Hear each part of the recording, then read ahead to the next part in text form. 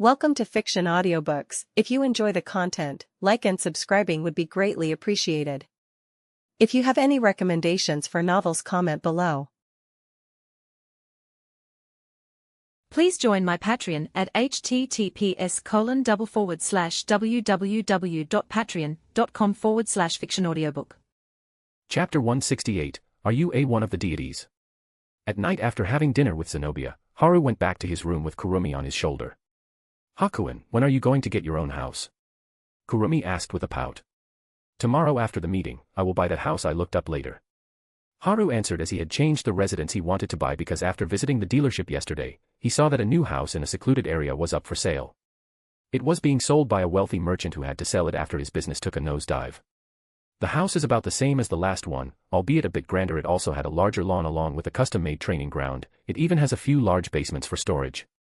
It was a little expensive, but it is still going for cheap considering the seller was in a hurry.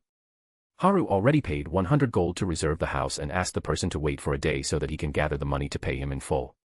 The owner accepted it in a heartbeat because it would be hard for him to get full payment on the spot even if he sold his house to the nobles. Haru had bought it along with the furniture and everything, which also helped the merchant get a little extra cash. That is great." Kurumi was happy as her tail swayed. Rom came in from the window with a confused cry. "You are here, let's go then," Haru said as Rom tilted his head but still landed on Haru's shoulder. He was still a bit pouty because he had to come back quickly. As soon as Rom landed on Haru's shoulder, they vanished from the room and appeared on a sandy beach.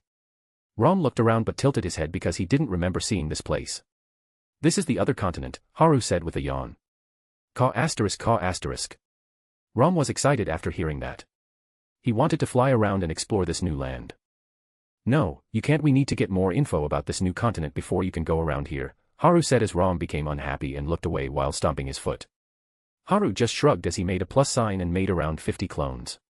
"Okay, you lot go in and investigate this place. Don't forget about changing your appearance, and there are many marks all over the continent, so go to different cities, just do not get caught. Take your time if needed," Haru said as the clones nodded, then changed their appearances, then went to different cities all over this continent. The clones who discovered the continent have already left marks all over the cities here and have transformed into different people to gather info from the inside. Even though Haru was interested in visiting the place known as Relic Tombs, but he didn't because he needed more info on them before he enters it. That is the reason he made more clones on the continent of Alakria. Seeing this, Haru went back to Daikathan after he finished sending more clones out to search for the third continent, which was yet to be found. "Let's see what that place has in store," Haru muttered with a smile as he appeared near the beach house. Haru then went to sleep after training till 4 a.m. The next morning, Haru was sitting in the tavern area of the shop dressed in a white shirt and black pants. Zenobia was sitting in front of him wearing a simple gray shirt and black pants. They were drinking tea while waiting for Cynthia Gutski to come as the time for the meeting was near. Knock. "It looks like she is here," Zenobia said as she went to open the door. "Hello Zenobia, it has been a long time, huh?" Haru turned his head towards the door to see a tall, elderly lady, having a height of 1.7 meters. She has gray hair and brown eyes. Her soft, facial feature gives her the image of a gentle grandmother. She was dressed in an elegant navy blue robe with gold threading. "Yes, it has been a while, Director Gutski," Zenobia said as she invited her in. "Still as formal as ever, I see. I still remember you calling me grandmother like just yesterday." Gutski shook her head as she followed Zenobia, who didn't have much of a change in her expression. As soon as Gutski walked in, her gaze landed on Haru, who was looking at her. "There is nothing. How is that possible?" Gutski was shocked, but because of her abundant experience, she didn't let it show on her face. "Haru, this is Cynthia Gutski, the founder of Xyrus Academy. She wanted to meet you," Zenobia, who came in after closing the door, introduced Cynthia. "Nice to meet you," Cynthia said as she did an elegant bow. "Likewise, I am Haru Tsujikuni." Haru nodded as he stood up to do a slight bow while seated on his seat. After the greeting, all three of them sat down at the table and Cynthia looked at Haru, who was also looking at her. "Oh my, if you look at this old lady with such serious eyes, I might fall for you," Cynthia joked as she felt a little uneasy about Haru's eyes, but Haru only smiled a little. Zenobia frowned looking at this as she didn't know why Cynthia would come here and just joke like this. This wasn't like her at all. Even though Cynthia liked to joke around, she knew the time and place for it. So with how urgently Cynthia asked for a favor from her, this isn't a matter where she would joke like this. And the fact that Haru said he trusted her made Zenobia even more determined to not let Cynthia waste his time like this. "Director Gutski, what did you want to talk about with Haru?" Zenobia interjected as she looked at Cynthia, who was a bit surprised at Zenobia's serious expression. Cynthia looked at Haru and Zenobia a few times before nodding. This confused Zenobia, who looked at Haru to see him smile and felt her face heat up, so she looked away quickly. "This is good," Cynthia said as she patted Zenobia's shoulder with a wide smile. "What is good?" Zenobia tilted her head and Cynthia leaned in. "It is a good match. I am waiting for the invitation," Cynthia whispered to Zenobia, who was blushing hard. There is nothing like that," Zenobia quickly denied. "Oh come on, you can't hide from my eyes, I can see the way you look at him," Cynthia whispered, shocking Zenobia, who stood up abruptly with a red face. "What happened, Zenobia?" Haru asked as he looked at Zenobia. Nothing, I will get some snacks for everyone," Zenobia said with a blush as she went upstairs. "Fufu, she is a pure child even while living in such a world," Cynthia said as she saw Zenobia running upstairs. Haru nodded as he was quite surprised when he saw Zenobia's pure side, considering how different she is in other matters. "As that child is away, we can talk properly, won't you agree?" Cynthia said with a slight smile, but she was suppressing the unease in her heart. "That is correct, so why are you posing to be a citizen here?" Haru asked Cynthia with a smile, making the latter flinch. Cynthia was sweating as she looked at Haru. She couldn't answer him even if she wanted to. She was unable to even move her body at the moment, like a mountain was pressing her down. When did he do it? Cynthia was shocked at how she was even able to lift a finger. "Do you want to kidnap Zenobia by getting close to her?" Haru asked in a serious tone. Hearing this, Cynthia's eyes widened. She didn't know that Zenobia was targeted by the Alacrian side. Why does she have the soul seal on her? Haru thought as his eyes narrowed. When he read the novel, Cynthia was a good character even though there wasn't much he knew about her. But from what he had read, she wasn't someone who meant harm to anyone. "Judging from your expression, it looks like you have no idea about this," Haru said with an impassive look. "Things are a bit troublesome now. How did this happen? Was she captured secretly so that they can get an important person from Daikathan to be their informer?" "No, that sounds like too much work, but what is the real motive behind Alacria's actions?" Haru thought as he placed the teacup on the table. Cynthia wasn't sure what to do. She couldn't answer any of the questions Haru asked. "Are you perhaps one of the deities?" Cynthia asked as she looked at Haru, who had powers that could only be explained by this. If there are any mistakes or suggestions on how to make the story interesting, comment them down. Write a review. Comment your suggestions. And drop some stones. Bye. Chapter 169, Two Conditions. Deities. Haru was confused as he had no idea what that was. He had heard about Asuras, but was there a fourth group now? As expected, I need more information about the factions here, Haru thought. Seeing that Haru didn't know what she was talking about, Cynthia had to explain what she meant to him. Deities are powerful beings who have helped the humanoid races on this continent since long ago. Only a few know about them. They are also known as Asuras, but they prefer to be called deities, Cynthia said as she wasn't sure who the person in front of her was. If he wasn't a deity, and considering his lack of knowledge, he couldn't be from Alacria. Okay, so there is no fourth faction. Haru nodded as it looked like he was overthinking things. Cynthia was even more confused, as someone this powerful would have access to a lot of information Alacria has. So him not knowing deities had thrown her for a curve. As for the case of Haru lying to her, there was no reason for him to do it. Although she didn't know how strong Haru is supposed to be, he should be one of the stronger retainers, or he might even be stronger than the retainers. Whatever, any group that calls themselves deities isn't worth anything. Just answer my questions, Haru said with a bored expression. Cynthia still didn't open her mouth and looked at Haru, trying to figure something out. Just answer, your soul seal won't activate. This is an illusion world. Whatever you say stays here, Haru said as the world around them changed from Zenobia's shop to a dense forest. This doesn't feel like an illusion at all. Cynthia was dumbfounded. She could breathe the natural air and smell of the flowers that were blooming nearby. She could feel the cold air on her skin and even touch the butterfly that landed on her finger. This is like she was teleported to a different place. She could feel as if everything was real. She looked at Haru and still didn't feel even a little mana from him. Just as she was about to ask something, the scenery around her changed from the forest to grassland to an icy plain to a lava crater. Each time the scenery changed, Cynthia could feel the change in the atmosphere around her, from the sensation on her skin to the air going into her lungs. Everything felt so real that it scared her to no end. At this point, all of her previous assumptions were proven wrong.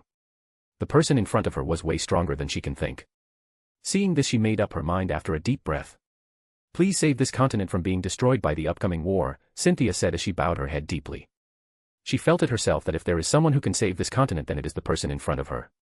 She didn't know why, but the person in front of her gave her a sort of reassurance just by sitting there.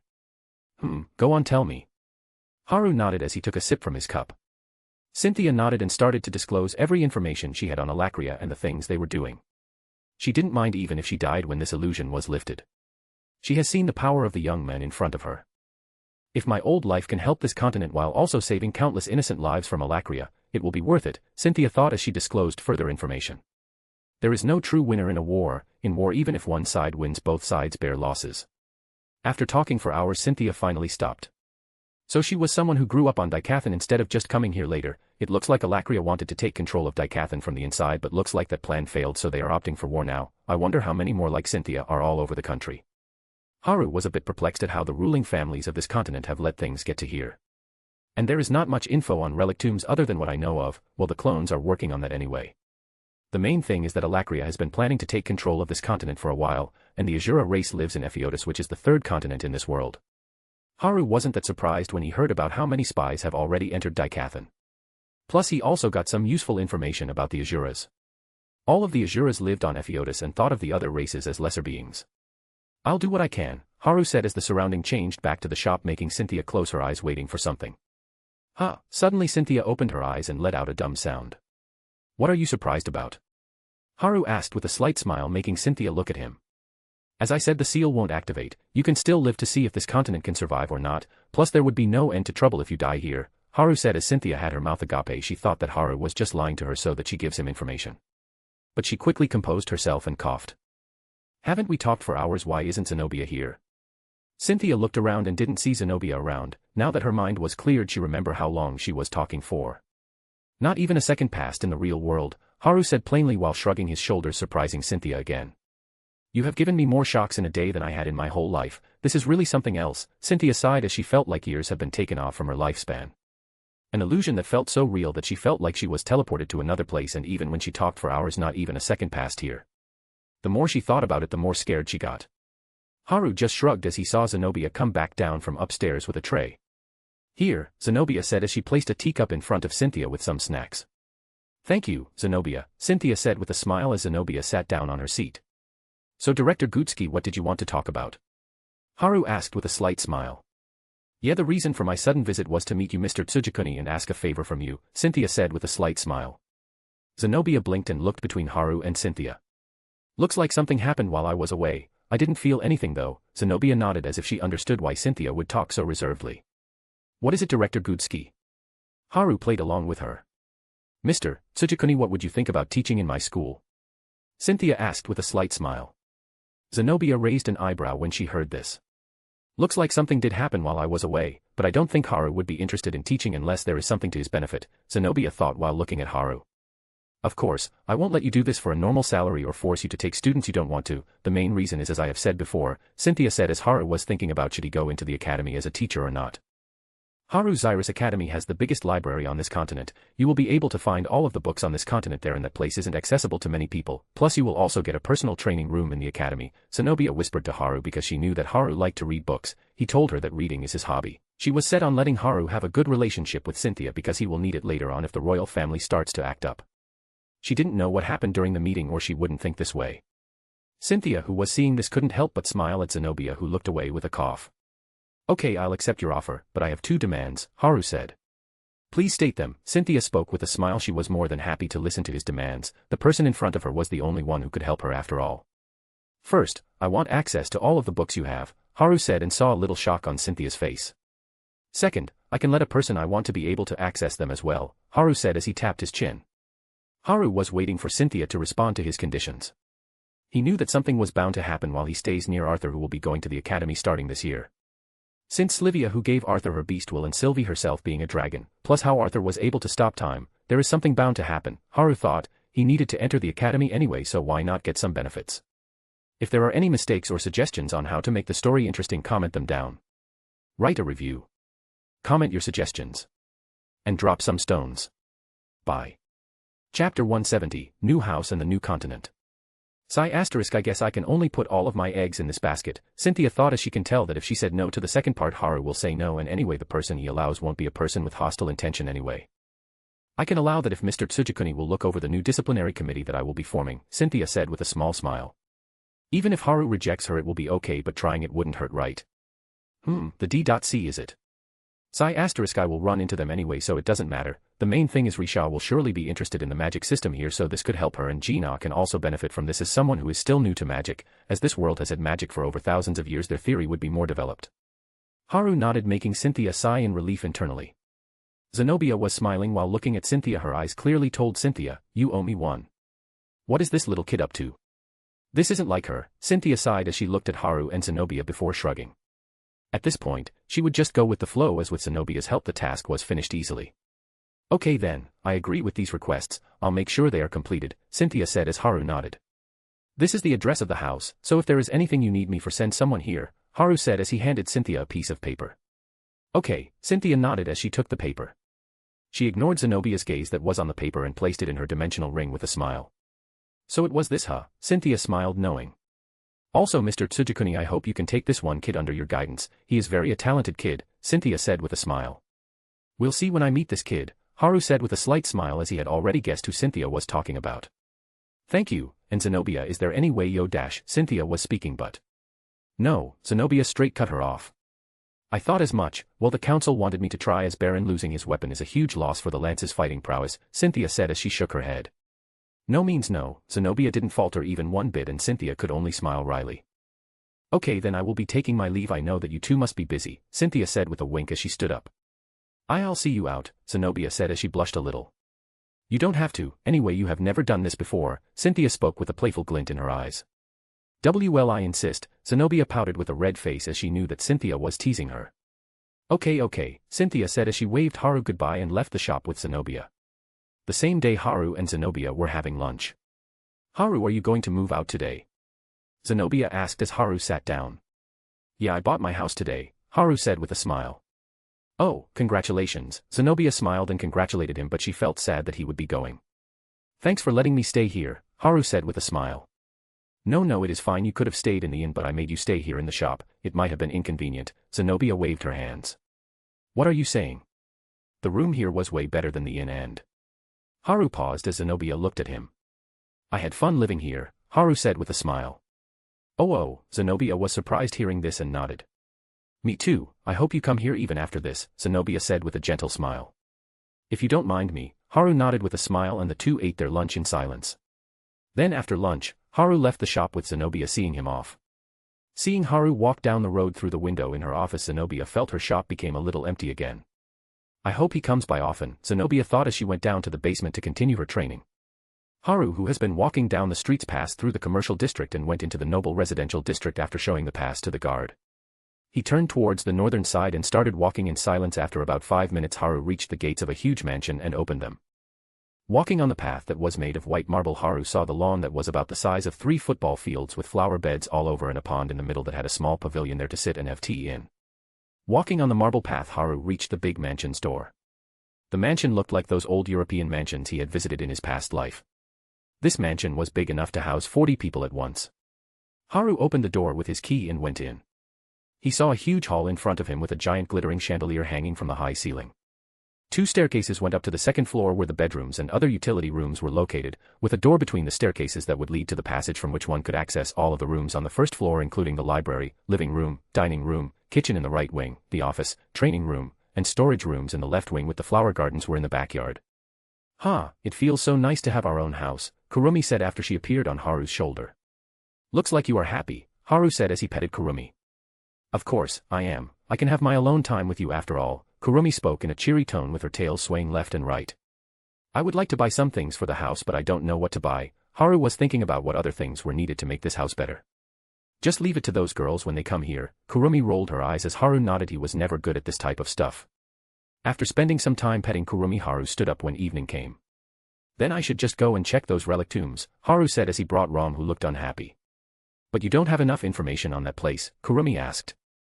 It is fine, I ordered some clones to get it and I think they have already done what I asked them, plus the information I heard from Cynthia has already given me a general idea, Haru said as he calmed down the angry Rom.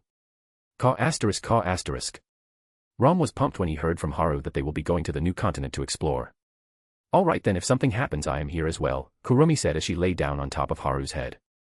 Haru smiled and teleported from the place. The Alacrian continent was divided into 5 dominions. Troatia, the northern dominion.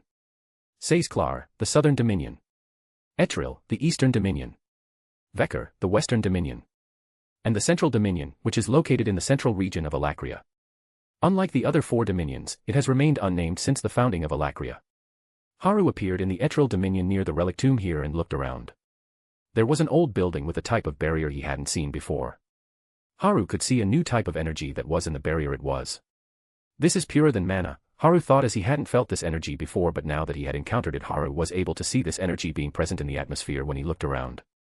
It is a different type of energy from mana, although this is quite murky, it is still a higher form of energy, Kurumi said lazily. It is already levels above mana and still murky. Haru asked while tapping his chin. Yes, this isn't the real ether. This energy can only control certain aspects like time, space, life, and most importantly fate. I don't know why this type of energy is here in a low-level world, even though this isn't as pure as the real one. The inhabitants of this world will never be able to use it properly. Kurumi just didn't give two flying fucks about it, she just wanted to make sure Haru was fine. This was also the reason she brought Haru here, as this was a low-level world where he could get to know ether without facing any dangers. An energy that can control fate. That sounds troublesome, Haru chuckled as he towards the barrier and passed it without any difficulty. Haru wanted to control this new type of energy, but it would take time for him to use ether. It will be troublesome for those who can't use it, you will be able to use it, just wait a while. I'll give you a training method later, Kurumi said, and Haru nodded. If there are any mistakes or suggestions on how to make the story interesting, comment them down. Write a review. Comment your suggestions. And drop some stones. Bye. Chapter 171, Back in Seoul. Ka***. Haru was confused as Rom was shouting while looking at the barrier. This little kid, looks like he saw it, Kurumi giggled while keeping her eyes closed. Saw what? Haru asked as he didn't feel anything. I guess you'll understand it when you enter this place, Kurumi said, and Haru didn't ask further and just went inside the building where he found a teleporter similar to what he had seen on Daikathan and two guards decked out in armor. So what did you guys find? Haru asked the two as they transferred the memory of what they found about this place to him. He had already known that the relic tombs are underground ecosystems that have multiple exits all over Alakria and are interconnected. Interesting, so the ruler of this place in looking into 4 different relic tombs, but this is a letdown. They call themselves gods yet they can't even enter this place. TSK, as I said before, the people who boast too much aren't worth it. Haru clicked his tongue. The one who was ruling Alakria, Argona Vritra, and the third faction, which were Azuras, weren't able to enter this place because of the barrier made by ether. One of his clones had sneaked into the library that was in Eltral Domain's lord's house. So Argona was sending in Vritra-blooded humans in here to collect relics made by an ancient race who have also built the relic tombs. The people who went into the relic tombs were called Ascenders. Their job is to bring back relics from the relic tombs, these relics that work on ether. There was only this much in the books. It looks like the main material is in the central domain, Haru thought as he tapped his chin. Now about the inside of the relic tombs, the number and difficulties of zones vary depending on the Ascender. And the relic tombs adjust themselves to the abilities of the Ascenders within a determined zone. This is a neat place, but I don't think there will be anything worthwhile in there other than ether or the relics. I don't think I can expect a strong enemy here. Haru shrugged and went in the teleporter. Haru felt like his body passed through a wall of sticky goo. All in all, it was quite disgusting. And then the surroundings changed. Haru looked around to see a barren landscape without a single tree or a bush. All he could see was cracked land that stretched for as far as his eyes could see. But this big area was utterly empty. This is interesting, Haru muttered as he looked to the left and an army of dragons flying at him. About 2,000 dragons were coming at him. Rom was also excited seeing them and flew in the sky, turning into a black streak heading towards the dragons. The dragons weren't that strong in Haru's eyes, but it was still interesting how there were so many of them. The strength of dragons varied, some were national rank and a few were on Kamish level, but most of the dragons were A ranks and low S ranks if compared to the solo leveling world. Crack ***, boom ***. The ground at Haru's feet cracked as he blasted toward the dragons at full speed, leaving behind a blur as he left behind an unhappy Rom. Haru kicked the air strongly to increase his speed, leaving strong airwaves behind him. And in an instant, Haru was already in front of the strongest monster of the pack. Yo, Haru said as the dragon, who had dark red scales and 2 horns coming out of his forehead, looked at him in surprise. The dragon didn't know when Haru reached him as the sky behind him was painted red. There were dozens of giant fireballs made of dark red fire coming from behind Haru, and it wasn't his doing. Bang ***, crack ***, splash ***. But the leader of the pack didn't have much time to look up because Haru's fist hit him square on the forehead and the dragon popped like a water balloon, splashing blood everywhere. CAW***, you stole the first kill, cheater. Haru laughed as he heard Rom shouting out from the sky as the fireballs increased in numbers as they fell towards the dragons like meteors. Boom ***, boom ***, boom ***, boom ***. Haru kept on one-shotting the dragons as Rom burned to the ashes with his fireballs, and this continued till there were no more monsters left. Haru landed on the ground and tapped his chin. I guess I still have to train Jeppo more to make good use of it, Haru muttered as he has been training 6 styles of the Marines after coming to this world. To be honest, Haru thought that it will be useful for him and even the girls to learn these. So he has been aiming to get to at least intermediate mastery before he teaches it to them. Like this, Haru was also able to train Gura Gura no Mi, which he hasn't used much since he got it. Well, I should have started training this earlier, Haru thought as Rom landed on his shoulder. Okay Rom, let's go to the next zone, Haru said with a cheerful tone as this was going to get him more familiar with the 6 styles. And Haru went to his new house after clearing 2 more zones, then went to sleep after training in his training field. The next morning, Haru went to Zenobia's shop dressed in normal plain clothes to tell her something. You are going to go outside for a few days? Zenobia asked in shock. Yeah, I have something to do, so I came to tell you just in case someone is looking for me, Haru said. Oh okay, I'll take care of it, Zenobia nodded, but she felt a little sad hearing that he won't be here for a few days. Also take care of yourself, I'll be back quickly, Haru said with a smile, and Zenobia just looked at him without knowing how to answer him. Zenobia, you still here? Haru asked as he waved his hand in front of Zenobia. Yes, please take care as well, Zenobia quickly said as she got embarrassed. Thank you, Haru said as he left the shop and went towards the west teleportation gate of the Zyra city and went to Valden city, then left the city. After reaching a remote location without people, Haru opened his status and then selected the previous world for travel. Kurumi, will this work? Haru asked Kurumi, who was on top of his head. Yes it will, you can bring them here after you let them in your training ground, I'll help as well, so don't worry, they won't feel anything. Kurumi said as she rolled her eyes at how Haru was so worried about them. Well, it is totally like Hakuin though, Kurumi shrugged as she knew how Haru always wanted to protect his family. She had been on the receiving end of it as well, although she didn't need protection with how powerful she is even in her current state, it was still a feeling she loved and cherished. He takes after Akane in this, but minus the extreme part, Akane is just too extreme, Kurumi smiled as she went into his mind space because she had something to take care of. Hearing Kurumi's reply, Haru pressed on yes and then vanished from this world. Seoul, South Korea. It was currently afternoon as Kaorisha was in the kitchen making some tea and snacks for herself. My lord liked kimchi pancakes a lot, while thinking about Haru it was a daily routine for her, as she only ate food that Haru liked since he went, while also learning how to make them. And suddenly she felt 2 arms around her waist pulling her back. That looks tasty, can I have some? Haru said with a smile. Of course, Kaorisha said with a small smile. You don't look so surprised. What if it was an enemy? Haru asked in curiosity. He thought Kaorisha would at least try to attack him after he hugged her from behind without saying anything. There is no way I would mistake this warm embrace to be of someone else other than my lord, Kaorisha said with a smile. You and your glib tongue, Haru chuckled at her answer, but he knew that other than him no one would be able to sneak up on Kaorisha like this, at least not in this world. I learned it from you, my lord, Kaorisha giggled and prepared more snacks for Haru along with a cup of tea. Okay, stop teasing me, Haru shook his head as they went back to the living room to eat. If there are any mistakes or suggestions on how to make the story interesting, comment them down. Write a review. Comment your suggestions. And drop some stones. Bye. Chapter 172, What do you guys take me for? After eating lunch, Haru looked at Kaorisha, who had a smile on her face while looking at him gently. Where are the others? Haru asked. Heian went to clear some gates in Jejudo, she said she'll be back by night. Kane went to Tokyo with Gina tagging along with her, I have already messaged them so they should be back soon. Kaorisha answered as Haru nodded. They don't need to come back quickly. We will be going in 2 days, Haru sighed as he heard that Kane and Gina were rushing back. The next morning, Haru woke up and saw the bed was empty. Did they all wake up earlier than usual? Haru thought as everyone came back yesterday night and they all slept on the bed as they do always. Haru looked at the time and it was only 7 a.m. He went to the bathroom and washed his face, then took a quick shower before walking out to the living room in an orange yukata. Mornin' Haru, Gina, who was sitting down on the sofa, jumped at Haru's back, wrapping her hands around his neck. Morning, you are up early, Haru said as he supported Gina by holding her thighs and then walked towards the dining room. Well, you are back so I can't sleep late for today, Gina said as she jumped down from Haru's back and sat down on her chair. Took you long enough to wake up, Kane said with a frown as she walked into the dining room with plates full of food. Well, I get really good sleep when I am with you guys, Haru said as he rubbed the back of his head. Shut up and sit down, Kane said as she placed the food and ran out of the room. I see you are at it early in the morning, Heian spoke as she walked in and placed the plates on the table. I was just telling the truth, Haru sighed as he sat down on his chair, making Heian shake her head. After a while, Kaorisha came with Kane and they had their breakfast together after a long time. After breakfast the 5 were now sitting in the living room chatting about what they were doing while Haru was away. Heian was clearing gates in Seoul with Kane while training, Kaorisha was doing her research and studying all of the books Haru gave her, and Gina, well, she was being Gina, I guess, lazing around. But my lord, I didn't expect you to come back so early, Kaorisha said suddenly, and the other nodded as well.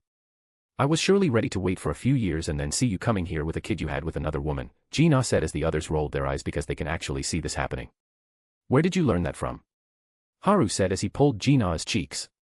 Web novels, Gina answered as she tried to stop Haru from pulling her face. And what's with the look on your faces? Do you think so low of me? Haru said in shock as he looked at Heian, Keirisha, and Kane. Yes, the three nodded, making Haru roll his eyes. There is no way he would do this, okay? Jokes aside, you really did come back earlier than we thought, Heian asked with a giggle. Well, I just missed you all, Haru said with a bright smile, and all of them looked at one another with a little blush on their faces. You see, this is why we nodded earlier. All four of them nodded as Haru was too dangerous to be left alone. Damn incubus bastard, Kane muttered hatefully as her face was redder than the others. Haru just smiled wryly as he didn't know what to say to Kane other than he isn't an incubus. At first I also thought that it might take me longer to come back, Haru spoke with a small smile as the four girls looked at him. But I can protect you guys in that world, and it is also an interesting place that you will like for sure, Haru said looking at them. They all rolled their eyes as this guy was back at it with his glib tongue, although stupid they found his attempts to flirt quite cute. My lord, can you tell us more about that place? Keirisha asked with an expectant look, with Heian looking interested as well. Yes. Yes.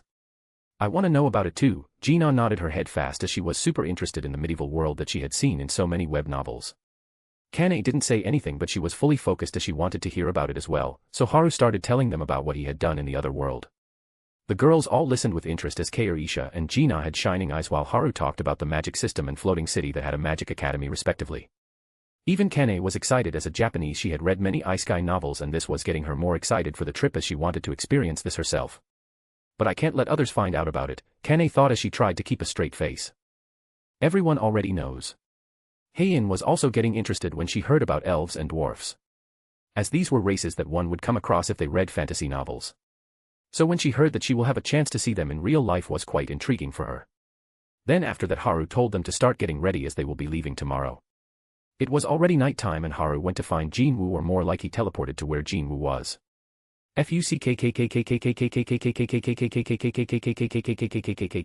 Jinwoo's shout roared through the starry night of Seoul. I mean, how do I say this? Message me first, you bastard, Jinwoo shouted. So how do we say this? Jinwoo was caught in an awkward situation. It is not like I knew you would be doing this, Haru looked at Jinwoo as he sighed. Jinwoo was fuming right now. Haru had found Jinwoo only in his underwear and... Damn, do you need to be so angry? I already knew your habit anyway. Well, I didn't know it reached a new high. Haru rolled his eyes as he shook off Jinwoo's killing intent. Why are you here anyway? Jinwoo crossed his arms and looked away. Ah, come on, I only saw you doing some weird poses in front of the mirror. You are acting like I saw you having sex with Juhi. Haru laughed as he smacked Jinwoo's shoulders. That would be bet dash. No, wait, that is worse. Anyway, answer me. Jinwoo was just not in the mood for this now. The more he thought about it, the angrier he became. Geez, I have something I wanted to tell you, Haru said as he explained to Jinwoo about what type of world he went into.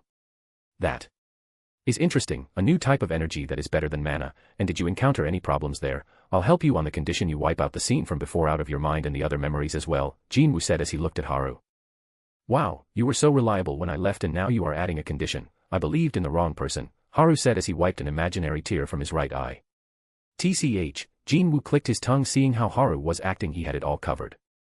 Jinwoo knew Haru since childhood, so he knows how cautious this guy can be sometimes, and seeing that he came to get Gina and the others is proof that he is confident in taking care of them in the other world. Anyway, the inhabitants there are weak, but some of them can use this ether. Even though they can't use it fully, it is still a sizable threat, Haru said as the wind blew his long hair. Aren't the properties of this new energy the same as the cup of reincarnation? Jinwoo tapped his chin as his short black hair moved wildly in the air. It is more troublesome than that, knockoff Holy Grail, if used to the full extent, Haru said as Jinwoo nodded. From the explanation he heard, this thing was far more troublesome than the knockoff Holy Grail. Haru, why do you call the cup of reincarnation by that name? Jinwoo asked as Haru did this every time, and come to think of it, Haru gives people and objects weird nicknames since they were children. Well, don't think too much about it, Haru waved his hand as he looked down from the Namsan Tower while facing the fast wind. If there are any problems or if I find something interesting, I'll come back here to share it with you, Haru said as Jinwoo nodded. Yeah, if you find some of the beasts that you use this ether, can you bring them here? Jinwoo asked and Haru nodded. Just don't kill an innocent person, okay? Jinwoo added as Haru rolled his eyes. What do you take me for? Haru thought with a pout. If there are any mistakes or suggestions on how to make the story interesting, comment them down. Write a review. Comment your suggestions. And drop some stones. Bye. Chapter 173, Back to Xyrus. It is fine, the plan is already moving anyway, we'll have some soon, Haru said with a smile as Jinwoo tilted his head. He didn't know which plan Haru was talking about but seemed like Haru had already planned for it before he said it. So is the plan working properly? Haru asked Jinwoo. Yes, it going off without a hitch for now. We have built farms on 5 different planets while I recovered data from the Monarch of Transfiguration's hideout, and I have to say it was as you said, Jinwoo said as he looked at Haru. Well, it looks like we can have an endless supply of monsters and an endless supply of soldiers for your army as well. This way we can keep the world busy for some time, Haru said with a smile. Yes, that is true, and as you told me I gave a copy of all the books and data I found from there to Keirisha, Jinwoo added with a frown and Haru smiled. That's good, so I have something that will be compensated. I have an interesting dead body for you, Haru said with a smile and then looked at Jinwoo who blinked without knowing what to say. The way he says it is like he found me a new snack. You know this is the reason I told you not to kill an innocent person before. Jinwoo rolled his eyes and then they started to discuss further about this body. After talking and analyzing the body, Jinwoo had to say that this body was interesting since it used a new type of mana system that can help him upgrade the lower level soldiers in his shadow army, plus it might also help them create some hybrid monsters with more ease. The stay in this world was short as Haru went to meet Il-wan and Kyunghai who were very happy to see him, while Il-wan was angry as usual but Kyunghai knocked him down a few levels. After spending another relaxing day here, it was already time for them to leave. Jina had said her goodbyes to her parents, while Kyunghai wasn't against it as long as Jina visited once a month. Junior, do you dare? But Il-wan was so livid that he shouted like an angry sect elder while wanting to cut down Haru. I don't think we need to know what happened to him. The sect master took care of him. It was the next afternoon and everyone was ready to go to a new world. So you guys packed up, right? Haru asked. Yes, we placed it all in the inventory for now, Heian answered as the other nodded. Waku waku, Jina was super excited about traveling to another world. While Kene tried to not show her excitement to others but failed as her eyes were shining. While Keirisha was also looking forward to seeing this new world that had things that interested her and hopefully she would be able to find new breakthroughs in her research to help Haru. Well, that is good, now stay in the training ground for a bit, Haru said as he sent the 4 in the training ground where Ram was having fun flying around. Okay, I am relying on you, Kurumi, Haru said as he opened his status once again. Got it, Kurumi answered back as Haru thought that she was too quiet for the 2 days but he knew that she won't answer so he waited for her to open up about it. Haru clicked yes and then left this world to go back. Damn it, this dizziness is killing me, Haru was sitting down on the sofa in his new house in Xyrus City. Here my lord, Keirisha quickly gave Haru a glass of lemonade as the other 3 were exploring the house. What do you think about this place, Risha? Haru asked as he gulped down the lemonade. This place is a bit lacking for someone like my lord, Keirisha said as she looked at the living room which was decorated quite lavishly even by noble standards. Haru didn't know what to say as he wasn't a picky person about the place he lived in as long as it was clean, he was fine with it. Well, what about you? Haru asked as he knew that Koresha's standards for houses should be quite high since she was a former empress. I am happy with anything as long as I am with my lord, but I'll revamp this house to suit my lord's tastes, Keirisha said with a smile as Haru shook his head. It looked like he won't get a proper answer from Keirisha. Okay, here have this, you can use the money in there however you want, and there is also a library in this house with a big basement you can use for your workshop. Haru just nodded as he looked at Keirisha with a smile and gave her 2-dimensional rings with one that was full of gold and the other one was filled with different herbs that were found in this world. He had already taught the 4 about the currency system in this world on the way to Xyrus while ignoring the gawking eyes. Although the eyes on them were a little too much, it was natural considering the looks of these 4, so Haru had already told them to not be afraid of anyone here, be it a noble or a king. If anyone tries something, kill them first and ask the corpse later. Simple as that. If it was for himself, Haru would be cautious about killing people, but that didn't mean shit when it came to these 4. He might turn into a sect elder himself shouting, Junior, do you dare? Thank you for your consideration, my lord, Keirisha smiled sweetly and took the rings. Haru, this place is so big. Jina came and jumped on Haru as usual. Do you like it? Haru asked while patting Jina's head. I love it, it is totally like the mansions I read about in the web novels, Jina said with a smile, her inner weeb was on full display here. Seeing her smile so brightly really made Haru happy. But don't you think this place is too big for us? It is also a bit too flashy, Heian said as she walked in from the door. She was someone who was very minimalistic about decorations, so seeing the house decorated so gaudily made her a little uncomfortable. Well, I bought a big place so you guys can do whatever you want here, don't worry about anything else, go wild, Haru said as he wanted these 4 to enjoy themselves here. If they wanted to add something to the house he was okay with it as all of them had different preferences. Okay then, Heian nodded with a gentle smile. She knew that Haru was also like her, but he bought a big house like this for them. It might be because he has 4 of them as lovers, so he went an extra mile just to make them happy. When will he understand that we are more than content just by staying beside him? Heian smiled as she looked at Keirisha, who was also smiling. It was obvious that she was thinking the same thing. Oh, so all of you were here, Kane spoke as she entered the room. Where were you, Kane? Heian asked as she hadn't seen her when she was looking around. Oh, I was unpacking my stuff and then I checked out the training ground in the right wing. Although the equipment is lacking, the concentration of mana is impressive here. I think with a little upgrade even Heian and I can use it, Kane said as she sat down on the sofa. Sigh asterisk, that is Kane for you, Heian sighed as she shook her head. What do you mean? Kane tilted her head as she looked at Heian. She means that while everyone was looking around the place, you went to check the training area even though you were the most excited among us to check out a fantasy world, Gina explained as Keirisha nodded. W. Kane blushed as she thought that no one knew. Why are you surprised? It was obvious, Haru said as he shrugged. You shut up, humph. Kane was blushing hard as she pointed at Haru angrily, then looked away. Oh yes, Haru, can you get us these things? We will need these, Heian said as she handed Haru a long list of utilities. Okay, Haru nodded and stood up. Oh. I want to go as well, Gina sprung up but she was held in place by a hand. Did you unpack your luggage? Keirisha asked with a smile. I'll do it later, Gina said as she looked away. She was too excited looking around the house that she forgot. We all know that you aren't going to do it later, Heian said as she pulled Gina away. Haru, save me, Gina shouted looking at Haru. If you do it, I'll take you to the Magic Academy later, Haru said with a thumbs up. Haru knew he had to give her a reason or she would never unpack her luggage. Gina was the very definition of procrastination. Her tomorrow never comes, it only gets delayed. I'll do it, I'll even unpack the neighbor's luggage, watch me, you. Gina was hyped as fire burned in her eyes. She ran down the hallway leaving Heian behind. Well, I'll go and explore the garden in the back, Heian said as she left the room. I haven't unpacked my books and I also have to set up the lab in the basement. I also need to lay down spell formations around the house to fortify the defenses. So my lord, please if you would excuse me, Keirisha said as Haru nodded. Keirisha left the room while looking at Kane, who tilted her head not understanding what was going on. Now only Haru and Kane were left in the room. Kane, do you want to come with me? Haru asked as he stood up. If there are any mistakes or suggestions on how to make the story interesting, comment them down. Write a review. Comment your suggestions. And drop some stones. Bye. Chapter 174, Bonus Chapter, A Date. Kane, do you want to come with me?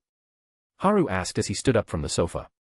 I'll come with you since you will cause trouble if I leave you alone, Kane said as she looked away with embarrassment. Sure thing, let's go, Haru smiled as he could see that Kane was excited about going out. Wait, let me change, wait near the door, Kane said as she ran out of the room to change her clothes. Haru shrugged and walked towards the gate, and Kane came out in less than 5 minutes as she changed into a full-sleeved white top with black threading on the collar and cuffs and wore a high waist and loose-fitting black pants with her white top tucked in it. She was wearing a pair of black heels with her long black hair falling on her back. You look gorgeous, Haru said with a smile as Kane rarely dressed, but she looked too beautiful whenever she did. Not that she looked bad when she dressed plainly, you get the point, right? Shut up, I didn't ask you about it. Kane got flustered at the sudden compliment and shouted at Haru, but she was really happy that he thought so. Okay, let's go on our date, Haru smiled as he pulled Kane by her hand. Huh, Kane was shocked as she was pulled by Haru. A date? Kane was having trouble processing what was happening. As Keirisha and Heian, who were looking at Haru and Kane running to the door, were smiling. While Gina was in Super Saiyan mode unpacking her belongings, but it was taking her longer than she thought. The reason? She was the one who had the most luggage in the group. While Kane and Haru were having their date, Zyra City had a tense atmosphere today. No, it would be more appropriate to say that the entire continent had a tense atmosphere. The reason for this was that the day for the big announcement was today. Everyone knew that it would be a big issue considering that all 3 royal families were going to gather together today. So the matter is going to be serious for sure. Haru, why are so many people gathering at the square? Kane asked as she held Haru's hand. There is supposed to be an announcement today. I told you guys about it before, right? Haru said, and Kane nodded. Anyway, did you find anything you like in the weapon shops around here? Haru asked because Kane was mainly going into weapons shops or artifact shops. I didn't find anything I can use, but I am having fun looking around, Kane said as she smiled. What are you looking for? Haru asked with a curious look as he would be able to help her if she is trying to find something specific. I was looking for something that can help us in training, Kane replied with a bright smile. Sigh asterisk, aren't you training enough already?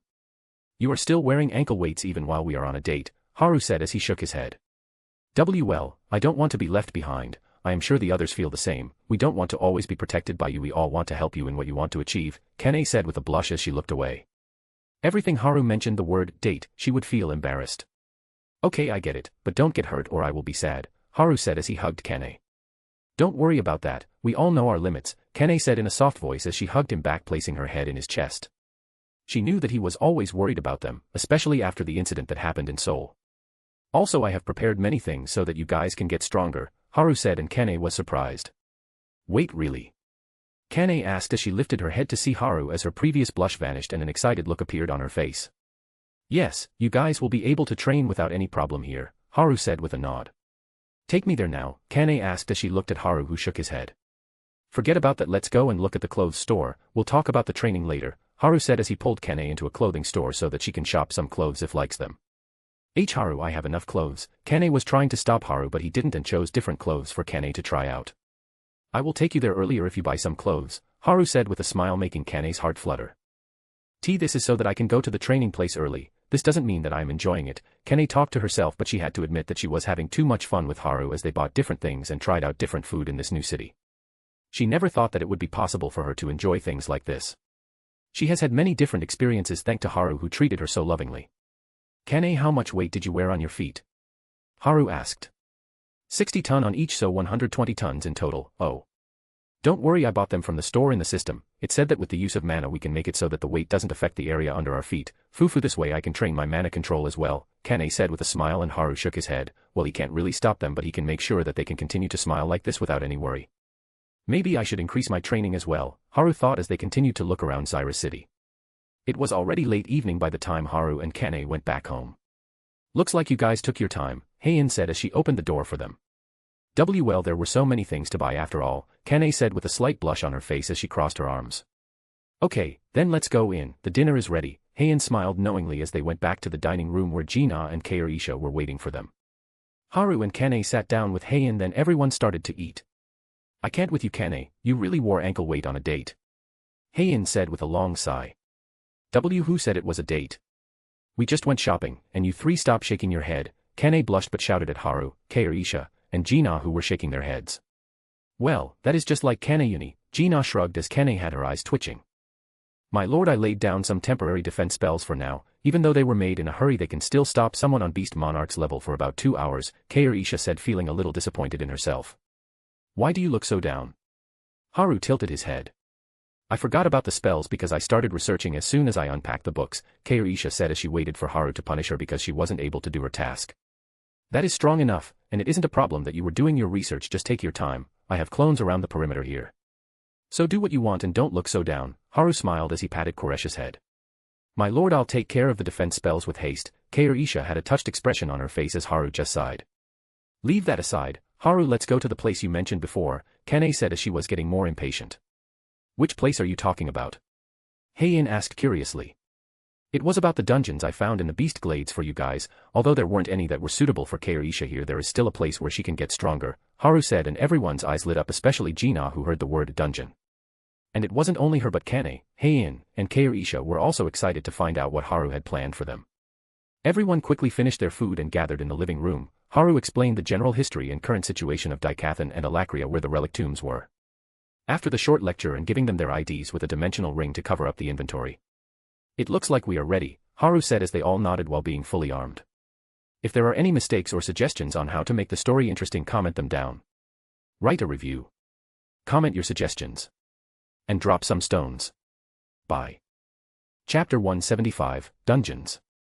Heian was wearing leather armor with red, white, and black themes along with a golden shoulder protector and long black boots. She had the sword Haru gave her sheathed on her waist. Kane was also wearing cloth-type armor with a pink jacket that only reached to her midriff, leaving her toned abs on display with black baggy pants and black combat boots that reached to her shin. She had her 2 katana on her left hip. Gina was wearing a blue magician robe with silver threading while holding that stave Haru gave her in hand. And lastly, Keirisha was wearing simple black armor that consisted of a breastplate, gauntlets, and long tassets that goes past her knees on both sides. Under the armor there was an old-fashioned dress with a black and purple color theme. She held a normal 2-handed sword in her right hand. Risha, why are you not using your sword? Haru asked as he looked at the normal sword in her hand. My sword was badly damaged during the fight in Seoul and I wasn't able to repair it, so till the time I find a blacksmith who can fix it I will be using a spare sword, Kaoru answered. Okay, I'll take you to a good blacksmith tomorrow, Haru said as Kaoru smiled. Then all four of them went over to touch Haru's shoulder and they all vanished from the room. In the next second, everyone appeared in a dense and dark jungle with trees surrounding them while Silent One could hear the low growls of beasts coming from far away. Haru looked at the four and each of them had a different reaction. Heian was calm as she looked around, while Kane was excited waiting for Haru to continue. Gina was looking around excitedly like a child in an amusement park and Kaoru just waited silently. So this is the dungeon I prepared for Gina. There are strong monsters with fire attributes in there. If we are talking about strength then the strongest one should be at mid-national rank, Haru said. Oh, I am up first. Gina was super excited as she looked at the cave that appeared out of nowhere. Haru was hiding this place as he gathered monsters from the beast glades and stuffed them inside the dungeon. Just go in and do your thing. There is a clone inside that will step in if you are in danger, Haru said with a smile. Oh. Thank you Haru, I love you. Then this is Gina signing out. Gina kissed Haru and went into the dungeon like a storm. Then Haru showed Heian and Kane to the dungeon he had prepared for them. For Heian there are beasts of all types of elements in there but they are more inclined to strength, speed and defense, so this will be great for you. The strongest monster is only around a Grand Marshal level here, so you should be okay, Haru said. Don't worry, I won't let your hard work go to waste, Heian said as she went in after giving him a peck on his lips. Kane, I made sure to bring monsters that rely on speed and power for your case. There are also monsters who are fully reliant on their defense while having extremely swift movements, so be careful, Haru explained as Kane nodded and went towards the dungeon entrance. No goodbye kiss for me? Haru asked. Shut up you damn pervert. Kane ran into the dungeon with a blush. Haru laughed and took Kaoru to Alakria. What do you think? Haru asked as he looked at Kaoru who was spellbound by the ether barrier that was covering the relic tomb's entrance. My lord, this is fascinating, Kaoru spoke with shock on her face as her eyes were fixed on the barrier. Looks like you liked it. If you go in the relic tombs you will be able to learn more about this energy, so go in and explore, Haru said as they passed the barrier. Haru had helped Kaoru in sensing ether once and the rest depended on her, or more like till Haru learns it and is able to teach them.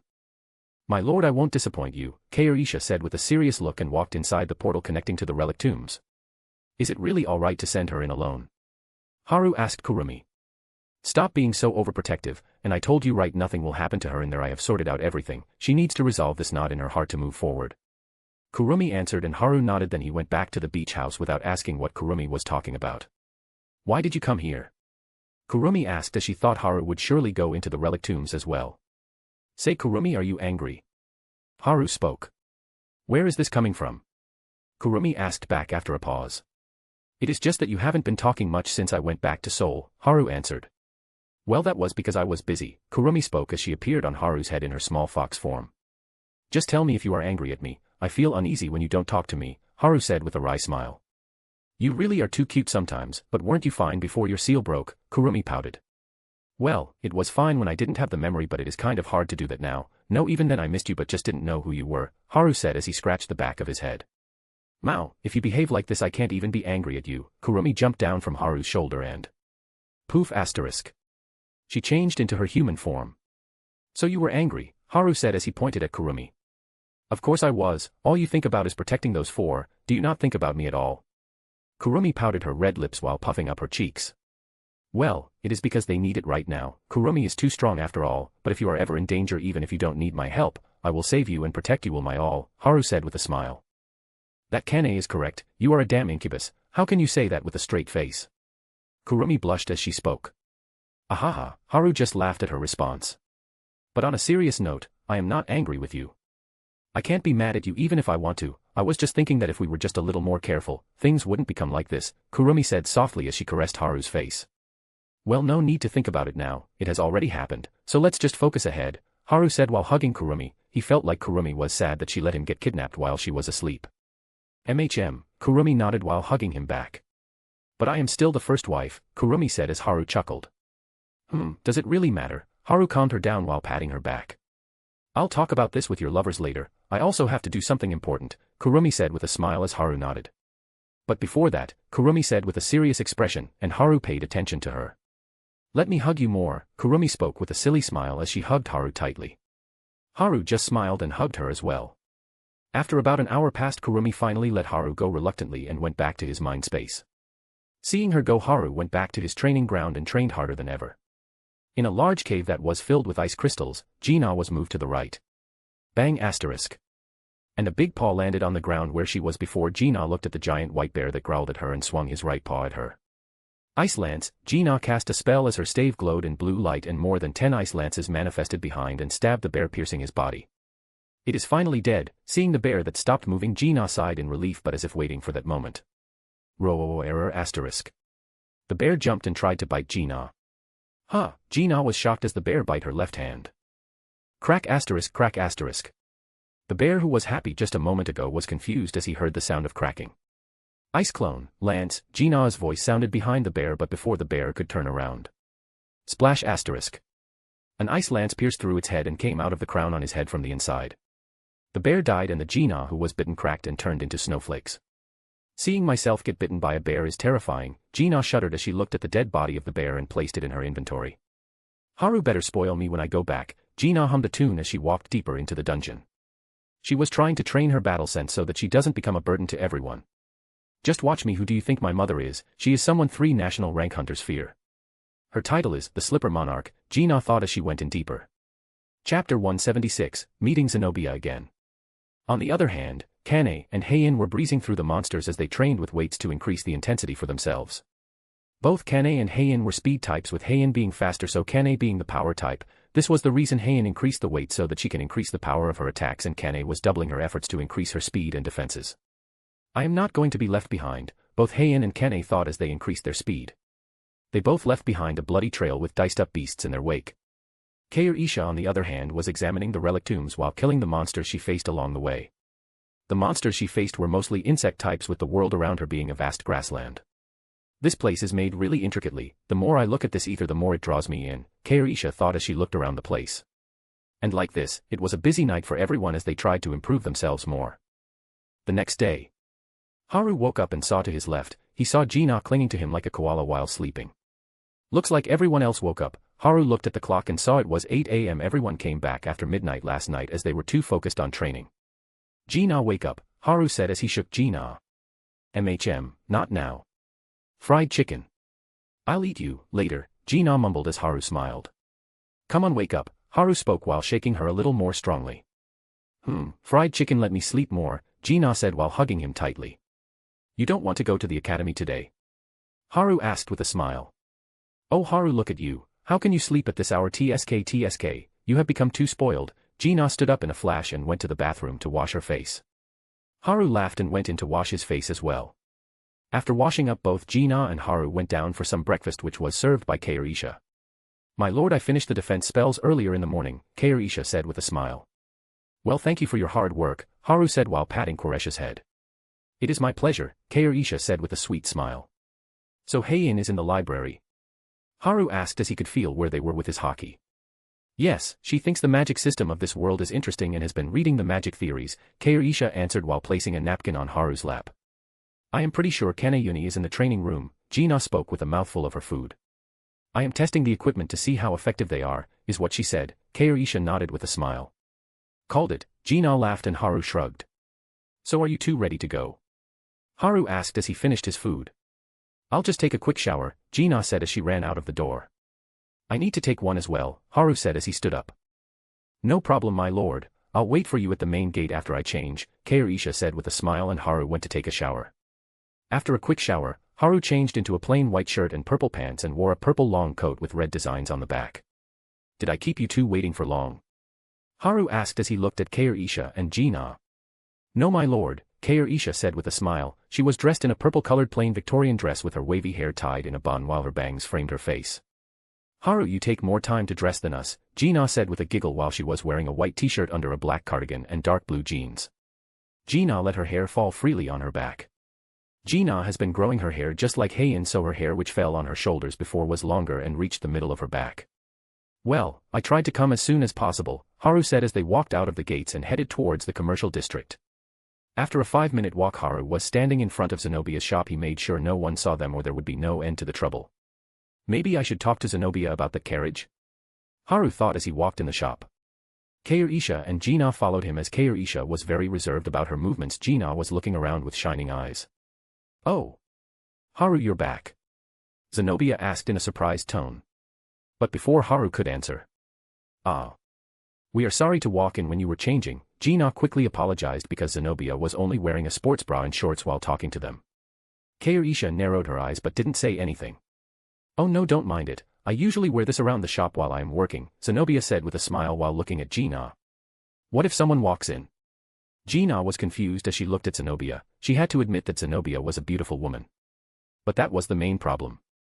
This place is a shop, right?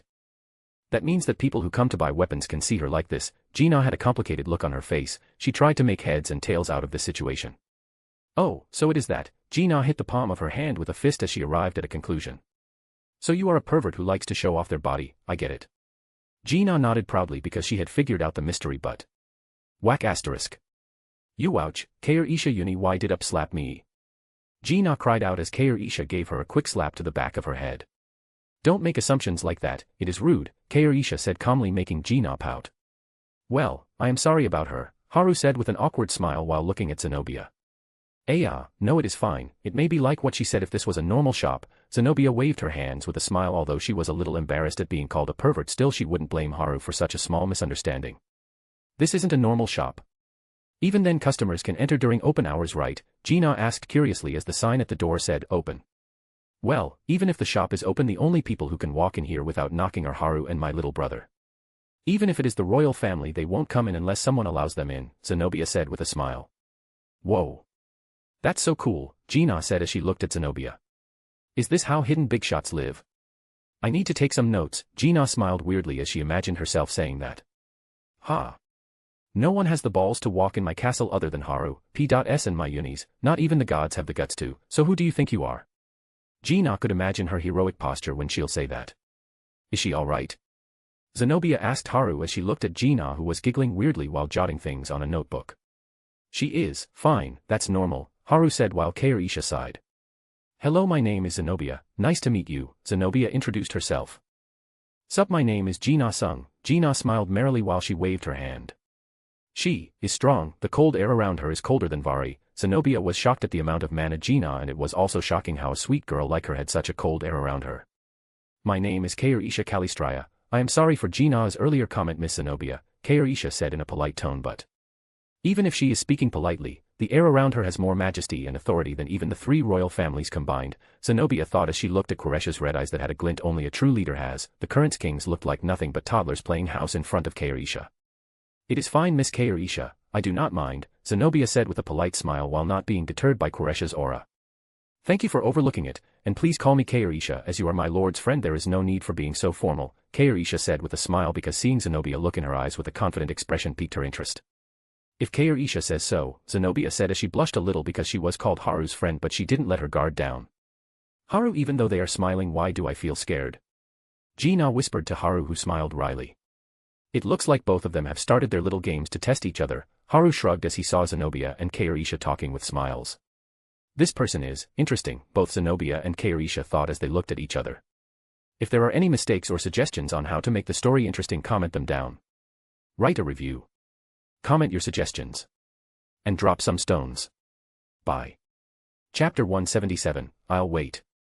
While Keirisha and Zenobia were talking Gina was looking around the shop like a curious child. Oh, now that you are here Haru, Director Cynthia sent these over to your place but you weren't there so she left it with me instead. Zenobia suddenly remembered the letter Cynthia sent her and brought it out of her dimensional ring and handed it to Haru. Sorry for troubling you, Haru said and took the letter while Zenobia just smiled. Haru opened the letter and saw 2 cards in it with the letter that asked him to visit the academy once before the academic year begins.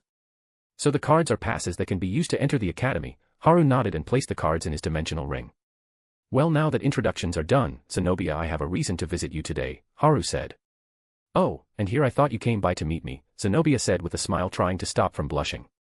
That too, but the main reason is for Keirisha, Haru said with a smile as he pointed at Keirisha. Zenobia was a bit flustered that Haru didn't deny her claim but she quickly composed herself. I can't act like this in front of possible customers, Zenobia thought as she looked at Keirisha and Gina. Both of them had power and really good personalities that were Zenobia's impression in the little time she had seen them. Oh, okay what can I help you with Keirisha? Zenobia asked with a serious expression. My lord said that you were the best blacksmith he knew here, so I hope you can help me with this, Keirisha said with a smile as she took out a sheathed sword that had a black handguard with the crest of a golden lion roaring. You flatter me too much, but do you mind if I take a look? Zenobia asked because she could see how important the sword was in Koresh's eyes. By all means, Kairisha handed the sword to Zenobia. Zenobia wrapped her fingers around the handle and she was shocked. Who owned this sword? Zenobia gulped as she felt the strong aura emanating from this sword. Zenobia slowly unsheathed the sword slowly to see a silver blade that shone brilliantly. Zenobia felt her heart beat faster as she looked at the blade with surprised eyes. She was able to see Kairisha using this sword to kill many monsters, plus she was able to see a few other figures using it as well. But Kairisha was the most notable, be it her skill or power. What do you think, Zenobia? Haru asked, bringing Zenobia out of her daze. This is a really well-made sword. It is a beautiful weapon that will never fail its wielder in any circumstances, Zenobia said with a smile as she looked at the crack that was on the blade. Is this a sword that was passed down in your family, Miss Kairisha? Zenobia asked, and Kairisha nodded with a surprised look. She didn't expect Zenobia to find out about it. Okay, then please would you do some swing with this sword? Zenobia asked as she took a sword from the display. The sword had the same length as Koresh's sword. Okay, Kairisha nodded and took the sword, took a stance by holding the sword in front of her chest, then raising it above her head and bringing it down. ***. Kairisha quickly slashed downwards. Although there was no mana used, the power of the swing was too strong. Haru can see small cracks forming on the ground and walls in the room. But Zenobia was fully focused on Kairisha, and after that Zenobia asked Kairisha to do a few more swings with different two-handed swords which had different lengths and widths. It is as I thought, Zenobia nodded after the 10th swing while ignoring the cracks that were forming in her shop. Whoa. Kairisha Uni is awesome, Gina clapped while looking at Kairisha, who just smiled at her actions. What do you mean, Zenobia? Haru asked because he was sure Zenobia caught something. Hearing his words, Kairisha and Gina became curious as well. I was getting to that, so Kairisha, would you like me to reforge this blade? Zenobia asked, and Kairisha froze for a second. Is it not possible to repair it? Kairisha asked with a bit of uneasiness on her face. I can repair it, but to be blunt, Kairisha, this sword is holding you back, Zenobia said, and Kairisha didn't say anything. Holding her back? Haru tilted his head and looked at Kairisha, who remained silent. But didn't you say earlier that this sword is like an awesome sword? Gina said as she tapped her chin, and Haru sighed because it was clear that Gina forgot what Zenobia said. I understand what you mean. This sword will never fail its wielder, but this sword wasn't made for Kairisha. It is a sword that has been passed down in her family. It doesn't suit her. That is the reason I was asking if I can reforge the blade to suit her, Zenobia explained, and Haru walked over to Kairisha. Risha, is something bothering you? Haru asked with worry. She looked up at Haru but was hesitating to say it. Seeing her like this, Haru sighed. It is okay, tell me when you are ready, Haru spoke with a soft smile as he patted Koresh's head. Yes, my lord, Kairisha nodded as she felt his worry. Ahem ***, well, the atmosphere is quite good and I don't want to break it, but please give me your answer, Kairisha. I would be honored to make a blade for a person like yourself, Zenobia said while bringing the attention back to the main topic. Please give me some time to think about it, Kairisha said after a deep breath. Well, it is quite a shame. You are welcome here if you ever want to visit. Don't stand on ceremony with me, Zenobia said with a smile after she sheathed the sword back and handed it to Kairisha. I'll keep it in mind, Kairisha said with a smile. Then Zenobia will be off. Sorry for the sudden visit, Haru said. It is not a problem, please come by when you feel like it, Zenobia spoke with a smile. Bye, your shop is awesome, but what will you do about the cracks? Gina said, making Zenobia and Kairisha notice the cracks on the ground and the walls. Now that you say it, Zenobia smiled wryly as she looked around to see cracks on the floor and walls. I am sorry, I should have held back a little, Kairisha said with an embarrassed look. How will we fix this? Maybe some earth release will work, Haru thought as he looked around. No, it is fine. I was too excited to notice that we were not in the training room. Please don't mind it. I can handle it, Zenobia laughed and placed her hands on the floor. Zenobia's hands glowed in yellow light as mana passed through the building, mending the cracks, and in less than 5 seconds the shop was back to how it was before.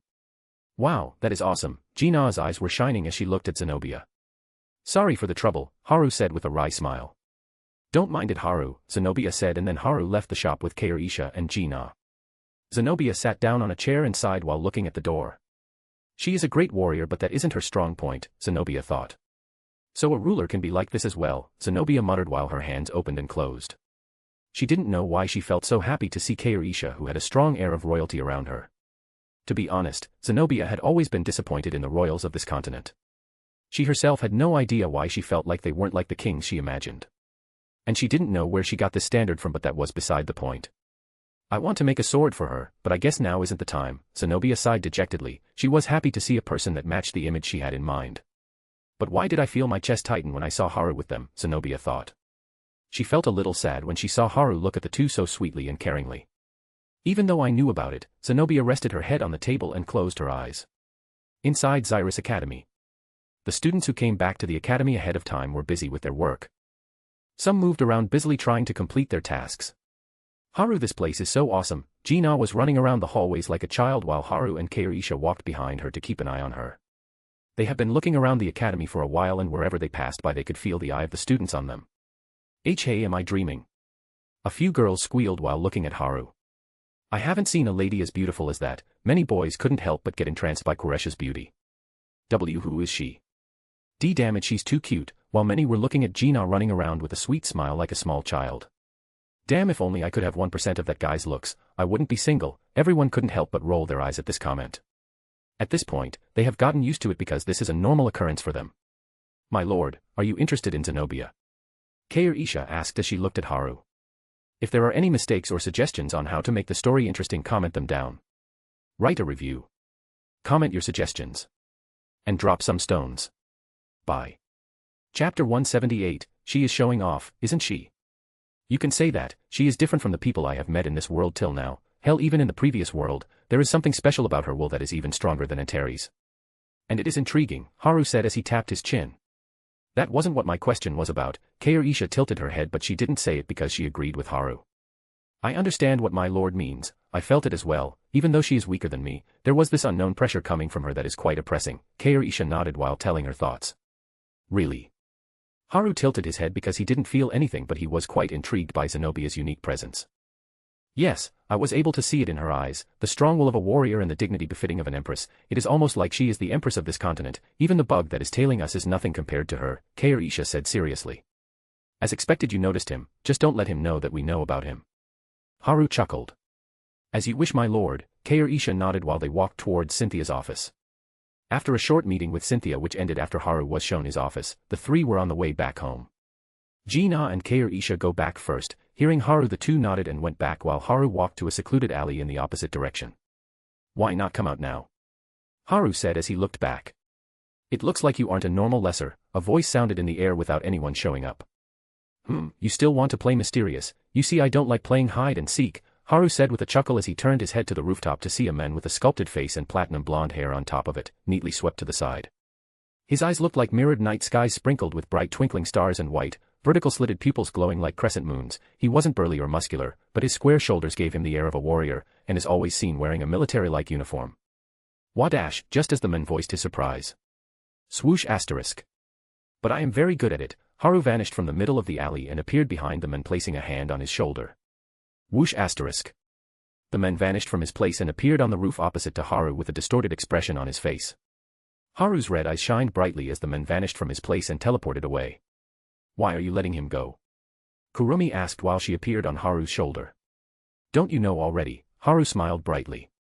It is at times like these that you resemble Akane a bit too much. With a sigh, Kurumi climbed up to Haru's head and laid down lazily. Well, I needed to scare him so that he will run back home to his master. A clone of mine has already checked Argona and he isn't someone I need to worry about, so the only uncertain factor now is... Haru paused. This guy's faction that can use ether, huh? Kurumi completed his sentence and Haru smiled. Though he is more competent than I thought, he running around the continent to throw me off while acting as bait. It looks like he wants to test my power. Haru laughed. Well, sucks to be him, Kurumi giggled as they went back to Haru's house. Welcome back, my lord, Keirisha greeted Haru at the door and they went in. So what did you think of the academy? Haru asked Keirisha. I think it was okay. The library was a little impressive, Keirisha answered while giving Haru a glass of water. Anyway, take these passes. You can enter the academy whenever you want to if you show it at the main entrance, Haru said as he gave Keirisha both passes, so if the other three needed them they can take it from her. Thank you, my lord, Keirisha smiled and kept the passes in her inventory. Also use these tea leaves if you like them. And what are the others doing? Haru asked while giving Keirisha the tea leaves he got from Zenobia. Keirisha smiled and kept the tea leaves. After hearing about what they she was certain that Haru got it for them to help in their training. Heian and Kane are training while Gina was dragged along, Keirisha smiled as she answered. Okay, then if you have something to do then go and do it, Haru said with a smile as Keirisha nodded and walked towards the door. My lord, but before leaving Keirisha spoke up. What is it? Haru asked. I am sorry I wasn't able to answer my lord's question, Keirisha said in a small voice while looking at Haru's back. You know there is nothing to be sorry about, Haru said as he turned to Keirisha. My lord, Keirisha looked up and saw Haru smiling. Some things are hard to say, I know that, so take your time and tell me about it when you are ready, Haru said, and Keirisha nodded with a smile, then walked out. After a few minutes of silence. So Haru, when are you going to tell them? Kurumi asked as she appeared on top of Haru's head. Well, I already have my answer, so I'll do it tonight, Haru tapped his chin. There wasn't much reason for him to hide things from them. They will be dragged into this even if I don't want them to, Haru sighed. Okay, then it looks like I'll make my official debut in the harem today, Kurumi said with a giggle. Later that night after dinner, Haru told everyone to gather in the living room. So did something happen? Heian asked Haru while Gina sat beside him. Yeah, what happened? Kane asked and sat down with Keirisha. I have something to tell you guys, Haru spoke in a serious voice and the four paid attention. My parents are gods, Haru said with a silly smile. Heian, Kane, Keirisha, and Gina looked dumbfounded. 1, 2, 3. Yeah. The four shouted with a dumbfounded look as Kurumi rolled her eyes. So you are saying that you are a son of gods and they sealed your memories when you were in your teens, but then you were sent to our world with your memories sealed again, lived there till you were 20, then got the memories of your older world, and then you met the fox, then the memories your parents sealed were recovered. Did I get that right?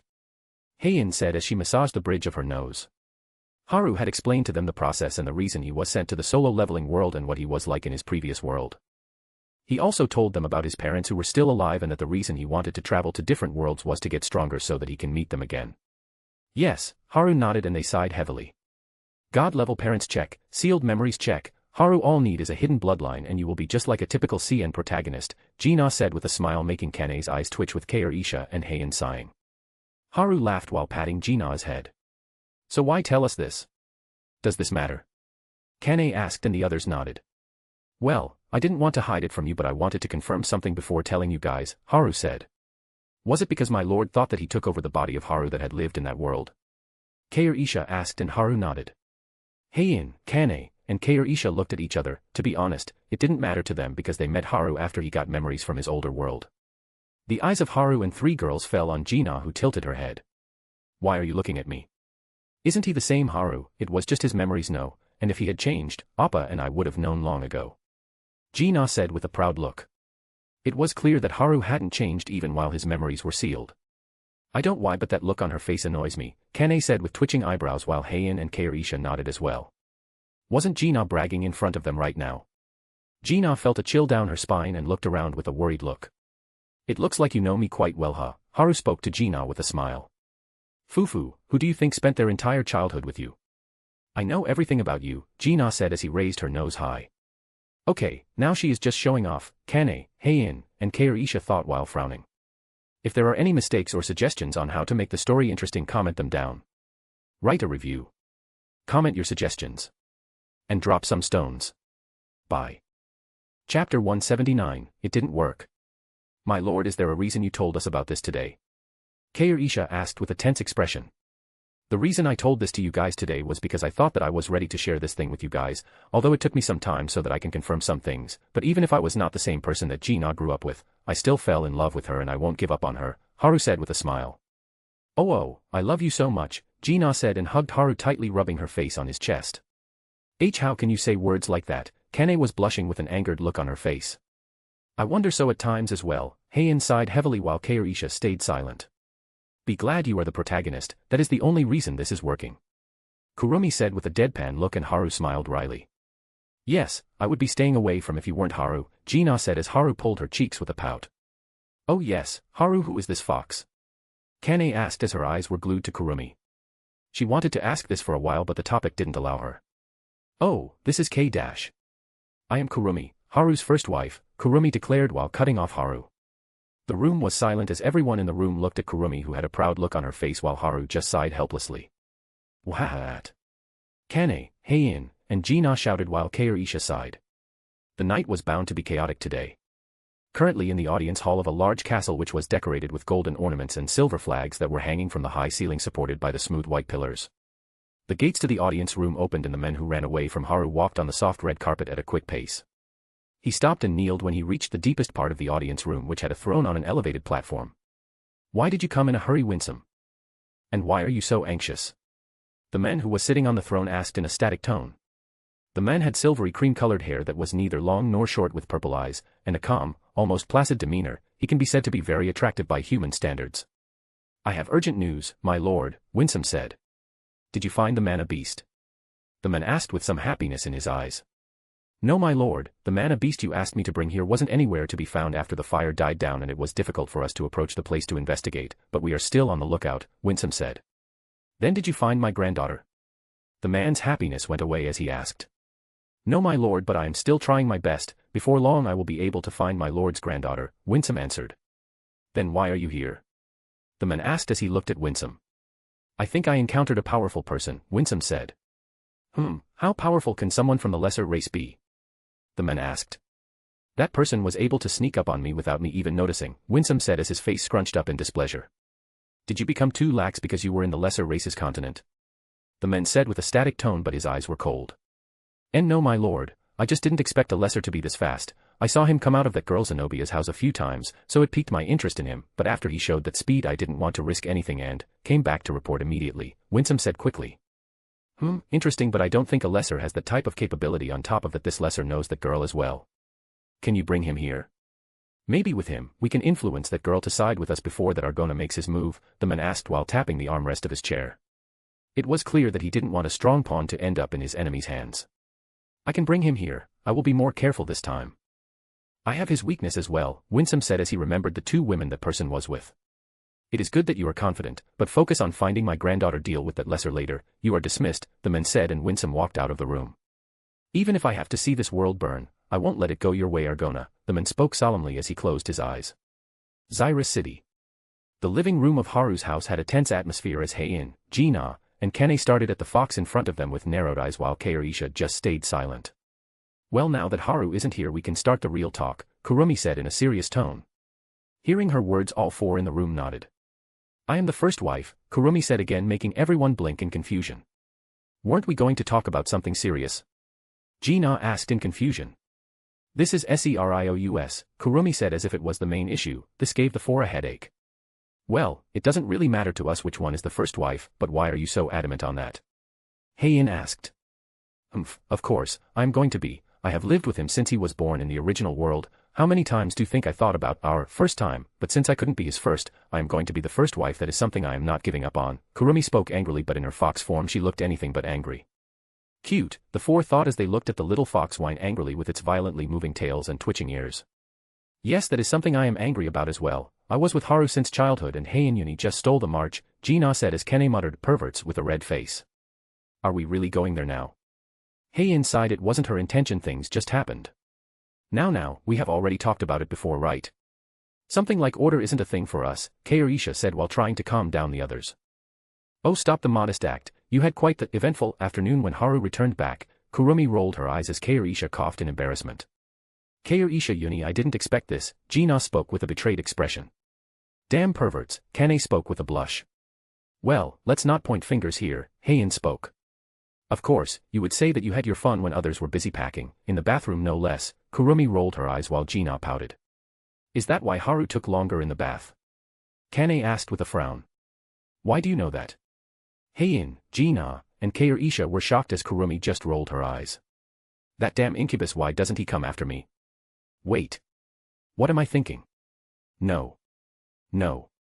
No. No." Kane's face just got redder. It took everyone a bit of time to calm down. "Okay, now let's talk seriously. Ms. Kurumi, can we ask you questions?" Kairisha asked. "Sure, go ahead. I am only doing this because it will help Haru," Kurumi said plainly. "Why did you guys seal his powers?" Heian asked a question that was on their minds. Heian chose to ask Kurumi since Haru himself didn't know about it. The reason for that is his powers. You know his parents are gods, right?" Kurumi asked, and the four nodded.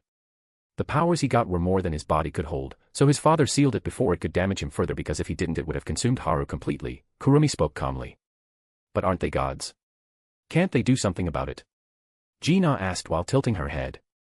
"If only they could. You see, his flames are way stronger than even his mother, who is known as the origin of flames. She is one of the strongest, aside from me, that is, but even Akane suffered heavy injuries trying to help Haru control his fire. There were other ways, but there were many risks in the process if they tried to help Haru, and coupled with Akane's overprotective nature, she wouldn't take any risk when it came to him. So they chose the safest option," Kurumi said. That was to seal my lord's powers. Looks like it worked, Kair-Isha sighed heavily. No, it didn't work, Kurumi said, shocking the room. Chapter 180, Haru is the son of.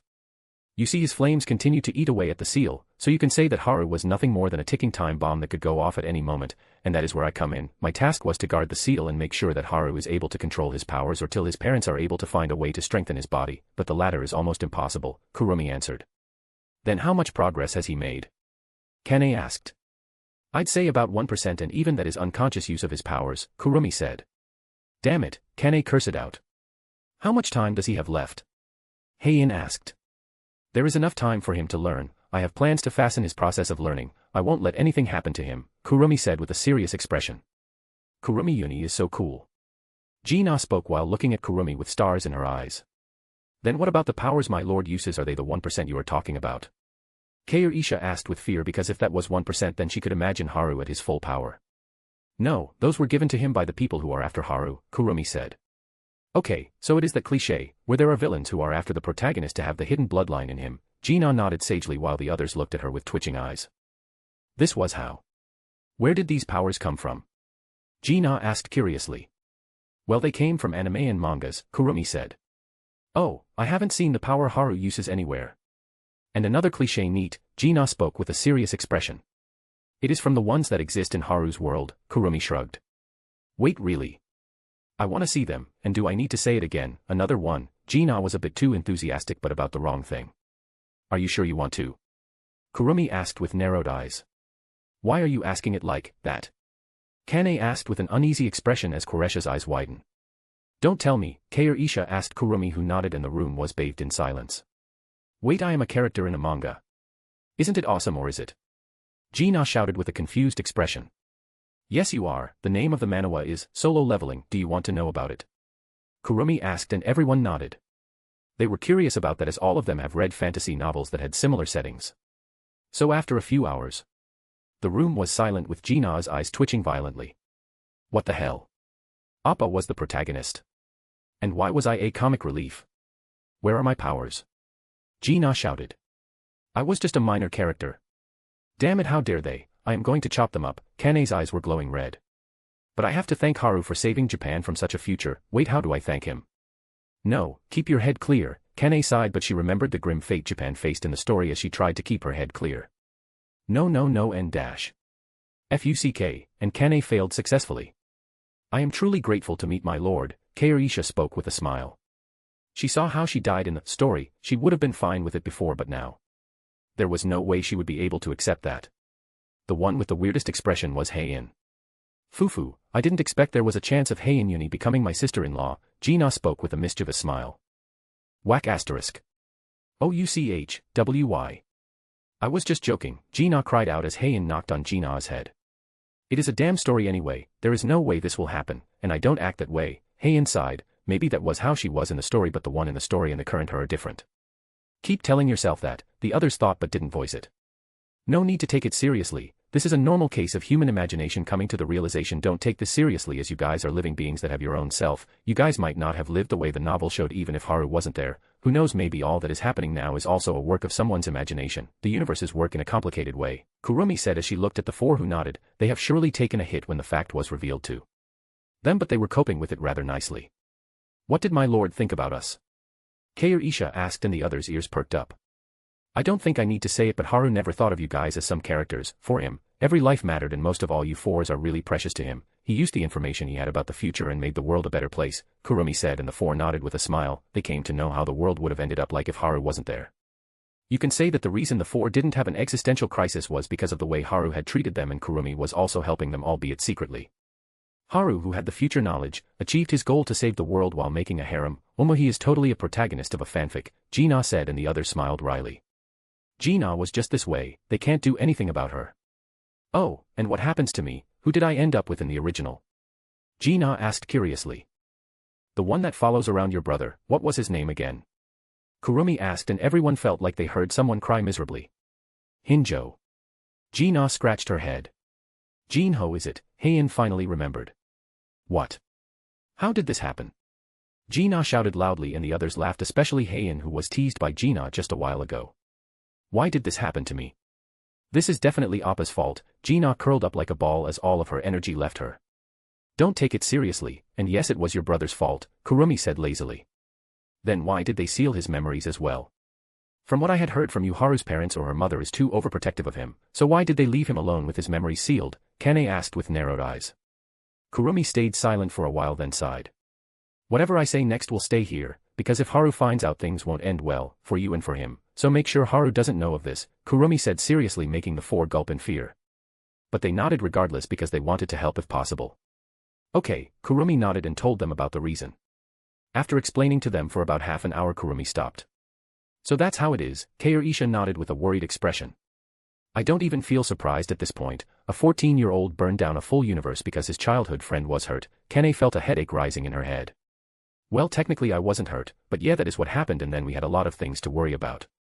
Haru, who had about a few thousand years to master his powers, had only about 100 years left after that incident, and to say it fairly, it wasn't possible for him to master his powers normally, and if we left him with his memories he would continue to use his power unconsciously and worsen his own condition even more, Kurumi explained. So you sealed my lord's memories of the incident and before that so that he doesn't end up remembering it and worsen his own condition?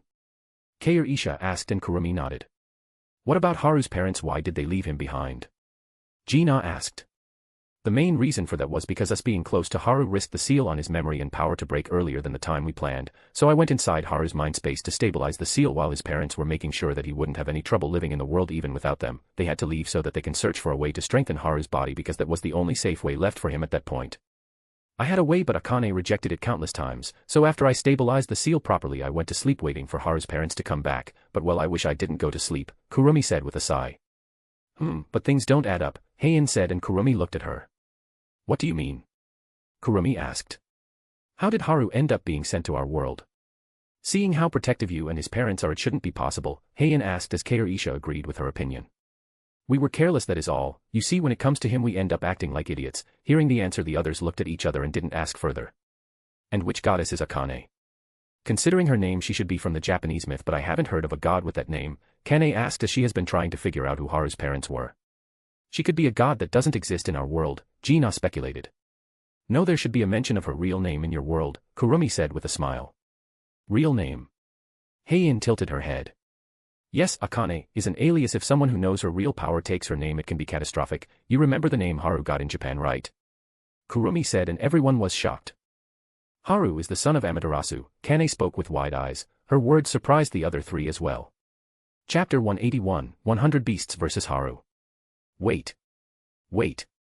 The Amaterasu I've read about isn't that strong, Kaoru said with doubt, because from what she had heard Haru's mother was too strong to be Amaterasu.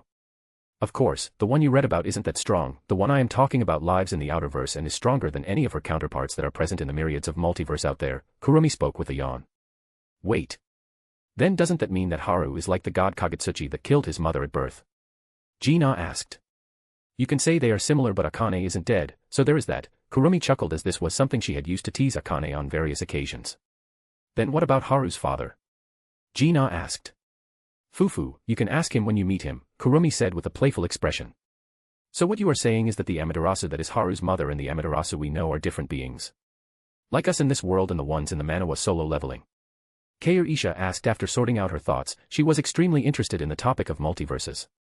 Yes, but also no, the thing about you guys is that you are now in a timeline that has branched because of Haru's involvement. This also means that there are various versions of you in parallel universes, but this isn't true for Akane. There are many different versions of her across different worlds and each is a different entity even while sharing the same name and source. And even if there are many different versions of her across the multiverses, there is only one Akane who has reached that level of power, so she became a unique existence different from the others, Kurumi explained while everyone tried to understand the words. Then other gods from different myths should also exist there, right? Kane probed and Kurumi nodded. Not only gods but even transmigrants, reincarnators and regressors that have reached the proper standard are able to go there, but it is complicated, so don't worry about it, you'll get there one day. So you can think about it at that time, Kurumi said with a laugh. As the four were dumbfounded at the answer, they were confused and wanted to ask some more but. So that ends the questions, right? Kurumi said, and the four looked at each other and then nodded. They could see that Kurumi wasn't in the mood to answer anymore. Then it is decided that I am the first wife, Kurumi said, and the others couldn't help but roll their eyes. How did you reach that conclusion exactly? They all thought but didn't object to it. To them it didn't matter who was first or last. Fufufu, good, now that I am the first wife, that means that I am going to give birth to the first child. Kurumi dropped the bomb and the other four stiffened. A brief silence prevailed over the room. You tricked us all, you damn fox, Heian, Kane, and Gina roared in anger as Kaerisha sighed helplessly. It is bound to be a noisy night today even without my lord, cough asterisk what am I thinking? Kaerisha coughed with a red face as she looked at Heian, Kane, and Gina trying to argue with Kurumi who was lost in her own fantasies not paying them any attention. It was the next few days everyone went about their daily life normally without any changes, everyone was having fun together trying out different things that Xyrus had to offer while training constantly. Everyone had breakfast in the morning, then went to do their own thing with Kane and Heian training while Kaerisha went to continue her research. As for Gina. Haru, give me the next volume of Demon Slayer. Gina jumped on Haru's back. Go complete your training for today then you can have it, Haru said while continuing his sword training. Stingy. Stingy. I want it now. Gina started to throw a tantrum and was taken away by an angry Kane. Do you think you can skip training, huh? Kane asked with displeasure on her face. Ah. Haru, save me. Gina's pleas were ignored and Kane looked at Haru. Haru, can you give me the next volume of Rurouni Kenshin? Kane asked while fidgeting. Only if you give me a kiss, Haru said with a wink. Get lost, pervert, Kane shouted with a blush on her face and ran off as she was dragged off an unwilling Gina to train. Fufu, Hakuin has grown to be such a teaser, Kurumi giggled and Haru continued to train. As for the manga and such, Haru was a little shocked knowing that Kurumi told the four about them being from a story, but seeing how well they took it Haru was relieved. But with this, the demand for manga and novels from his world increased. If Haru, when he chose the skills, could be said to be a newbie in anime culture, then Haru after his memories were unsealed was a damn certified veteran of ACG culture. Haru even had the whole One Piece from start to the finish, he knew how many people will envy him for this alone. I can't believe Mom and Aunt brought those mangas from the future, Haru sighed while remembering his mother getting him manga volumes from the future. Yes, it is just like yesterday that I see your dad crying tears of blood trying to stop those two, and did you read the sequel, Two Piece, made by that One Piece's mangaka's son? You liked One Piece a lot, Kurumi spoke while thinking deeply because she hadn't read any of this. I don't know what I think about Buffy as the main character, Haru sighed with a long face as he remembered Two Piece. But he smiled after remembering his mother and aunt. His mother and aunt were a bit too excessive but he did love them a lot. Haru was really happy because he recalled many of the lovely memories he had in his childhood, but there was a thing that he was even happier about. Thank God there wasn't a Saruto after that abomination, Haru sighed in relief. As for Gina and Kane, well, they loved the mangas from Haru's world. And it was kind of used as a way to make the ever-lazing Gina train, who took a liking to Demon Slayer while Kane liked Rurouni Kenshin after Haru showed it to her. All in all, the days were pleasant and sweet as everyone started to train fully in order to get stronger. Soon night fell and everyone went to train in their respective dungeons to continue the combat training. So Kurumi, what did you plan for my training exactly? Haru asked as he saw Kaerisha enter the relic tombs. Just enter and you will know, Kurumi was in a good mood as her position was solidified. I am looking forward to it, Haru spoke with a grin while expecting a good challenge since Kurumi had prepared this for him. Ka asterisk. Rom showed his excitement as well. Haru entered the entrance and for once didn't feel the feeling of passing through thick mud. And in the next instant, Haru found himself floating in space. Wait, what? Haru looked around and all he could see was outer space with stars glittering in the distance. He didn't know what was happening but he liked the view. Just when Haru was admiring the view, in an instant 100 beasts made of fire with blazing red eyes appeared a few kilometers away from him, which included a butterfly, an eagle, a gorilla, a fox, a tiger, a lion, and an eastern dragon. And they weren't normal-sized beasts but were hundreds of times bigger than their counterparts. The whole army of 100 beasts were looking at Haru from above. All of them looked at Haru who was standing still. He could feel something in him trying to break out but it was stopped suddenly. All of them are excluding a temperature that is close to the surface of the sun, 5,505 degrees Celsius. But why does this feel so familiar? Haru thought as he narrowed his eyes. So this is the monsters that I will have to fight. They are almost at Antares level, and they also have ether in them. This will be troublesome. Haru had a serious look on his face. Listen carefully, Haru, give it your all, don't think of anything useless, you can think of this as a test. The result here will determine if you can meet your parents again or not, and if you are able to use ether you will also be able to revive Heian and Kane's parents after training it. Kurumi spoke in Haru's head and he took a deep breath. I can't back down if you say that, thank you for this, Haru said and Kurumi smiled. I am the first wife after all, Kurumi said proudly, but she wasn't lying about what she said. The result here will determine the directions things will go from now on. Shing asterisk.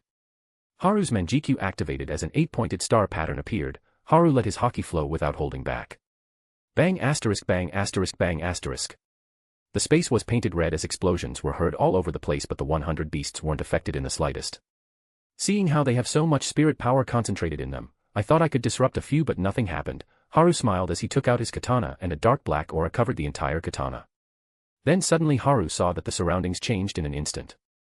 Chapter 182 Let's Dance. Haru looked around and saw he was standing on an endless mirror-like surface that reflected the sky. The place where his feet landed caused ripples in the calm surface of the water. Caw asterisk caw asterisk. Rom cried out as he flew off Haru's shoulder. Oh okay, Haru nodded as he heard Rom say, I'll help as well. Haru looked back at the beasts who were still standing without moving. Are they just going to stand there? Haru thought and... Roar asterisk. 100 beasts cried out as they started running straight at Haru. Seeing the beasts heading for him, a red cloak enveloped Haru's body. Haru went into the KCM, Sage of Six Path mode. He wasn't planning on holding back as 9 truth-seeking orbs materialized behind him. Haru also condensed House Hoku Haki on his katana, making black lighting to surround it. Crackle asterisk crackle asterisk. Let's dance, Haru said in a serious tone while looking at the 100 raging beasts running at him. I always wanted to say that, Haru thought as he rushed head-on into the beasts made by fire. Haru swung his sword vertically with all of his power, sending out a huge black slash clad in black lightning. Slash asterisk crackle asterisk. Many of the animals from the army dispersed avoiding the slash, but one of them jumped at the sword slash. It was the gorilla who jumped high in the sky and brought down its huge fists on the slash.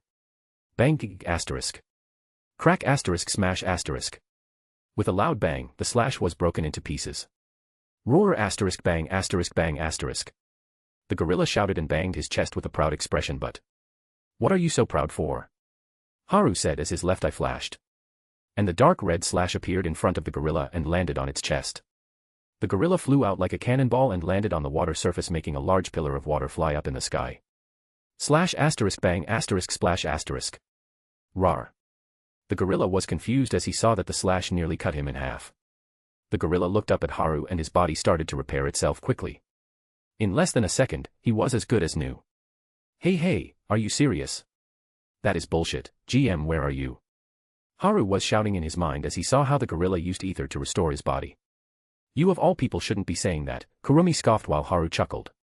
But Haru didn't have much time to look at the gorilla because he saw several hundred fireballs that were the size of a 10-story building heading for him. Haru quickly dodged his way in the dense line of fireballs aiming to reduce him to ashes. Bang asterisk bang asterisk bang asterisk bang asterisk bang asterisk bang asterisk. Hundreds of explosions sounded out behind Haru, kicking up pillars of water as he looked ahead and saw the last 10 fireballs, which were still a few hundred meters away from him. I can easily dodge th. Before Haru could finish his thought, the 10 fireballs that were away from him appeared in front of him, covering his front view. How? Haru was shocked as the fireballs were about to hit him. Bang asterisk bang asterisk bang asterisk bang asterisk bang asterisk bang asterisk bang asterisk bang asterisk. Loud explosions sounded out as the fireballs landed. Caw asterisk caw asterisk. Rom was worried as he turned to look around, but he quickly flapped his wings to dodge a fire slash heading for him. Caw asterisk. Rom's opponent was a crow just like him. He shouted as if saying, where are you looking? Rom flapped his wings and sent many dark red fire slashes at the crow in anger. He was still worried about Haru. Just focus on your opponent, Rom. Haru's voice rang out as the smoke was cleared from the area. Haru stood there unharmed with a black shield from the front and sides. Caw asterisk. Rom affirmed and looked at the crow in front of him, then flapped his wings, quickly sending out numerous slashes out. The black shield in front of Haru got smaller and turned into a truth-seeking orb. Not only did I feel like the time stopped, but I was stuck in my place without being able to move, and this fire has a high destructive power as well. So this is what ether is capable of, huh? Haru thought. This is why you need to observe them, Kurumi said with a yawn like she was at home. So you want me to learn the use of ether while fighting? Haru asked. Aha, dance to your heart's content, Kurumi said with a giggle. Haru looked at the beasts in front of him and smiled. Isn't this great? Haru jumped straight ahead towards the beasts. Flap asterisk. The butterfly appeared in front of Haru and sent out fire slashes at him. Haru dodged a few while cutting down the rest with his katana. Haru instantly reached the butterfly with his speed and went past it. Whoosh asterisk. Suddenly the butterfly was lit up with numerous red slashes all over its body. Slash asterisk slash asterisk slash asterisk slash asterisk slash asterisk slash asterisk slash asterisk slash asterisk slash asterisk slash asterisk slash asterisk slash asterisk slash asterisk slash asterisk. The butterfly was divided into numerous pieces before it could even react. Whip asterisk swoosh asterisk. Haru, who was killing a few fire beasts while observing them, suddenly dodged to the side as a snake whipped his tail at him at full speed. Haru was only able to dodge by a hairbreadth, but then his body tensed up. He quickly lifted his katana above his head. Bang asterisk. Huge claws of the tiger fell on his katana, and Haru tanked the power that was behind the attack. He pushed the tiger's claws up, freeing himself. But that was the least of his worries. Whoosh asterisk. Almost as if teleporting, the gorilla appeared beside Haru and punched at his body with full force. Bow asterisk. Haru somehow quickly brought his katana in front of his chest to block the attack, but he was sent flying and landed on the water's surface and stabilized himself. It isn't their attack power that is troublesome. I have fought adversaries without any difficulty before. Just as Haru said, he swung his katana horizontally to the right and cut apart the eagle that appeared there. But the problem here is the numbers, Haru thought, and more than 10 different beasts surrounded him instantly, almost as if they appeared out of thin air, attacking him with their claws and fangs. Haru could feel his body being stuck in space again. This time even his truth-seeking orb were also stuck in its place. Haru looked around and saw that the beasts were encircling him. And their use of ether, Haru said as the beasts were just a few millimeters away from bombarding his body. Shinra Tensei. Boom asterisk crackle asterisk crackle asterisk. Haru's voice resounded in the air as the fire beasts were flung away as black lightning crackled away, ripping the fire beasts into pieces. Haru looked up and saw the dragon looking at him. This dragon was responsible for what happened just now, and it isn't him alone. I guess I should get rid of the lower level ones before going for them, Haru thought as he started to observe everything around him. Haru swung his katana to the right in an upward slash and met with the gorilla's fists. Bang asterisk. Haru pushed the gorilla's fist to the side and ran forward. Swipe asterisk. Barely dodging the wolf that attacked him from behind with its claws. Seeing Haru come close, the gorilla tried to stomp Haru, who dodged it and before the gorilla could react. Slash asterisk. Rar asterisk. His legs were cut in half. I need to be faster in learning ether, or every attack I do on these guys will be for nothing, Haru thought as he cut off unnecessary thoughts out of his mind because he saw the gorilla already regrew its legs. Even though he can summon thousands of clones, he wanted to defeat these beasts on his own and learn more about his limit. From the start till this day, Haru has never really been pushed to his limit. Hell, he never even went halfway. So this was a good opportunity for him, and above all, I get to look cool, so why the fuck not, Haru said with a smirk as he ran straight to the weaker beasts at full speed. It was like a red streak of light passing by, cutting down the beasts. A/N, why did I think this was a good idea? Damn it, my head hurts trying to make this fight seem good. But the other beasts aren't just going to stand there and watch. Once again hundreds of giant fireballs were hurled at Haru, but this time, blue. Haru muttered as he dodged the rain of blue fireballs while cutting apart a few while threading through them. But there was a problem even while Haru was cutting them apart. If there are any mistakes or suggestions on how to make the story interesting, comment them down. Write a review. Comment your suggestions.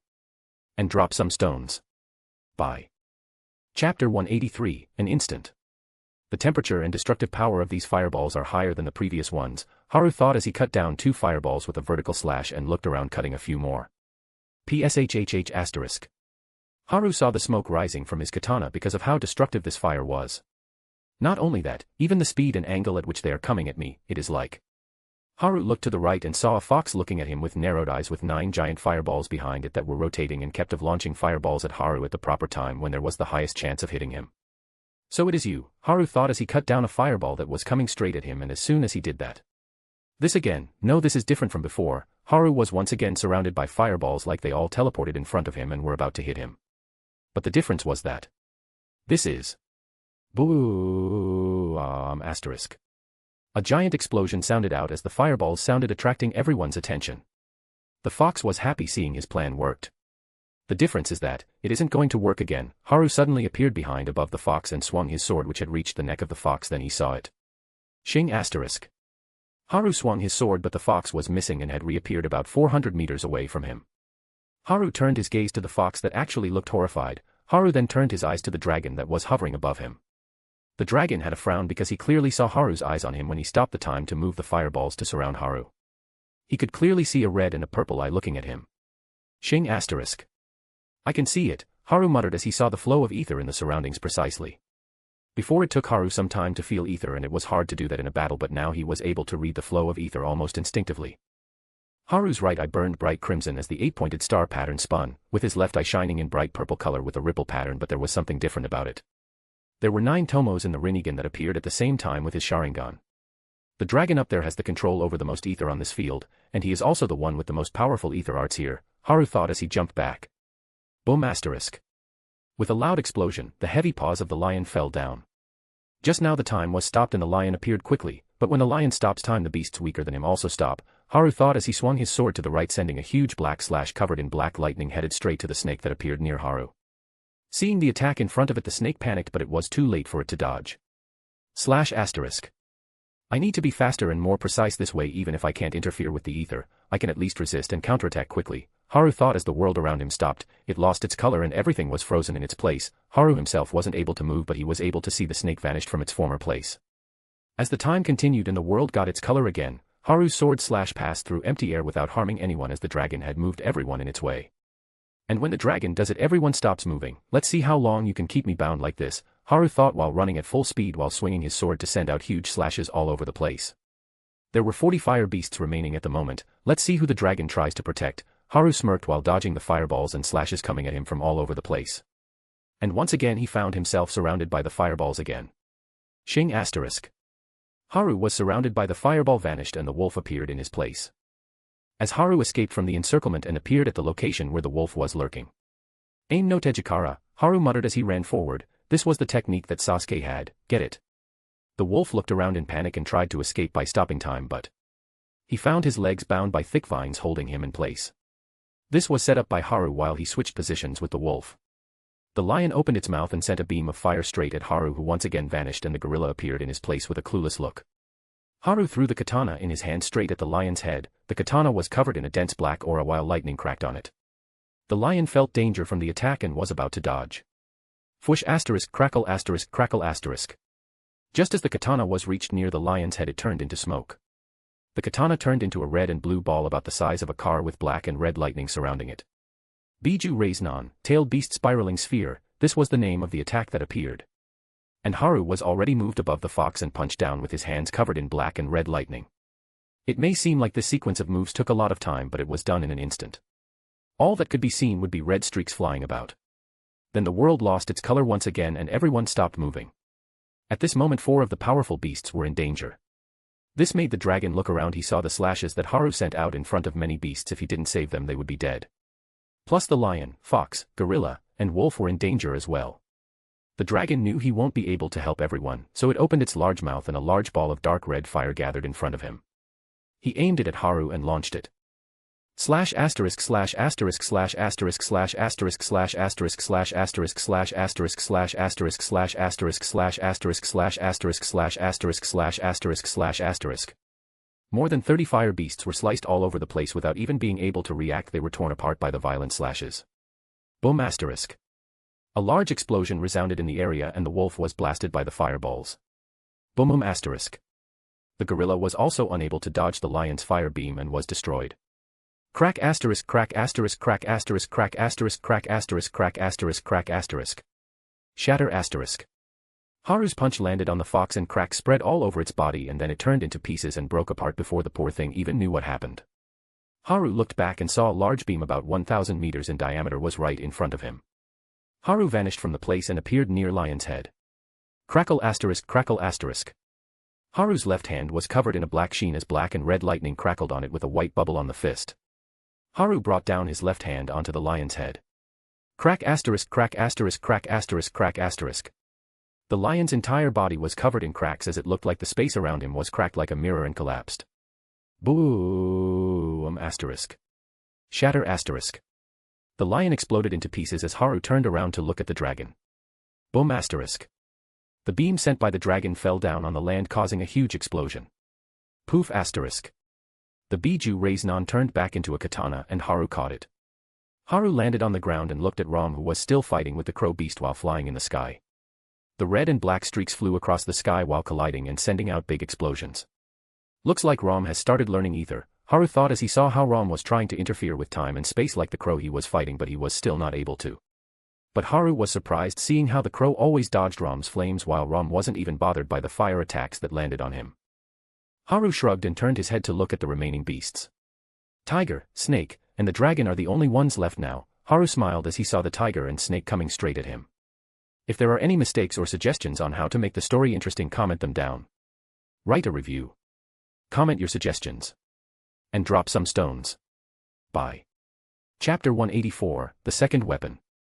Red mana started gathering around him, and in less than an instant the full-body Susanoo was standing tall as it swung a long katana that had a bright red blade that looked like it was made of pulsating magma.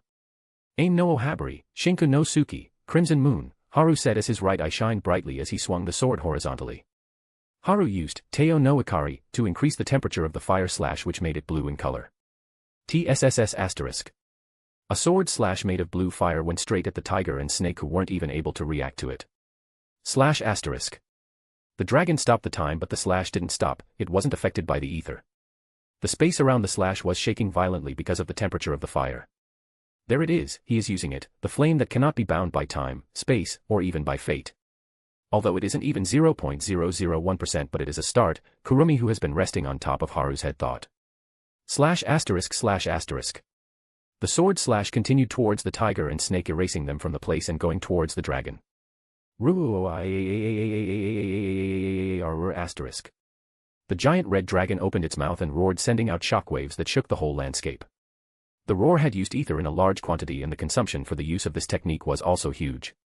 The huge slash that heading towards the dragon was broken into pieces. You still haven't learned how to use it properly, but this is more than enough, Kurumi sighed as she looked at Haru's mind space to see a ball of fire that was surrounded by millions of seals and chains made of ice as it tried to break through the seals. This is still better than this fire consuming you, there is still a long way to go, and I will help you because this is the path you have chosen yourself, Kurumi thought. She calmed down the raging fire in Haru's mind space. Ugh, Haru groaned while being blasted away by the shockwaves and stabilized himself to look at the flying dragon. Hakuin, how is the training? Kurumi asked. It is good, I still can't use ether. But I am not affected when others use it. I will be able to use it if I practice more, I guess, Haru answered. That is good, you need to learn how to channel it through your body first, learn it from the one in front of you because that is the best way, Kurumi said and Haru nodded. He quickly stabilized the Susanoo with the wings on the back and flew in the air heading straight for the dragon. Even though the Susanoo was about 300 meters tall it still looks like a child in front of the dragon who was hovering up in the sky. Fwoosh asterisk slash asterisk. The dragon opened its mouth again and sent out a pillar of fire at Haru who swung the Susanoo's katana cutting it apart. Then the Susanoo disappeared from its place. Whoosh asterisk bang asterisk. With a large bang, the dragon's tail passed by where the Susanoo was and hit the water below kicking up a huge water pillar. The dragon looked around trying to find Haru who was missing again. Bang asterisk slash asterisk.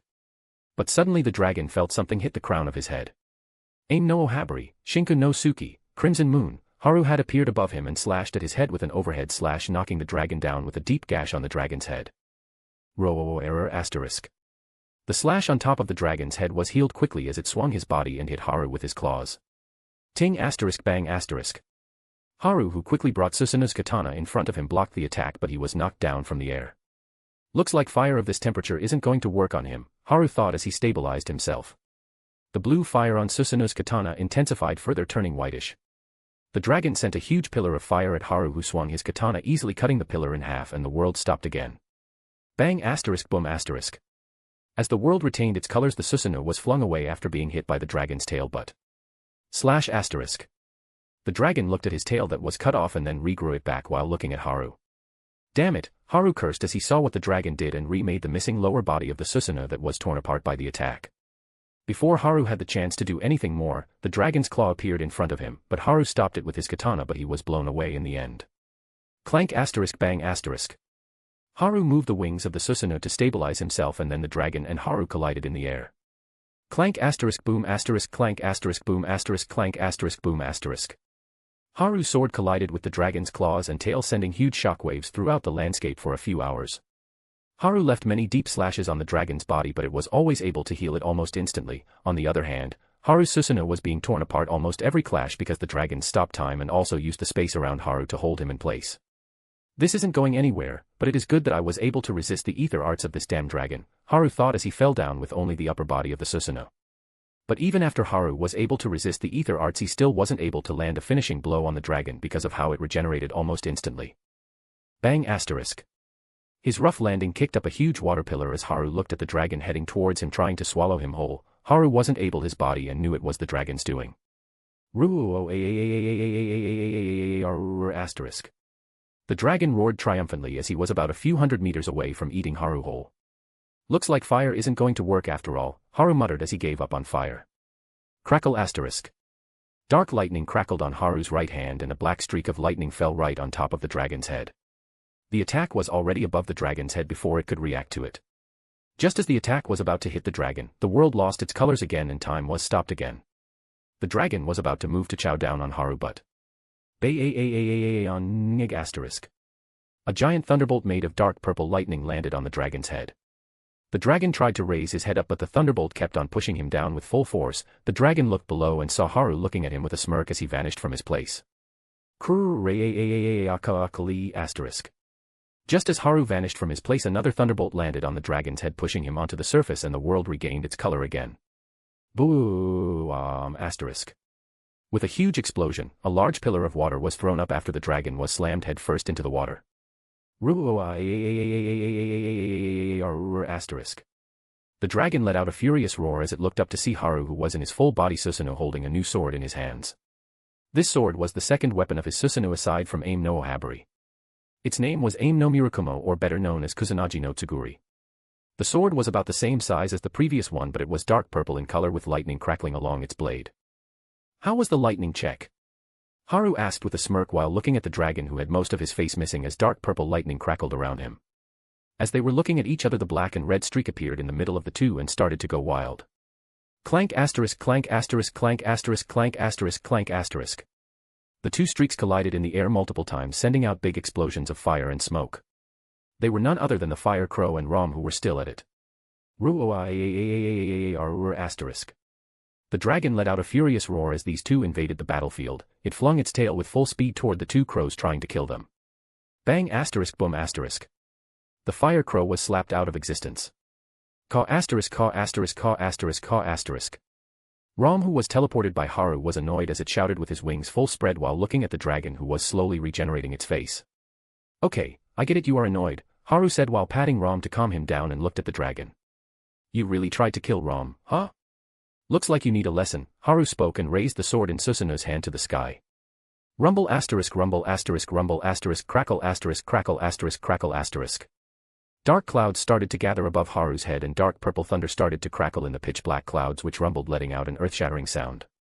The sky and the surface were connected by long dark purple thunderbolts that crackled away, shaking the very space and throwing it into disarray. Aim no Mirakumo, Takamikazuchi, Haru declared as a thin thunderbolt reached on top of the dragon's head without it even knowing, and then... A/N, if you want to know why I named the attack this and why Haru used it after the dragon tried to kill Rom, read the wiki page for Amaterasu, the subjugation of Ashihara no Nakatsukuni part. If there are any mistakes or suggestions on how to make the story interesting, comment them down. Write a review. Comment your suggestions. And drop some stones. Bye. Chapter 185, I Won't Let You Rest for the Night. With a loud sound, a thunderbolt as thick as 1,000 meters in width fell on top of the dragon, making it cry miserably. Crackle asterisk boom asterisk. Roar asterisk. Fall, Haru muttered softly. Crackle asterisk boom asterisk. Crackle asterisk boom asterisk. Crackle asterisk boom asterisk. Crackle asterisk boom asterisk. Crackle asterisk boom asterisk. Crackle asterisk boom asterisk. Hundreds of thunderbolts of the same size fell from the sky and bombarded the dragon without even giving it a chance to breathe. A/N, the full name of Takamikazuchi is Takamikazuchi no Onokami, which translates to Brave Mighty Thunderbolt Men. This is the second reason for the name of the attack, since it basically just Haru throwing thunderbolts, plus another Japanese culture myth, cause why not? Even when the dragon stopped time, the thunderbolts didn't stop. He wasn't able to teleport because of the space being in disarray, plus his regeneration wasn't able to keep up with the damage he was taking. All it could do was cry out while getting bombed by the giant thunderbolts. After a good 15 minutes, the clouds in the sky scattered and Haru landed on the water's surface. Ah, damn it, that was exhausting, Haru sighed as he sat down. He had used too much mana in this fight, but even then he had a full tank to go again.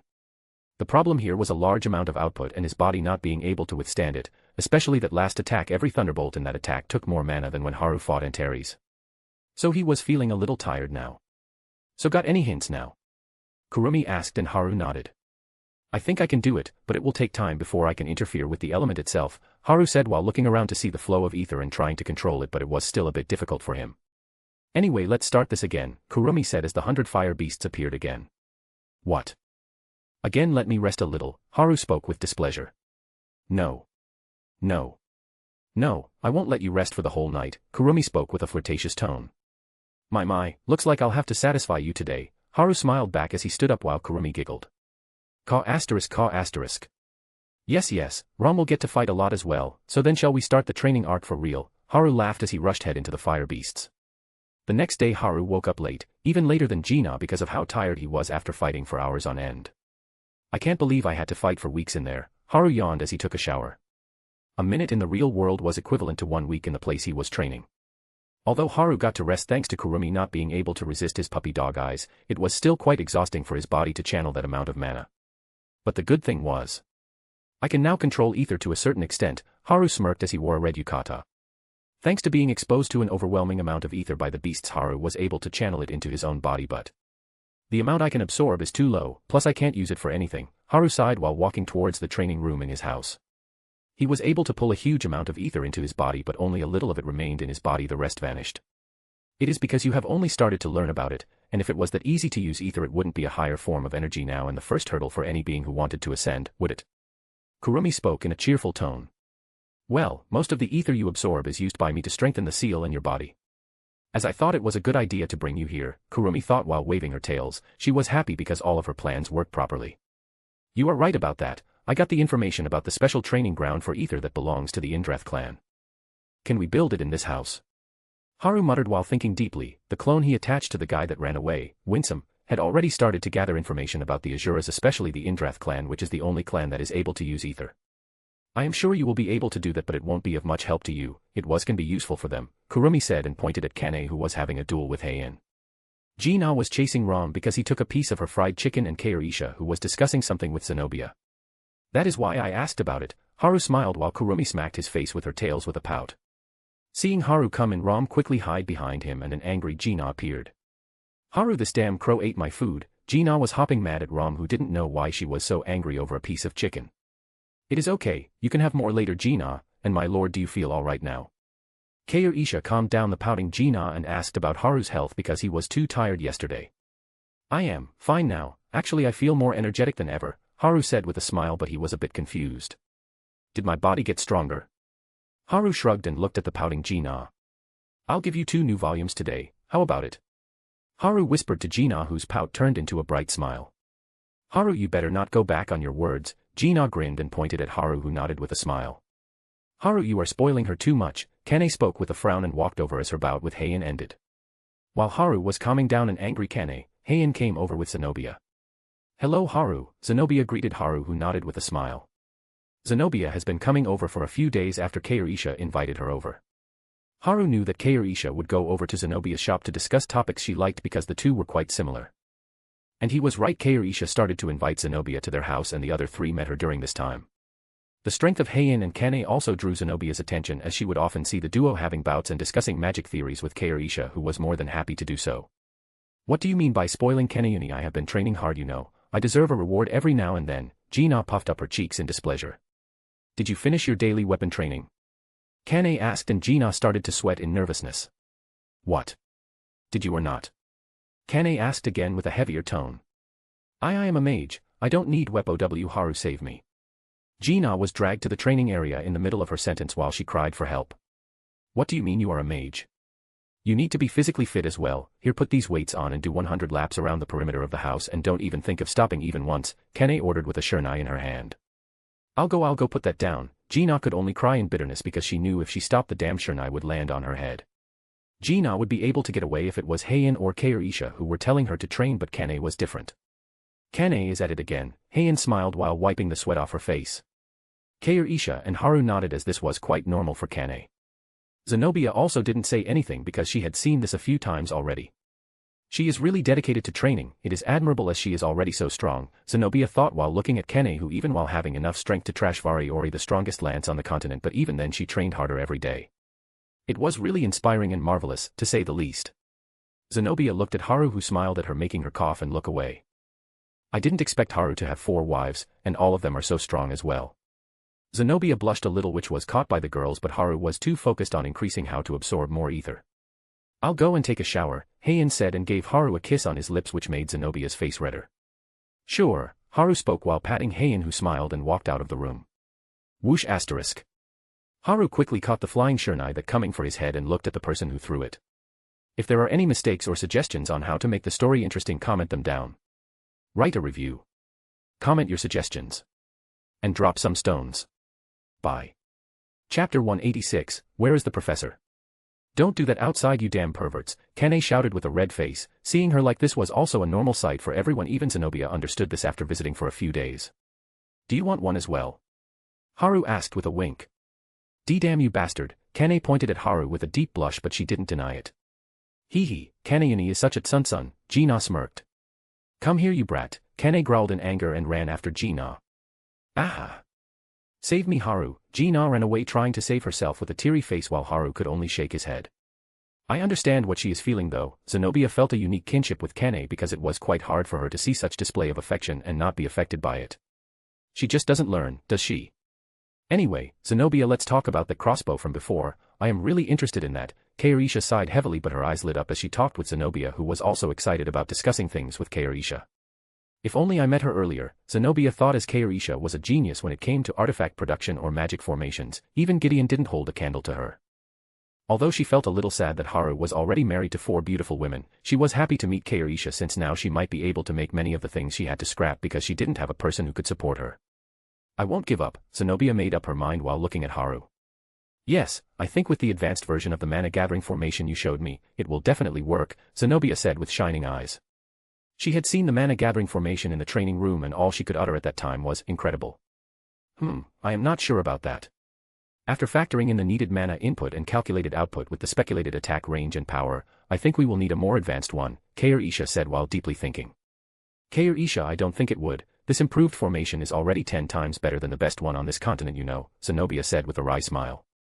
It is because your original idea is so good. I haven't been this fired up to make something in a long time. Kairisha looked happy to tackle the original project that Zenobia had shown her. I am flattered if you think so, but that would be really difficult. I only realized how unrealistic it was after I tried to make it, Zenobia said with an awkward expression. It is no fun if it isn't challenging enough, Haru said, bringing the attention of Kairisha and Zenobia, who blushed a little as they had forgotten that Haru was here looking at them geeking out about research. As expected of my lord, Kairisha, even while flustered, agreed with Haru, and Zenobia nodded as well.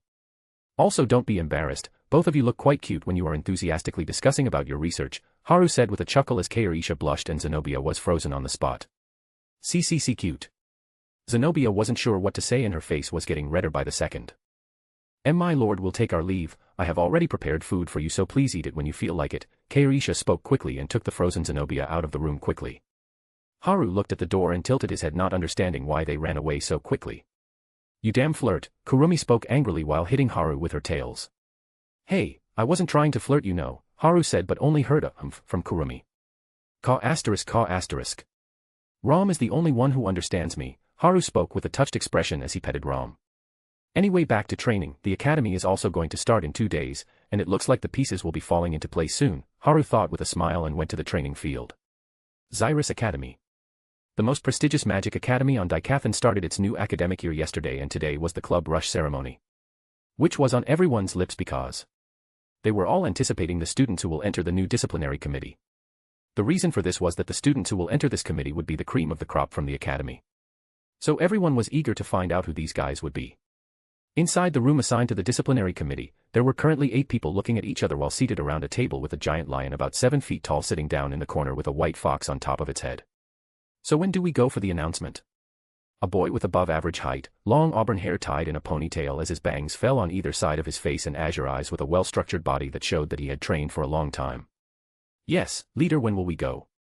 Arthur here is getting impatient, a tall boy, being a head taller than Arthur, the one who asked the question, and has pretty boy features. The boy has blonde, shoulder-length hair and long bangs that fall between his brown eyes. He also has pointed ears showing his elven lineage.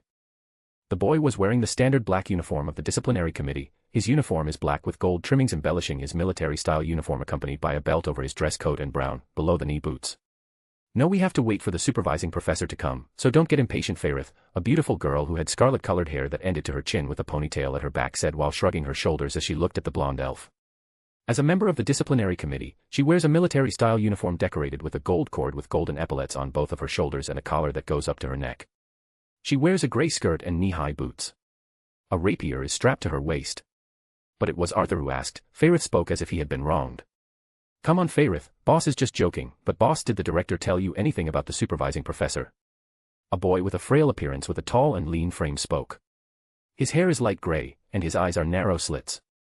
The boy had a small smile while he calmed down Fairith, who was pouting. his uniform consists of a dark robe with long sleeves that covered his arms, which are covered in bandages.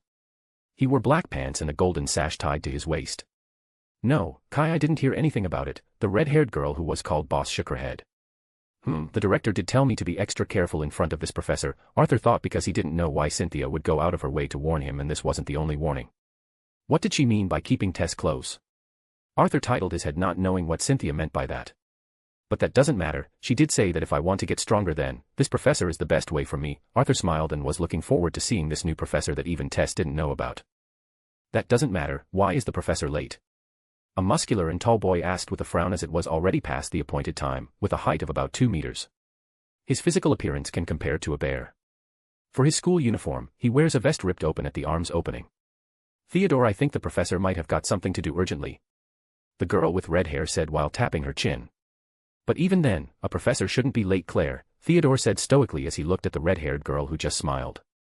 Come on, Theodore, don't be so stiff. Even the prince and princess don't seem that bothered, a girl with a short and muscular body spoke in a high-pitched voice. Unlike her masculine look, she has long brown hair. Different from most female uniforms, she wears pants instead of skirts. The other four looked at the two who were mentioned. If there are any mistakes or suggestions on how to make the story interesting, comment them down. Write a review. Comment your suggestions. And drop some stones. Bye. Chapter 187, I was here from the beginning. They saw a boy with brown eyes and mahogany hair that is spiky and appeared like a lion's mane. He was wearing a military-style uniform with gold buttons and a cord decorating his black blazer.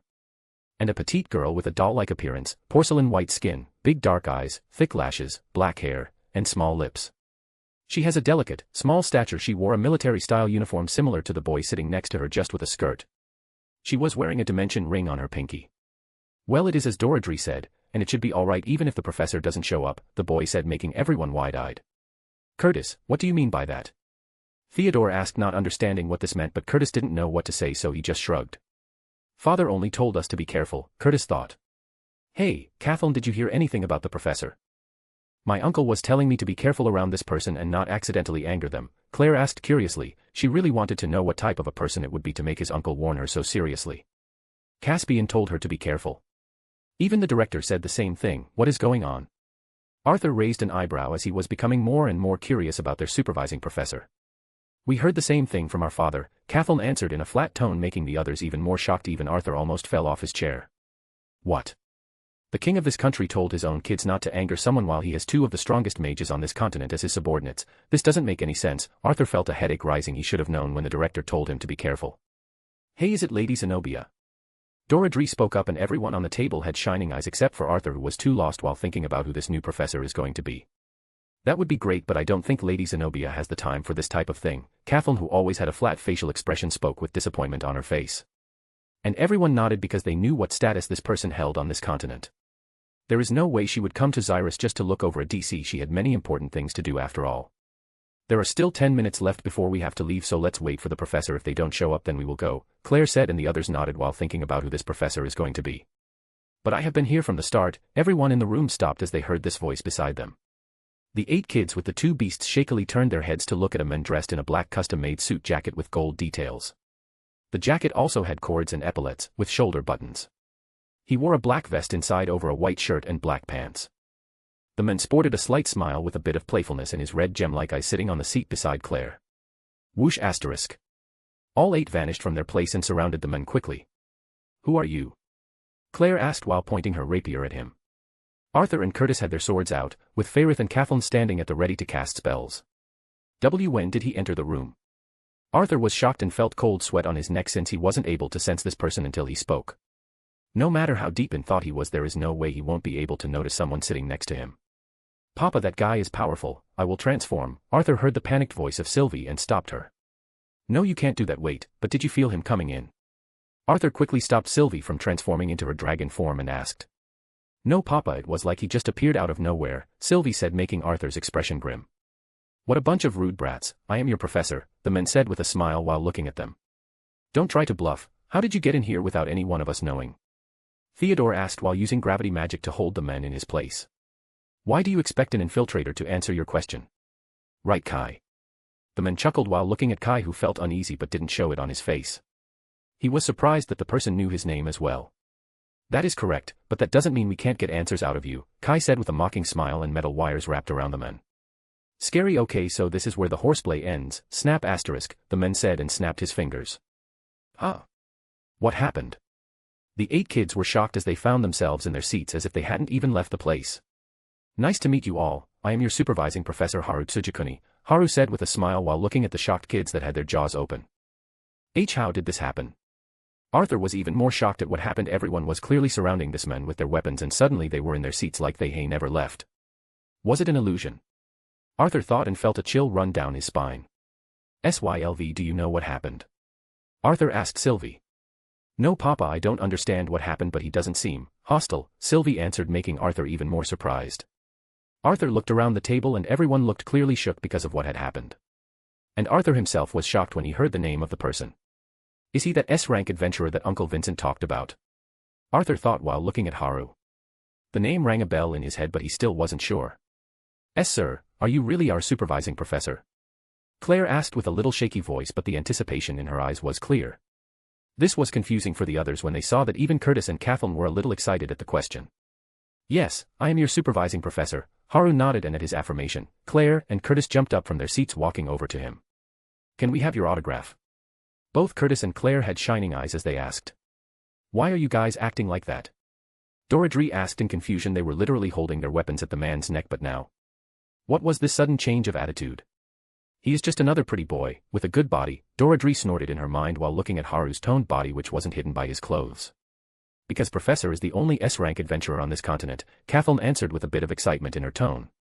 She was surprised at first because her father warned her to be careful around a professor, but now it made perfect sense.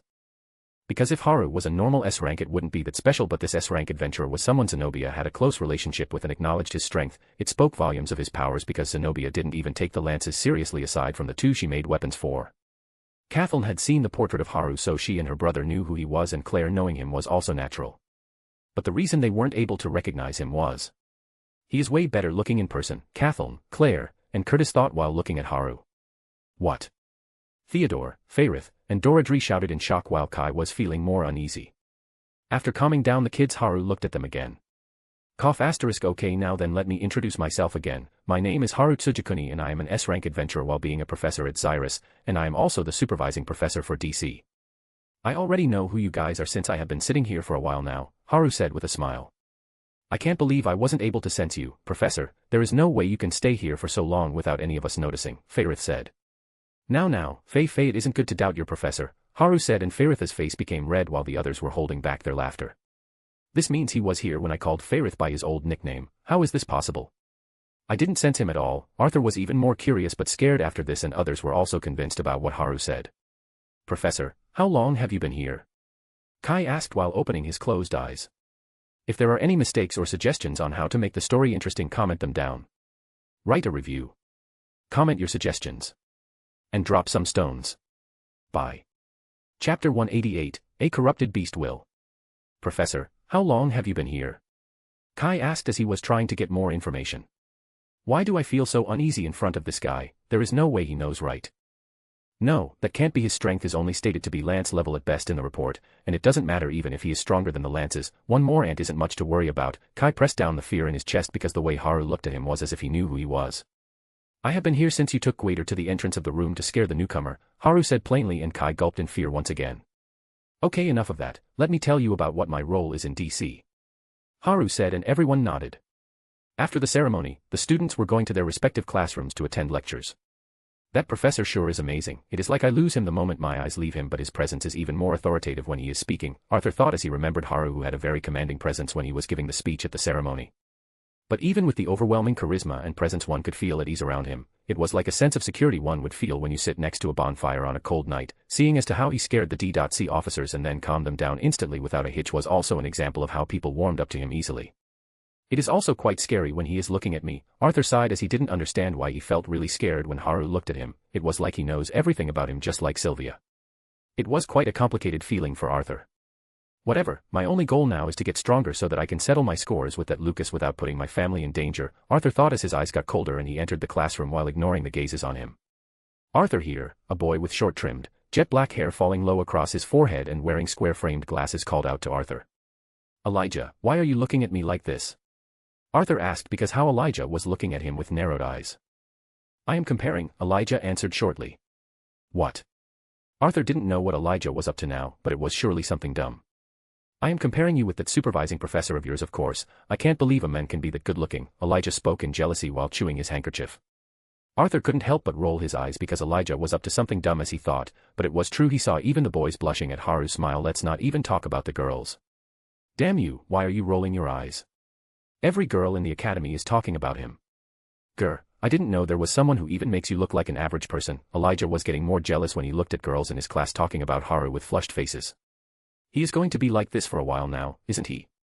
Arthur sighed while looking at Elijah, who kept on complaining about how Haru was being drooled over by all the females in the academy.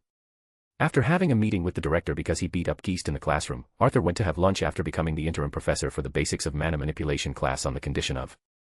So I can only join Professor Tsujikuni's class if he chooses to take me in. This is surely new, Arthur thought as he made his way to the advanced courses classroom. In the academy, if a class was registered, any student can apply if they met the required year and grades. Some might even have elemental affinities or a core stage for requirements, but for Haru's class, you would have to be handpicked by him if you want to attend. Even the director had no control over it.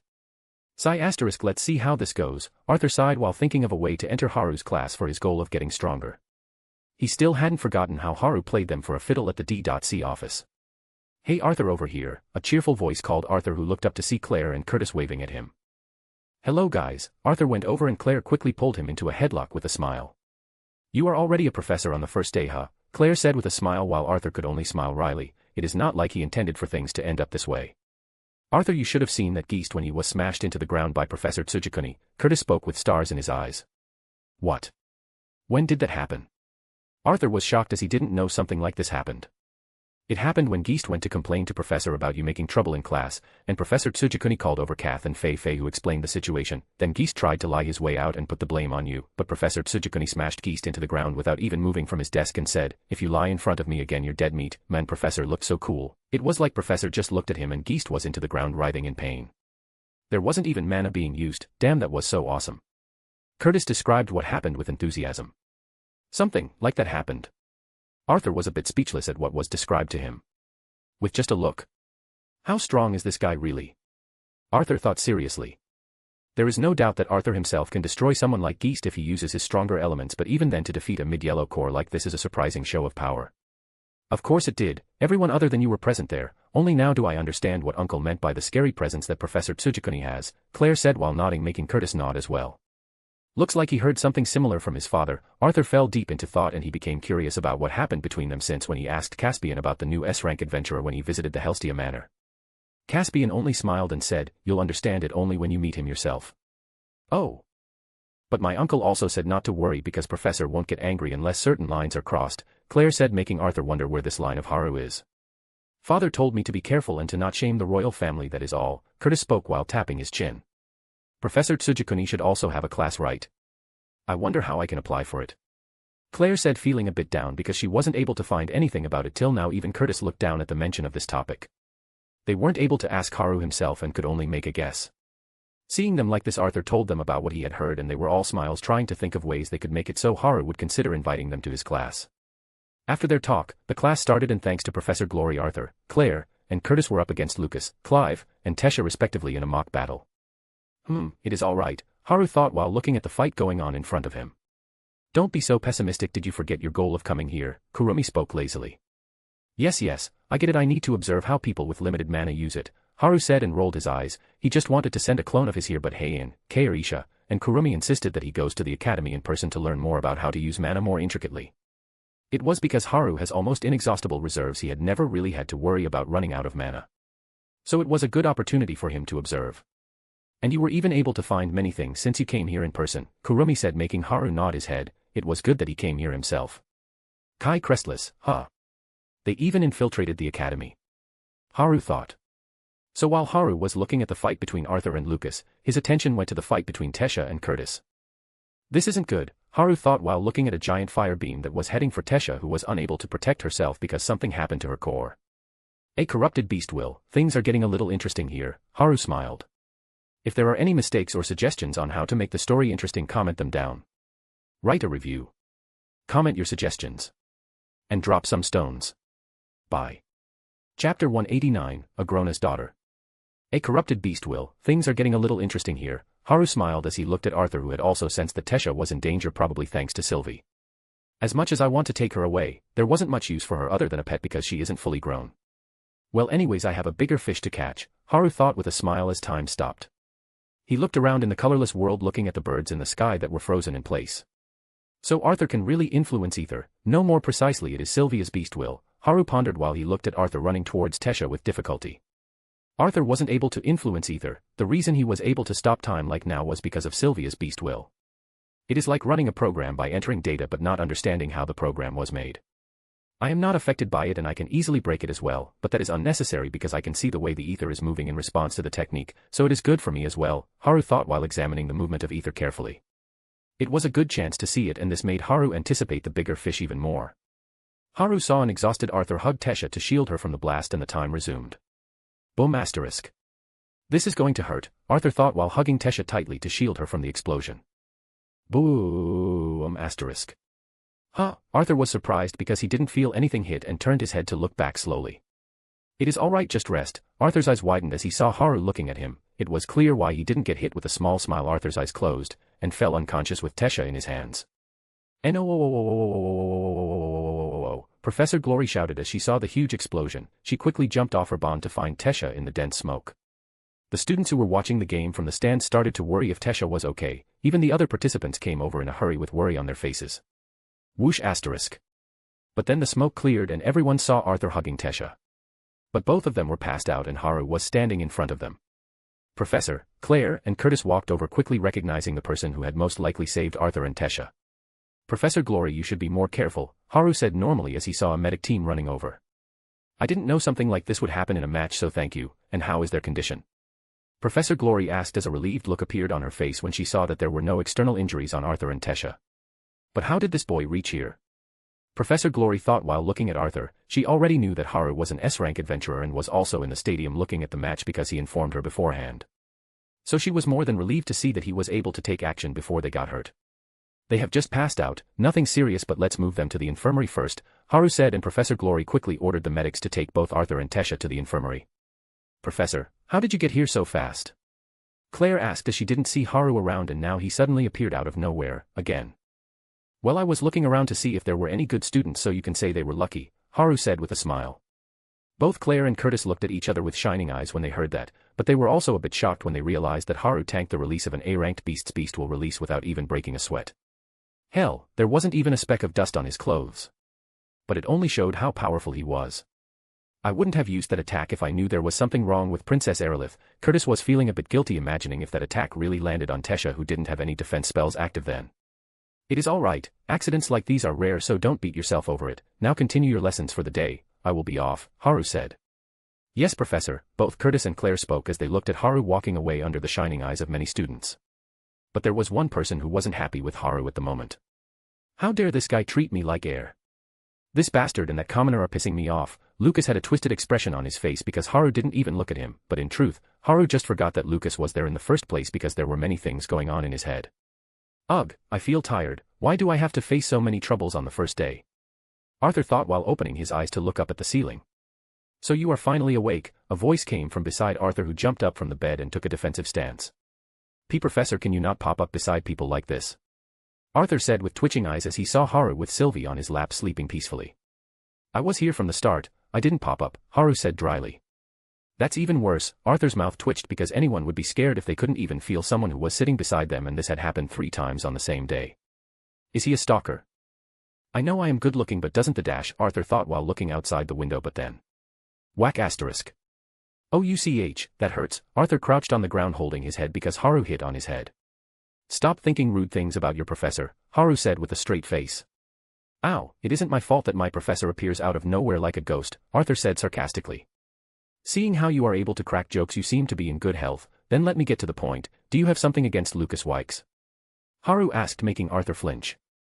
Arthur looked up to Haru to see a smile on his face. Is he someone sent by the Wikes? No, that doesn't make sense because of his power and how even the king told his children to be careful around him, Arthur thought with his eyes shining coldly. You are too obvious, kid. Your bloodlust flared at the mere mention of the name, Haru said with a chuckle. Well, things happened and people died, Arthur said with a sigh. Papa, Sylvie who was sleeping till now jumped up towards Arthur who caught her. Well, since your family is waiting outside, I'll take my leave. See you tomorrow, Haru said but then looked at Arthur again. And don't think you will be able to enter my class if you half-ass things, Haru said and walked out leaving a surprised Arthur behind. Professor, is my son all right? As soon as Haru closed the door he heard the worried voice of Arthur's mother. He is all right, Miss Lewin, you can go and meet him as he is awake, Haru said with a smile making Alice feel relieved. Big brother, is my brother going to be all right? Eleanor asked with teary eyes. Your brother is fully okay, if you don't believe me you can beat him up when you go in to check it, Haru said while patting Eleanor's head slowly.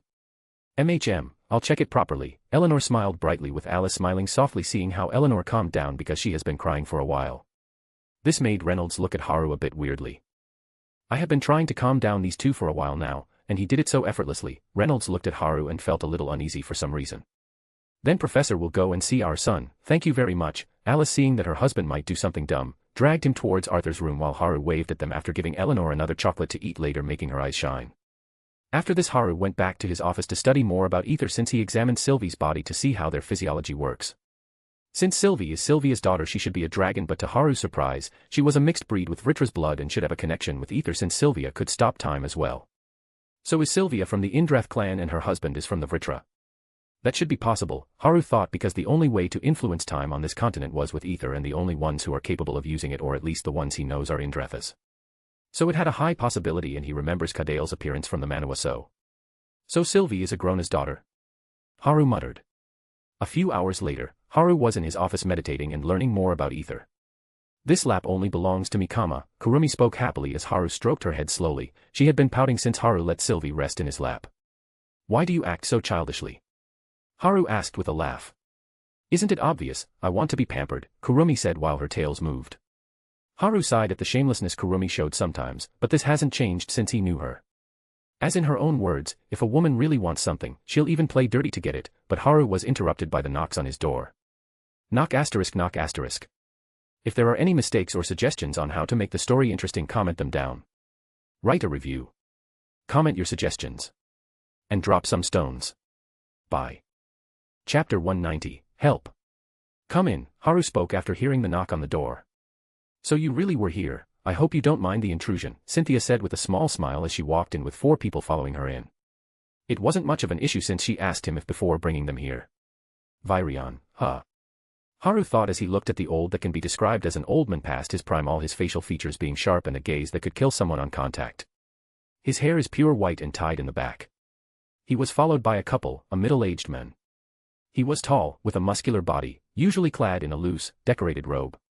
His emerald eyes were slanted upward and his lips were tense and his expression, along with his short, military-style hair, gave him a dignified but somewhat reserved appearance. A crown on his head indicated that he was the king. Virion has his eyes set on Haru the moment he walked in. My name is Alduin Aerolith and this is my wife Muriel Aerolith, the man pointed at the middle-aged woman beside him, a bit past the bloom of youth but she was still a beautiful woman that will turn every head if walked down a road. A tiara can be seen encircling her forehead, indicating that she is the queen. Her eyes are round, shimmering a light blue hue, contrasting well with her lush pink lips, while her silver hair fell in curls down her back. He isn't even getting up from his seat, but that isn't something to think about since he saved my daughter, and above else father isn't saying anything, Alduin thought. Nice to meet you, Professor, and thank you for saving my daughter, Muriel said with a small smile while patting Tesha's shoulder who bowed as well. There is no need to thank me for this, Haru said with a smile as he guided everyone to the sofas and they all sat down with a smile. My name is Virion Aerolith, I hope we didn't impose on you, Virion said while stroking his beard. You are though, Haru heard Kurumi's displeasure and patted her head after placing her on his lap again. Cynthia, Alduin, Muriel, Virion, and Tesha were looking at Kurumi with interest, especially Muriel and Tesha who found the small 9-tailed fox to be really cute. It is fine, so what happened? Haru asked without much change in his tone.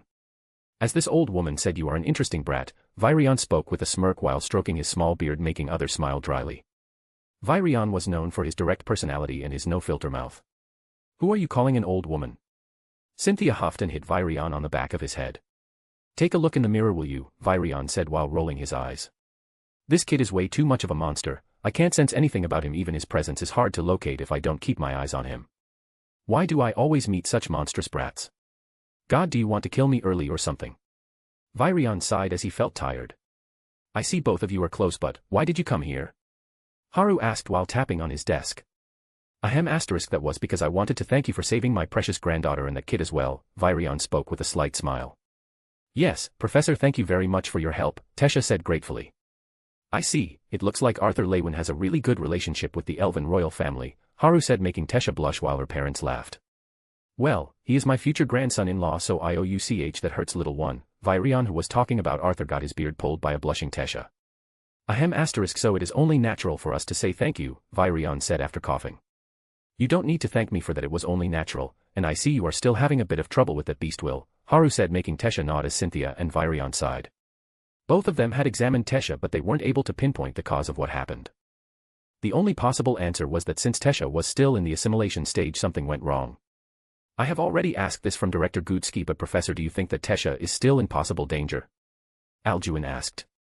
Well, considering how she is still having trouble using mana and what happened before, I would say yes, she is in danger. If something like this happens in mid-battle it is a death sentence until she fully assimilates with the beast will, Haru said plainly making the people in the room uneasy, because what Haru said was true. Tesha wasn't able to use magic in her current state, since it was possible for the same incident happening again and this made her no different from a normal person unless the problem of her beast will is solved.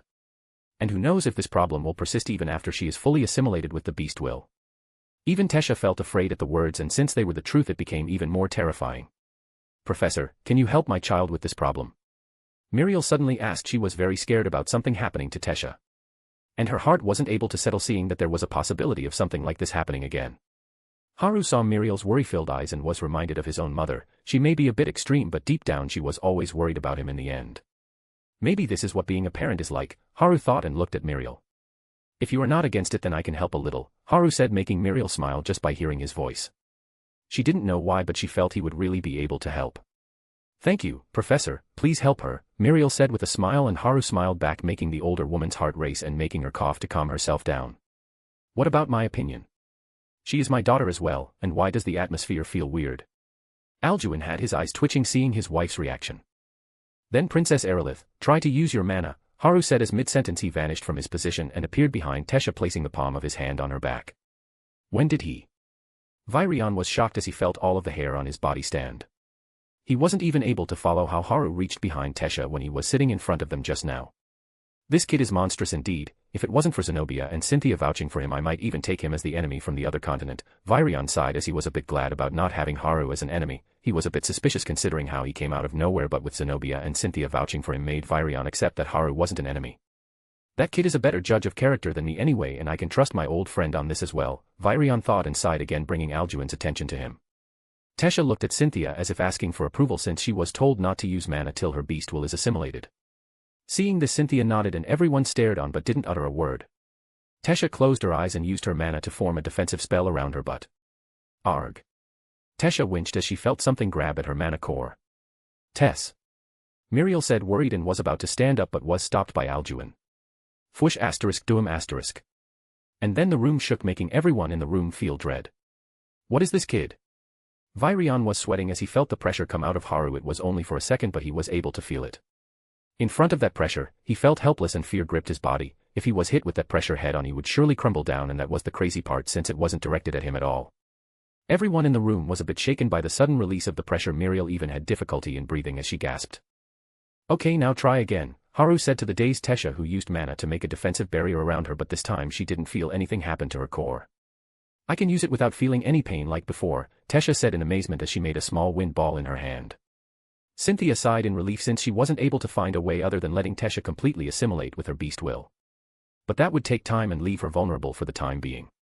And Cynthia knew better than anyone how dangerous this place was with spies running around. She thought that at least she can keep Tesha safe at the academy but this was even better. Everyone was waiting for Haru to confirm whether the problem is solved or not. If there are any mistakes or suggestions on how to make the story interesting comment them down. Write a review. Comment your suggestions. And drop some stones. Bye. Chapter 191, Everything is planned out. I have suppressed the beast will and it won't cause you trouble like this time again. All you have to do is assimilate it properly, Haru told while looking at Tesha who nodded. Thank you, Professor, Tesha said and bowed thankfully. Really thank you very much, Professor, followed by Muriel who was overjoyed after hearing that something like this won't happen again.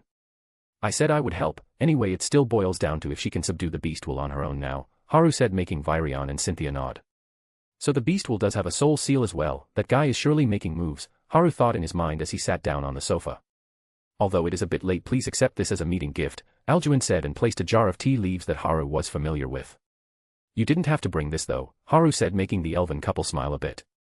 We heard from Lady Zenobia that you are really fond of these tea leaves, so we prepared some in advance, Muriel said with a smile. And we couldn't really come and meet Professor Tsujikuni empty-handed anyway, Virion said with a smirk. You didn't really need to, and don't call me so respectfully, you are an elder after all. Haru is fine. Haru said he liked Virion's character personally. Oh come on, you are someone that Kid Zenobia acknowledged, so I can't really talk rudely to you, Virion said with a teasing smirk. You did just call me a brat a few seconds ago though, Haru joked, making Virion chuckle a bit. That has become a habit, Virion said with a smirk. It was a good idea to meet him early so that I can stop the council before they do something stupid, Virion thought and looked at Cynthia. Then we won't take more of your time, Cynthia said, and Haru nodded before giving her a paper. What is this? Cynthia asked. Send these students to the personal training ground tomorrow, Haru said, and Cynthia nodded happily. Even Virion looked excited as they walked out with the others. Hey, show that to me. There is no way. Gore, you old coot. Ah. Using magic now, what a childish old man. Haru sighed while listening to Cynthia and Virion outside his office. But he pushed that out of his mind and tapped his desk. That Agrona had even planted such a thing in a beast will Haru thought to himself. He had killed many beasts that could be said to be corrupted ones. They were corrupted by the Vritras from Alacria to be used as possible cannon fodder if needed. But the thing about them was that they didn't drop a beast core, and yet Tesha had a beast will of a corrupted beast. The point is that it is partially corrupted, but Agrona literally has Tesha on watch, knowing her location at all times, and it is even a ticking time bomb that could possibly crush her core or immobilize her, Haru thought. At first this might seem far-fetched, but it was certainly possible, since Agrona should be able to take over Sylvie's body with the seal he left on her body to watch Tesha, so this way he should have had the lifeline of the elven royal family in his hands. Haru found an incomplete seal in Sylvie when he was checking her physic before, which made it even more certain that she was Agrona's daughter. Tap asterisk tap asterisk tap asterisk tap asterisk tap asterisk. Haru kept on tapping the desk while thinking. What is that guy's goal? He has been searching for relics and has been experimenting for years now. What does he want to achieve? Haru thought and then shook his head. To him it didn't matter what Agrona or what the Azura's goals was. If they came towards him, he will kill them, plain and simple. Haru went back home in the evening and was welcomed by Kairisha at the door. How was your day, my lord? Kairisha asked with a smile while taking off Haru's jacket. It was okay. I mostly just meditated to learn more about ether. How was your day? Haru said as they walked towards the living room. I went to Zenobia's workshop after you left and came back just a while ago. Everyone else is also busy, Kairisha said and handed Haru a glass of water. So Kane is training, Heian is gardening, and Jina is lazing around. Got it, Haru guessed and gulped down the water. Maybe I should meet this Kezes once, so that I can figure out what his stance is. Because seeing how the Azuras have left Agrona alone, there must be a treaty of sorts in place, or they might even be in cohorts, but this also means that Agrona has forces comparable to the Azuras, because if Agrona didn't have it, there is no way a treaty is working out between them. What to do next? Haru, who was thinking, was hugged by Kairisha to his surprise. My lord, please rest a bit, you have been working too hard lately, Kairisha spoke softly while placing Haru's head on her chest. But I have things to do so that you guys can get powerful without worrying, Haru said. You don't need to worry so much about us, my lord. We all know that you feel responsible for us, and that is the reason we are able to get stronger, but you should take care of yourself as well, Kairisha spoke while rubbing Haru's back slowly. That is the reason Haru, who was speaking, had a finger pressing on his lips. Just like how we believe in you to have our backs, please believe in us as well, Kairisha spoke with a sweet smile. Haru looked into Koresha's eyes. Normally she would get shy and look away, but she didn't do so this time. She matched his with a determined look.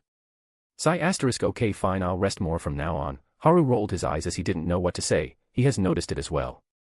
After getting his older memories, he had become a bit too overprotective. He doesn't know why, but he has been feeling uneasy ever since the mention of Heian's dream. That is great, please enjoy your peaceful time at the academy, Kairisha said with a smile. Is this the reason you guys insisted on me not sending a clone there? Haru nodded as he rested his head on Koresha's thighs, letting her fingers run through his long hair. Looks like I spoke too much, Kairisha said with a smile, caressing Haru's face slowly. My lord, I have asked Zenobia to reforge my sword for me. After staying silent for a bit, Kairisha said, and Haru opened her eyes. It looks like you were able to solve the problem, Haru spoke with a gentle smile. Yes, it took me some time, but I was able to understand my father's words, Kairisha said softly, and Haru smiled. Because of my dream of becoming a great ruler that will make my father proud, I became too fixated on the sword that the previous emperors, including my father, held. Even if it didn't suit me, I still used that sword to prove myself being worthy of the throne, but in the end, all it did was hold me back. I was only able to understand it now. Kairisha spoke and Haru listened to her. And the battlefield wasn't the only place where this obsession held me back, but... Kairisha thought while looking at Haru. Well, that is good. Haru smiled as he sat up and patted Koresha's head gently, who moved in and kissed him deeply. Which was a little surprising considering Kairisha rarely makes the first move. After a few minutes, she moved back and rested her head on Haru's chest. Her face was red as she hugged him tightly. If it wasn't for you, my lord, I may have never understood it, Kairisha thought with a sweet smile. My lord, Kairisha called out to Haru. He looked at her, waiting for her next words. For today onwards I would like to serve you as your wife rather than your subordinate, Kairisha spoke with a blush. Weren't you like my wife from the beginning? Haru asked, making Kairisha blink. Buffed, I love you so much, my dear husband, Kairisha laughed and kissed Haru again. Oh. What is happening here? The sudden voice made Kairisha stiffen as Haru looked at Gina, who had an oh my look on her face. Kairisha is getting better at planning these types of things now, Heian said with a smile as well. Is this why I found new training equipment in the training area? Kane asked with narrowed eyes, and others couldn't help but roll their eyes. Aren't you a little too easy to distract? Heian thought while Gina was like, gotta write this down. Anyways, let's have dinner, Haru said, and everyone went to have dinner together. When Haru reached the bedroom after taking a bath, he only found Kairisha there in a purple bathrobe. Looks like things were really planned out. If there are any mistakes or suggestions on how to make the story interesting, comment them down. Write a review. Comment your suggestions. And drop some stones. Bye. Chapter 192, Teach What? The next day, Haru was in the academy walking down the empty hallway in the training building. So it is this one, Haru looked at the big gate in front of him and there was his name written on the left side. Opening the door, Haru walked in and saw a group standing inside. It was Claire, Kathleen, Tesha, Arthur, Curtis, Elijah, and Randall. The room had a small forest-like area deeper but has a fountain and stream on the right side. All in all, the place looks like a small isolated forest. Haru asked this room to be made like this. There is no training equipment here yet and it might come in a day or two. Good morning, Professor, everyone except Randall greeted Haru.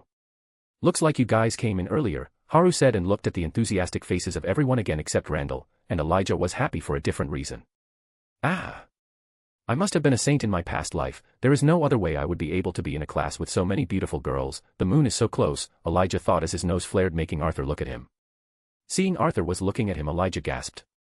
No, the moon belongs to you, Elijah said while nodding sagely, making Arthur look at him weirdly. We ate the same breakfast, didn't we? Arthur thought and looked at Randall, who walked up to Haru. Yo, Randall, long time no see, Haru waved with a smile. What are you planning, evil pretty boy? Randall asked while pointing at Haru. Everyone in the room was dumbfounded, even Haru didn't know what was going on. Don't play dumb with me, you want to get into my sister's bed by trying to impress me. I have been through this too many times. Let Mouch, Randall, who was in the middle of his speech, was hit on the head by Haru. What are you on about? Did you hit your head or something? Haru asked as Randall squatted down on the ground holding his head. You are the one who hit me. Anyway, what are you planning, evil pretty boy? Randall said while shielding his head. What are you on about? Haru tilted his head. Don't think that playing dumb will work. You want to impress me to get into the good books of my sister, right? Randall said, making Haru sigh. So, you think that to get your sister I am trying to impress you, is that it? Haru asked and Randall nodded. Do you think I need to do that though? Haru asked while looking at Randall. He is right, damn it. He is right, Randall thought after looking at Haru up and down. So you are telling me that I am useless in this situation? Randall said and blinked. Haru nodded to his words, making Randall take in a sharp breath. Damn pretty bastard, you are horrible, Randall said and walked back to the line. Everyone was shocked at how Randall behaved in front of an S-rank adventurer, but Claire, Curtis, and Kathleen didn't even blink at his antics since they knew him from childhood. In fact, if he didn't refuse the spot in D.C, Arthur would have to replace someone else on the squad. So, you are Elijah Knight? Haru walked up to Elijah, who nodded at his question. Professor, are you a woman pretending to be a male? Elijah asked, and the room was shrouded in silence. Maybe I should stop eating the food in the cafeteria. Arthur shrank back, seeing Elijah's idiocy. Even the others had their mouth open in surprise. It was one thing after another. Oh. Why do you think so? Haru asked with a smile. There is no way a man can be this beautiful. You have to be a woman or all my years of research will be for naught, Elijah said with a confident expression. After thinking for a full day, this was the only answer Elijah was able to arrive at. There is no way a man can this good looking, so he has to be a woman. Your research in what exactly? The others thought while blinking. At this moment Haru was really tempted to use transformation jutsu to mess with Elijah, but that would cause a lot of trouble, so he refrained. Well, I am a man, so whatever, as Haru answered. Elijah seemed a bit disheartened. But it's a common plot in novels, Elijah mumbled sadly. The what now? Arthur, who heard him, didn't understand what was going on, and he became even more resolute about not eating food from the cafeteria again. Now can I ask you a question? Haru asked with a smile as Elijah nodded. Do you hate someone? Haru asked with a heavy tone, making everyone a bit uneasy.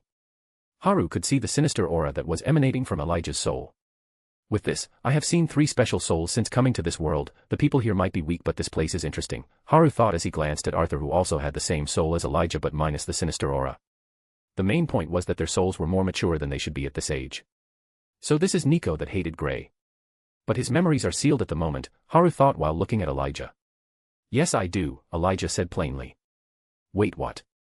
Arthur was shocked at seeing Elijah with such a serious look. The others didn't even know what was going on at the moment. Who do you hate? Haru asked. You see. Elijah pushed his glasses up, making them gleam, and continued. Guys who date cute girls, guys who are friends with cute girls that speak in third person, and guys who date cute girls that speak in third person. I especially hate the last ones, with a vengeance, Elijah said, and everyone didn't know how to answer, including Haru. Ah, I forgot he was a weirdo, Arthur nodded as he understood that he shouldn't take Elijah seriously. My brother, Randall gave Elijah a brow fist, and both smiled widely. All right, I think there is no need for introduction, so I'll tell you what you will be learning in this class, Haru said, making everyone look at him. So we are going to just ignore what happened? Arthur thought, and the others thought while looking at Randall and Elijah. It will be a practical combat class involving both mana arts and martial arts, Haru explained. Yep, looks like we are ignoring that, Arthur thought, but he was more interested in what Haru was saying now anyway. So today is your first lesson, and I will be teaching you how to. Haru stopped, making the others anticipate what Haru was going to teach them. Hot foot out of a dangerous situation, Haru said with a smile. Eh. And everyone was dumbfounded again. How is this teaching? Ack. Randall shouted as he was kicked away by Haru. Your movement patterns are too obvious, don't panic like that, Haru said to the fallen Randall. He is definitely doing this on purpose, Randall muttered while being carried off by Arthur was the first to get out. Ouch, what is going on? Does this have a purpose, or is he angry that I suspected him to be a woman? Elijah was groaning with a few bandages on his face, and Arthur was the same. No, I think Professor has a purpose, Arthur said while deeply thinking. So you mean to say Pretty Boy is not just bullying us to feel good? Randall spoke while icing his swollen right cheek. Of course not. Do you remember what Professor said at the beginning? Curtis asked Randall, who had a face that looked like why the pause, but nodded. He said that he will teach us how to run away, but why would we need to run away? See, it doesn't make any sense, Randall said. It makes perfect sense, Arthur rolled his eyes as Curtis nodded. How? Elijah asked, making Arthur sigh. When do you think we need to run away? Arthur said as he looked at Elijah and Randall. Elijah was reminded of the Elderwood Guardian. When we meet a stronger opponent we can't face / when my sister gets angry, Elijah and Randall said, but hearing Randall's words the other 3 looked at him with straight faces. Why does every topic with you end up reaching your sister? Are you a siskin? Elijah asked, with Curtis and Arthur also moving a bit away from Randall. Shut up, small glasses, just think about that pretty bastard going after your sister and then talk to me, Randall said furiously, making Arthur and Curtis think. My dear Ellie, take this chocolate, and if you say yes there is an even bigger one waiting for you. Yes, big brother Ellie loves chocolates. Arthur imagined Haru trying to hit on his sister and his heart was shattered into millions of pieces. Kathleen, do you feel cold? Want me to warm you up? That sounds like a good idea, Professor. Here Curtis was also imagining his sister smiling and running into Haru's arms. Both Arthur and Curtis were silent for a while, they were in deep contemplation. If there are any mistakes or suggestions on how to make the story interesting, comment them down. Write a review. Comment your suggestions. And drop some stones. Bye. Chapter 193, Big Brother Association. Are you sure you are not a siskin? Elijah said. Randall got more furious, but he felt Arthur patting his shoulder. What is it, small pretty boy? Randall asked with a growl. I understand you, my friend, nay my brother, Arthur said with a face one would have when they meet their best friend after a long time. Brother small pretty boy, Randall hugged Arthur like he had met his long-lost brother. Hey, isn't it alright if our sisters are Finn, RW, what are you two doing? Get off me, Curtis, who was in the middle of explaining, was tackled to the ground by Randall and Arthur. Small king, you are a shame to the Big Brother Association, you're a failure. You have violated the rules of the Big Brother Association, we need to eliminate this failure. Ah. Stop, Elijah, help me, and Randall, you are not even a big brother. Curtis tried to ask for Elijah's help, who was a bit too shocked to understand what was going on. Is it because I don't have a sister that I don't understand? Damn, is this what it feels like to be left out? Elijah thought seriously as Curtis was getting beaten up. What are those idiots doing there? Tesha muttered while looking at the boys, or more specifically Arthur. She was still a bit salty about how she went to help Arthur, who wanted to cross swords with Haru and got eliminated first with only 2 strikes. Looks like they are having fun, eh? Claire said with a smile, and they looked towards the small forest area where the chase was still going on. Claire had fun during this lesson because she was able to experience how to handle a situation where your enemy is a lot stronger than you. Inside the forest, Kathleen was running while shooting ice arrows at Haru, who was chasing her with a lazy expression. Haru easily dodged the ice arrows and caught up to Kathleen, who smiled a little. Ice tornado, with her voice, a 3-story huge tornado rose up from Haru's feet surrounding him. Fwoosh ** shatter **. That was good, Haru said as he appeared behind Kathleen and placed the wooden katana at her neck after breaking her defense barrier. Thank you, Professor, Kathleen said, and they went out of the forest to meet each other. Looks like Kath was caught as well, Claire said with a smile. Hey evil pretty boy, I call discrimination. How come it is only us that have injuries? Randall shouted at Haru while looking at the girls who had no injuries and the boys who had many bandages on them. Well, I can't hit the young ladies now, Haru said plainly. Damn, he isn't even trying to hide it, Randall gritted his teeth while Arthur, Elijah, and Curtis thought that Haru was correct in not hitting the girls because his punches and kicks hurt like hell. Even while Haru was holding back a lot of his strength. Alright then, did you guys understand why I did this? Haru asked the 7. It is so that we know how to face situations where our enemy is overwhelmingly stronger than us, Arthur said, and Haru nodded. That is only half of it. What I really want to teach you guys is how to run away, Haru said, making the 7 look at each other. The main thing is when you fight an opponent who you have no chance against, in this scenario escaping is your only option. This will help you in many different scenarios as well, since you will have a way to retreat when something doesn't go as planned, Haru said, and everyone nodded. Since when you fight monsters they aren't going to stop if you admit defeat, so this training will help them in a dangerous situation while also building a sense of caution in their heads even if they fight someone weaker than themselves. But they understood that the main point of this training was for them to practice how to face humans, which are more cunning and vicious than beasts. Okay, now let me tell you what you guys did wrong. First of Arthur, why did you come at me head on? Haru asked, making Arthur scratch his head. I wanted to cross swords with Professor, Arthur said with an embarrassed look. Looks like now you know who the better swordsman is, Haru said, making Arthur cough, and shifted his gaze to Tesha. And Tesha, if your teammate is acting idiotically then you have to take them with you, not help them fight. If I was someone you could defeat, why would you guys be running away? Haru said, causing Tesha to glare at Arthur, who whistled and looked away. I'll keep it in mind, Professor. I'll make sure to drag my teammate if he makes a stupid mistake, Tesha answered with a smile as Arthur felt a chill. Haru nodded and moved to the next one. After giving them advice for 15 minutes, Haru looked at them. Now then, let's do this again, Haru said, and then they continued the exercise again where Haru went after them. Because it would be too easy if Haru went with his full power, he stopped his Kenbunchika haki and didn't use any mana, plus he limited his own physical capabilities by 90%. How was he able to do that? Well, Kurumi is the one who did it for him, plus she also gave him a limited mana pool to work with if he wanted to use some spells which weren't necessary. I can do anything since I am the best after all, so you better praise me, and head pats are a must. Haru smiled at Kurumi's voice and made mental note to spoil her later, but now he was looking at his students who were lying on the ground with bandages on them.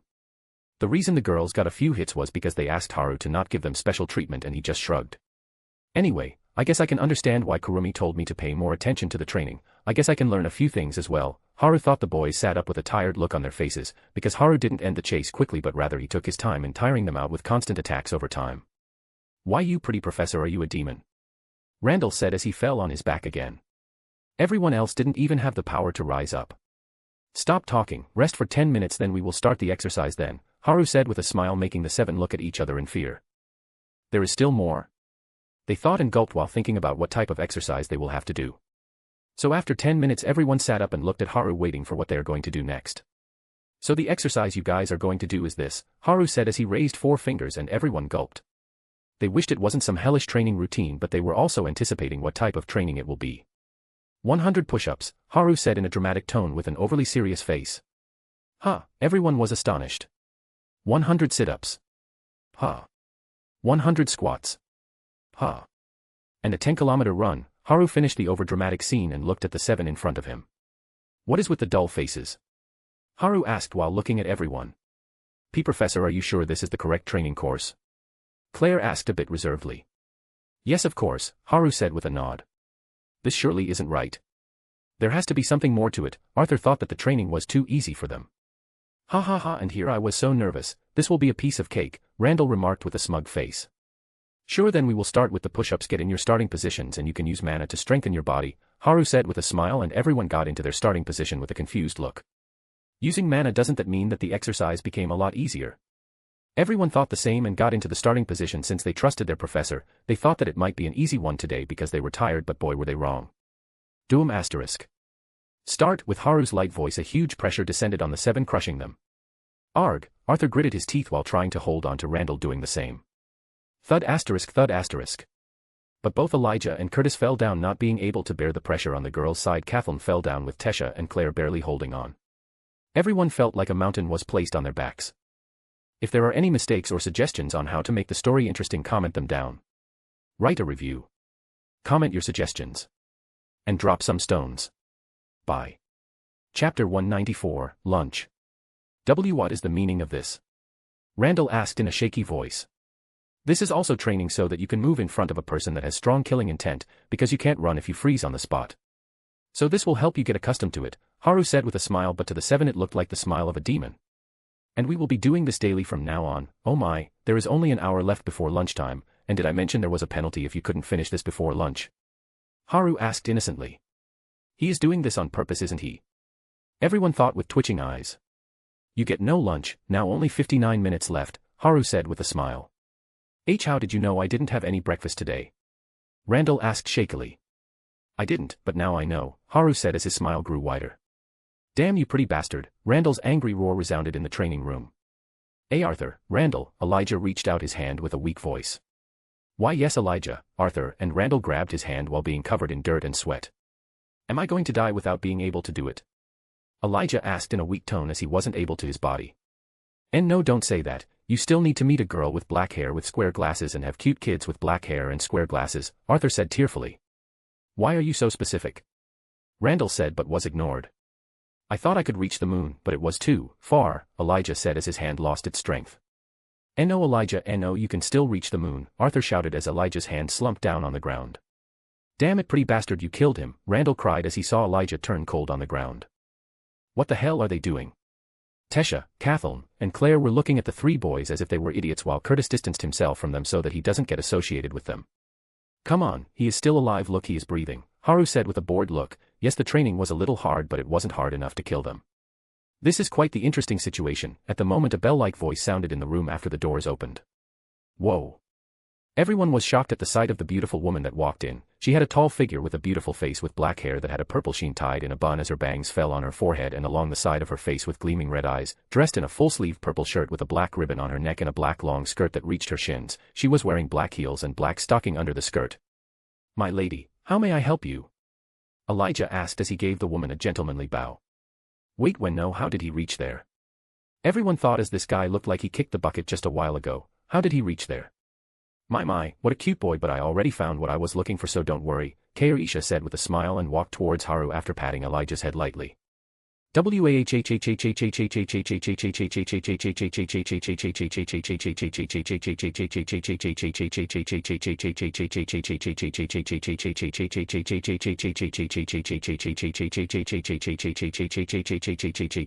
Elijah was over the moon in his heart as he looked at Kairisha. Under the enchanted gaze of everyone, Kairisha walked with etiquette and grace that even made the princesses gasp in admiration. I brought your lunch, my lord, Kairisha said with a sweet smile. Hey, pretty bastard, who is this? Are you cheating on my sister? Randall shouted, making Haru roll his eyes. When was it established that he was dating your sister? Arthur thought with twitching eyes, while Curtis and Claire are familiar with Randall's behavior since they knew him. You must be Zenobia's little brother, and nice to meet you everyone. My name is Kairisha Calistria, and I am my lord's wife. Kairisha introduced herself and blushed a little at the end, shocking the others. You damn cheating pretty bastard, both Randall and Elijah shouted loudly while Haru sighed. A few minutes later. Why does this world has to be so unfair? Elijah was crying out on his knees while Arthur was looking at him with twitching eyes. So, sis knows about it, and not one. This pretty bastard has 4 wives, Randall thought with a twitching face and didn't know what to do. Are you guys not going to eat? Even if you failed to complete the training course, I'll let you guys eat for today, Haru said while Claire, Kathleen, and Tesha were helping Kairisha with putting the food on the table that she created using earth magic. They were very intrigued by the way Kairisha used mana. Even Arthur was looking at her curiously. Eat yourself, I am not eating, Randall said with his arms crossed, but his eyes kept glancing at the table because the aroma was irresistible. Well, what about you guys? Haru looked at Arthur and Curtis, who nodded. I won't have this. How can you have 4 wives? Do you not know the suffering the millions of us go through? How can you do this? What color is your blood? Elijah was angry beyond belief. I'll take that as a no, Haru said plainly and went to sit down at the table first, followed by the others except Randall and Elijah, who were still feeling salty. There is no way we are eating with a person like that, both Elijah and Randall thought while looking at Haru, who was served food by Kairisha. Let's eat, if you know you know, Haru said and took a spoonful of boar stew, followed by others who had their eyes wide. "Es so delicious," Claire shouted while eating more at a hurried pace. "This is so tasty," Tesha said with starry eyes while eating cream stew with rabbit meat. "I haven't had a better steak than this," Kathleen said with a small smile and ate while keeping her etiquette, but her pace was faster than normal. While the girls were eating while keeping their image in mind, Arthur and Curtis heated the table manners out of the window and ate quickly. This made the 3 girls frown. But not because they were eating without manners. Damn, at this rate the food will be gone, but I don't want to eat like an animal in front of Art/Professor, the 3 girls thought while looking at each other. Don't worry, there is still more, so eat slowly, Kairisha said with a giggle, making the 3 smile with blush because they were caught. Papa, give some to Sylvie too. Sylvie appeared on top of Arthur's head and tried to take a piece of meat off Arthur's plate, who defended it with his life. Not this one, Arthur said as Sylvie pouted. Here little one, you can have this, Kairisha said and put down a plate full of fried meat beside Arthur's plate. Q. Sylvie cried out cutely and stuffed her face into the meat, eating quickly. Tasty, Sylvie was ecstatic and Arthur was curious about that taste. Sylvie, can I taste one? Arthur asked and Sylvie looked at him then smirked. Yes, unlike Papa, Sylvie is a sensible person, Sylvie spoke with a smug expression, making Arthur's lips twitch, but he still tried one and it was delicious. After this, Arthur and Sylvie started to fight for food again while the others ate contently. Both Randall and Elijah looked at each other and gulped down while looking at everyone. Their stomachs were. Keep some for us, then both ran towards the table. All in all, it was a hectic day for everyone. If there are any mistakes or suggestions on how to make the story interesting, comment them down. Write a review. Comment your suggestions. And drop some stones. Bye. Chapter 195, What Happened? Okay, then go back to what you have to do. Haru looked at Arthur, Tesha, Randall, Claire, Curtis, Kathleen, and Elijah, who had changed into their normal uniforms after taking a shower to continue their day.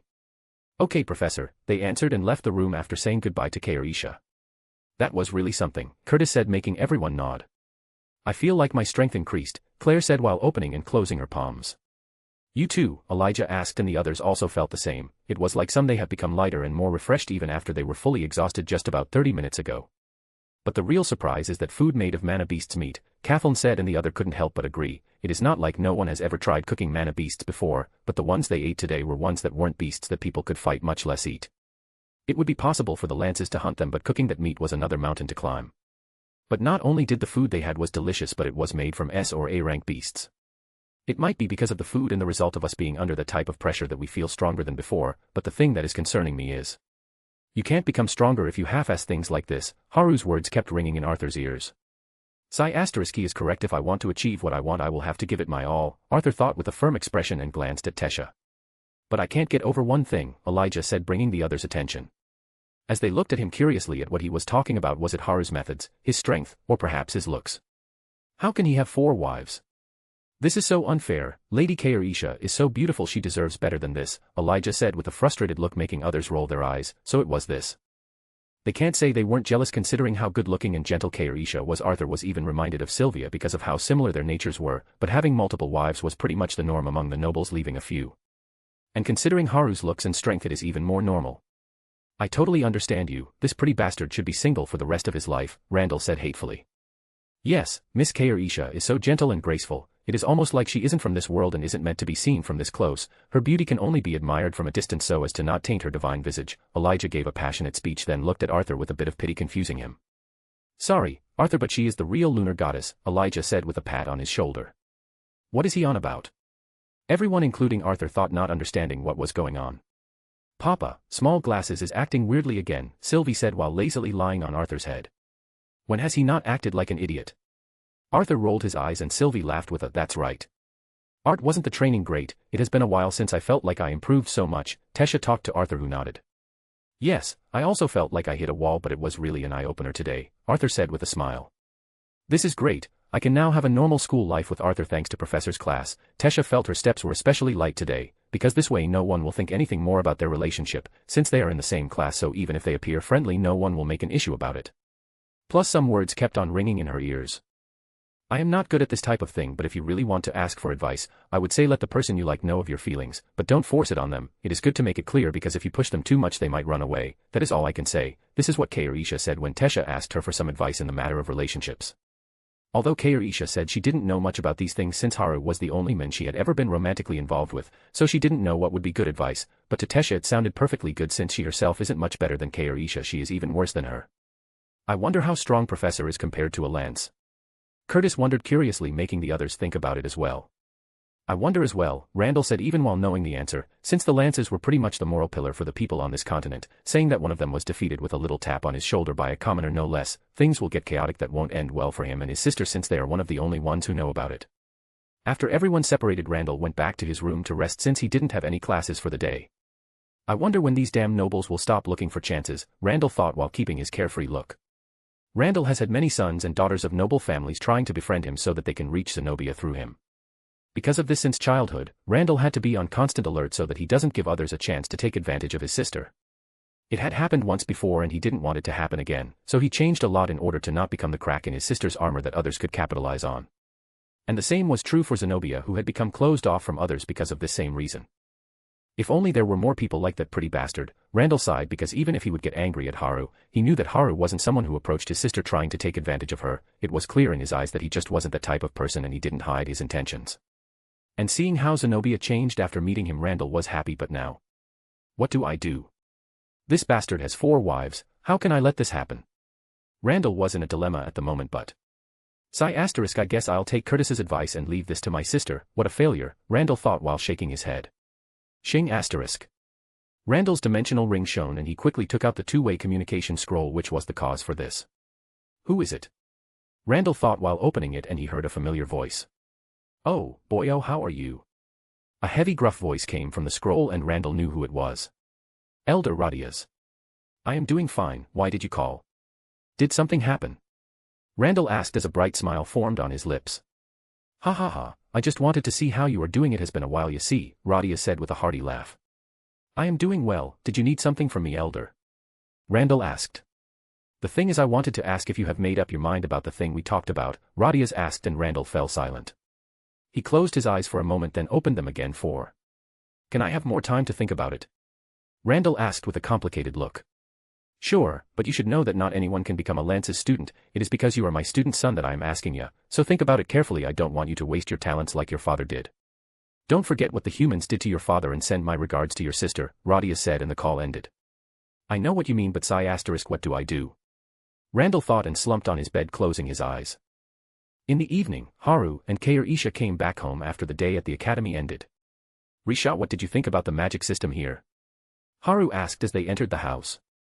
The mana theories are well developed here, but it isn't something special. I would say it will be very helpful to Gina since she is still new to magic, but after a while, it would be useless for her since Gina is a genius when she is learning, Kairisha answered while taking off Haru's coat, and they walked towards the living room to see a sad Gina and Kane while Haru sensed Heian to be in the kitchen. Haru, Gina quickly flew into Hara, hugging him. Ka asterisk. What happened here? Haru asked with concern as even Rom looked down. If there are any mistakes or suggestions on how to make the story interesting, comment them down. Write a review.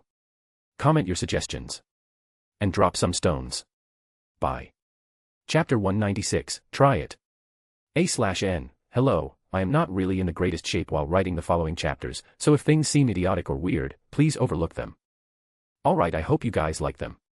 E/N, yo, I am the temp editor till Ed recovers. He is hospitalized at the moment and his writing speed is shit, can barely write a chap a day or sometimes he can't even write, so there will be a reduction in chaps. He is acting sassy saying he doesn't feel like editing chapters cause it's a pain, so you guys are stuck with me. There is also some unreleased chapters in his folders for Daft, Tachibana FIC and AFIC that I didn't know was here. It is code FIC, he was planning for it before he fell ill. There are some unedited chapters for it which I will be editing, but it will take time since I don't have much time between studies, job, and taking care of an asshole who doesn't take care of himself, and Ed's humor is well, a bit uncaillou, so I might change some things without knowing what he intend to do, and also if you see any tentacles and stuff mentioned just know that I added them. I won't. I am extremely tempted but won't. Okay then, read the chapters and have a good day.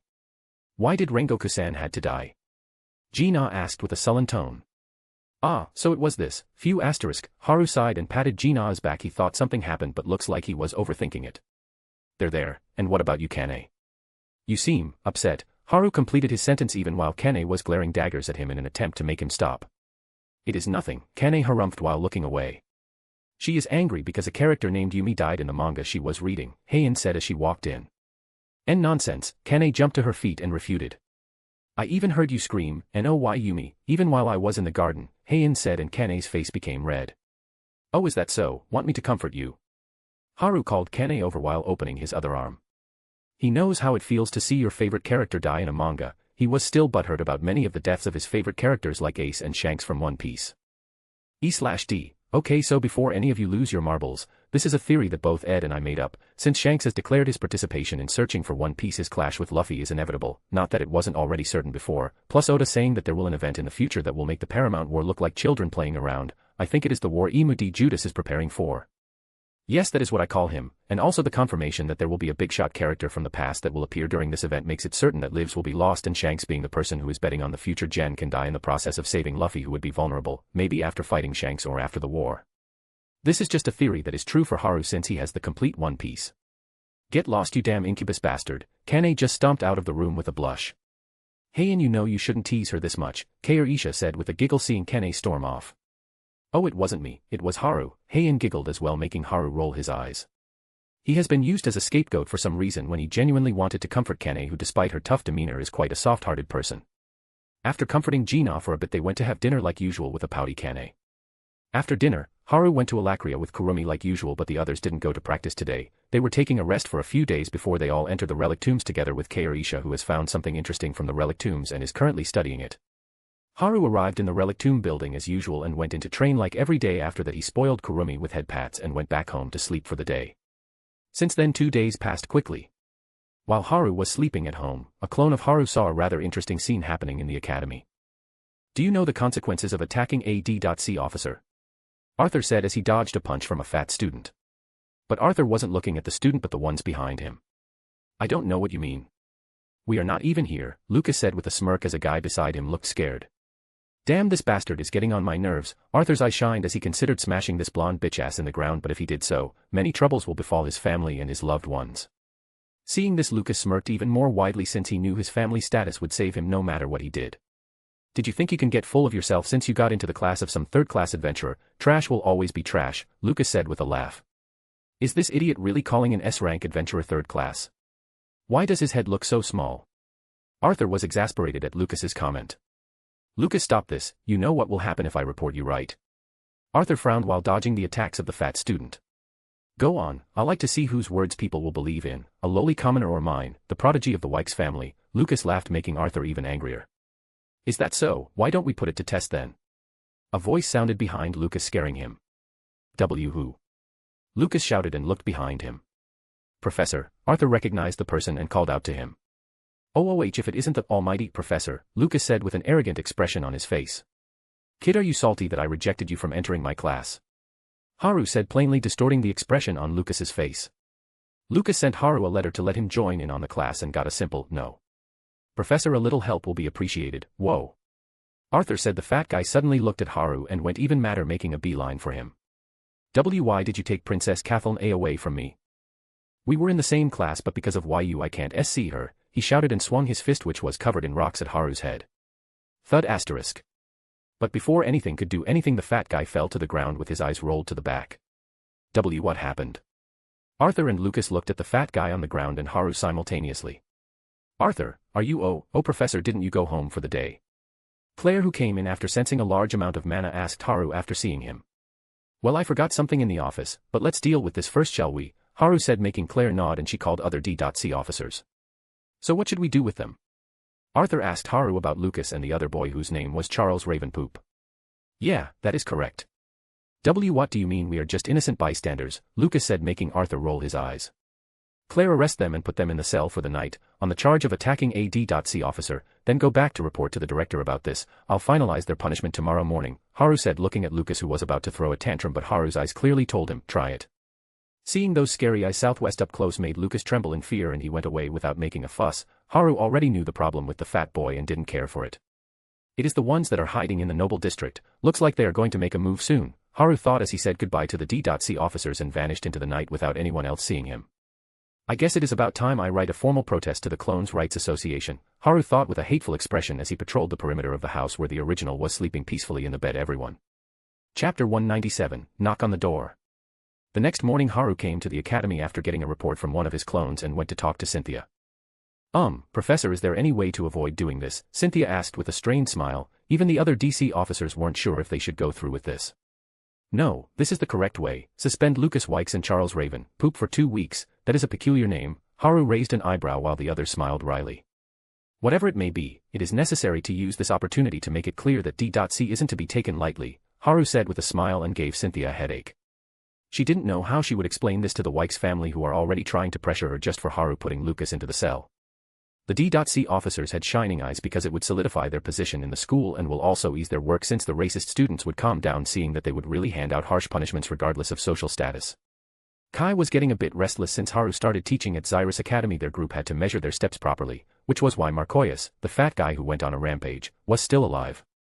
But even then he won't be able to give out any information. Kai smiled as usual while looking at Haru. He was ordered by their leader to keep an eye on him, but that was easier said than done as Haru was like a ghost that appeared when he wanted to and the only ones who spent the time with him were the students in his class.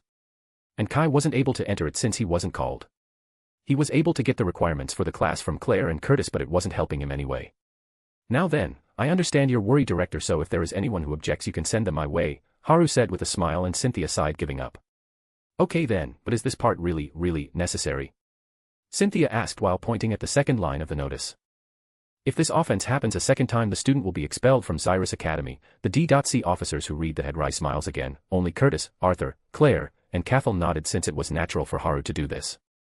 They had been training under him for 3 days and the only thing they understood about him was, he is a very free person. The free here means that he just doesn't give a fuck about anything. If he wants to do it, he will do it. That is the most important part, Haru said with a grin, making Cynthia sigh. This is why young men are so troublesome, she thought before signing it and giving it to Claire. Cynthia was certain that the person visiting today will have a lot to say about this. But she would leave it to Haru since he said so. While preparing for what would happen to the poor guy who would try to reject Haru's words.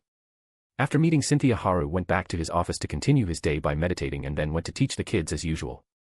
Faster, Arthur shouted as he moved his sword to intercept Haru's attack and was blown off his feet, but he stopped the attack from reaching Cathal. Earth wall, Elijah shouted and made an earth wall in front of Haru, blocking him, which was broken easily by him, but just as he broke it. Whoosh asterisk whoosh asterisk. Icicle lance, Cathal sent over 5 ice lances at Haru at full speed. They are learning quickly. Arthur isn't someone adept in team battles, while Elijah lacks diversity and Cathal takes risks like letting down her own defense just to complete an offensive spell. These are all very glaring problems, but they are able to improve the more they train, Haru thought while looking at the retreating figures, and sent his own fire lances to collide with the ice, but before they could collide. Disperse, Cathal said, and the lances broke off into smaller ice arrows, getting past the fire lances and reaching Haru, who was able to dodge them easily with small movements. Bang asterisk bang asterisk bang asterisk. Seeing that spell didn't work, Cathal and Elijah used defensive spells, conjuring tall walls of ice and earth to stop the fire lances that were heading their way. Boom asterisk. The moment the lances hit the walls it broke them down, but it also made a smoke screen thanks to Cathal's ice wall being hit by the fire lance, which was used by the trio to swiftly run away. Haru smiled and chased after them. They already looked like they were on their last leg, so it was time to catch them, which he did pretty easily. Since everyone was having their 10-minute daily break before they begin their hellish training again. And there was no penalty if they failed, it was all just a joke or made to mess with Randall, but they appreciated it because if they truly didn't get anything to eat after that amount of training they might die of exhaustion. Everyone was more than happy since they have been getting stronger faster than they could have imagined. But Randall was pissed, not because Haru tricked him. This is an academy, a scared institution of learning where brilliant children come to improve their talents, not your personal dating spot, Randall said to Haru with narrowed eyes. What do you have a problem with me, brat? Kane asked with an angry look in her eyes. No ma'am, Randall gulped as he felt a familiar feeling coming from Kane. She is like sis, gotta stay away. Randall tactically retreated, making Kane snort. Why is this world so unfair? Why? Why can Professor have such beautiful wives? Elijah was having a mental breakdown. If Isha was a gentle and lovely woman, then Kane had the wild and tomboyish vibe around her, not to mention how beautiful she was, especially her abs. Ho, see Haru, this kid thinks you are lucky to have me, Kane said with a chuckle, trying to tease Haru. She omitted the part about being Haru's wife cause she was too embarrassed to say it herself. Well, he isn't wrong, Haru said with a wide smile. Don't say words like that in front of everyone, Baka, Kane said with a red face, trying to punch Haru, but he always dodged them easily. So it is okay to say them while we are alone. Okay, Haru said with a smile, making Kane try to punch him harder while calling him an idiot, Baka, over and over again. Tomboyish and wild with great body, plus she is a cute tsundere to boot. God, just kill me before I commit genocide out of jealousy. Elijah looked defeated as he lay on the ground with dead eyes, while Arthur was rolling his eyes. He looked at the punches that Kane was throwing with fear because he knew if one of those lands on him he will be turned into mincemeat. Claire, Tesha, and Kathleen were looking at Kane with shining eyes since she was too cute. She had a great heroic air around her when they talked to her before, but now that they saw her flustered side they had to admit she was too cute. The little fight ended because the doors of the training room were opened with a bang. So you are here. An angry Baron walked in with Lance Alfred and Lance Aaliyah, who were observing Haru with interest, especially Aaliyah. Seeing a frowning Baron walk towards him with lighting crackling around his body, if only there was a good theme playing he might look cool as a protagonist entering the final boss's lair. But well, he wasn't the protagonist now, was he? Oi, do you not know anything about knocking on the door? Haru asked, shocking the kids to their cores. This was a Lance he was talking to, but his tone indicated that he was reprimanding a little brat that wasn't taught his manners. Randall wasn't the least bit surprised at this though. He will not even be surprised if Haru threw them out just for this reason. Haru's words made Alfred and Aaliyah quite intrigued since his words were aimed at them as well. It was quite a shock for them to hear such words aimed at them since they were Lances. That isn't important. Baron, who was in the middle of talking, was interrupted. Go out and knock on the door, Haru said with a smile. Chapter 198, What do I need to do? As I said, that is Baron, who was talking, was again frozen on the spot, and it wasn't only him, the other two Lances and the students also felt every hair on their body stand up while sweating. I won't be repeating myself, Haru said with his smile vanishing, and Baron felt scared again, it just like before his feet went back with him knowing. This was surprising for Alfred and Aaliyah, but they themselves weren't in a good position, because three of them were outside of the door before they knew it. Kane snorted while Curtis, Arthur, Elijah, Claire, Tesha, and Kathleen were staring at the closed door with blank eyes. Please God, spare these little overconfident idiots the embarrassment. Oh. You aren't going to? Then make it interesting at least. Latum, Randall made prayer but gave halfway since he knew it would be pointless. What the fuck did we just witness? They all thought with surprise and terror while looking at Haru, who didn't even look fazed by kicking out three Lances out of the room like he was shooing a dog. Knock asterisk knock asterisk. Who is it? Hearing the knock on the door, Haru asked. The others just took in a sharp breath. He is fucking with them / us, isn't he? That was the thought of everyone including the Lances, but Baron clenched his fists because he couldn't do anything in front of the person in question. I am Lance Baron, I want to talk to Professor Tsujikuni regarding an important matter, Baron said. He isn't here, fuck off, Haru said while digging his ear. Buffed, haha, sorry, Randall couldn't hold it in any further and burst out laughing seeing how Haru was behaving, but the others were mortified at the current situation. They were so stunned that they didn't even pay attention to Randall, who was rolling on the ground. Come in, he is just joking, Kane said as she snorted at Haru.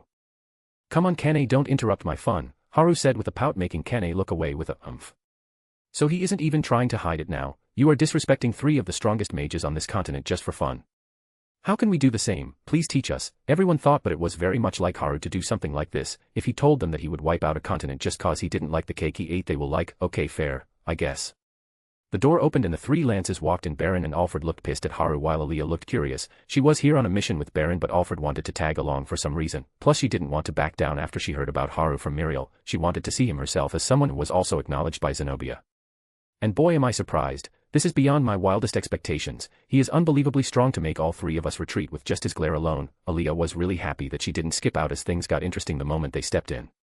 She wasn't the least bit worried about how she looked in front of her own princess who was standing there. At the moment she was solely interested in Haru alone.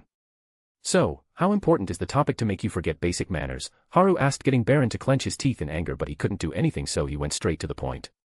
I want you to take back the suspension order on Lucas, Baron said, making Haru tilt his head. What? I thought the continent was being invaded, but it looks like it doesn't take much to revert you to a brute, huh? Haru said with a smirk, making Baron's anger boil, but there was something that surprised everyone in the room, including the Lances. Lance Baron can't meet his gaze. Everyone was surprised as they saw Baron's eyes were looking down the whole time. He didn't even look up. This was what took Aaliyah and Alfred by shock, since Baron wasn't someone who would lower his head like this when talking to people. Oh, buff pretty boy has been broken by girly pretty bastard. This is quite sad, Randall thought with a sad expression. Will you do it or not? Baron asked as he didn't want to play along with Haru's games. Of course, since it is you who asked. Haru paused for a bit. Baron felt like he would be able to save the situation. I won't, Haru said with a smirk, and Kane scoffed. She had already expected it. Why? This will tarnish Lucas's reputation, and it is only a small matter of attacking a commoner. Baron, who was talking, was cut off. It doesn't matter. If you are so worried about Lucas, then you should have taught him better, and it doesn't matter who he attacked. The one he attacked was a student of this academy and also a D.C member, so he will face his punishment. Just be thankful that he wasn't expelled, since this is his second time attacking someone else for no reason, Haru said, shocking Baron and Arthur. While the others were confused, Haru looked at Alfred, who was looking at him with an evaluating gaze. It looks like I have to report to Elder about another possible threat, but that isn't the reason I am here. Alfred looked at Randall, who was looking at him with a complicated look as well. Why is this old guy here? Why is he looking at me? Randall was a bit uncomfortable at the moment. Randall, do you know this guy? Haru asked while pointing at Alfred. I have forgotten to introduce myself. My name is Alfred Ware and I am a lance. It is a pleasure to meet you. Alfred introduced himself in a polite tone. And I am Aaliyah Triskin. I am also a lance. Nice to meet you all. Aaliyah waved with a smile and Haru only nodded with a smile at the two. So Alfred, do you have any business with Randall? Haru asked with his eyes narrowed. From the feeling he was getting from this guy, it didn't look like he came with good intentions. Yes, we know each other. I was asked by Elder Radius to ask Randall if he made up his mind to train under me, Alfred said, and Aaliyah was a bit surprised, since becoming a Lance's student was no simple matter. But if this went through, things will get problematic, since Randall is none other than Zenobia's little brother.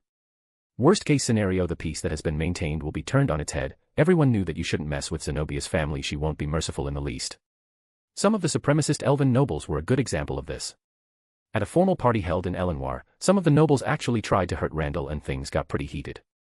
If it wasn't for Randall who stopped Zenobia, things would have been much worse than her cutting ties with the Elven Kingdom entirely. This is also the reason why the Elven royal family has tried to repair their relationship till now, but it didn't work out. Although she doubted that Alfred, who was known for his serious behavior, would do something like hurting Randall, the news of Randall being his disciple will surely put the nobles of Sapin and Elenoir into disarray. E/N, this is the political bullshit and the works. Is that so, Randall? Haru asked Randall, who looked at him briefly before speaking. I would have done that if you weren't my teacher at the moment, Randall said, making Alfred frown. I can't let this happen. We won't be able to carry out our plan like this, Alfred thought as he looked between Haru and Randall. Randall, are you sure? You should know why Elder Radius asked this, right? Alfred said, making Randall a little restless. He knew the reason very well. His father was Radius's former disciple before he was captured by the human slave traders when he was young. It might have been a great proposal for Randall, who wanted to become stronger so that his sister doesn't worry about him, but now. There is no need for me to go there, and personally, I don't like the dwarves. The king is a hedonist who tried to harass my sister but got beaten, while that elder is a two-faced snake who tried to extort my sister by playing both sides, Randall thought as he nodded to Alfred's words. Even then I do not feel like leaving my sister alone, plus my teacher now is way stronger, Randall said plainly, making Alfred frown, but he didn't say anything. Haru had an face since Randall was using him as a shield at the moment. Aaliyah was looking at the situation with interest while the students were a bit nervous, aside from Claire, who was having a fangirl moment looking at the lances. Arthur was looking at Baron, evaluating him since this was the man that is the greatest threat to him at the moment. What do I need to do? Baron, who had been silent till now, spoke up while looking at Haru. Chapter 199, No Big Deal. What do I need to do? Baron, who had been silent till now, spoke up while looking at Haru's eyes. Oh. Now you look up, huh? Haru smiled a little. Stop pretending. You were just trying to make an example out of Lucas, weren't you? Baron said, and Haru's students were like, no way. Even Baron was ready to refute that statement, but. Of course, I was, Haru said with a smile, and Kane sighed, muttering, this guy only knows how to infuriate people. Don't lie, yo, wait, what? Baron, who was trying to refute Haru, was shocked at hearing the answer he wanted to hear, but he was least expecting it. Even the kids felt weak in their knees. They didn't expect Haru to just say it out loud. Randall and Aaliyah were trying to hold in their laughter while looking at the scene. Did I choose the wrong professor? Arthur wondered with a wry smile. He thought that he was reckless, but it looked like he didn't even compare to his teacher. I said yes, I was making an example out of Lucas because the nail that sticks out gets hammered down, Haru said, making everyone roll their eyes. But aren't you the one that is sticking out the most? Kane said the words that were on everyone's mind. But she was the only one with enough guts in the room to say it to Haru's face. Well, then you will need a hammer that is strong enough to hammer me down, Haru said with a wink to Kane. She saw Baron was gritting his teeth hard enough to make grinding noises, so she spoke to him. E/N, sounds Seuss. Just stop and go back, or he will make fun of you the whole day, and that isn't even the worst thing he can do, trust me, Kane said plainly while crossing her arms. This poor guy might die from popping a vein, Kane sighed while looking at the veins that appeared on Baron's forehead and neck. Get out of the way, woman. Baron growled in anger at Kane. He was looking at her like she was weak. Huh. Kane's anger flared to heights it hadn't reached in a while. Haru was like, oh boy. Tashitai ka, kono yaro. Wanna throw down, you bastard. Kane said with anger, she went full delinquent style. A/N, I know the Japanese might be wrong but I can't imagine this without her saying it in Japanese and now it is stuck in my mind, E/N, I love it reminds me of good OL school Onizuka-sensei, if you don't, shut up. What do you want? Back off, I want to talk to him, Baron said to Kane while pointing at Haru. You want to make Haru take back the suspension notice for your brother, right? If you defeat me in a spar then he will do it, what do you say? Kane said, making Baron blink, and he looked at Haru who nodded with a smile. You better not go back on your word, Baron spat out his words before looking at Kane thinking this will be easy. Seeing this, the others were confused and even wanted to stop Kane but for some reason, they were scared because of the look in her red eyes.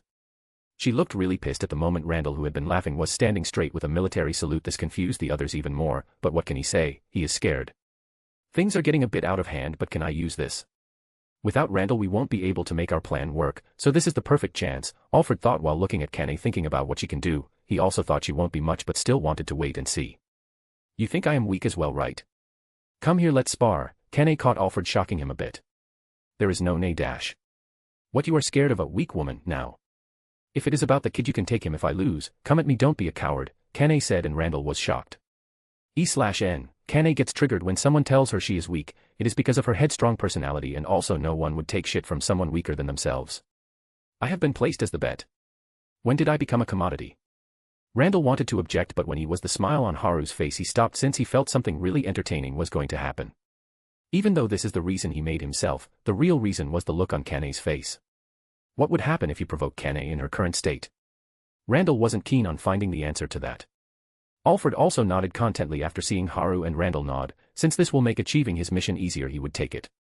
I just need to get him back to Elder Radia's, he will take care of the rest, Alfred thought as he looked at Kane who looked like she was about to blow her top in anger.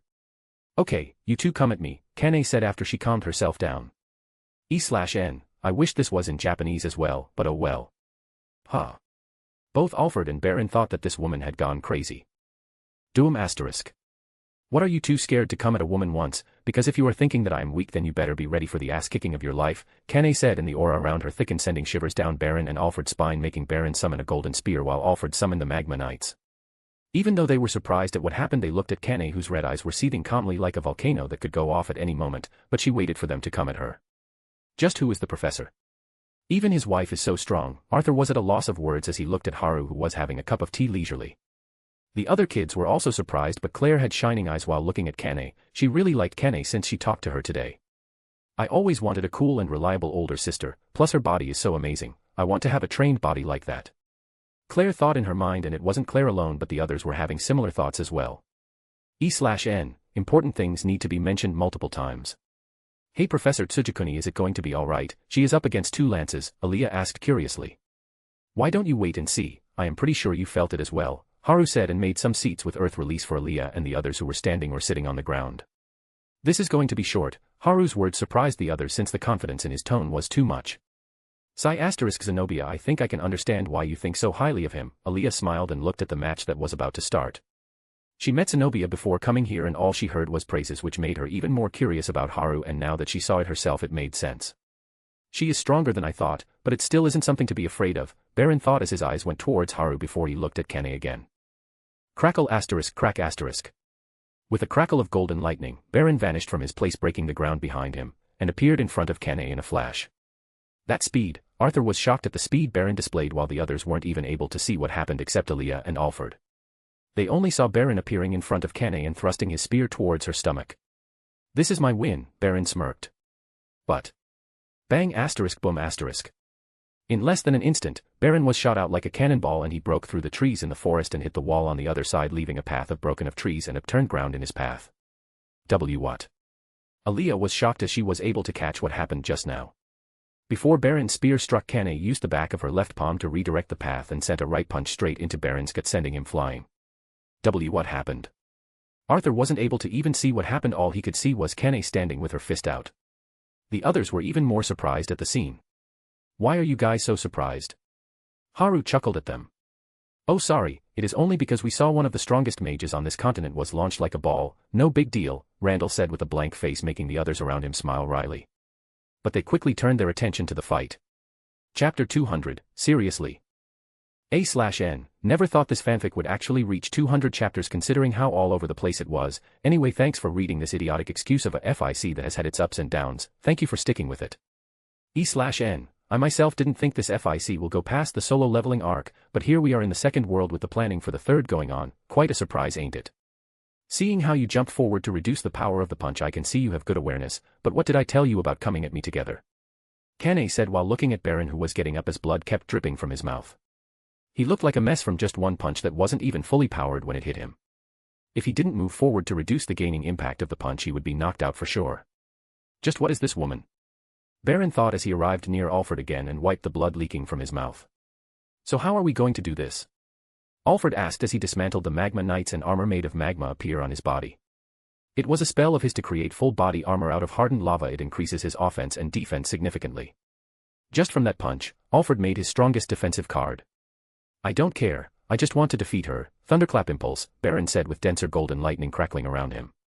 It is a spell where the user sends lightning into their nerves, enhancing their perception and reflexes. Alfred nodded as well. After seeing Baron being flung with that one punch, he wasn't going to pull any punches. He needs to win this to take Randall back. Alfred knew it. This is the only chance, because taking Randall under Haru's nose was impossible, seeing how he sent the three of them back with just his words and pressure. His strength was still unknown, but he was monstrous for sure. They are going all out, Aaliyah thought with surprise. It looks like both Alfred and Baron were serious about the fight with Kane. The other kids had shining eyes even if they felt scared while taking the mana pressure unleashed by two lances head on. But they should be serious. That woman isn't normal, Aaliyah thought, because she could still see Kane wasn't using her full power even now. Kane hadn't used mana, that was her raw speed. Her perception was the best on this continent, but even then. I just can't figure these two out, Aaliyah sighed, glancing at Haru and then looking back at Kane. She wasn't able to tell how strong these two were since Kane was holding back a lot and trying to locate Haru was already the toughest part. Bang asterisk bang asterisk. Both Baron and Alfred launched forward, arriving near Kane, cracking the ground. Baron thrust his spear forward towards Kane's chest, which she deflected from her right palm and stopped a punch coming from Alfred by her left forearm, then pushed him back. Whoosh asterisk bang asterisk. Baron turned on the spot and brought down his spear from above, trying to slash Kane, who deflected it to the right with her backhand easily, then moved her head to dodge the right hand of Alfred's and met the left one with her palm. Crack asterisk shatter asterisk. The moment her palm struck the armor on Alfred's arm was broken like glass, surprising him greatly. Great, I can see you are serious about fighting me now, Kane said while moving her head to the left, dodging the spear that was coming for her face. She also blocked a kick from Alfred, breaking the armor around his leg. Some of your attacks even have the intention to kill, Kane spoke in a calm manner, blocking or redirecting the attacks that were aimed at her vitals like her head and heart. Of course, we would attack like that, Baron shouted with a frown, because all of his attacks were blocked easily by Kane. We can't lose this, Alfred said seriously while attacking, but he was easily stopped as well. Kane stayed silent for a bit while, and then as Alfred punched towards her head, she ducked down and sent a straight punch from her left to his gut. It looks like she will get a little serious, Haru thought as he saw Kane, who got into a stance. Bang asterisk shatter asterisk. Borg, Alfred spat out blood as his armor broken into tiny pieces. He felt his insides twist from the impact as the air was knocked out of his lungs, but before Alfred shot out, Kane raised her right hand up and brought down a chop on his shoulder, smashing him into the ground. Boom asterisk. Alfred bounced off the ground like a ball. The quick attack left the others speechless because they weren't even able to react to them. Aside from Haru, everyone else only saw blurs. Kane then moved her left hand and a fireball struck the almost passed out Alfred. He was launched about 200 meters away from them as Baron looked at this with a wide open mouth. He was the closest to the scene, but he wasn't even able to see what happened. Boom asterisk. Kane had started to learn fire magic under Kairisha because she had an affinity for it. In the world of solo leveling, hunters couldn't learn skills aside from the ones they were given during their awakening. There was a way to use rune stones to get new skills, but now thanks to the system she was able to learn magic without relying on the rune stone. Boom asterisk boom asterisk boom asterisk boom asterisk boom asterisk boom asterisk boom asterisk. While everyone was dumbfounded, Kane kept on sending fireballs that were about the size of a football at Alfred, blasting him. Hey, that is going too far, Baron said as he ran towards Kane, who kept on sending fireballs at Alfred. He was livid, his killing intent shot out, sending shivers down everyone's spine except Haru and Kane, who weren't even bothered by it. Doom asterisk. But he was frozen because of Kane's killing intent. He was shaking in fear at the red eyes that were looking at him. And it wasn't only Baron who was scared, her next words scared everyone in the room. What is wrong about this? If you turn your bloodlust on someone, that bloodlust is guaranteed to come right back at you, Kane said with a wide smile, scaring Baron to no end. Bang asterisk. Arg, Baron, who was about to attack Kane with his spear, got a knee to his gut and nearly passed out. His body became limp for a moment. Why is this happening again? Why? Baron was getting angrier by the second. This is the second time he had felt so helpless and his opponent didn't even take him seriously. No, I won't accept this. Baron looked up and a huge amount of lightning crackled around him. He felt like passing out, but he held himself. Thunderlord's wrath, Baron shouted as thick bolts of golden lightning surrounded him and Kane before bombarding her with hundreds of bolts. Boom! Asterisk crack asterisk crack asterisk crack asterisk crack asterisk.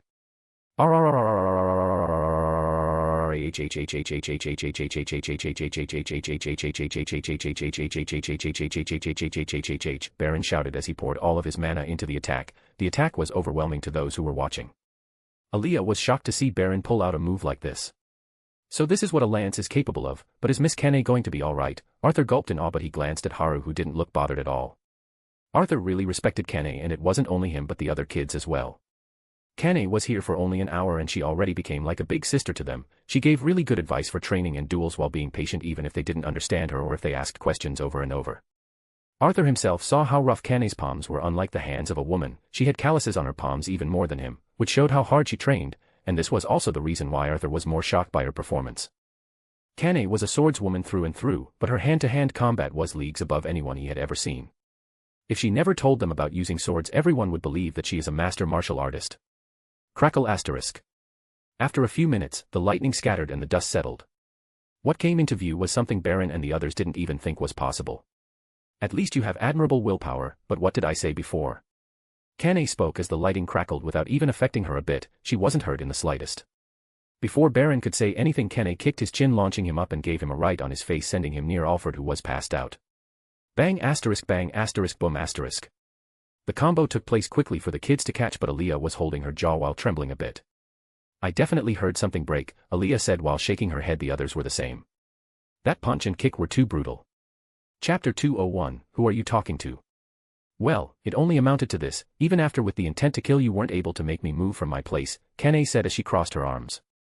And once again everyone was more scared than they have been, because even while fighting two of the strongest mages of the continent, Kane didn't even take a step from her place, but still dominated the fight with only hand-to-hand and a basic fire spell. If they don't fear a person like this, who are they going to fear? Oh. Yes, you need to fear the husband of such a woman more than her.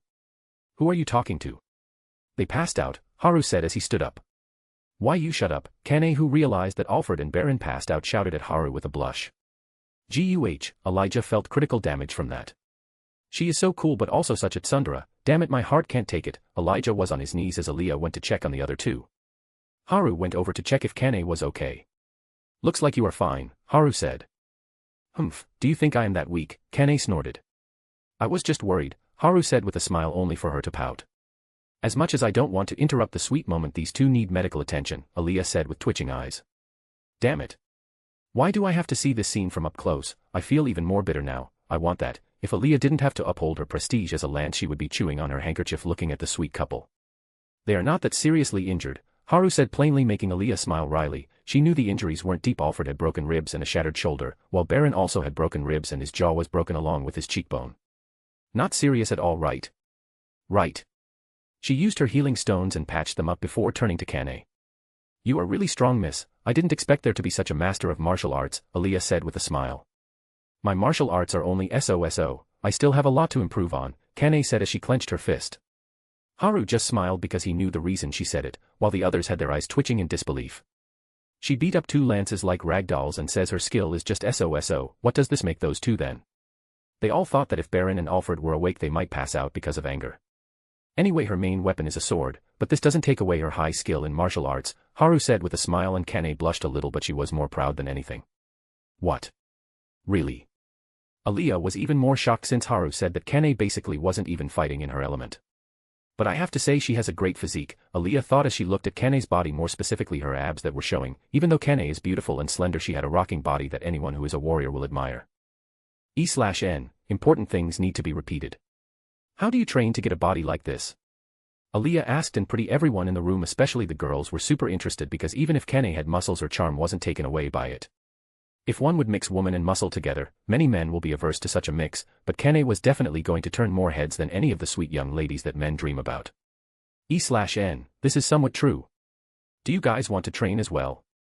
Kane said with a smile, and Haru was like, "Aw shit, here we go again. This has happened before with Gina, Heian, and Kairisha asking Kane about this, and let's just say that none of them trained with her after that. Apart from Gina, who was peacefully asked to train with her. Yes, we would love to, Aaliyah, Claire, Arthur, Tesha, Elijah, and Curtis said with a smile.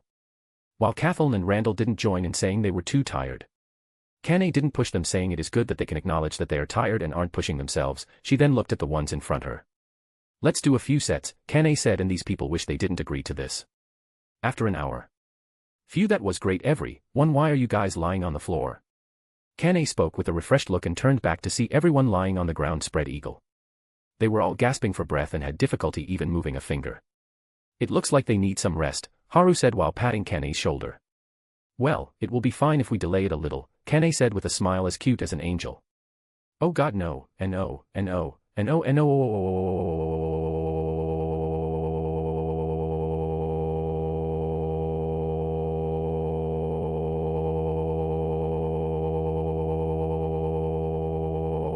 Kane might look really cute with that innocent smile, but to others, it was nothing less than a death sentence.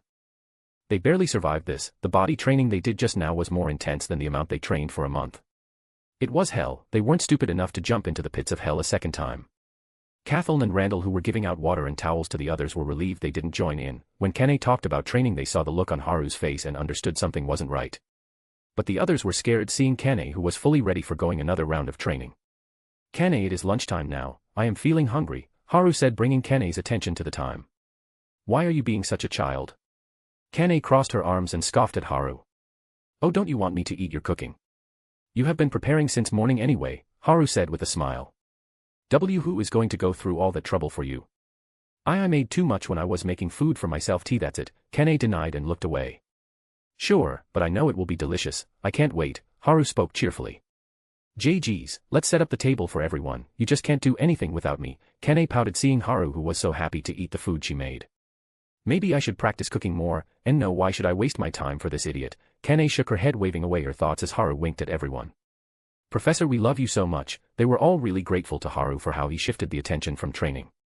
And Haru didn't lie, the food tasted fantastic as everyone nearly fought over the food, but thankfully, in Haru's words, Kane has cooked a lot of food by mistake, so no need to worry. His teasing words nearly got him a plate to his face by a blushing Kane. But the lunch was awesome and everyone went away after that. Aaliyah went back first after leaving Alfred and Baron in the infirmary since they haven't woken up yet.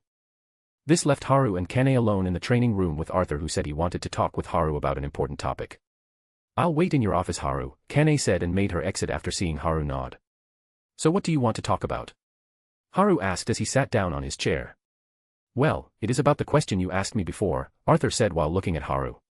Is it about your beef with Lucas when you were the adventurer note? Haru asked, and Arthur nodded. He was a bit surprised since Haru knew who he was, even though his identity was hidden, but he let it slide, seeing how powerful Haru was. It easy for him to have access to information. And he had already openly brought this topic up when talking to Baron, so it wasn't that surprising. Seeing that Haru was listening, Arthur told him about what happened in the Elderwood Guardian's lair and the reason he hates Lucas so much. Okay, so that is what happened. Haru gave a flat response while petting Sylvie, who was resting on his thigh in her fox-like form.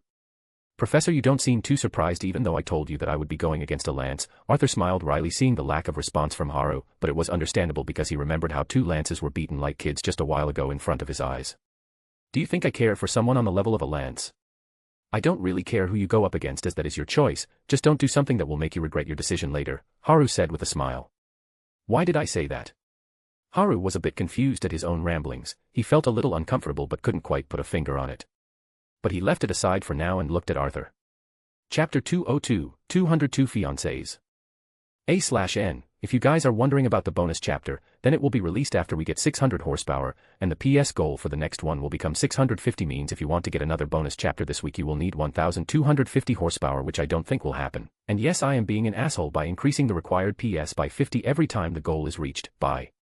I'll keep it in mind, but I am surprised Sylvie is so relaxed around you despite meeting you a few days ago, Arthur said while looking at Sylvie, who was acting like a cat even though she was a dragon. Professor's presence reminds me of Grandma Sylvia for some reason. Maybe that is why Sylvie is so carefree around him. Arthur was in deep thought looking at Sylvie. So was that it? Haru's voice brought Arthur out of his thoughts. He had in fact something more he wanted to talk about, or more like he wanted some advice. How do I put this? This is quite embarrassing for me even though I am technically over 50 now, Arthur thought with a wry smile. I guess, I shouldn't ask, Arthur thought as he looked at Haru and was a little shocked seeing a knowing smile on the former's face. You want to ask about love advice, huh? Haru said, making Arthur flinch. Haru was sure he had nailed it since Arthur has been acting a bit weirdly around Tesha since tomorrow.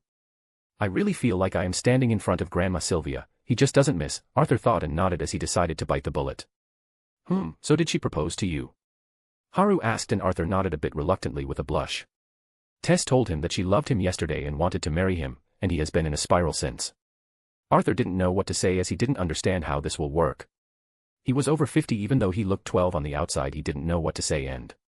You walked away, Haru said with a deadpan look, making Arthur look away while whistling. Sigh asterisk, why are you so against accepting it? Don't you like her? Haru asked after a long sigh. Well, that.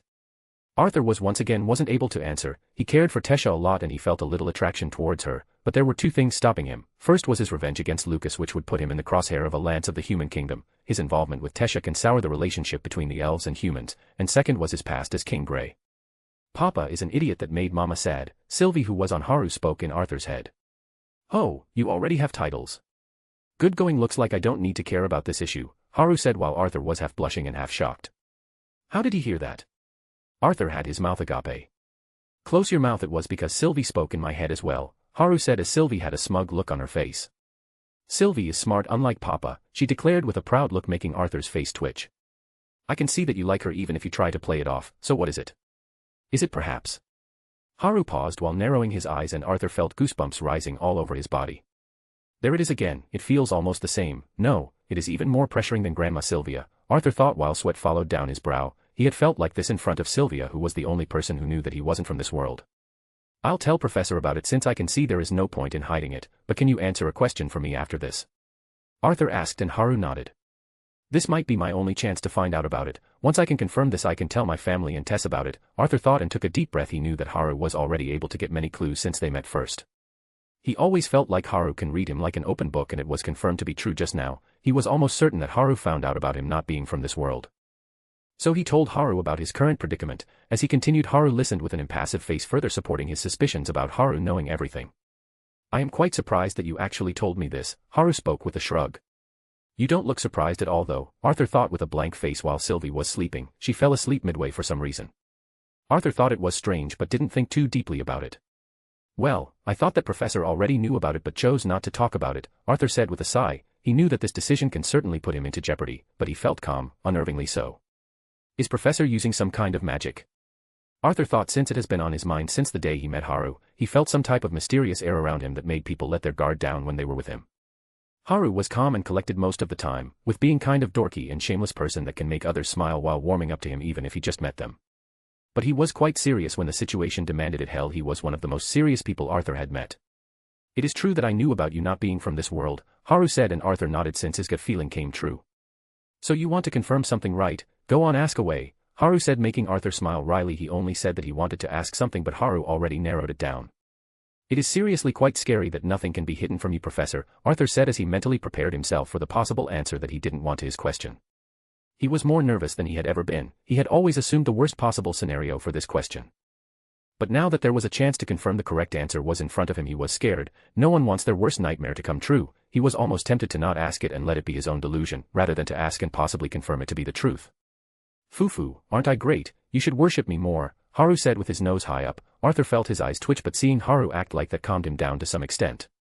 Professor, the thing I want to ask you is... Arthur asked his question.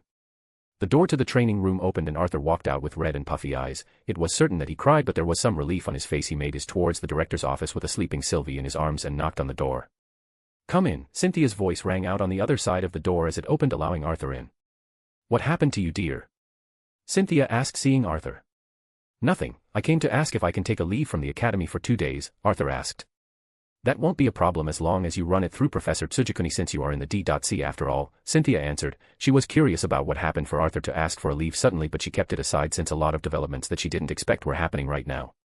They are moving way too fast from what was planned. Cynthia sighed because she couldn't ask Haru for help. He told her that he will make a move when the time is right, which roughly translated to he will do things when he feels like doing them. I already have Professor's permission for that, Arthur said while showing Cynthia a document that had Haru's signature. Well then, I have no issue with it. Come back after doing what need. Cynthia smiled as Arthur went out of the room, but he ran into someone. Hello Arthur, Tesha greeted him a bit awkwardly with a little blush. She has been a bit on edge since Arthur has been avoiding her since she outright asked him to marry her. I came a bit too hard on him. Lady Kairisha told me not to push my feeling onto him and I did exactly that. Tesha was panicking in her mind. Are you alright, Tess? Arthur asked with a small smile. I am fine, and about the other day you know I wasn't dash. Tess, who was in the middle of her explanation, was hugged by Arthur, making her stop. Ha, ha,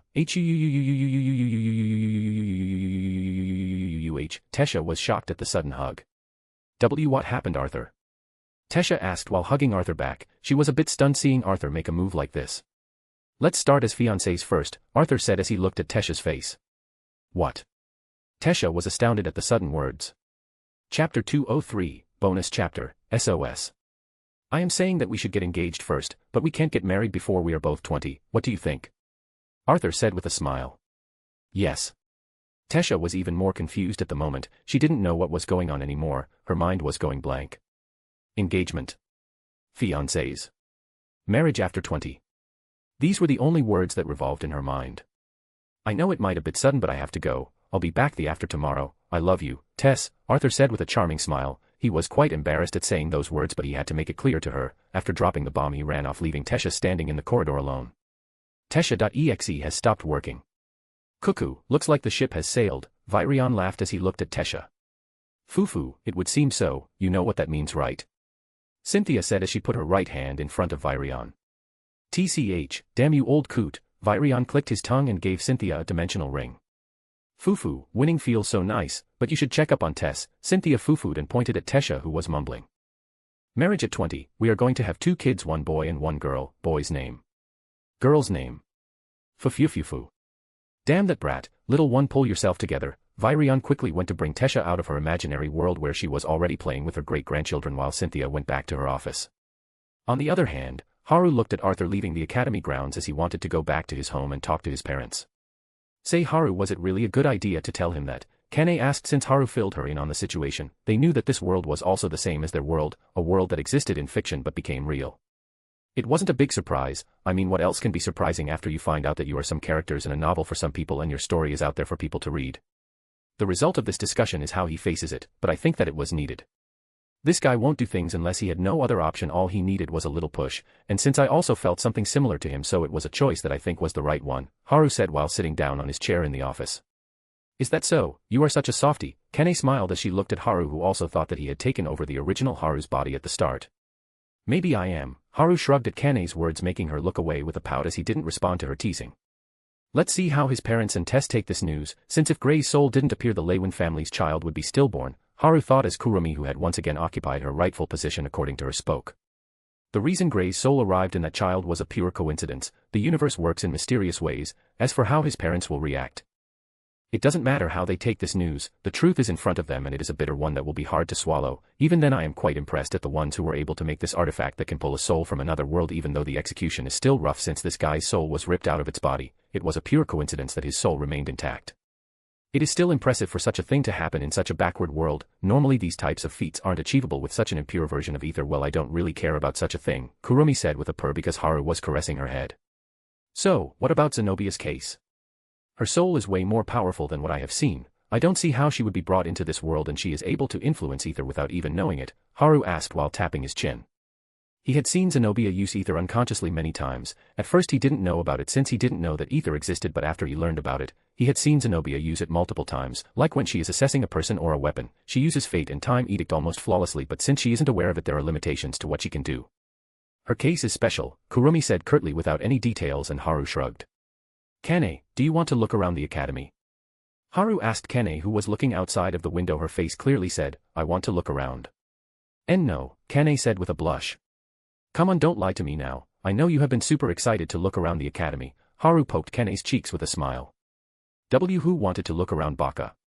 I am just feeling bored. Yes, bored I tell you. Kane looked away with a humph. Looking at the tsundere, Kurumi rolled her eyes before she curled into a ball on top of Haru's head. Come on, let's go out then, Haru said while pulling Kane's hand and taking her out of the room to bring her on a tour around the academy. After looking around the academy with a blushing Kane, they both went back home. Oh, Haru, you're back. Quick, gimme the next volume. I want to know what happened after the fight. Gina jumped on Haru as soon as he entered the room. Now Gina, why don't you let my lord take a bath first? he surely had a long day, so let him relax a little. Kaoru, who was talking to Zenobia, reprimanded Gina, who was clinging to the left side of Haru. Yada. Yada. Gina started to throw a tantrum like a small child. E/N. Yada means no, generally used by kids, and if you don't like it using Jap words then I don't know what to say, get over it, but she forgot someone else came back with Haru. Bang asterisk. Husakaruna, E/N. Stop fooling around / this is the male version. There is a female version for this, but Kane's speech is like that of a boy. This is the part one added about her since her character doesn't have much in the original. Kane shouted in an angry tone, hitting Gina of her head. Owie. Gina let go of Haru and crouched down on the floor, rubbing her head. You don't need to hit her like that. Haru had a wry smile. Kane just humped away, seeing how Haru was so lenient. It is because you act like this that she is so spoiled. Kane pouted when she saw Haru patting Gina's head. No, you are too violent, Kaneuni. Why do you always hit me on my head? Gina asked with a pout, but it turned into a full smile when Haru gave her what she wanted. That is because you didn't finish your training for the day, Kane said while folding her arms. That is a blatant accusation and abuse of authority. I demand an apology, Gina said while pointing at Kane as she hid behind Haru. Oh. So you are saying that you finished your training for the day? Kane raised her eyebrow with a small smirk. Jaina pointed at Kane while leaning back as she stood sideways, striking a pose. That is correct, so let's move on to the AP-. Yo, Heian, did Gina do her training? E/N. Again, if you imagine Kane speaking, let it me in a masculine way, Kane asked Heian, who just entered the room while cutting off Gina, who was stuck mid-pose now. No, she was in her room reading manga, Heian said plainly. Kane nodded and looked at Gina, who was still stuck in mid-pose. Appropriate rest, yes, that is what I mean. Since Kaneuni has had such a tiresome day, you should have some rest. How about I give you a massage? Gina changed her tone real quick. Oh. Is that so? How about we do that after you finished your daily training along with a little bonus spar to see how much you have improved, Kane said with a smile, sending chills down Gina's spine. This isn't good. I have to use mission SOS, save yourself, E/N. This is all I could infer since I don't know the real meaning of the joke Ed used, Gina thought as she wanted to run away, but... Where are you going? Kane asked while holding back of Gina's t-shirt. Faster, I need to get out of here. Gina was trying to run away but was held in place. It was quite comical. Then I'll take my leave, Kane said to Haru and took off with Gina, who still trying to run away. Chapter 204, What is Important? A/N, it is 650 PS for a bonus chapter this week. Do your best. I hope my lord would talk to Gina so that she will take her training more seriously, Kaoru said while taking off Haru's coat, to which he nodded. Does she really skip training that much? Haru asked. Since he has been training by himself, he had no idea how the four were training aside from the times he was present. But when he observed they were working really hard on their training. Not really, she isn't skipping on her mana arts training, but when it comes to physical training she tries to find a way around it, Heian said with a sigh and sat down. That is normal for her. She has always been lazy since childhood despite having a bright mind, but don't worry, I'll talk to her, Haru said with a smile. Heian and Kaoru nodded even when they knew that the normal training that Kane made Gina do was too hard.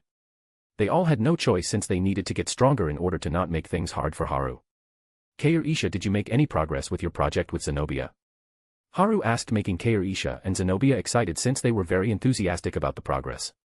We are still in the planning phase. There are many types of materials that we would need to find since the ones we have used till now aren't up to standard, Zenobia said with a sad look. They could start if they had the proper materials, but they were lacking in it since the one available weren't able to pass the requirements.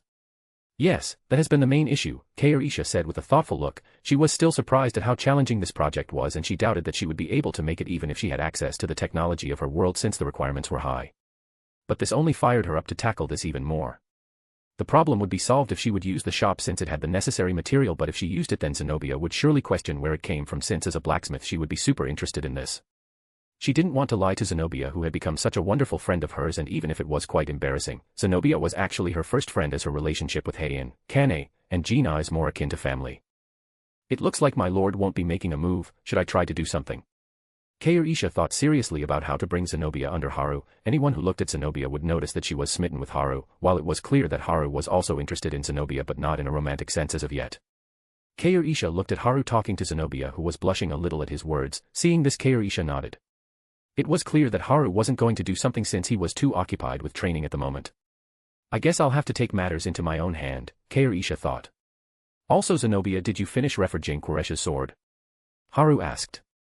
No, we were planning on doing it later since Kaoru said she would like to focus on the current project, so I didn't go through with it. Plus I think that my skills currently are lacking to work on that sword, so I would like to improve more so that I don't do that weapon injustice, Zenobia said with a gentle smile. Oh okay, say Zenobia, would you like to join Kei or Isha and the others while they are training in a special area I discovered? Haru's question came as a shock to the three ladies in the room but for different reasons.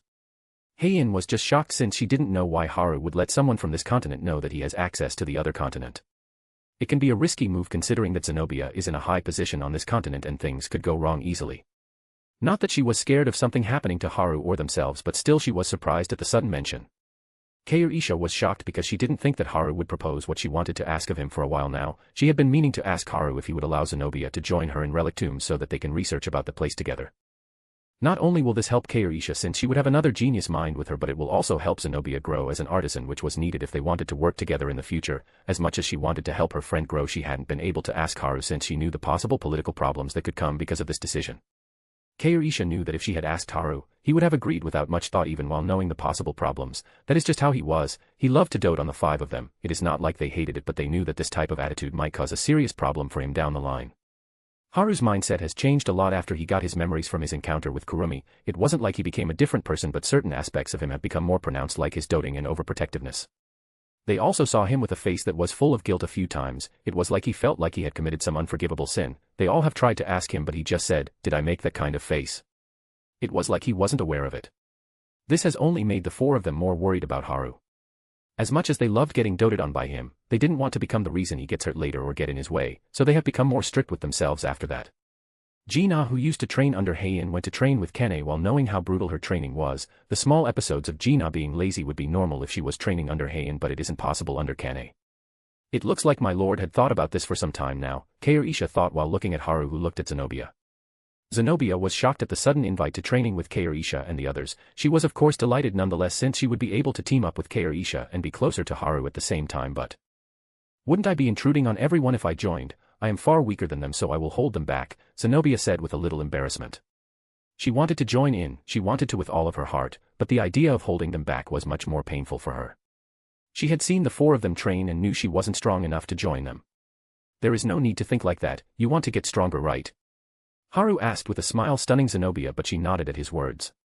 Of course, I want to be stronger. If I am not strong enough, I won't be able to fulfill my dream, Zenobia thought while looking at Haru. The look on your face says that you think you are weak, but that isn't quite right. Haru shook his head, drawing their attention. What do you think is the best way to measure how strong a person is? Haru asked, looking at three who were curious as well.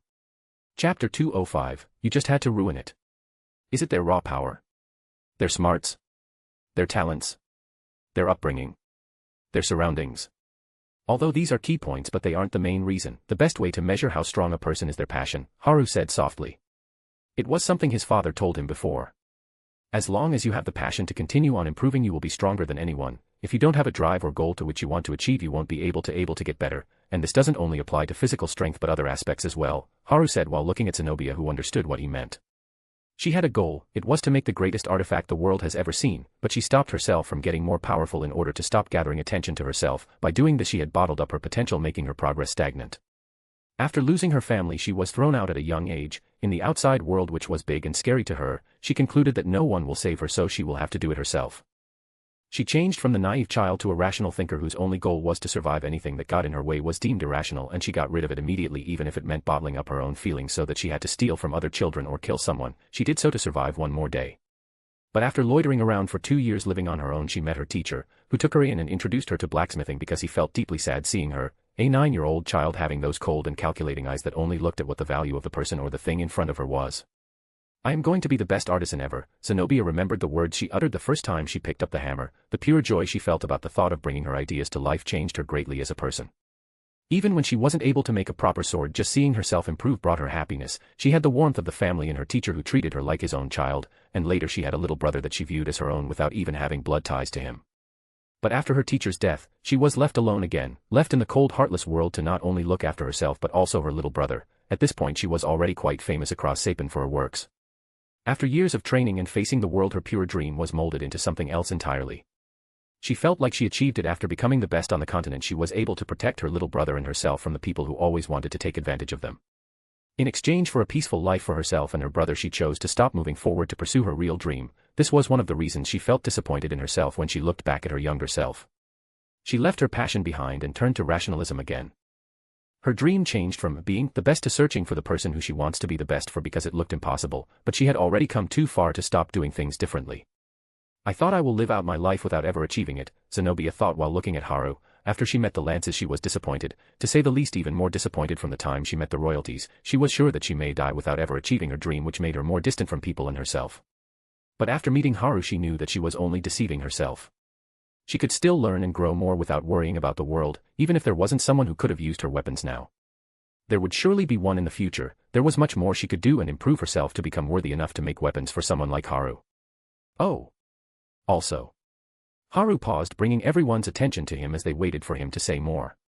This only works if you have plot armor, otherwise the main antagonist will sweat you like a fly before you even begin your journey. Will and bullshit ain't helping you if you're dead, Haru said, making Heian facepalm as Kaorisha smiled wryly. E/N. These are words added to make things a little lighthearted, as Ed was certain most of the people won't understand what he wanted to say, plus this FIC is more lighthearted and comedically inclined, which isn't done in a good way according to the writer himself. I guess Daft Mike is only FIC will deal heavily in the philosophy and ideologies, and add to the unreleased code FIC that only has 3 to 4 chaps to it. So don't worry about the words above if they don't make sense, it is just Ed rambling because of a high fever. You were going so good till you decided to do that. Heian sighed heavily and Haru didn't understand why she was acting like this. Even Kaorisha, who normally agreed with him on everything, didn't know how to support him. Anyway, Zenobia, Haru said, making Zenobia look at him. Do you want to improve? Haru asked with a smile. Yes, I want to become the best, Zenobia said with a pure smile. Her gentle demeanor that she used to hide away from the world vanished for that instant, and she felt like she can certainly do it now. She can. No, she will achieve her dream for sure. Then you will be joining Kaorisha from now on. As I said, as long as you have the passion to improve, nothing can stop you, Haru said with a smirk, and Zenobia nodded. Then I'll go and take a bath, Haru said as he walked out of the room, leaving the three behind. After the bath they ate dinner with Zenobia and then went to sleep. Zenobia stayed for the night at Koresh's request, who wanted to tell Zenobia about her discoveries in the relic tombs. While everyone was having fun at Haru's house, deep inside the beast glades in one of the dungeons 2 figures were visible. Well, looks like they failed, Melsry said with a shrug as she read the message on the parchment and looked behind her to see a woman who was sitting on a rock. Sigh asterisk, at times like these that I don't understand if I should be happy or angry at how incompetent these people are, Sarah said with a sigh. They have been looking around the beast glades to find any tracks of the beast that their sovereign asked for, and they found nothing, literally nothing. So they moved to the next task, which was to kidnap Zenobia. They weren't averse to getting her directly, but it might cause some damage since they had to bring her along without any injuries or their head would fly off. They didn't know why Agrona favored Zenobia so much even while she was a human. But they can't ask about it and hatched a plan to get her younger brother, which was her only weakness. They were certain that if they could get the kid in their hands, Zenobia would follow without saying anything. And even this failed. Now their only choice was to go to Xyrus and bring the siblings along with force. Haha, but there is another news stating the presence of 2 humans who are stronger than the Lances. I wonder if they are strong enough to entertain me a little, Melsry said with a laugh. Saris, however, didn't answer her back. Instead, she was busy with her own thoughts. If we take Zenobia back, then I won't be able to do anything. The construction will speed up and there will be no way for me to stop the destruction that will follow. Saris was thinking of a way to stop the war from happening altogether. The addition of Zenobia would take the war to a greater height and increase the losses even further. It may even bring that day closer. I don't want Alacria to be destroyed, Saris thought seriously. This was the biggest problem if she wanted to stop the scene she saw in the relic tombs. Sighed Saris, is something bothering you? Melsry asked. No, I was thinking about how to take Zenobia without leaving any clues behind. Since the dwarves have failed, we will have to take matters into our own hands. The humans aren't really helpful either, but I think the strong person mentioned by the human king and dwarf side is the same, Sarah said plainly, and Melsry nodded. If this wasn't an order that came directly from the High Sovereign, they wouldn't have to be this careful. But the addition of 2 powerful humans who are stronger than the Lances is intriguing. Let's see if they prove to be useful in my plan or not, Saris thought while closing her eyes to formulate a plan in which she can take Zenobia peacefully while wasting as much time as possible, so that she can redo her plans for the future. Chapter 206, Dungeon Training. Tess on the left, Arthur shouted while swinging his sword down to kill a wolf that was coming for him. The wolf's head was cut off as blood splattered on the ground. Swing asterisk splash asterisk. On it, Tesha quickly turned around to deflect the claws, aiming for her torso. Wind shot, Claire thrust her rapier forward, sending a wind bullet towards the giant wolf that was about 5 meters tall. Swish asterisk bang asterisk. But the wolf easily dodged the spell and moved away easily. Ah, damn, this furry bastard is too nimble, Randall shouted as he came in with Elijah after they finished one of the wolves. Well, he is the boss of the dungeon, so this is to be expected, Curtis said as he jumped towards the wolf while Kathleen stopped behind to prepare a spell. They were all currently in an A-rank dungeon inside the beast glades. So we will be going to a dungeon to let you guys train in proper combat now, Haru told them after their training, and before they were even able to figure out what was happening, they were already in front of the dungeon while Haru told them to go in without any worry since he won't let them die. And here they are fighting A-rank beasts with only 7 students. If anyone on the continent found out about this they will flip out, but these 7 didn't have any say in this and have been at it for a week now. They didn't know how Haru found so many dungeons that were perfect for their training while also letting them feel tense about the situation they were in. Bang asterisk. Curtis wanted to smash his sword which was covered in flames on the wolf's head, but he was stopped by the wolf with its claw. Grrrr asterisk. The wolf was irritated by the fire and wanted to bite Curtis, but it quickly moved its head back. Swoosh asterisk. An ice lance passed from where the wolf's head was, or it would be precise to say that Kathleen was aiming for its eye. Seeing her attack didn't land, she started to prepare her next spell as the wolf had made her its primary target, but before it could go for her. Bang asterisk boom asterisk. Randall came in from above the wolf and smashed the wolf on its head with his golden one-handed axe. Greya asterisk splash asterisk. Earth smash, Randall announced his attack, taking the wolf's right eye in the process.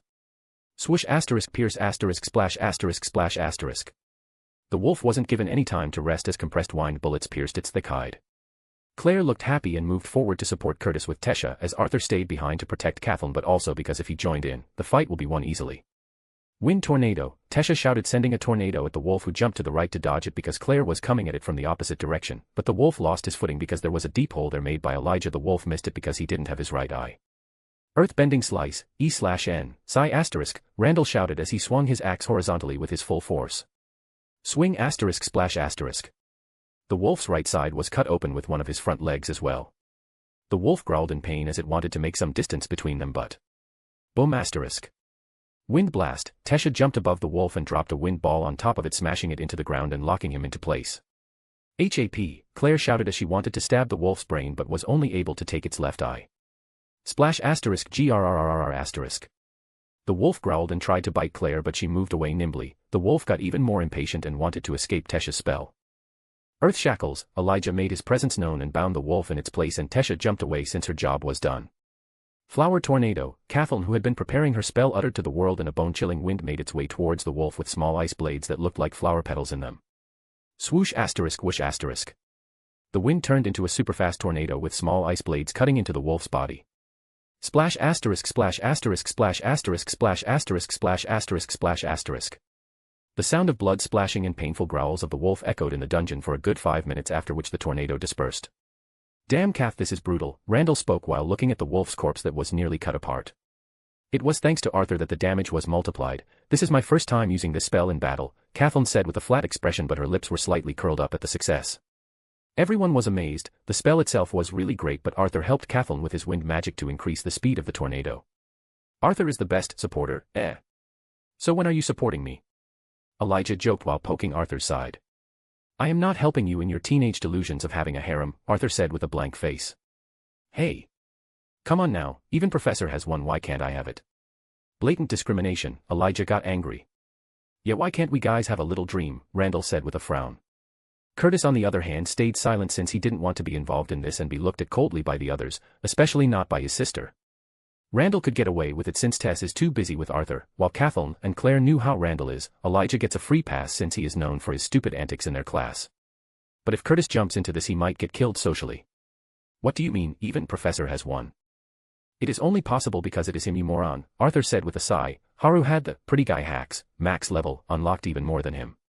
Haru had a charm that could mesmerize even straight guys. Let's not go to the women who usually love charming and confident guys. Even father thought things might get dicey if he didn't step in. Arthur thought back at what happened after he told his parents about the truth. E/N, looks like Ed is reading a lot of NTR. This is the 3rd NTR flag if I remember correctly since this arc started. It has been 10 rough days for the Lewin family for different reasons. Arthur actually started to suspect if Haru has charm magic or something. This guy can literally break relationships easily if he wanted to do so. It was quite terrifying and amusing at the same time. I agree with Arthur on that one, Curtis nodded while Randall and Elijah gave him the stank face. Well, as much as I want to beat you two guys over your actions, I think that we are becoming stronger at an incredible rate, Claire said with a smile. Isn't it usually, as much as I don't want to disturb? Why are you talking about beating us and getting stronger in the same line? Randall asked. Do you want to find out? Claire said while waving his balled-up fist. Ah, no thank you, I have an appointment with my lunch later so I can't go out with a swollen face, Randall said with a cough as Elijah shook his head so fast his glasses fell off. They didn't want to be beaten up by the girls. Boom! Asterisk. But suddenly the ground shook violently, almost throwing them off balance. Wait, why is this happening again? Tesha asked. I don't know, wasn't it that wolf who was doing this? Curtis spoke as the trembling stopped. They have felt violent shakes like this since they entered the dungeon. They weren't sure if they should continue or not, but since Haru had already told them not to worry about it, they concluded it as something like a test of sorts since the dungeon shook even when they were fighting beasts. We can just ask Professor about it, Randall said, and everyone nodded. They have become used to Randall calling Haru pretty boy for a while, but now that he calls him Professor it feels weird to them. The group continued their banter while exiting the dungeon. They all took in a deep breath of the fresh air while looking at the trees in front of them. Chapter 207, 207 I am. Elegant. A/N, what happened to web novel? I saw that you can't read from the website anymore, so I need to ask one thing. Do any of you read the FIC after translating it? And I guess it will be a lot of hassle since you can only read fics and novels from the mobile app. P.S. Though I think there won't be many of readers of this FIC who would have a problem, since I assume they are all English speakers and there aren't many readers being with, so it won't matter. Bye, see you in the next chapter. They were in the middle of a thick forest with tall trees that covered the sky, letting some sunlight pass by, and they saw Haru standing there with an arm's-length stick in his right hand. He was swinging it around with one hand with a red flower petal in his mouth. What are you doing, Professor? Claire got interested in what Haru was doing and went closer to him. I was practicing swordsmanship, Haru said plainly. Pohahaha, you are practicing swordsmanship with a stick. Professor, do you think that just because you are good-looking everything you do will look cool? Randall laughed while others looked at him while sighing. That's correct, because I am elegant. Haru said with a smile, making Randall's eyes twitch. This bastard is using pretty boy aura. Unfair, Randall shouted in his mind as Kathleen and Claire were looking at Haru with shining eyes. Haru's handsomeness can make him look good even if he's doing the weirdest things like eating a hot dog horizontally. E/N, why? While the boys were taking notes about how to be elegant like Haru, Tesha was looking between Haru and Arthur. Is Arthur going to be like Professor when he grows up? Tesha gasped as she thought about how different women tried to get chummy with an adult Arthur. I'll kill them. Tesha's eyes turned cold. It looks like she will need to implement the secret technique she learned from Gina. They had met a few times now since Haru's harem has some kind of timetable to visit him in the academy. There Tesha, who was angry because of how some girls tried to hit on Arthur, met Gina. Looks like it is time to enter phase 2 of H.W.T, harem warding technique, Tesha thought and looked at Arthur, who was focused on Haru. E/N, though this technique didn't work for Gina herself. What are you really doing, Professor? Arthur asked curiously. Haru turned to look towards the dungeon entrance, which was inside a small hill that was about 30 meters tall. Well, as I said before, swordsmanship, Haru said as he raised his right hand up and swung it down towards the small hill. Swoosh asterisk crack asterisk boom asterisk. The ground split in two in front of Haru and the hill was split open with the ground shaking violently, throwing the kids off their feet. And the slash didn't even stop after cutting the hill but went on for a good 200 meters, upturning the forest and making a chasm. TCH, the stick broke again. Haru clicked his tongue looking at the stick in his hand break, which reduced the power of the slash. He didn't strengthen it with mana or hockey to have more delicate control over his sword skills. But it was much harder than he thought. He spat out the flower petal and looked back at everyone. They were on the ground with wide open mouths. What are you guys so shocked about? Haru tilted his head while looking at others who were too stunned by what he had done to even react. Even Randall, who usually countered Haru's antics, didn't know what to say. The slash just now was pure strength-based without any mana to strengthen his body or the stick. It was a feat that was unheard of by them. Was it this that was shaking the whole dungeon below? Everyone thought while they thought of the violent shakes they felt while they were clearing the dungeon. And here this guy did it so casually while asking them why they were surprised. Well, whatever, I'll fix this, 'cause destroying nature is bad and isn't elegant at all, Haru said while casually repairing the damage he had done. The kids now just sighed and stood up. If they could get a gold coin for every time they were surprised by Haru, till now they would be filthy rich. Tesha watched Haru use wood release with full attention. Everyone knew that Haru was able to use plant magic, which was exclusive to elves on Daikathan. The first time they saw this, their reaction was something like this. Wait, how is that possible that Professor can use it better than me? Tesha being shocked. Professor, are you perhaps an elf? Arthur started speculating. Shocked, Kathleen said with her usual face. Claire was fangirling. My god, what did I just see? Wait, is this the reason he has a harem? Damn it, if only I could be an elf. Elijah was on his bullshit. Yes, this is the reason behind his prettiness. Too bad for you, my sister hates the elves. Randall was grinning as he couldn't wait to tell his sister all about this. I don't know how Professor having multiple wives and being handsome has anything to do with the use of plant magic, and Randall, let's not talk about it. Curtis was the straight man in the situation, but he gave on Randall before trying to tell him how everything with him reaches his sister. Okay, now back to the present. Haru looked at them after he finished fixing the area. Professor Haru, can you not do that? My squad members are scared. An unexpected voice came from the side, bringing everyone's attention to it. Lance Aaliyah. Claire shouted as she went over to Aaliyah, who waved at her with an amiable smile. Yeah, this was the last time, plus aren't your squad members too easy to scare? Haru said with a bored expression. The kids didn't know what to say while Aaliyah had a wry smile. She herself was shocked the most by what Haru did. But she had come to know Haru a little since she had met him a few times in the past few days. She especially hit it off with Gina, who was present when she came to guard Muriel because she came to check up on Tesh's condition, but Aaliyah knew the main reason was to talk with Haru, and she herself was quite happy to meet him again since she was able to know more about his personality. E/N, what is with these NTR flags? Anyone would be scared if they saw what you did. Randall rolled his eyes. Oh. Is that so? Haru said plainly. Hey. What's with that half-hearted reply? Randall said heatedly.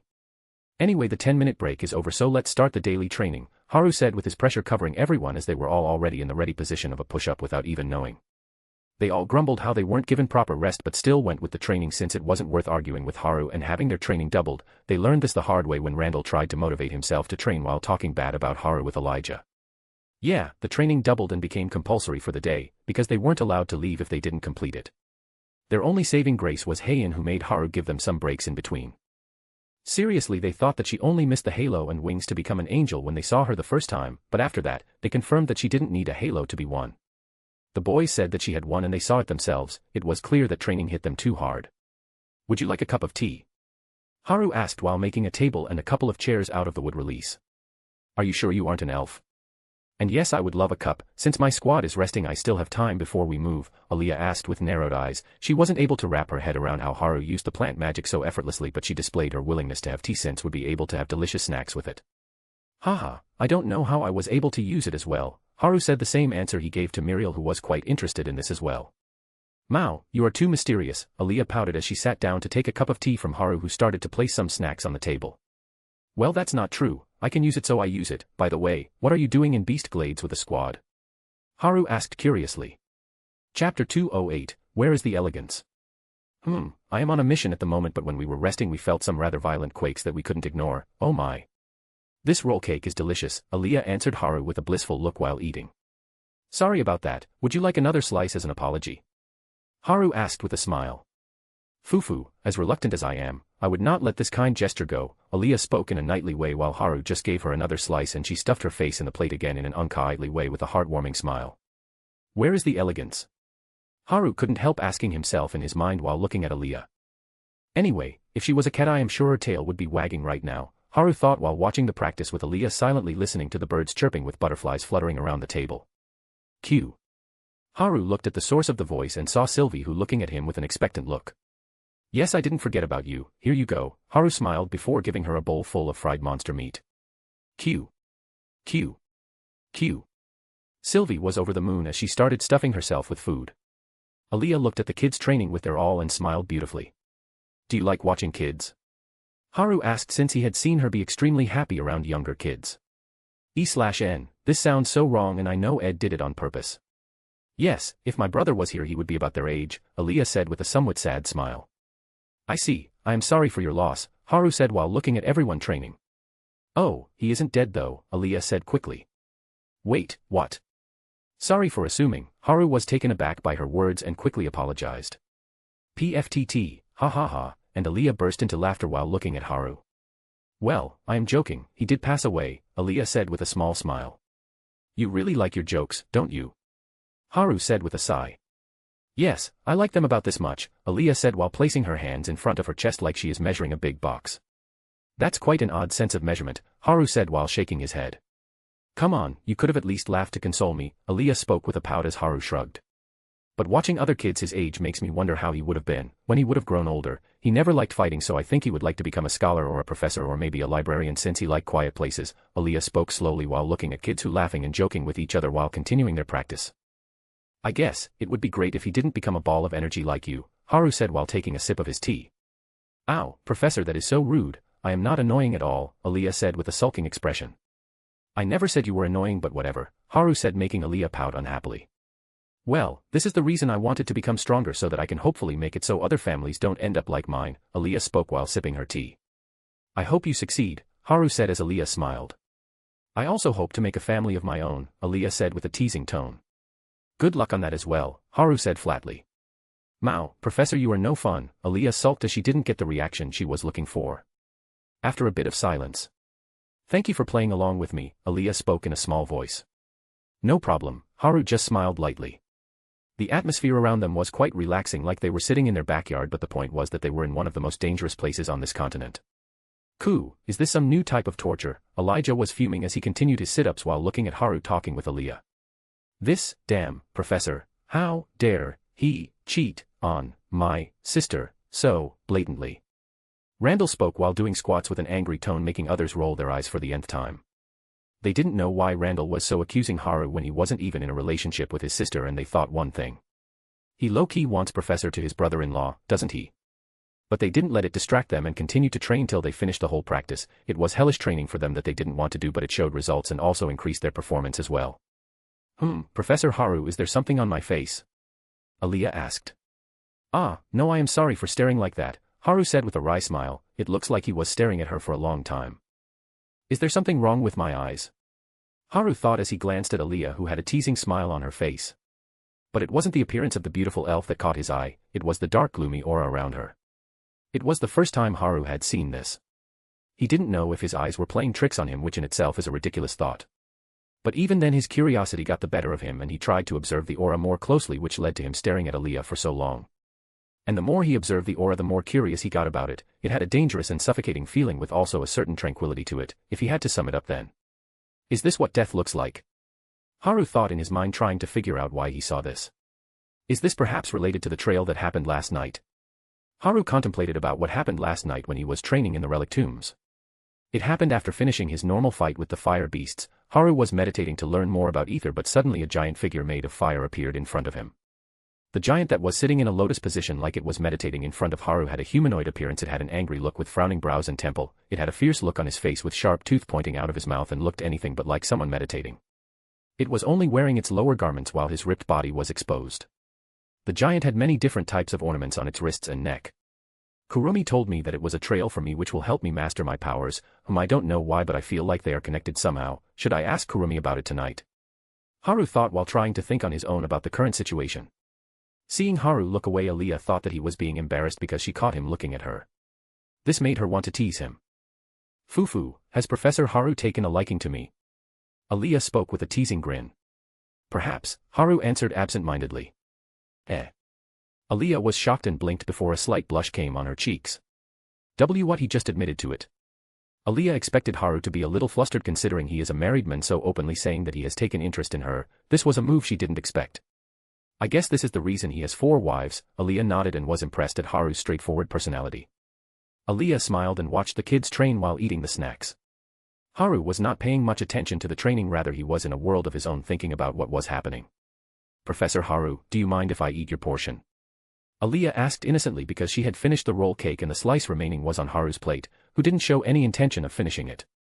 Aaliyah was blushing a bit since it was quite shameless for her to ask this since it was already on Haru's plate and he had already taken a bite of it. But it wasn't every day she got to eat such delicious snacks since it was made by Haru's wives. She liked the white creamed roll cakes, it was her favorite, and after watching for 20 minutes to confirm that Haru won't be eating them, so she asked for it while suppressing her embarrassment. E/N, I don't know if this is intentional or not. Yes, go ahead, Haru asked without looking. He wasn't really focused on a roll cake slice at the moment. Thank you, Aaliyah smiled brightly and picked up the roll cake from Haru's plate with her fork, but she stopped in the middle. Okay, so his web novel has fucked over the PC user base who read fanfics. So here is the laydown. Choose one of the platforms below. I think it would take about 2 weeks for me to fully upload it, but I'll try to do it faster. Wattpad. Scribblehub. Royal Road. I only know these ones because I haven't used any other platform other than webnovel. Chapter 209, False Alarm. Wait, is this an indirect kiss? Aaliyah froze halfway and her face was a little red. And no, don't think like a kid, Aaliyah, you are a grown woman of a marriageable age. You should have a kid of your own by now rather than thinking like one. Don't get flustered over an indirect kiss. Aaliyah hyped herself up in her head and looked at Haru. He had a serious expression on his face with his bangs fluttering softly with the wind. Haru looked way too handsome at the moment. And feeling Aaliyah's gaze on him, Haru looked over with his madder crimson eyes that could scorch someone with just their sight, both literally and figuratively. E/N, well, his Manjiki can do that for sure. He still had that serious look on his face as he looked into Aaliyah's eyes. Aaliyah didn't move and just looked at him then. Whoosh asterisk. NYOM, a blur passed by and. The entire, N.O., the cake, Aaliyah snapped her head in the direction to see Randall gulping down the cake he had just stolen. Ha ha ha, too bad for you Cicely, you ain't getting any chances. Randall laughed like a madman as he looked at Aaliyah, who glared at him since she understood the intention here. You damn brat, how can you do that to your sister? Aaliyah ran towards Randall, who was lying on the ground since he didn't have an ounce of strength left. You ruined my chance before it even came, Aaliyah was angry. Anything for my big sis, Randall smirked widely, making Aaliyah pout, and she started to tickle the defenseless Randall. Haru thought that is a horrible attack and didn't want to be on the receiving end of that one. And Heian, when are you going to stop taking pictures of me like this? Haru asked Heian, who was taking photos of him since he turned to look at Aaliyah. Well, that is a hard request since you look so good that I can't help myself. Here, take a look, Heian said and showed Haru her phone screen. You already made it your wallpaper. Haru sighed at this. Fufu, of course, speed is essential, but why do your eyes look redder than normal? Heian spoke while leaning in close to Haru. Do they?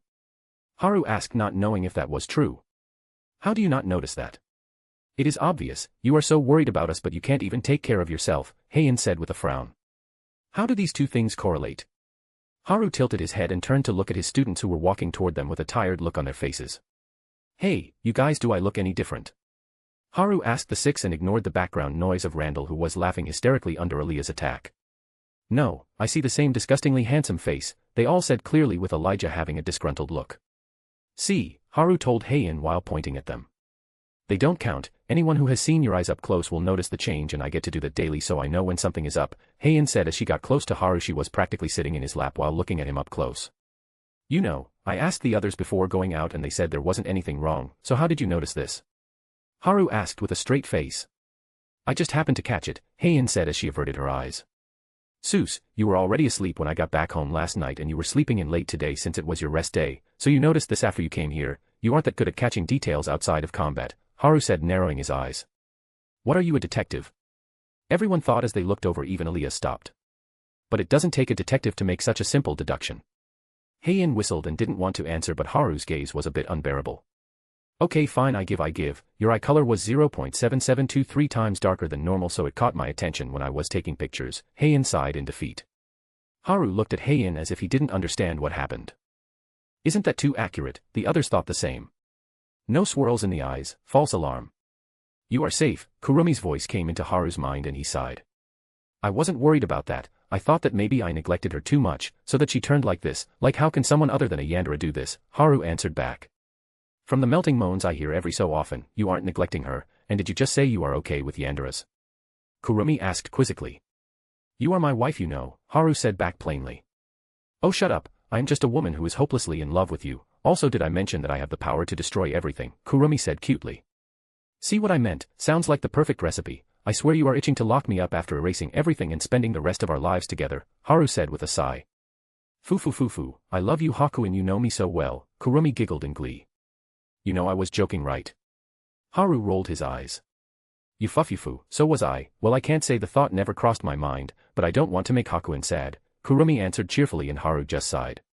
Seeing no one talking, Heian took the initiative. Okay, now that this is done, let's move on to the lunch, Heian spoke with a cheery smile as her blonde hair fluttered.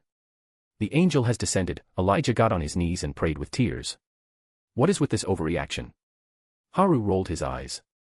Surely a devil won't understand this, quickly get away before you taint her sacred presence, Elijah scowled at Haru, who rolled his eyes. He had become quite close to these kids, so he doesn't really take offense in friendly banter. It looks like you are a little too late, kid. I have already been tainted by him, Heian said, hugging Haru and giving him a wink. Heian, are you sure you need to make such indecent jokes in front of kids? Haru thought while looking at the kids who were blushing. Even Aaliyah was red like a tomato, Randall was too tired to say anything, and Elijah was frozen on the spot. Crack asterisk. Elijah's glasses broke as he lied on the ground and started crying. Damn you God, why did you not make me deaf and blind? I didn't want to hear or see the angel being tainted by this devil. Someone kill me. Elijah laid on the ground with lifeless eyes. Elijah has had enough of this shit. You didn't see shit, Haru thought. Fufu, kid, don't worry, you'll be able to get your little angel one day, Heian said with a giggle. Really, Elijah looked up and he could swear he saw pure white wings opening behind her with a golden halo on her head. Hey guys, do you see the wings and halo? She is a real angel, the devil can't do anything to her, Elijah whispered to Arthur, Curtis, and Randall, who dragged himself over. No, you need your glasses back, the three said with a straight face while the girls sighed in exasperation.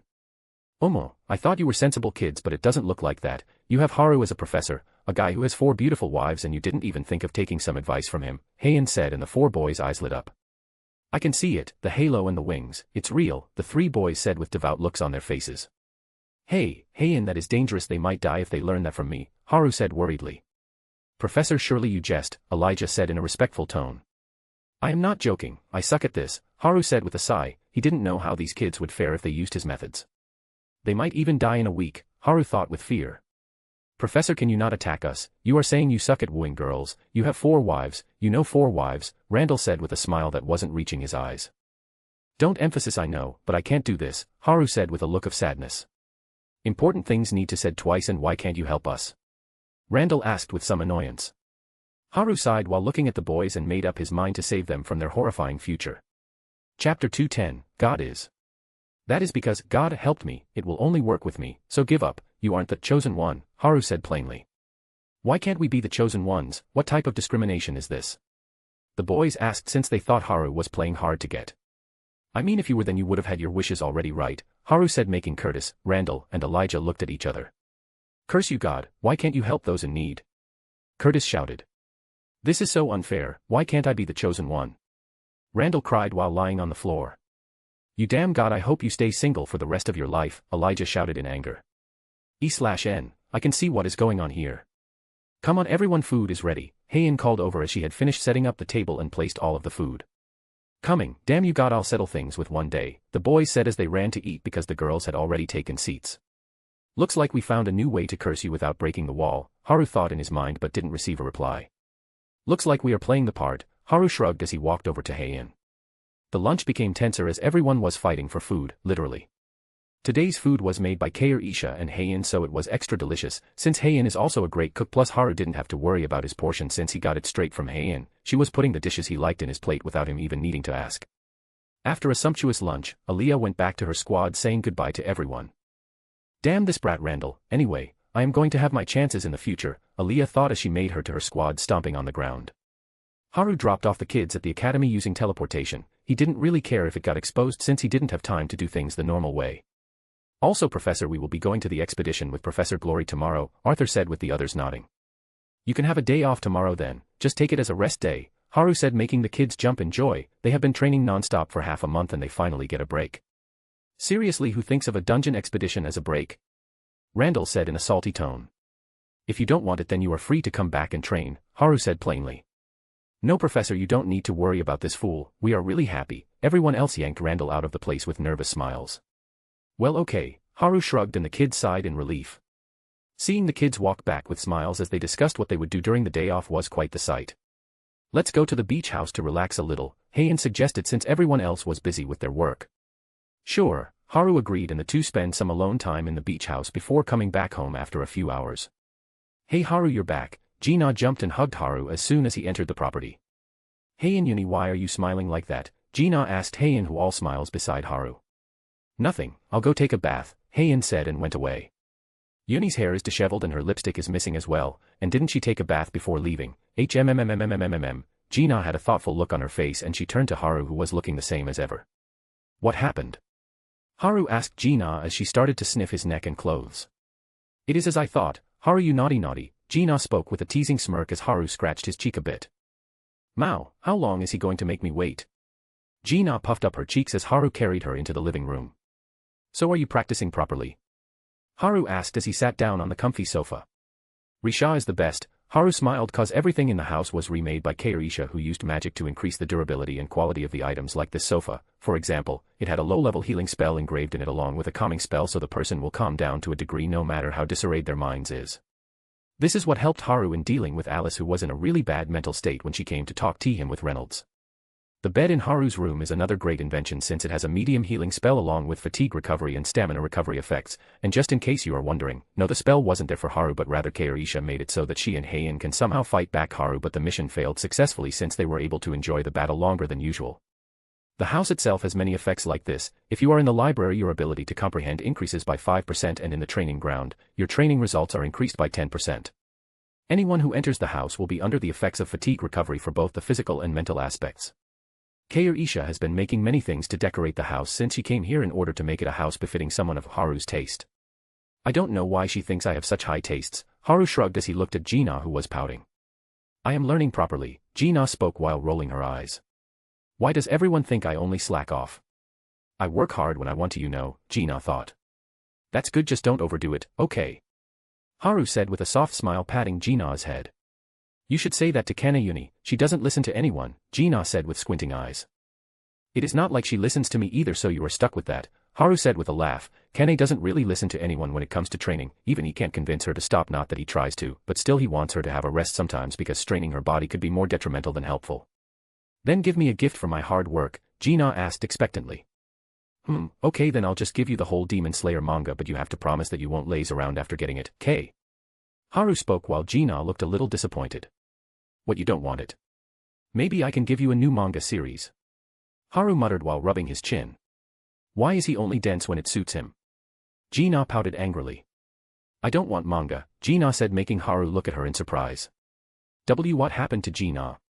Haru was horrified, as the usual reaction to this would be her jumping around happily like a kid. Don't look so surprised, seeing the shocked expression on Haru's face made Gina's face twitch. Does everyone sees me like a child? Gina wasn't having any of it. Okay, so what do you want? Haru asked. I want a child, Gina said with a bright smile with a teasing look. Haru was surprised by the sudden words. It took him a while to figure out what Gina just said. Wait, what? Haru asked again, since he thought he heard it wrong. Fufu, I want a child. Why are you acting like you heard it wrong? Gina spoke with a teasing grin. Whack asterisk. Before Haru could say anything, Gina was whacked on the back of her head, making her cry in pain. What are you two talking about? Haru looked at a blushing Kane who had a furious look on her face. Kanayuni, can you not hit me on my head? Gina asked while rubbing her head, but only got a death glare from Kane, which meant, I asked you a question. I was just joking, Gina said, making Kane sigh. That is good, you are too young to be talking about having a child, Kane said as she glared at Haru. He was like, what did I do?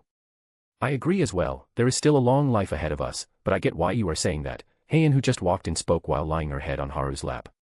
Seeing her like this made Gina and Kane squint their eyes, since Heian was always reserved and she didn't behave like this normally. There were exceptions to this. So they did it before coming here, Gina and Kane thought while looking at Heian, who was acting a little spoiled. Gina looked at Haru with squinted eyes while Kane just looked away. And the room fell into brief silence. Chapter 211, Fate. So are you not going to give me a child? Gina asked again. Didn't we just go over it? Kane said with an angry tone. Gina, how about we talk about it after marriage? You know, Jinwoo and Uncle might really try to kill me if you get pregnant before marriage, Haru joked, and Gina nodded. She could already see it happening. So I want complete Demon Slayer manga. I want to see this Yoriichi Tsujikuni since he looks like you, plus I want another manga and a completed one, Gina said as she folded her arms. Haru simply nodded and let her sate her curiosity. Okay, which one do you want? Haru asked. Naruto, you told me it is a great series, Gina spoke after thinking a bit. Alright then, but you better not start slacking on your training just to finish it, Haru said seriously, and Gina nodded quickly since she could feel Kane's glare on the back of her head. After relaxing in the living room for a while, everyone went to have dinner, which was made by Kane. Since Kair Isha was busy working in the basement with Zenobia, she has been staying over more frequently after joining them for training. Everyone went to train at Relic Tombs at night like usual, and Haru saw the girls off as they entered the Relic Tombs individually.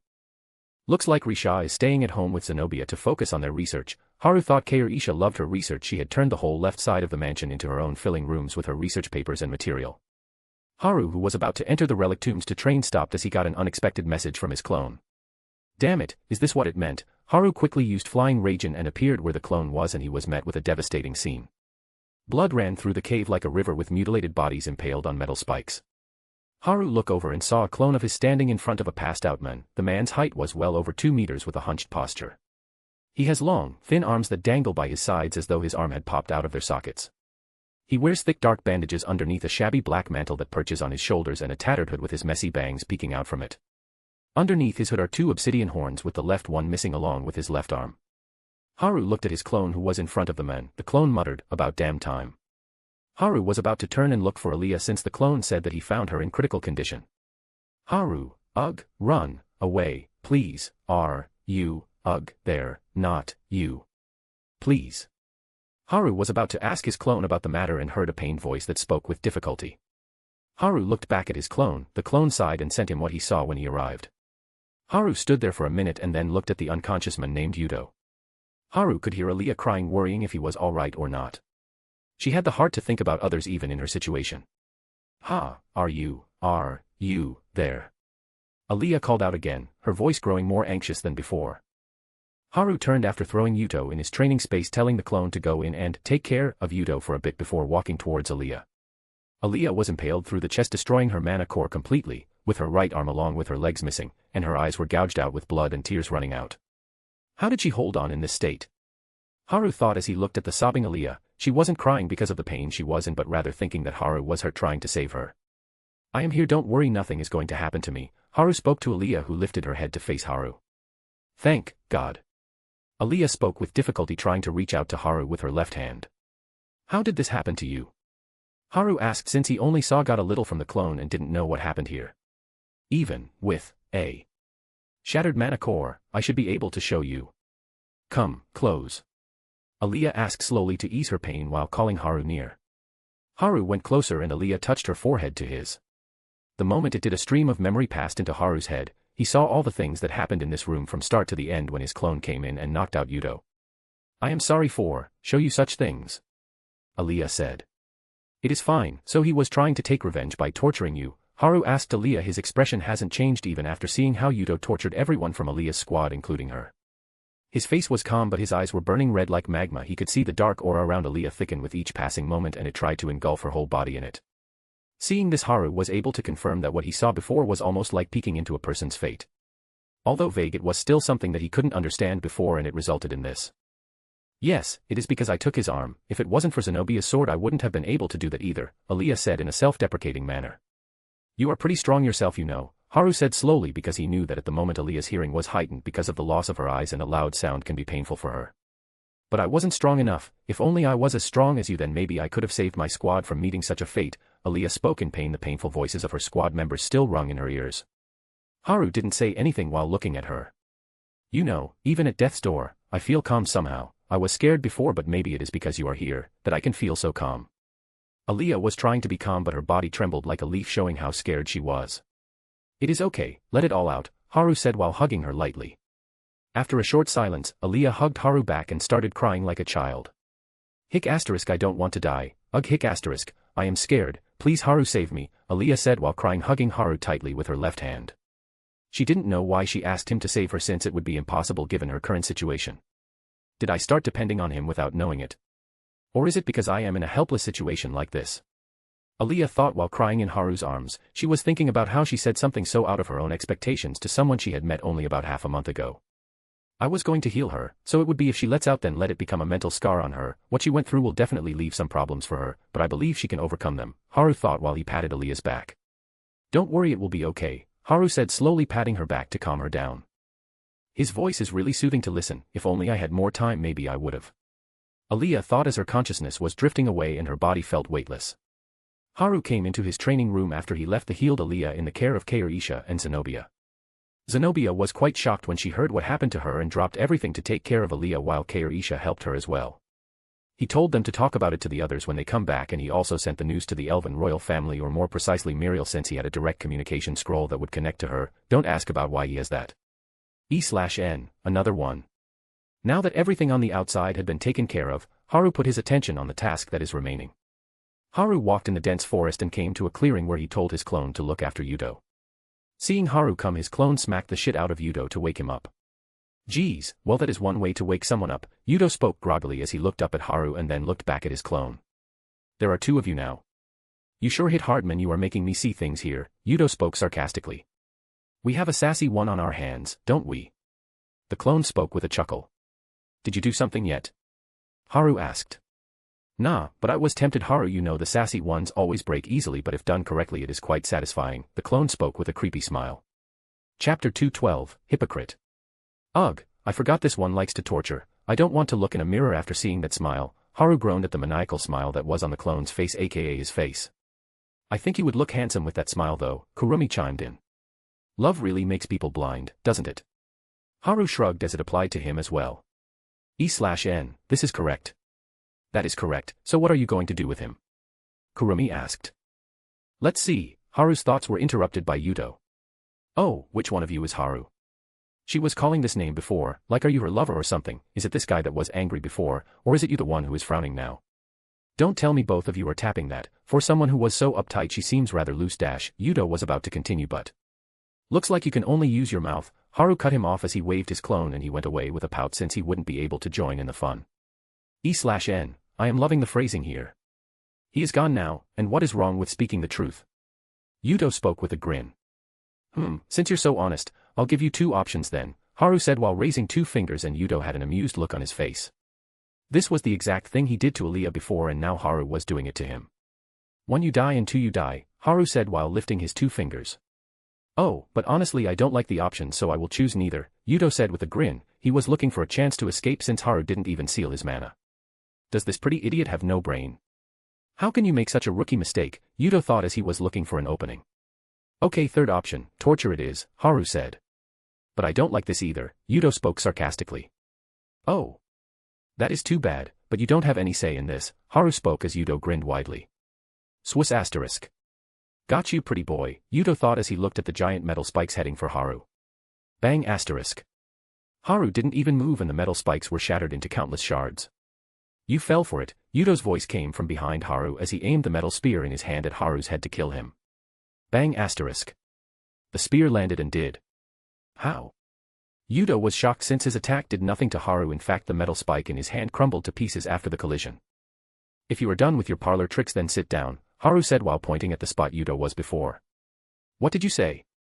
Veins were appearing on Yuto's forehead as he heard Haru's words. I said sit your ass down there you joker, Haru spoke with a little of his haki out and Yuto crumbled down on the spot like all the strength left his body. TCH can't even follow orders properly, Haru spoke a bit irritated while Yuto's eyes were wide. He knew there was no escape now. So this was the reason he didn't seal my mana, Yuto felt a kind of humiliation that wasn't normal from Haru's words. It was like the person in front of him didn't even see as a grain of sand. But seeing that Haru kept him alive meant that he needed something from him. Yuto grinned even when his body was trembling in fear and spoke. So what do you want information? Don't bother I would dash. But he was cut off by Haru who looked at him like he was looking at him with a disgusted face. Info. Do you think I am going to waste my time getting info out of a cannon fodder? How delusional are you? Haru scoffed, hearing his words Yuto flipped out. Who are you calling a cannon fodder? I am a retainer someone just below the sides, do you know how high my status is? Yuto spoke with a furious look, God knows how many Alacrians treat him with so much respect, and here this guy was calling him a cannon fodder. You aren't quite sharp, are you? Of course, you are cannon fodder, you are worthless trash that isn't even worthy of interrogating, Haru spoke with a smile while looking into Yuto's eyes. Oh, then why doesn't Mr. Almighty kill me already? Oh, is because of what I did to his little fuck toy that he likes to pass around his brothers, Yuto scoffed at Haru who just yawned. Man, even your insults are so unoriginal it is like the writer gave up halfway seeing how trashy you are. I might fall asleep if I don't keep my eyes open, Haru spoke while slapping himself awake. E/N, I don't want to be that person. But. This counts as a generic insult as well. Looks like I hit the nail on the head, it is about what I did to that lesser bitch. I quite enjoyed myself hearing her miserable cries when she begged me to stop killing the lesser she came with, Kukuku, Yuto spoke with a maniacal grin. You are correct on that, Haru answered back. So, you are going out of your way to torture me cause I tortured that lesser even if I am too much of a trash for Mr. Almighty, Yuto said. Something like that, Haru affirmed. Where were you when I was torturing the others and now that your little fuckhole is dead you want to take revenge to make yourself feel better? Man, that is pathetic, what a hypocrite, Yuto said with a grin. Every human is a hypocrite, no one really cares about the societal problems until it starts to affect the ones around them, and I am the worst hypocrite you'll ever meet cannon fodder Kuin, Haru spoke with a smile making Yuto frown. Yuto didn't like it when he was called a cannon fodder but he can't do anything since Haru was way stronger than him. I am in love all over again, Kurumi spoke in Haru's head but he ignored her. Kuku, do your best, if I don't have a choice I'll rather like to enjoy myself, Yuto spoke with a grin. E/N, this sounds great without context. So cannon fodder Kuin, do you know how many ways a human can die? Haru asked making Yuto frown again. I don't know, I never went past slashing, ripping, and impaling people, Yuto spoke with a thoughtful look. Well, this is why you are just a cannon fodder, now then let's go through the list, I am quite keen on hearing your thought about being ripped to shreds by a group of vultures and getting mincemeat while from toes to the head with knives while you are fully conscious, but before that. Haru paused, looking at Yuto with a grin. Yuto felt uncomfortable for the first time in the whole conversation. Try not to break, would you? I would be really disappointed, cannon fodder Kuin, Haru spoke while leaning forward, coming eye to eye with Yuto. E/N.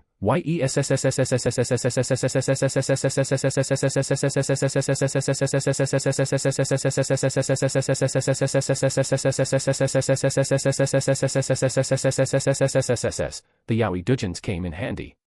And asterisk, at %%. Carat and, asterisk, $, She at %, asterisk at $, and $. What is this noise? Aaliyah thought as she felt like her body was heavier than usual. It was too much for her to even move. She could barely make out any words that entered her ears. Aaliyah opened her heavy eyelids to see an unfamiliar ceiling. Oh, you're awake. Aaliyah, who was feeling drowsy, was jolted awake by the sudden voice that came from near her. She felt someone grab her hand and looked to her right and saw Gina, who looked happy seeing her. Am I dreaming right now? Aaliyah thought with a bizarre look. She should be dead now and in Haru's arms no less.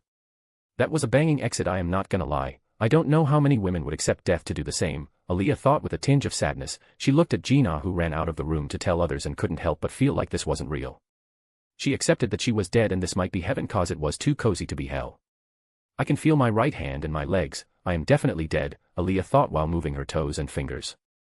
And the worst part was that she couldn't feel mana anymore. Maybe I should have just said I kind of liked him since I was going to die anyway. Aaliyah cursed herself for not being able to say it even when she felt so secure in Haru's arms. If possible I want to do it again, Aaliyah thought, and then the door was swung open, startling her as she looked at the door.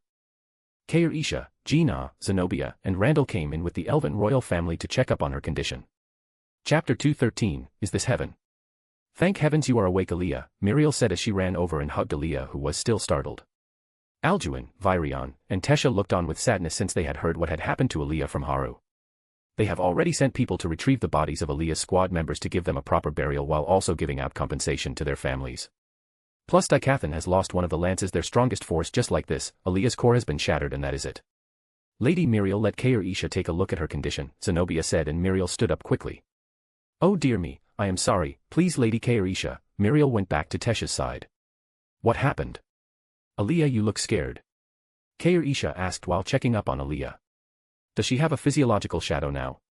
It could be possible, it has also happened to me, Kair-Isha thought while remembering how she wasn't able to sleep because she kept on recalling how the insect monarch destroyed her world while using her body. The looks of horror and despair on her people's faces still haunt her to this day, but that is the case when she sleeps alone. Haru, knowing her situation, doesn't let her sleep alone, and she was very thankful for this. Oh God, I can't tell her that, I was fantasying about your husband, now can I? No wait, does it matter? I am dead already, it shouldn't matter, right? Aaliyah thought, totally oblivious to Kair-Isha and everyone's concerns. To her, all of which was happening here was her imagination running wild. So you woke up, then a soft voice came in from the door, making everyone turn around to see Haru. He was wearing a red yukata under an orange haori while letting his long silky and wavy hair fall down on his back and chest. Muriel, Tesha, Aaliyah, and Zenobia looked at Haru with wide eyes. It wasn't every day you get to see Haru with his hair down. This is a new type of experience altogether.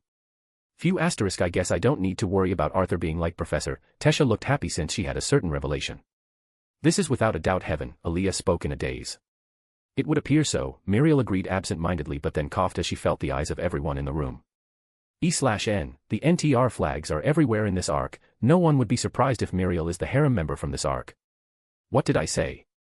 No, this is a dream, you are dead, no one will know. Aaliyah was blushing hard but pulled herself together, thinking this was just a dream since there was no way she would be able to survive unless a miracle happened. Pretty Professor strikes again, and this guy has the gall to say he sucks at wooing women. Look, even the queen is blushing, but I swear if he says he is a woman I would accept it with no doubt, Randall scoffed in his mind. Her condition is normal, there are no problems with her body, Kair-Isha concluded and gave everyone a little sense of peace. Can you all wait outside for a bit? Haru asked and everyone nodded and then walked out of the room.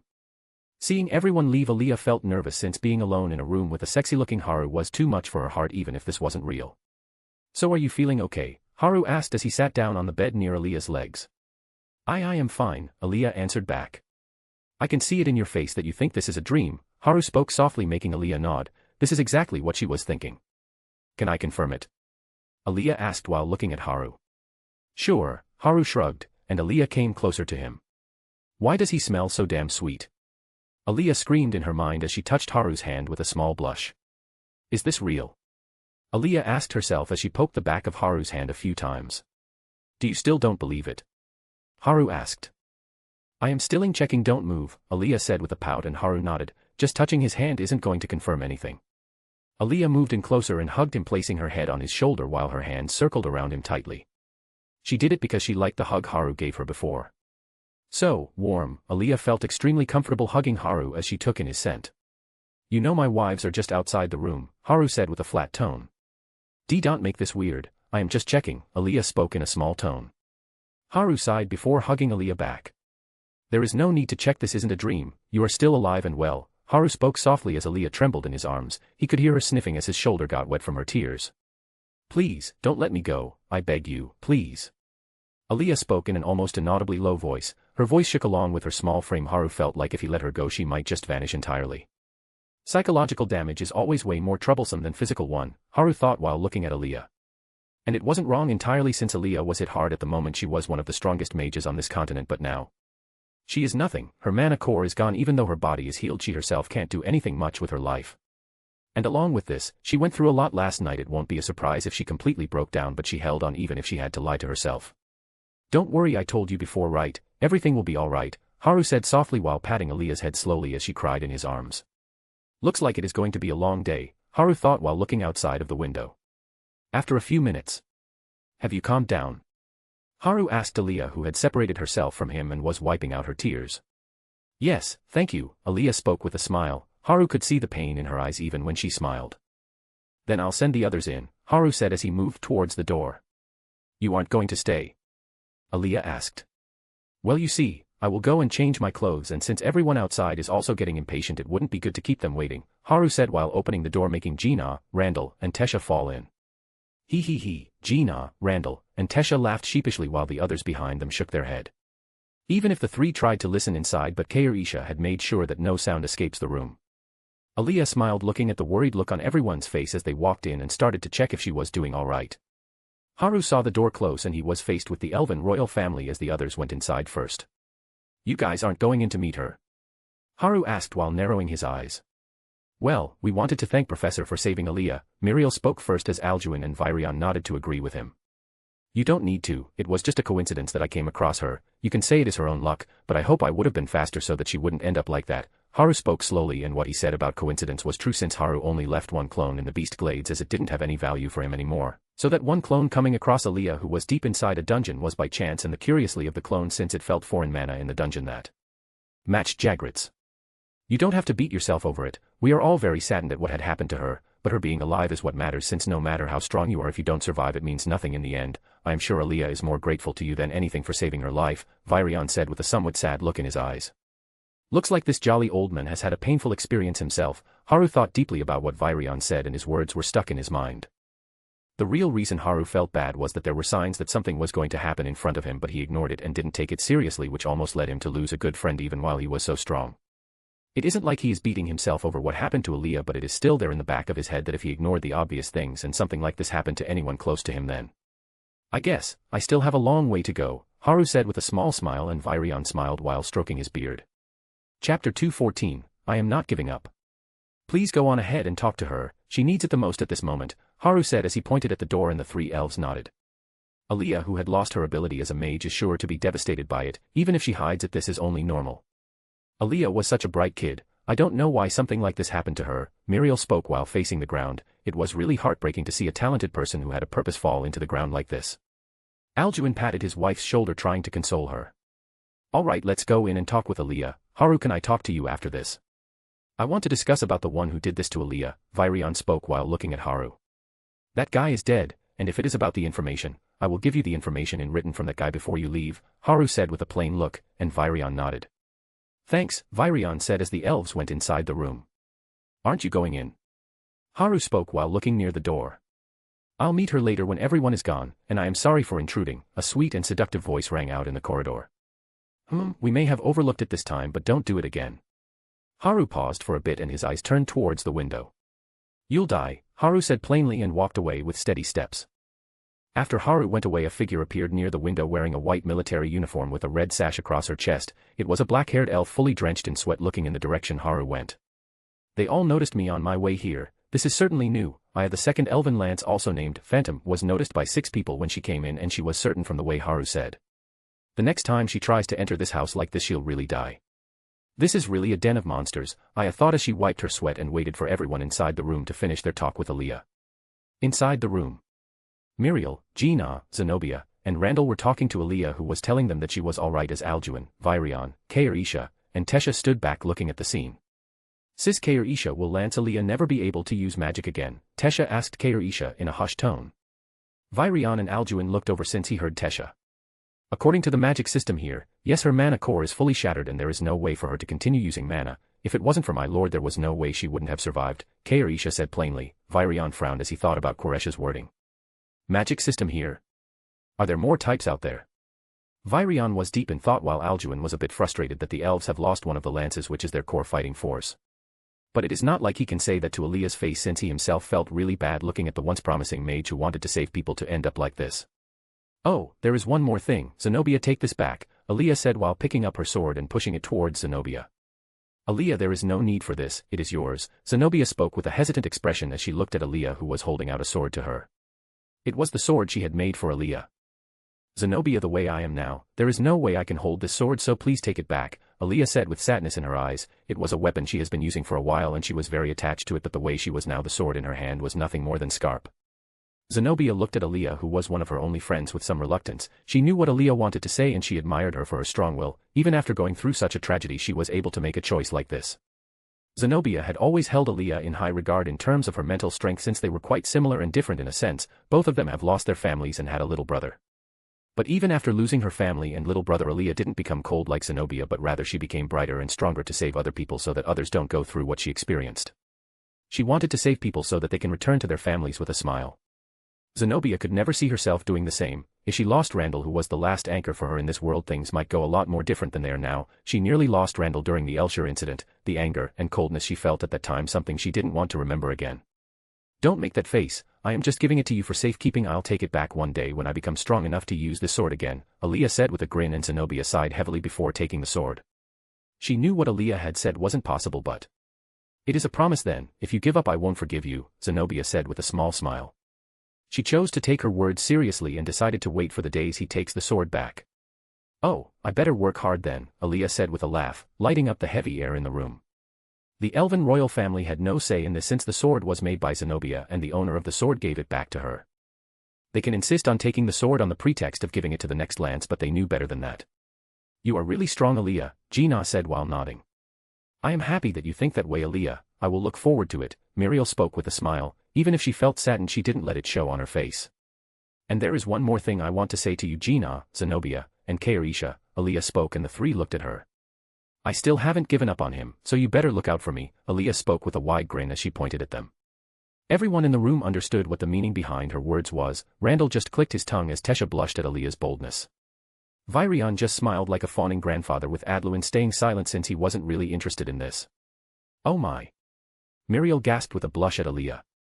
Waku waku, Gina gave an unusual response like who would be excited at the current situation. What are you talking about? Zenobia looked away shyly. I don't have a problem with what you just said, but keep one thing in mind. Kair-Isha spoke with a serious look, making everyone gulped. If you aren't up to the bar, I'll kick you out myself, Kair-Isha spoke, indicating that the wives also had a say if someone was going to enter the family or not. I am not giving up since I got a second chance. I won't give up no matter what, Aaliyah thought with a smile. I'll show you then, Aaliyah said, and Kair-Isha gave a little nod. I think she is a suitable subordinate at the moment. We will only know later if she can be in my lord's bed or not, Kair-Isha thought simply. She was certainly impressed at how Aaliyah had handled the situation, but she also knew that Haru held a part in this as well. So Aaliyah was put on the potential candidates list at the moment. After meeting with Aaliyah, everyone went their way after having lunch at Haru's house, and the night came. After having dinner with everyone, Haru took Heian, Gina, and Kane to the relic tombs, leaving Kair-Isha and Zenobia at home since they were researching the runes they found in the relic tombs. Heian and Gina went inside the relic tombs, leaving Haru behind with Kane. You're not going inside? Haru asked, but Kane just folded her arms and looked at him. I just wanted to talk with you a little, Kane said, and Haru nodded. What are your thoughts about what happened to Aaliyah? Kane asked while walking near Haru. I think it is quite tragic, Haru said. Is it because you couldn't help her faster even when you knew something can happen to her? Kane asked and Haru was a little surprised. Chapter 215, The Missing Sikthies. I am back guys. Well, it took me 10 days to sort out things. I lost around 10 chapters because of my mistake and had to rewrite it along with work. Also, comment on the chapter so that I know how many of you are still reading the FIC. I think I'll die from overwork at this rate and be iced. Enough jokes, so the FIC will be back as usual, so get ready everyone. Enjoy the chapter and wish me luck so that I don't die. It is just like I thought, you have been acting weirdly since last night, so it was because you felt guilty about the situation, Kane spoke while glaring at Haru. Well, kind of yes, Haru nodded. You know it is quite disrespectful to pity someone who had accepted their fate, Kane glared at Haru. I think so as well, but... Haru stopped midway. I know what you are thinking, but life doesn't always go the way we want it to, does it? Kane asked Haru, who sighed. You know I won't let anything happen to you guys, Haru said with a serious look. But what if something happens? The thing with us four is that even if one of us is gone we would be able to live on since we have you, but what about you? Will you be able to move on? Kane asked and Haru remained silent with a frown. He knew what he wanted to say, but it would be foolish to say that after hearing Kane's words. You should know that if you die trying to get revenge, the other three will follow you, especially Kairisha. She is a bit extreme when it comes to you, Kane said, and Haru could only smile bitterly. 3. What about you? Haru asked and Kane glared at him. I'm not dying for some idiot who doesn't care about what people around him would feel if he is gone. Kane looked away with a umph. Oh, is that so? But don't worry, I won't do something stupid like this. Haru sighed, but he wasn't stupid enough to die off like this. You better not, then I will be off, Kane spoke while walking towards the gate after speaking. I love you, Kane, Haru said, and Kane jolted and quickened her pace. I love you too, damn incubus bastard, Kane muttered as she ran into the portal with a red face. Seeing her go, Haru smiled a little and turned around. He came out of the building and walked out of the ether barrier. You aren't even trying to hide, so why not come out? Haru said as he turned around and saw a large bald man walking out of the trees looking at Haru with a grin. Who are you? Haru asked at the appearance of the men. That should be my question. Why are you entering into the relic tombs when the order about barring the entrance was passed down? Which blood are you from? No, there is no need to ask you that since you are dead either way. Ha ha ha, the man laughed hysterically like he had made the joke of the century. You are going to kill me? Haru said as he pointed at himself. Now that is the joke of the century, no, maybe joke of the millennia, Kurumi said with a laugh. Of course, I sighed. Dragath, am going to finish the job assigned to me by the god. Dragath laughed as he looked at Haru like he was seeing a bug. Dragath. Haru raised an eyebrow at the name. Someone as puny and weak as you can never resist my might, and after I am done with you I will have to hunt down the ones that went in. Dragath spoke like it was a pain in the ass that he had to deal with weaklings. So are you Yuto's mentor? Haru asked. Ha ha ha ha ha, I didn't know I was so famous, even insignificant insects know of me. Dragath laughed loudly. I guess I am quite lucky, Haru muttered. Of course, you are lucky since you will have the honor to die by my hands. It is the will of our god, so don't hate me, will you? Dragath spoke with a grin. Sure, you are going to do the job assigned to you by God, Haru said plainly. Ha ha ha ha, it is great that you get it. Now do your best to resist and make it more fun for me, Dragath said as he moved towards Haru. So, we are going to continue doing this daily? Haru asked Kurumi as he was face to face with the fire giant again. The giant was in its place as unmoving as ever, with the same angry look on its face looking at him with his closed eyes. Haru felt a little sense of danger for the first time. Where have I seen this guy before? Haru thought to himself while Rom was arranging his feathers on his shoulders. Caw asterisk caw asterisk. Yes, I am excited about it as well, Haru replied to Rom's excitement since he was also going to be learning with him. Then let's start for the day, Kurumi said, and the giant lifted his hands and brought his palms together in front of its chest. Bang asterisk. With the heavy sound of the palms colliding, the whole area was lit on fire. Haru looked around the burning landscape. The red flame flickered around him trying to engulf him, but rather than the searing pain Haru felt a calm warmth as if he was at home. This feels quite weird, Haru thought as he sat down in the burning landscape and closed his eyes to focus. Rom was the same, he closed his eyes and focused solely on the fire around him trying to get stronger. In Haru's mindscape. Looks like it is behaving, Kurumi thought while looking at the flame locked inside the seals and chains, which was calm at the moment, different from its usual rampant behavior. If we go like this, Hakuin will be able to at least control 30% of his powers, then the next step will be to strengthen his body further so that we can move forward, Kurumi muttered with deep contemplation. She didn't want to use this method since it had its risks, but it was necessary and she had made sure to make it safe for Haru. Now all I can do is wait till he finishes his meditation. Akalanatha will help him gain more wisdom about his own ability while keeping the danger at a low, Kurumi thought as she laid down on a bed she created. She just kept an eye on the flame just in case it ever went out of control. While Haru was learning more about his ability in the flames of the Wisdom King Akala, Alakria was in a state of chaos because of an incident. How did this happen?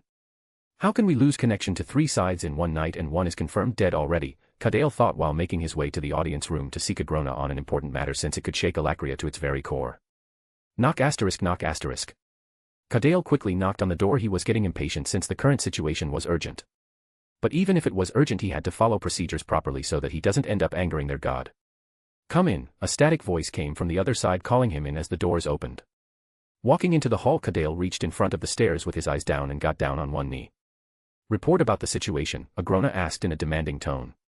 Scythe Dragath is dead, his soul plate has been shattered and contact with Scythe Saris and Scythe Melsri has been cut. No matter what we try we can't get in touch with them. Kadale reported all that has happened in one night.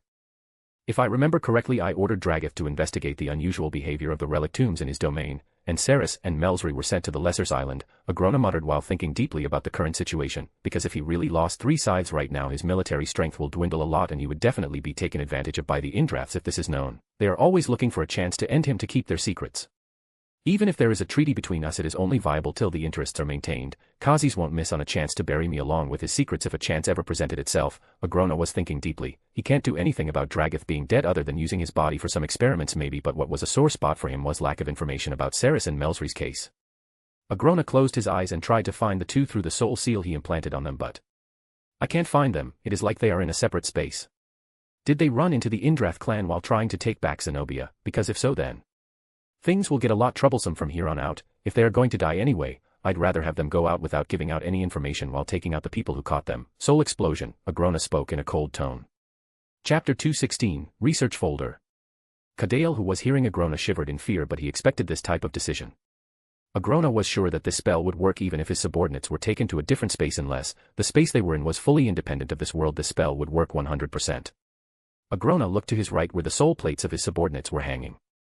Namely Scythe's, but to his surprise, Saris and Melsri's soul plates were still the same, which meant that. Interesting, it looks like a third party is involved in this matter, Agrona muttered with a little excitement since even the Azuras didn't have an ability to counter this spell of his, but now here it was happening in front of his very eyes. The flame to reach the bottom of this burned in his eyes even more since it was a new type of phenomenon that happened, and this made him even more curious about the person who caused this.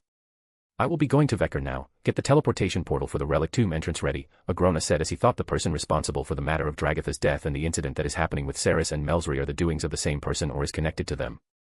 Since no Azuras can come that deep into Alakria without him knowing about them, he had gotten a defense system made for them. Since that thing couldn't catch this guy, I am even more curious, Agrona thought while taking a mirror-like artifact from his dimensional ring, and he still didn't find responses of an Azura being present on Alakria. This was an artifact he got from the relic tombs made specially to detect the Azuras. Hearing Agrona's order, Kadale quickly made a portal in the throne room for him. The relic tombs have been acting weirdly as well. The Ascenders have complained about not being able to go past certain zones or they are straight up denied entrance, Agrona thought as he walked into the portal and came outside the ether barrier of the Vekar's relic tomb entrance building. It is a pity that I can't enter this place. I should move my plans forward quickly so that I can enter this place on my own, Agrona thought while looking at the relic tombs. He had always wanted to enter it and explore it for himself, but he couldn't do it since it repelled any Azurans. High Sovereign, Dragath is still alive, Agrona turned after hearing Kadale's voice and saw Dragath standing absent-mindedly. Alive?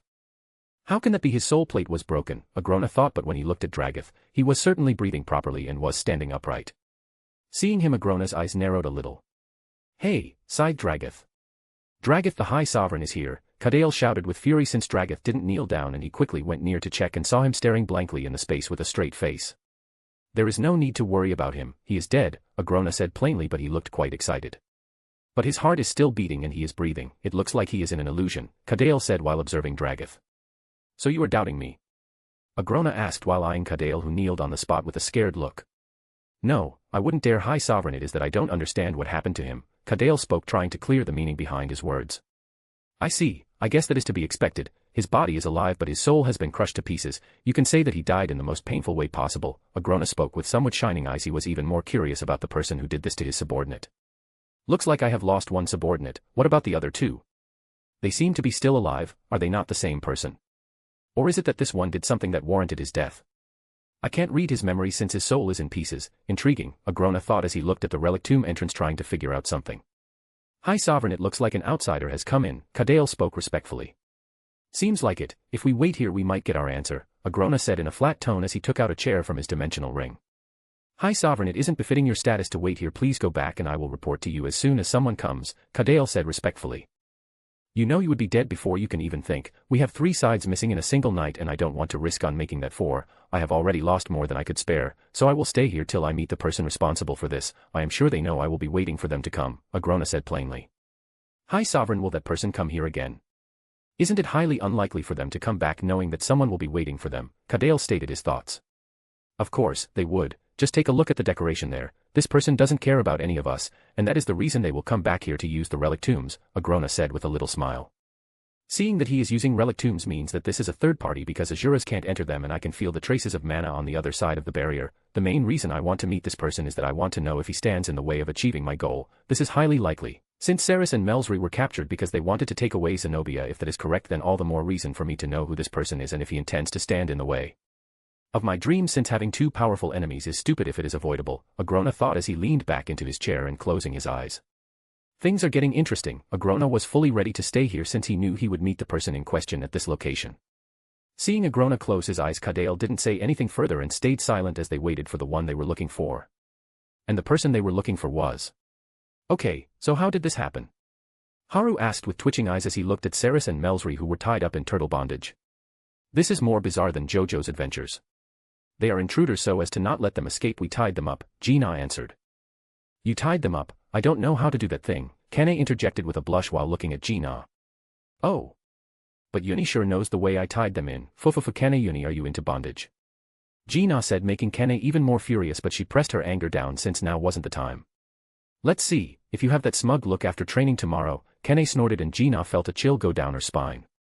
If anything you seem more into it, Gina, Heian told Gina. Well, I practiced it just in case because I found BDSM porn in Haru's research folder, Gina said while looking at Haru. The others also looked at Haru, making him wave his hands. He didn't know how the BDSM porn was in his research folder, and neither did he know that he had a research folder. Damn it, is it perhaps made by me before I got my memories? Haru cursed in his mind.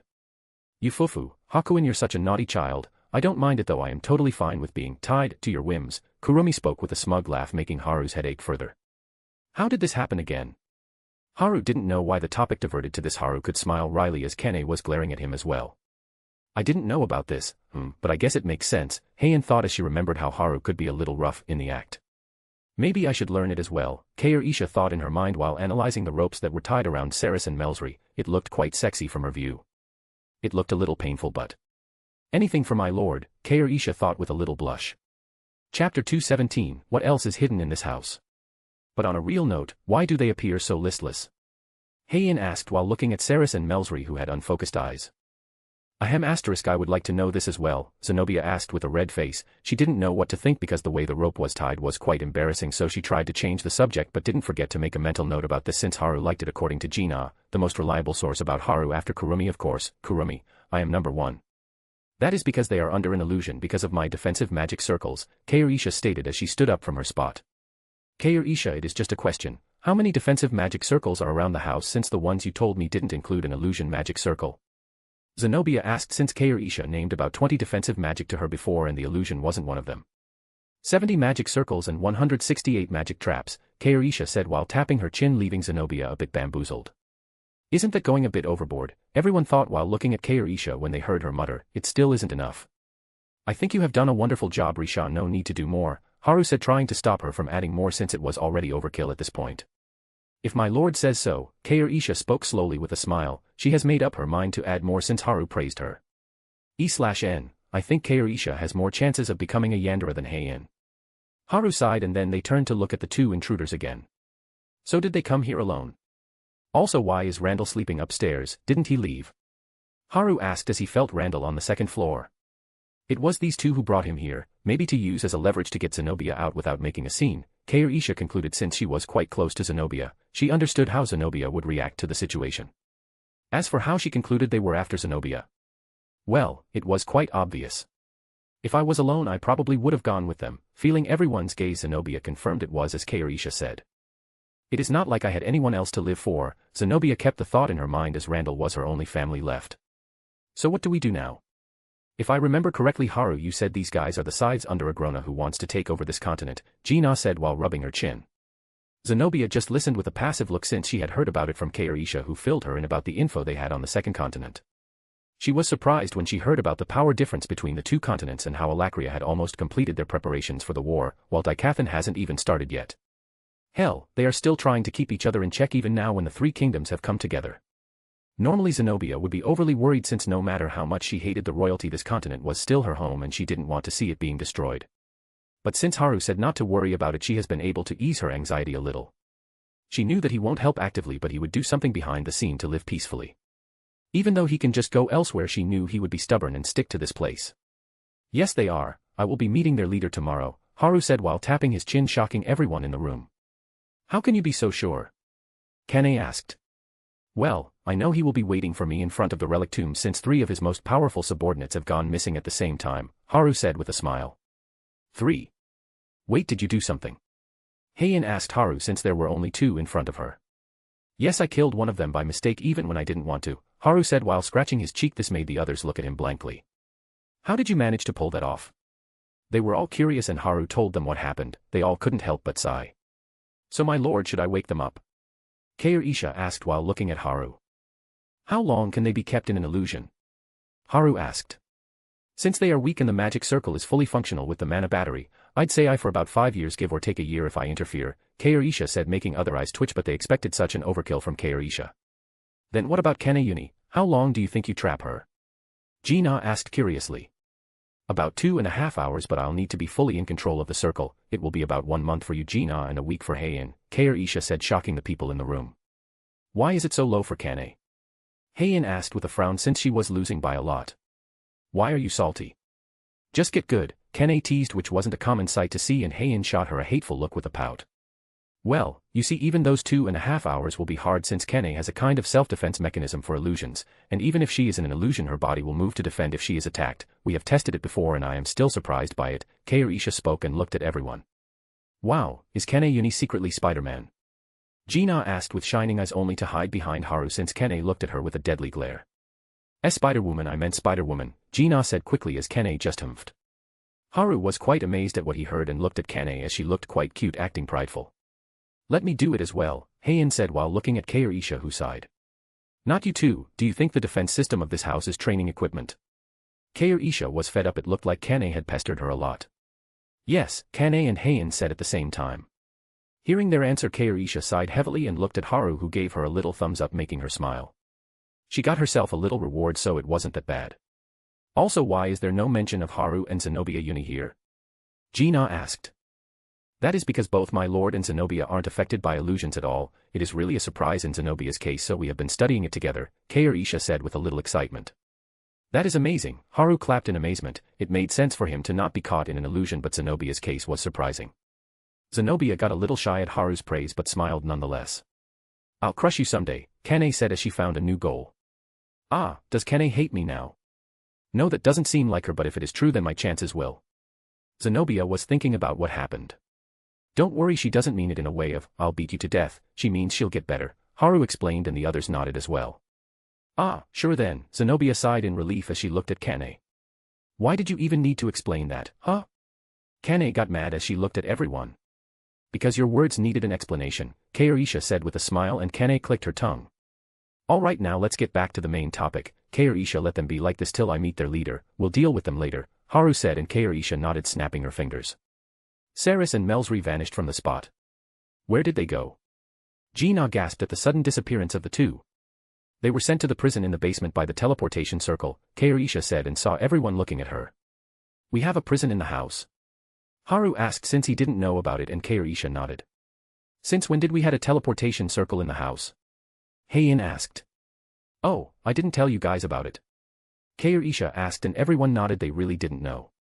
Sorry about that, I must have forgotten, but I already registered your mana in the circle, so you can move around the house using it, and you can even use it to move around things if you want to, Kairisha explained, and the others nodded blankly. So, I can go to the toilet with it? Gina asked, bringing everyone's attention to herself. Chapter 218, The Council of No, you can teleport to outside the toilet and the bathroom, plus my lord's room is also of limits, Kairisha said, making an X with her arms. Damn it. My dream of a lazy life can never come true. Gina fell to her knees and hit the floor with her fist, crying bitterly. What type of lazy life are you imagining here? Everyone thought, but since it was Gina, it was surely going to be weird anyway, so they left it as is and went to sleep for the day. Aaliyah and Randall were already fast asleep at the moment. Haru went to sleep in his usual position in the middle of the floor and closed his eyes after getting a few good night kisses from everyone while Kene tried to fake sleep. But she opened her eyes wide after Haru gave her a little peck on her lips and pinched his waist in embarrassment. The next morning. The continent of Dikathan had a peaceful air around it, but the violent storms brewed underneath it. The Council of Dikathan was one of these places. As soon as news of what happened to Aaliyah was known, the council was thrown upside down. The Eroliths were disheartened while the Graysunders made a scene about how they had now lost an important asset. The Gladers remained neutral, but they were a little shaken by the loss. The only saving grace was that Aaliyah was still alive, but what does it matter? It is not like she can do much in her current state. Dossid Graysunders, the king of the dwarves, spoke while looking at Eroliths, who frowned at his comment. Even though Muriel wanted to refute his words, Alduin stopped her since it would only cause a bigger argument. That is correct. Other than the information she can offer on the person who attacked her, there isn't much she can do. Maybe be an instructor for the young ones in an academy. Glaudera Graysunders, the queen of the dwarves, spoke, and Dossid nodded in agreement. Muriel felt really bad at hearing such a thing about Aaliyah, who had worked so hard only to be treated like this when she couldn't help them anymore. Even Alduin felt angry this time. The Gladers stayed silent and didn't interject in the conversation since it had nothing to do with them. Seeing the tense atmosphere, Virion coughed to get everyone's attention. I have already gotten in the information from Aaliyah in a written form. Virion spoke and passed a sheet of paper for everyone. They all took it and read the contents of it. After a few minutes they finished reading it, and the Graysunders were the first to speak. Is this it?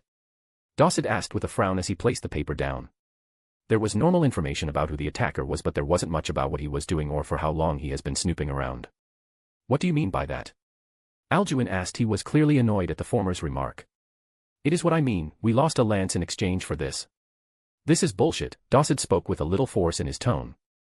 Dossid, your words mean that we exchanged the life of our subordinate for this information. Alduin spoke with an angry tone. Yes, Dossid, the way you frame your words do sound that way. Blaine spoke for the first time, and he wasn't in Dossid's favor, which made him frown. But am I wrong? Isn't that what happened, even if it wasn't intentional? And what does this mean, that the attacker is dead?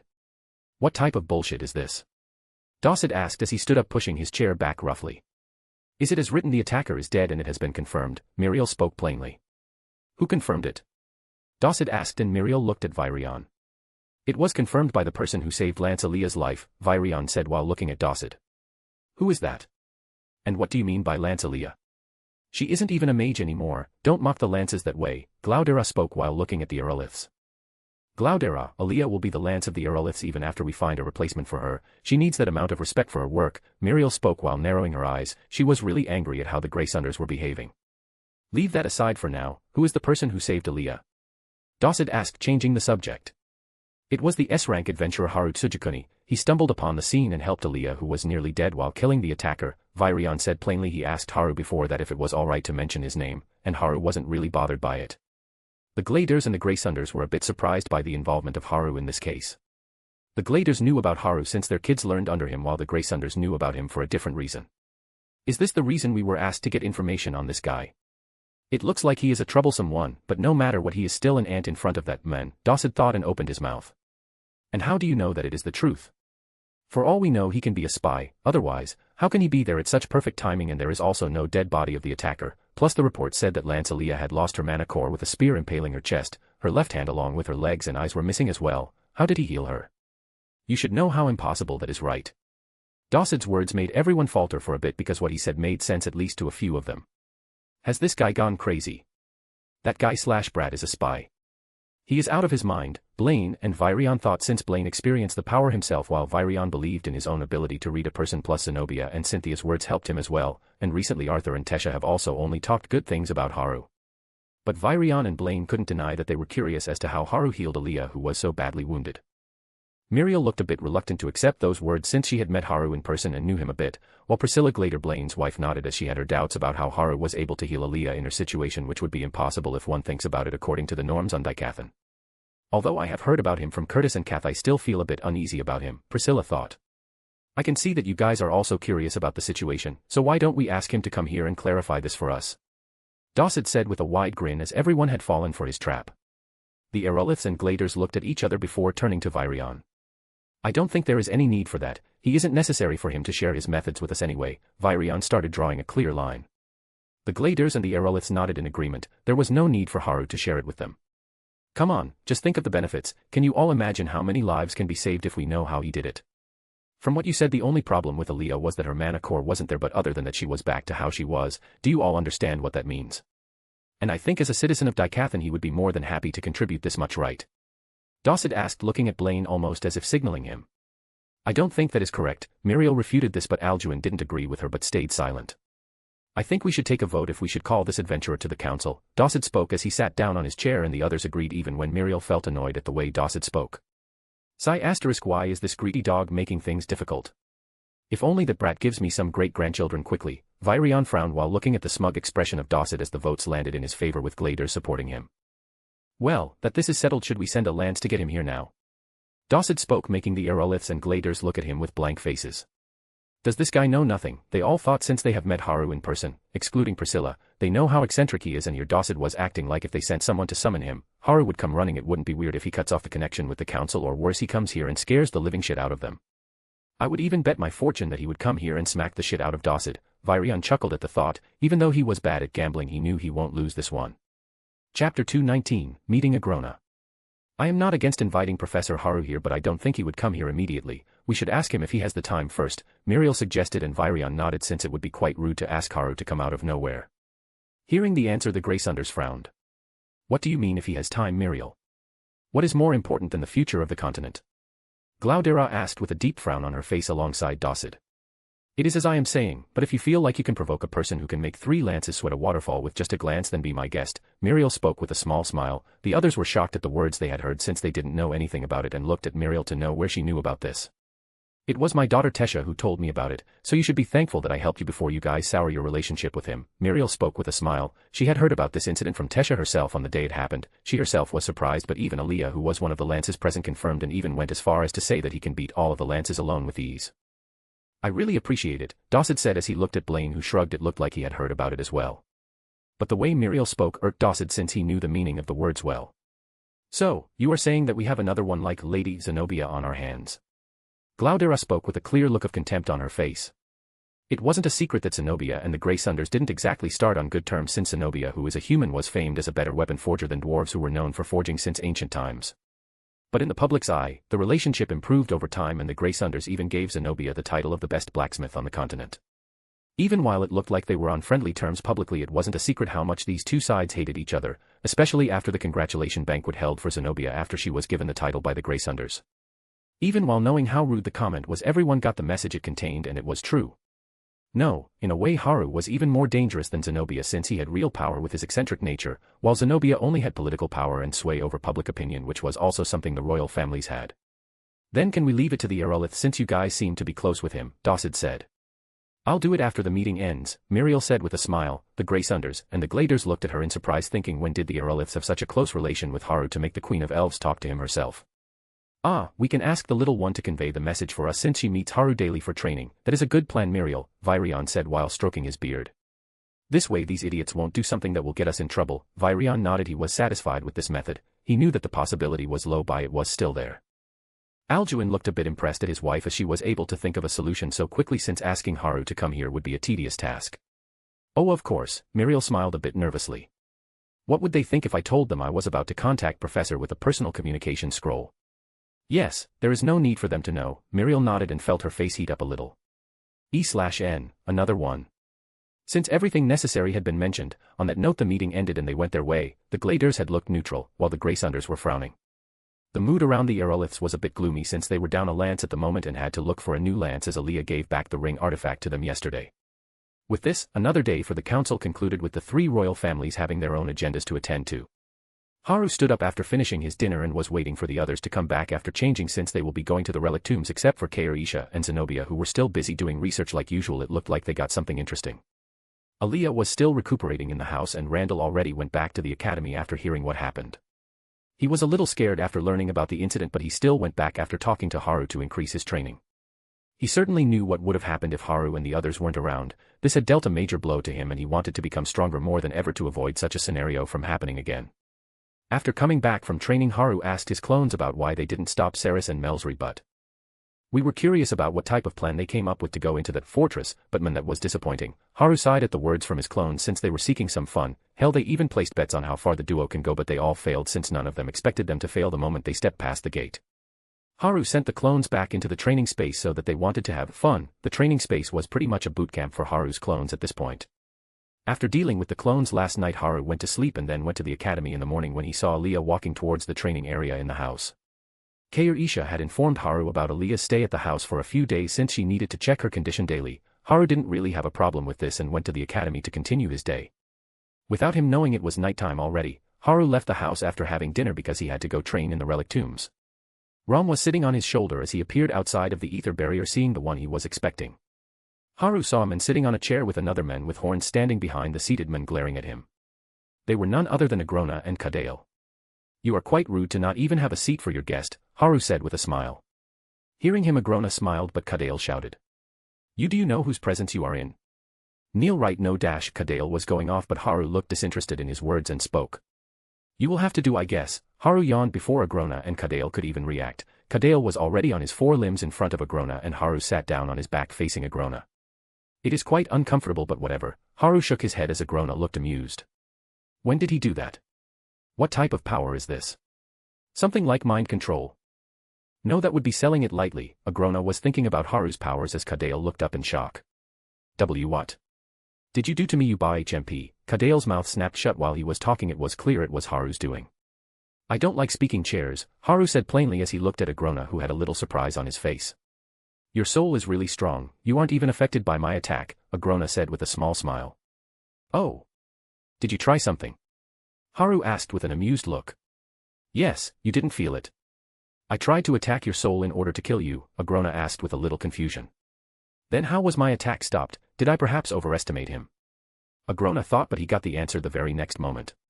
"No, I felt something, but your attack was so weak that I missed. I didn't register it as an attack," Haru said while looking at Agrona. "Weak? Interesting." Agrona's eyebrow wriggled a little in annoyance. "So then, let me get right to the point since I have things to do after this. Why did you send your subordinates to capture Zenobia?" Haru asked simply without mincing his words. Chapter 220, Threat. "So, it is you have captured the two?" Agrona asked and Haru nodded. "Since he captured those two and didn't kill Kadale on the spot, why did he kill Dragath?" "It can't be because of something like disrespect, since Kadale is still alive." Agrona was curious, so he spoke. It was hard to get a read on the person in front of him. And there was no possibility of Haru being considerate of him since he could tell from the looks in Haru's eyes that he didn't take him as a threat. He is used to eyes that look at him like he is a small fry, but Haru was different since it wasn't arrogance like the Azuras but rather the raw power that gave him the confidence to be like this. Even if Agrona was not able to feel Haru's power, his senses were warning him to be careful. "Then what about him?" Agrona pointed at Dragath. "Him? Well, some things happened and it turned out that way. Also answer my question, don't try to change the subject," Haru said without going into much detail, and Agrona understood that something drastic happened for him to kill Dragath so brutally. But seeing that his chance to avoid the question was red, Agrona smiled a little before answering. "She is the main key to my plan. So, I wanted to bring her over since it was the perfect time for me to advance to the next stage," Agrona spoke plainly. "To advance, is it?" Haru smiled and Agrona's eyebrows shot up a little. He couldn't have figured it out. Agrona's mind was running faster than it has ever worked before as he tried to guess what Haru's conclusion was, because if he was able to infer it from just the line he spoke, then he is way more dangerous than what I thought. Agrona had a serious look on his face. "Well, whatever you're planning is irrelevant to me, just give up on her. You're not getting her," Haru said with a bored look. Trying so hard to take control over a weak continent while he has such military strength, it is clear that he wants more than just eradicating the population there. So it is good old slavery and using the people for experimentation, but that is just a side quest. His main goal is something else. He wants to get stronger himself. Haru concluded his thoughts, and Agrona's face was going through so many expressions that it was weird since he had maintained a calm look till now. Haru could tell that Agrona was quite weak for an Azura, plus the experimentations done on the Alacrians weren't just to make stronger soldiers but also to find a way to strengthen his body, or so was the plan, but didn't work. Some of Haru's clones entered the storage room where many of the experiment records were kept. It was quite easy for them to move around if they wanted to, but because he wasn't interested in them, he asked them to come back after a few trips. Since Agrona's plan to strengthen his body failed, what do you think he would do next to achieve his goal? Yes, he is going to pull an Orochimaru, at least that is what Haru inferred. He would try to take over Zenobia or try to make a new body for himself. He has already tried this once with Sylvie, or along the lines, I have seen the seal on her body and it makes sense to me now since it was probably Sylvia who interfered and ran away from that place, Haru thought while tapping his chin. His knowledge of the plot and the information he got from here merged to paint a bigger picture. Is there no room for negotiation? Agrona asked, even though he knew that if he agreed here he would suffer a major setback since many of his plans would be made worthless.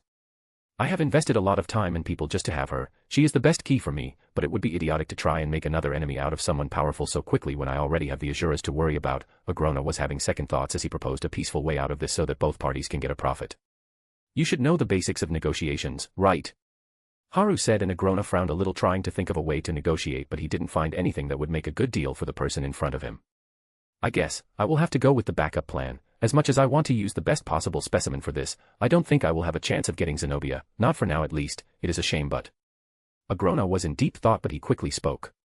Then I'll step back, since I can't think of anything that will be to your liking. Agrona spoke calmly, but his mind was already in deep chaos. Just because of Haru's interference, things have been flipped upside down. If only he could negotiate with the one in front of him, things would be much more smoothly, but he didn't have anything that will be of interest to Haru.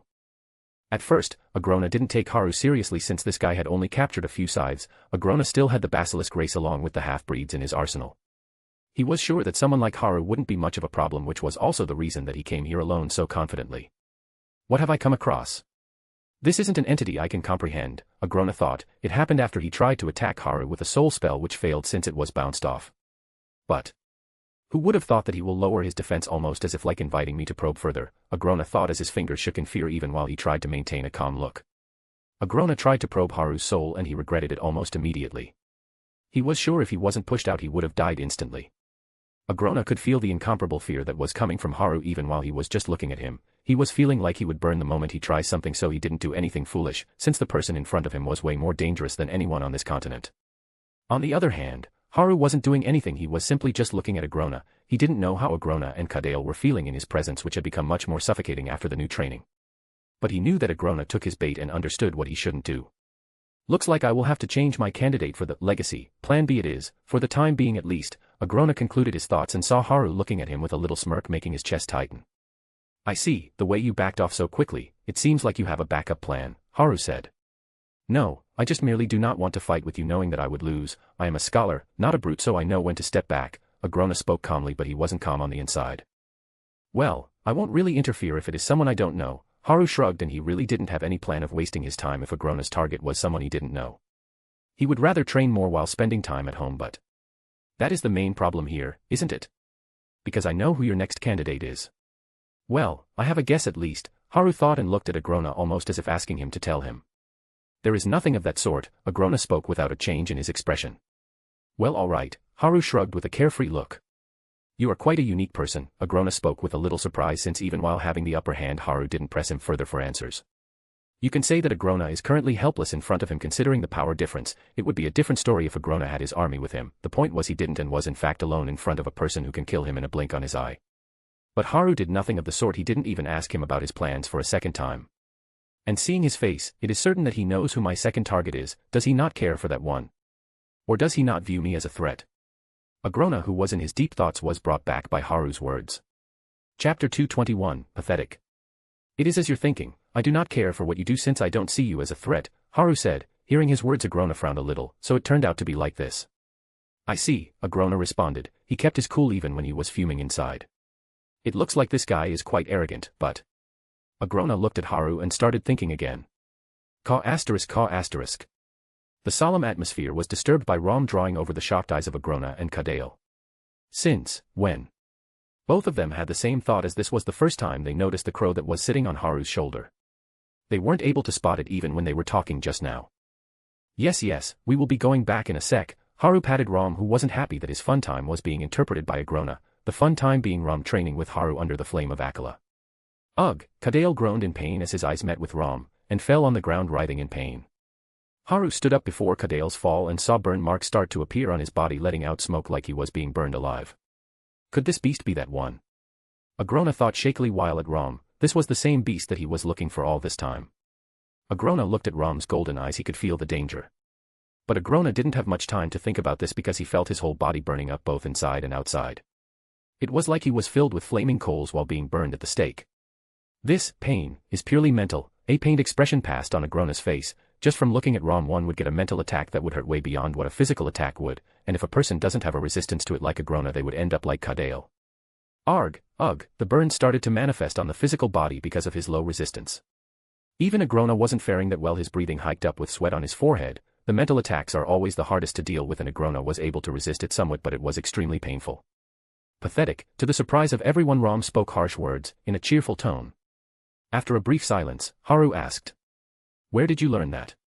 Jinayuni, Rom spoke cheerfully again, and Haru smiled, patting his head, making Rom happy. "Oh, so how much did you learn?" Haru asked. He was curious now and ignored the two in front of him. Ka asterisk. Hearing Rom go back to his normal way, Haru nodded. It looks like Jina was teaching him to speak and only taught him 4 words, but why is pathetic in there? What is the point? Haru sighed and shook his head. It looked like he will need to talk with Kane so that she would keep an eye on Jina when she is teaching Rom. Looks like this is the end of the talk, Haru spoke as he walked inside the ether barrier, leaving Agrona and Kadale behind. Agrona calmed down after 20 minutes as Kadale still writhed in pain. How can there be a mental attack this strong? Agrona's mind went into overdrive while thinking about how Rom was able to do that to him. Is mental attacks the beast's specialty?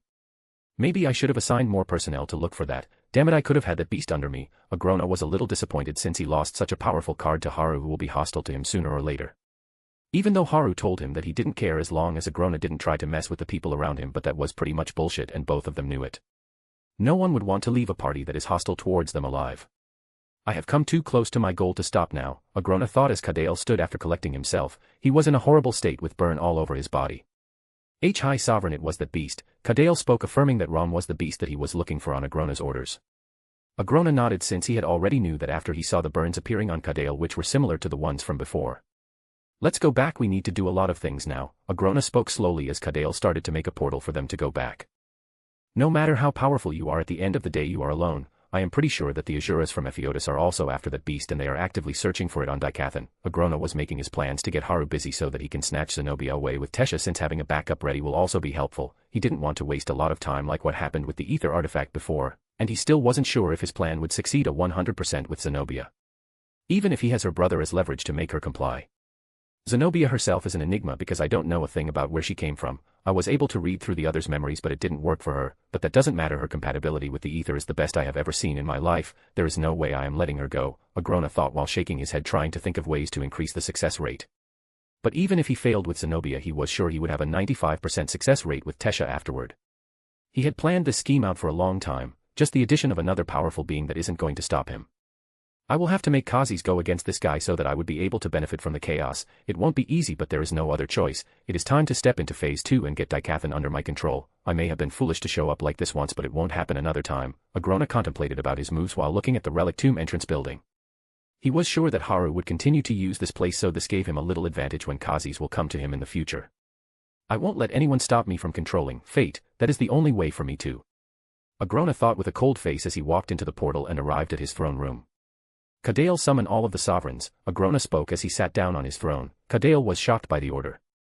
To summon all of the sovereigns? This is too big of an event, everything is going to be thrown on its head. Kadale, even though shocked, still did his job and walked out of the hall. Kadale was too caught in the order to think about Saris and Melsri at the moment. Seeing Kadale run out of the hall, Agrona decided to think up his moves. He had many pawns in Dikathan who would follow his orders, so to make the most out of everything he needed to use them properly. I don't need to worry about Saris and Melsri right now since they are of no use. At this point, the war isn't going to stop with the lesser fighting each other. With this guy's involvement, I would need to rope in the Azuras as well. There is no need to think about the lessers for now. Agrona knew that the world was going to be razed to the ground if the Azuras stepped in, but it was necessary now, but it is not like he cared. There was no other way. If it was Haru alone, Agrona thought that he would be able to deal with him with the Vritra clan, but with the addition of the beast, things got a lot more complicated for him. Even fighting Haru alone with his clan was just an assumption he came to, since he doesn't know the full power of the person in question. But even if it was possible to kill Haru with the help of his clan, why would he do it alone? And at the expense of his own people? He would surely take a heavy hit, and Kazis will take advantage of this to silence him with the help of the other Azuras. So his choice was rather obvious. Chapter 222, The Sides Again. Okay, so the update schedule is going to be from Monday to Saturday, which means we have 6 chapters a week, with Sunday being an off day for bonus chapters. For one bonus chapter, you will need about 650 power stones. Yeah, good luck with that. It is as good as no chapters on Sunday. That is all I needed to tell you all now. enjoy the chapter since I am trying some things here. I don't know when I'll learn my lesson since me trying things never get good results. And now that I am back here, I don't need to worry about facing him directly, Agrona said calmly. He knew that he personally had no chance of winning against Haru in a fight. He was lucky that Haru looked down on him and didn't kill him there. Why did I go out there in the first place? That was really risky, Agrona thought deeply, but now that it had happened once he won't let it happen again. He was safe here in his home. There was no way for Haru to kill him. At least that was what he thought. Agrona didn't know that he can be killed anytime Haru wanted it and that he was watched a few times before. Back with the cause of this problem. Haru and Rom were now resting after they had finished their daily training under the avatar of Akala. Hakuin, why did you let him go after you went through the trouble to get him there? Kurumi asked curiously. She had a guess of her own, but she wanted to hear it from Haru. If I killed him then and there, it would only mean that I killed one of the many brainless idiots that will try to attack me, so I let him go with an incentive so that he will gather all of the brainless idiots together. This way I can take care of them at once and this won't leave any loose ends. Haru spoke lazily. He was a bit tired at the moment since he had cranked up the intensity of his training by a few notches. So, basically, you are too lazy to search for idiots and deal with them yourself, so you are letting him gather them for you, Kurumi concluded. What do you mean lazy? I would rather train myself than waste my time on them. Agrona is a smart guy. He will know how to play his cards correctly. I am stopping him from getting what he wants and he won't try to deal with me on his own since that will damage him more while putting him in a vulnerable position in his thoughts, that is, but leaving that aside, his next choice is to involve someone else and I am going to give him the perfect chance for it as well. Haru spoke as he stretched his body to get ready for the next set of training. Do you think that smart guy will fall for your trick? Kurumi said with a yawn. She was feeling sleepy right now and curled up in a ball on top of Haru's head. It would be a bit harder normally, but Agrona is too obsessed with ether right now, which makes it easier for me to get my desired result. Okay, enough of that. Now let me start training now, Haru said as he looked to his right and saw 100s of his own clones ready for battle. I didn't know my little Hakuin has become so evil, Kurumi spoke with a giggle, making Haru roll his eyes, seeing that she won't distract him any further as he continued to train late into the night. The next morning, Haru was sitting in the living after breakfast with Keirisha, Kane, and Zenobia. Heian and Gina were still asleep while Aaliyah was training her swordplay in the training area. She had started to train her physical strength, which surprised Haru since he thought it would take longer for her to get back up on her feet, but apparently not. It is a good thing nonetheless. Keirisha, bring those two here, Haru spoke with a light smile. He was in a good mood now since he was about to get his chance to push his plans forward. As you wish, my lord, Keirisha said. She is still calling me like that outside, Haru sighed since Keirisha still didn't drop the respectful way of addressing him. Even after telling him that she is his wife now, she was still a bit too formal. Haru thought maybe that was the way she was taught since she is from a medieval world and a former empress at that. So manners for her are important. It was really hard for him to hear being called my lord since he is from a modern society, but he couldn't make her come out of her comfort zone forcefully. At least she calls me by my name in the bedroom now, Haru smiled since Keirisha was getting out of her old habits. He knew it will take more time for her to completely stop calling him this way and he didn't mind waiting. And with the snap of Koresha's fingers, Saris and Melsri appeared in front of the sofa Haru was sitting on. Seeing them made Kane, Zenobia, and Haru's eyes twitch. You seriously left them like that? Haru didn't know if Kane spoke in anger or embarrassment since her face was somewhat reddish with a fierce look.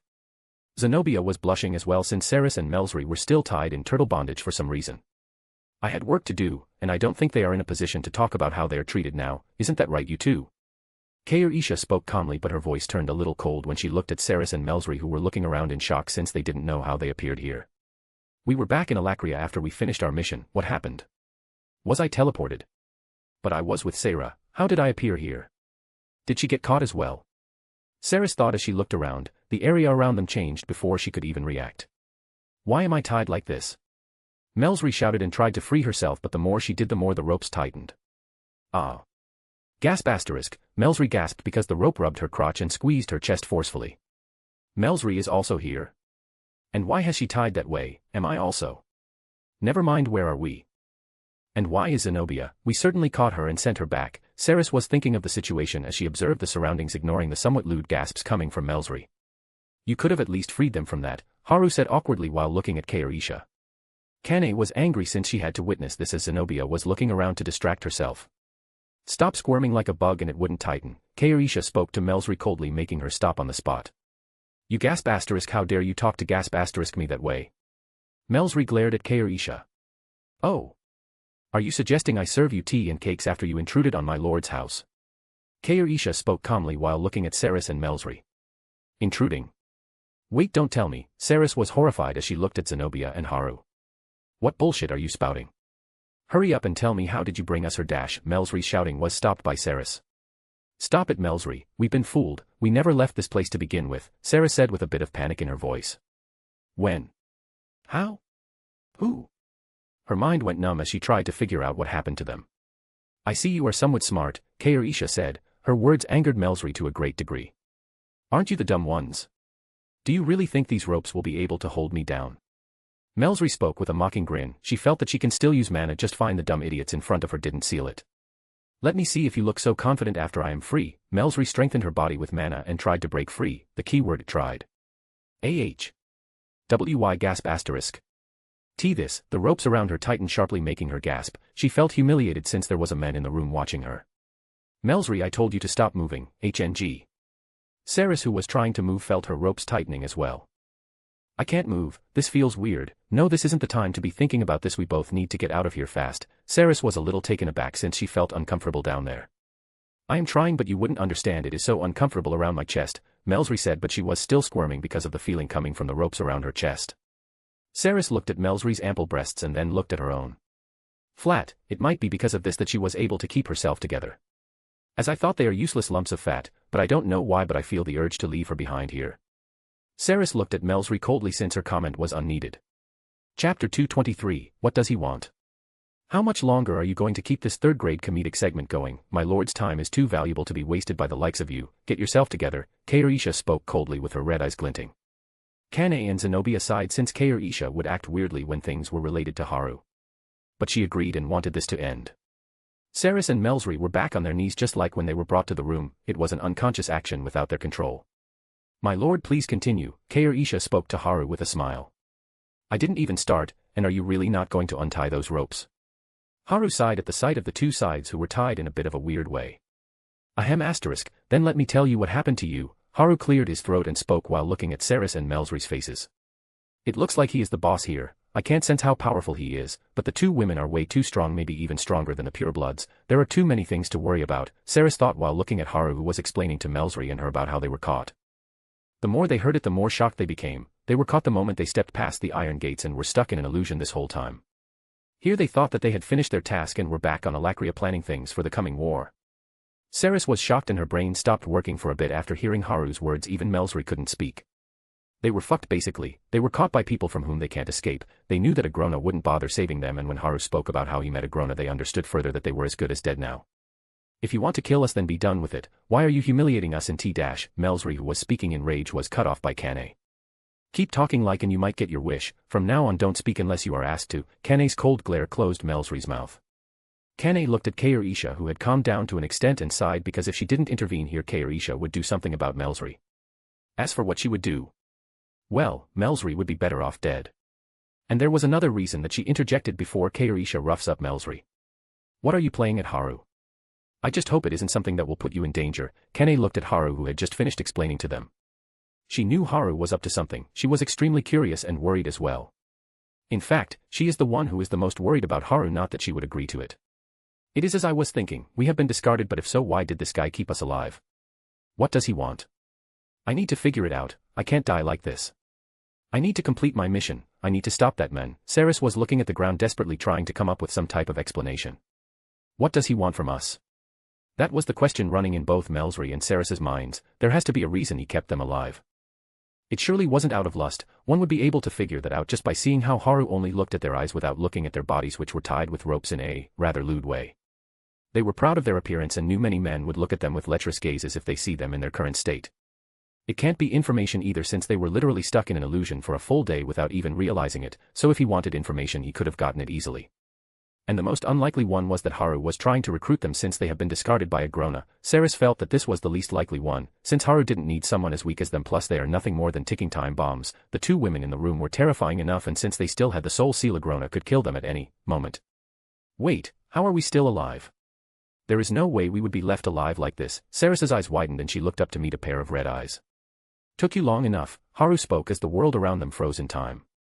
Everything stopped in their place. Saris could see the drop of sweat that had fallen off of Melsry's forehead hanging in the air. Saris looked at Haru as if asking if she can speak. You can speak freely now. This is an illusion. No one will know about it. Haru spoke with a wry smile. Kairisha always acted a bit too over the top. He was glad that Kane stepped in or things would have been dicey. But he likes when Kair-Isha acts this way and finds it extremely cute for some reason. Am I weird or something? The question arose in his mind but he shook his head. When you say no one, does that mean? Saris asked a bit cautiously but Haru nodded understanding her meaning. Seeing him nod Saris's eyes widened as she looked down clenching her hand. If what Haru told her was true then, no he didn't have any reason to lie to her. It was all clear now, she knew what she had to do. After taking a deep breath to compose herself before speaking. Why did you keep us alive? No, it would be better if I asked you why did you save us from Agrona. There should be no need for that since we tried to take Zenobia away on his orders. Hearing Saris's question Haru smiled slightly, it looked like she misunderstood something about the situation but. There is no need to clear it up, Haru looked at the nervous Saris since she just gave out information to check something and she was correct. The soul seal didn't activate, did he do something again? Saris looked at Haru trying to figure out what happened. She knew that her move was a stupid one considering if she was wrong she would die but she was dead either way now, so she took the chance. That was quite stupid of you, I thought you wanted to accomplish something, Haru spoke plainly. How did you know that? Ah. Saris was taken aback and tried to stand up only to fall down with a very lewd squeal. These damn ropes, why are they so tight? Saris blushed as she saw Haru look away while scratching his cheek. She was in a bit of trouble here since she was gasping quite badly trying to stabilize her breathing. There was something definitely wrong with the ropes. I forgot about those, Haru spoke and Saris was free from the ropes. She looked at him thankfully as she stood up and straightened out her black dress. So shall we talk properly now Saris? Haru said making a chair and table appear in front of him. If you would allow me to, Saris spoke with measured words and sat down on the chair. She was very surprised by the illusion but her mind was on something else entirely at the moment. Haru nodded with a smile and they started their discussion. After a few hours. Haru, was it really a good idea to let them go? Gina, who just woke up, asked Haru. Don't worry about them, Haru spoke with a smile kissing a sleepy Gina's forehead. Okay, Gina gave up easily since she was too lazy to try and piece things together. You give up way too easily Gina, Heian said and lifted her head off the table. Her hair was still a mess since she has just woken up herself. I don't have the energy to become Sherlock first thing in the morning, Kair-Isha Uni, I am hungry. Food quick please, Gina spoke making Heian roll her eyes since Gina was being lazy even while talking. No wonder she didn't bother asking for details. But before her thought could go forward she felt a warm hand combing through her hair. I will be going to the academy then, Haru said while taming Heian's wild hair and kissing her goodbye. Well, whatever, Heian just laid her head on the table and decided to wait for breakfast as well. Chapter 224, The Start of the Plan. Haru went to the kitchen and gave Kair-Isha a goodbye kiss before going to find Kane in the training room. This is the kind of thing that happens sometimes. I am going to the academy, Haru said to Kane. Then why are you telling me that? Kane spoke with a blush since she knew why he said that. Seeing her getting shy Haru gave her a kiss which caused her blush to deepen but she didn't flip out and just looked away from him. Then I'll be going, Haru said with a smile and Kane waved her hand without looking at him. What about my goodbye kiss? Aliyah, who was also there, asked with a smirk and Haru looked behind her. Oh shit, Aliyah understood what happened and looked back to see Kane glaring at her. You want a goodbye kiss, eh? Kane asked making Aliyah scratch her face and look away but Aliyah didn't deny it. Alright then you will be getting a kiss today, Kane said with a demon-like face. Wait really? Aliyah was pumped as she didn't believe that Kane would let her make advances on Haru in front of her. Seeing her excited expression Kane's lips twitched with veins appearing on her forehead. Yes, from death that is, Kane spoke and on that day Aliyah admitted that she was trained so hard that she met death face to face and got a kiss from it. But she still didn't regret trying to flirt with Haru, no pain no gain. In the depth of Beast's Glade, Saris and Melsri were sitting inside a dungeon. We are free to go back, but how will I be moving forward? Should I accept his offer and play an informant? Saris thought seriously. She herself wasn't sure if there was any other way for her to achieve her plan of saving Alacria from being destroyed by Agrona. She has seen how that man cared for nothing as long as his goal was achieved. She was still shocked at how she was alive even after giving out information about Agrona. Haru gave her a proposal that if she helps him get information from Alacria he would let them go. I guess that is a plausible reason for him to keep us alive since besides we are privy to a lot of information and since the Azuras are too prideful, a lot of orders are carried out by us as well, even if he is stronger than the purebloods but I guess he still lacks manpower, and this is the best bet to fulfill my goal. Saris nodded since after a talk with Haru things started to make sense. Haru was strong, stronger than any she had ever seen in her life, and to her, he was the only one who could contend with Agrona's army. It looks like Saris is troubled about what to do next, Melsri thought while looking at Saris who was lost in her thoughts. It made sense to Melsri since if they go back now there is no way Agrona is welcoming them with open arms, especially after they were thrown away. In the worst case scenario, they might even get interrogated to get more information about Haru. All right, let's go, Sarah said flatly as she stood up. Huh, are we really going back? Melsry was shocked, but Saris was already started to set up the teleportation portal. Then where are we supposed to go? Sarah spoke with a blank look. But we would be killed or worse w-. Saris interjected the anxious Melsry. Nothing will happen to us. Huh. Saris's words surprised Melsry. I am saying nothing will happen to us, we will be back to doing our duties, Sarah said calmly while looking at Melsry. But we are in the most precarious situation right now, we will be viewed as traitors for sure. I should have known that pervert of a man was up to no good when he let us go, Melsry spoke with a frown while calling Haru a pervert, since in her mind he was the one who tied her in that way while looking at her lecherously.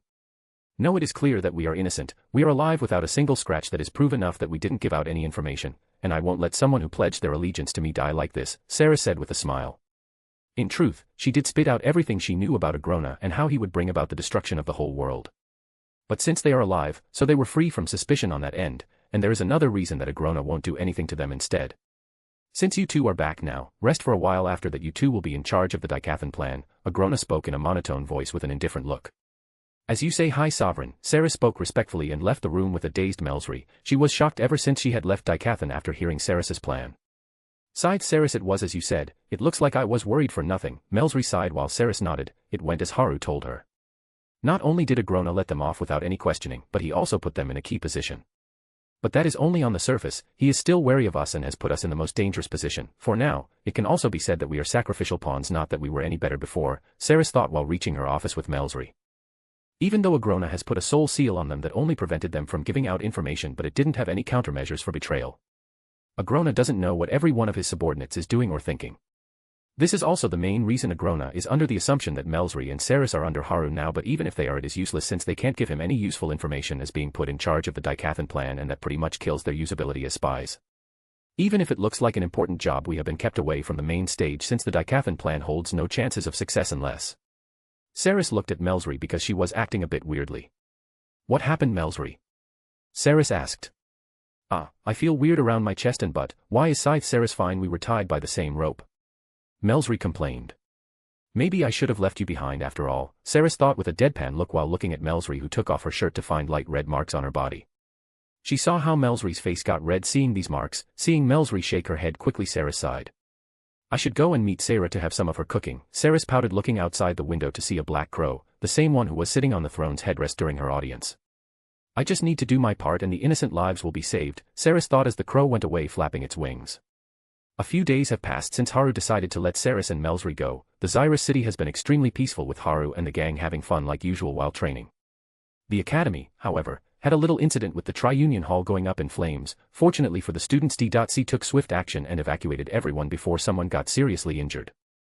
Even though they weren't able to find out the culprit for this incident, D.C was seen highly just based on their abilities to reduce the racial bullying cases while keeping the students safe, and their supervisor was an eye candy to everyone, so no one was complaining. The next day there was a notice saying that D.C will find the culprit no matter what. Currently, it was late into the evening and all of the D.C officers were gathered in the meeting hall to discuss what to do with the ones who burned down the Tri-Union Hall.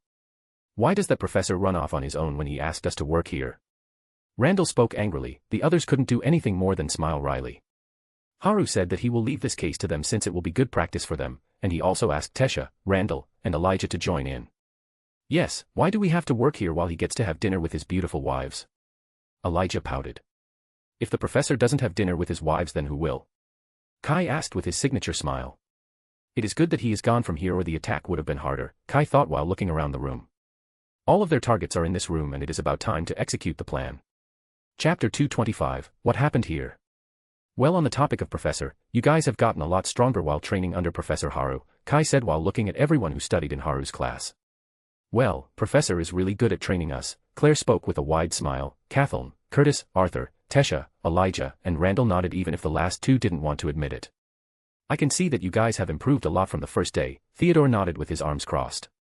My rival, it looks like you are catching up to my level, Fairith spoke to Arthur who rolled his eyes.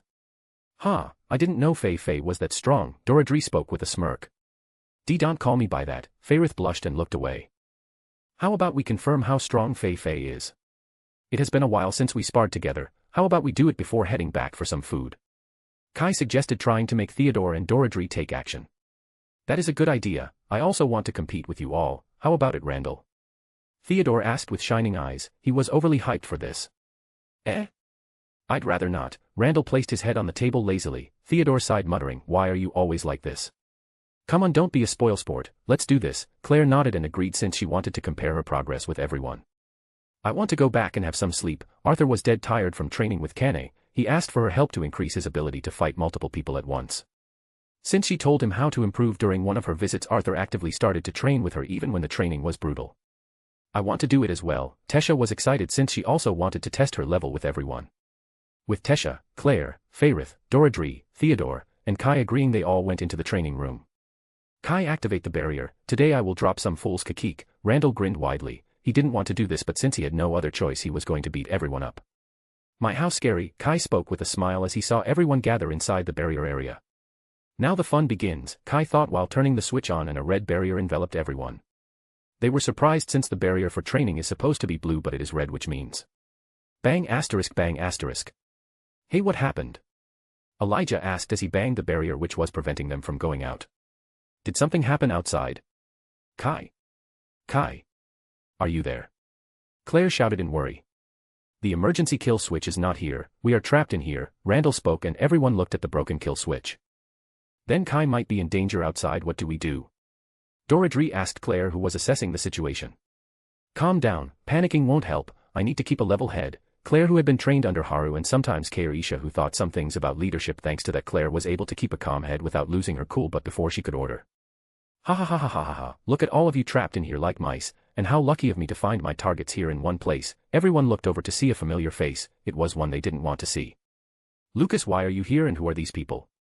Curtis asked as a few dozen people came in from the opening in the barrier. They were all covering their faces and dressed in matching black robes. Everyone glared at Lucas as Haru's students were already in formation. However, Lucas just ignored everyone and looked at Arthur and Tesha with a mad grin. "I'll go after my prey. All of you take out the trash." Lucas spoke, and everyone behind him went in full speed, sending various fire arrows and stone bullets. Water shield. Fairith, who was at the back with Cathal, made a water barrier to stop the spells. Earth wall. Randall smashed his axe into the vertically, sending the wall straight into the oncoming people, forcing them to divide into two groups. Randall, Doradri, Tesha go on the right side with Fairith. Elijah, Curtis, and Theodore come with me while protecting Kath. Arthur, we will open a way, so neutralize Lucas and look for Kai. Claire shouted, and everyone moved quickly, engaging with the people coming from them on either side. "Do you guys still not get it? You were trapped in here by Kai, and here you are still worried about him. What is this? Trust? Friendship? Damn, you are making me throw up." Lucas's face scrunched up in disgust as he saw everyone fighting. "Lies," Doradri shouted while smashing one of the attackers to the ground. Everyone in D.C. believed that Kai wouldn't betray them.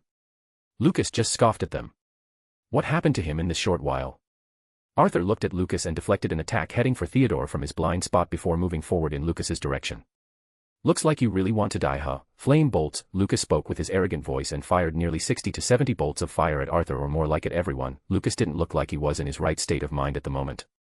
Fairith, Kath, barriers. Claire, who spotted the bolts, quickly ordered for barriers while pushing back the people attacking her with her foot. Fairith quickly followed, but Kathleen did it before even the orders left Claire's mouth.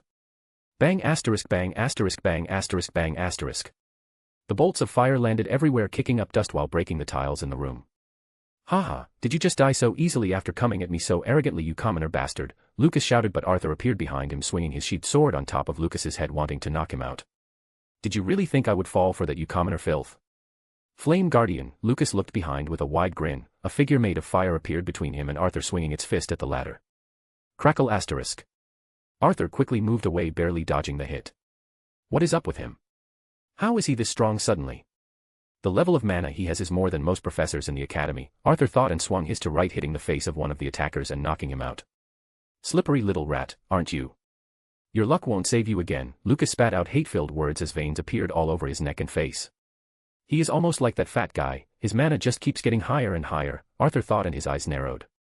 You know my teacher is faster than that in his sleep, Arthur said with a blank look. Your teacher? Ah. That bastard who has nothing but a girly face, he. Once I am done with him, I head out for him and settle my score with him. I'll make him beg under my feet for humiliating me, Lucas spoke with a deranged look. Everyone who had just dealt with the first wave of the intruders looked over after hearing Lucas. Silence. The whole room was shrouded in silence for a brief period of time. Claire, we only need to neutralize these guys, right? Arthur asked as many new attackers came toward everyone. Elijah, Curtis, Kathleen, Randall, and Tesha waited for the answer, their eyes held unsurmountable anger at the moment. Bang asterisk crack asterisk. Arghhhhhhh, the sound of a masked person resounded in the room, bringing everyone's attention to it. They all saw a man with his arms and legs mangled crying and sobbing loudly. Yes, we need to, but since we are still kids there are bound to be mistakes. Claire, who was responsible for what happened to them, and spoke coldly while looking at Lucas. Everyone, let's neutralize these bastards, Claire shouted, and everyone attacked with full force, making the inside of the barrier full of painful screeches. After 15 minutes Arthur and everyone rushed out of the club buildings to see the outside, dragging a half-dead Lucas. They really went all in since Lucas dared to disrespect Haru in front of them. What happened here? Tesha asked in a shocked tone. Because has the academy always been this red in color? Elijah spoke while looking around uncomfortably. The whole place was covered in red blood, with chunks of beast smeared on the walls and the ground. Who did this? Theodore was shaken at the brutal sight, along with Doradri. Fairith was barely holding his vomit. There were many S-rank monsters that everyone could identify, along with powerful A-rank beasts among them. I don't think we need to guess who did this. Let's go to where the students are gathered, Randall said, since the identity of the culprit was as easy as 1 + 1 = 2. The image of the red-haired professor came to their minds immediately. Chapter 226, The Event. Let's go, we need to report the situation as well, Claire said with a sigh, and they made their way through the now red academy. After 5 minutes of walking, they came in front of the Tri-Union Hall, which was reconstructed. They saw many people going in and out of it carrying injured students. There were people from the Magician Guild and soldiers who were likely deployed to help with the situation. There he is, Randall shouted, bringing everyone's attention to Haru, who was standing on the left side of the hall talking to a few professors. It looks like the situation outside is under control, but seriously, what happened here? Arthur sighed in relief after looking at the unconscious people piled up just a few meters away from Haru. They were all wearing the same clothes as the ones that attacked them. Hey, is it just me, or does the professor looks really pissed? Curtis spoke in a hushed tone, and the others also noticed the angry look in Haru's eyes. This wasn't something they had seen, since Haru has always been playful and calm. I think that it is because of what happened. Look at how many students got injured. This has to be the most damage Xyrus Academy has ever seen. Plus, as the overseer of the D.C, I think it is quite natural that Professor will feel responsible. Plus, there is also the issue of Kai betraying everyone. Kathleen analyzed, and others nodded, thinking that it is plausible. Claire, Theodore, Doradri, and Fairith felt immense admiration toward Haru, since he was so serious in his duties and how he felt responsible for Kai's actions. He was supposed to be home, but even then he rushed back. He might be feeling responsible, since things wouldn't get like this if he stayed. Why do I have doubts here?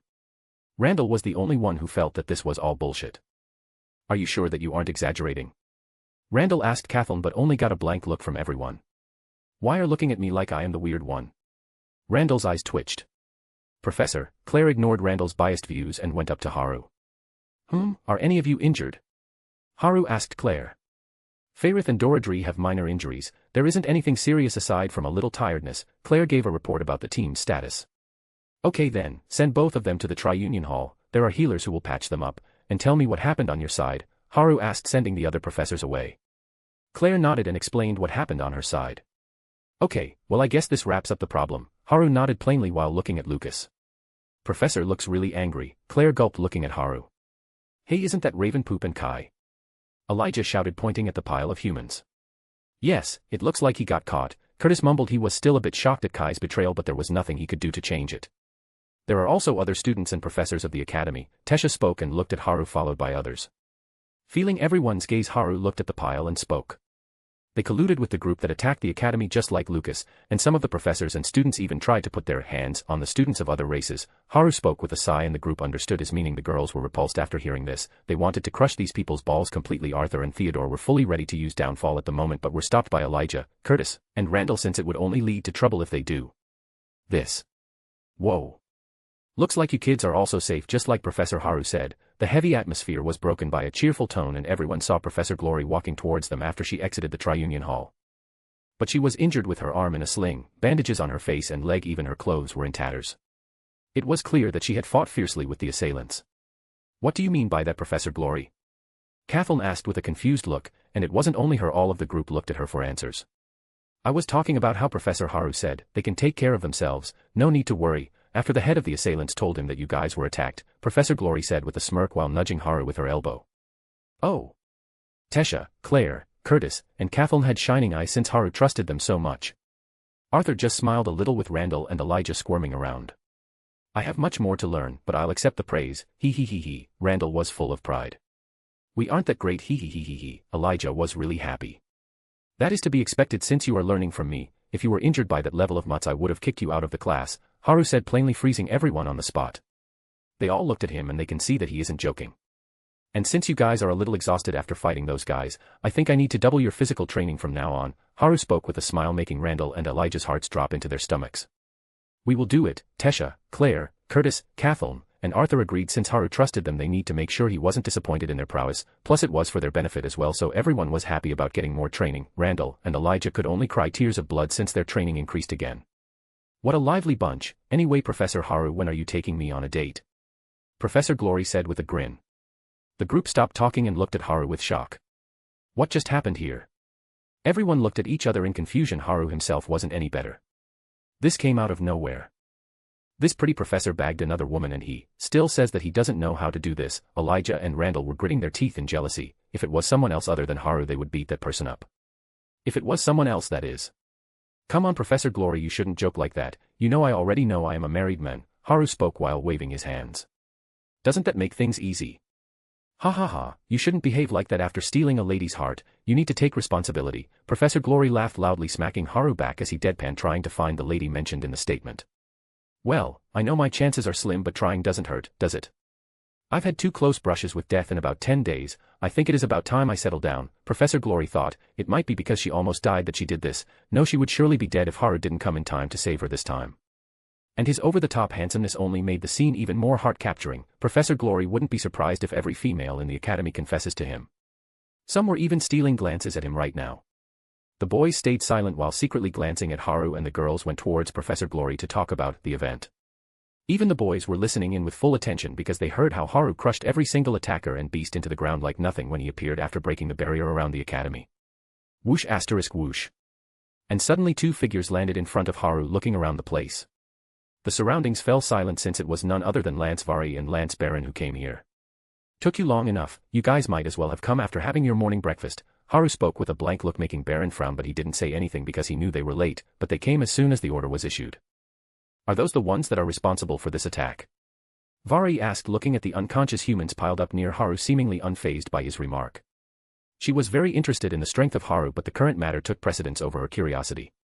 Hearing Vari's words, Baron, who was looking around, looked at the pile and his eyes widened. What? Who did this to him? Baron ran to the pile in anger and picked up a gravely injured Lucas. Lucas was barely breathing with his limbs mangled. He is one of the main perpetrators of the attack. The reason why he is in that condition is that he killed people and was trying to kill Curtis, Kathleen, and Tesha over there, Haru said, plainly, making Baron look at him with incomprehensible anger on his face. Vari looked towards the prince and the 2 princesses, seeing them nod in confirmation. Baron also saw this and quickly took out healing stones from his ring. He used them on Lucas so that he doesn't die. Everyone that attacked the academy is there along with the insiders, so I'll leave them to you, Haru said, pointing at the pile and at Lucas, making Vari nod. She understood his point clearly and she didn't have any intention of interfering, nor will she allow someone else to do it, unless it was an order from the council. Then I will be going. I need to do something. You all can go and rest for the time being since the lances are here, Haru said as he turned towards the DC members. Everyone nodded and Haru vanished from the place. Chapter 227, to the council. Where did he go? I mean, I am not complaining since I can go and rest, Randall said with his arms folded. Yeah, he seemed to be in a hurry to leave since he came. Professor Haru was livid when he arrived, Professor Glory added. Is it possible that there are still spies in the city? Claire spoke with stars in her eyes. That can be possible, Kathleen agreed, and she started to come up with the theory behind Haru's quick exit with Professor Glory, Claire, and Curtis. Arthur was looking at Lucas. He didn't know how to feel after this happened. What is it, Art? Tesha called Arthur. She knew about the bad blood between the 2 and was worried if this will affect Arthur in a negative way.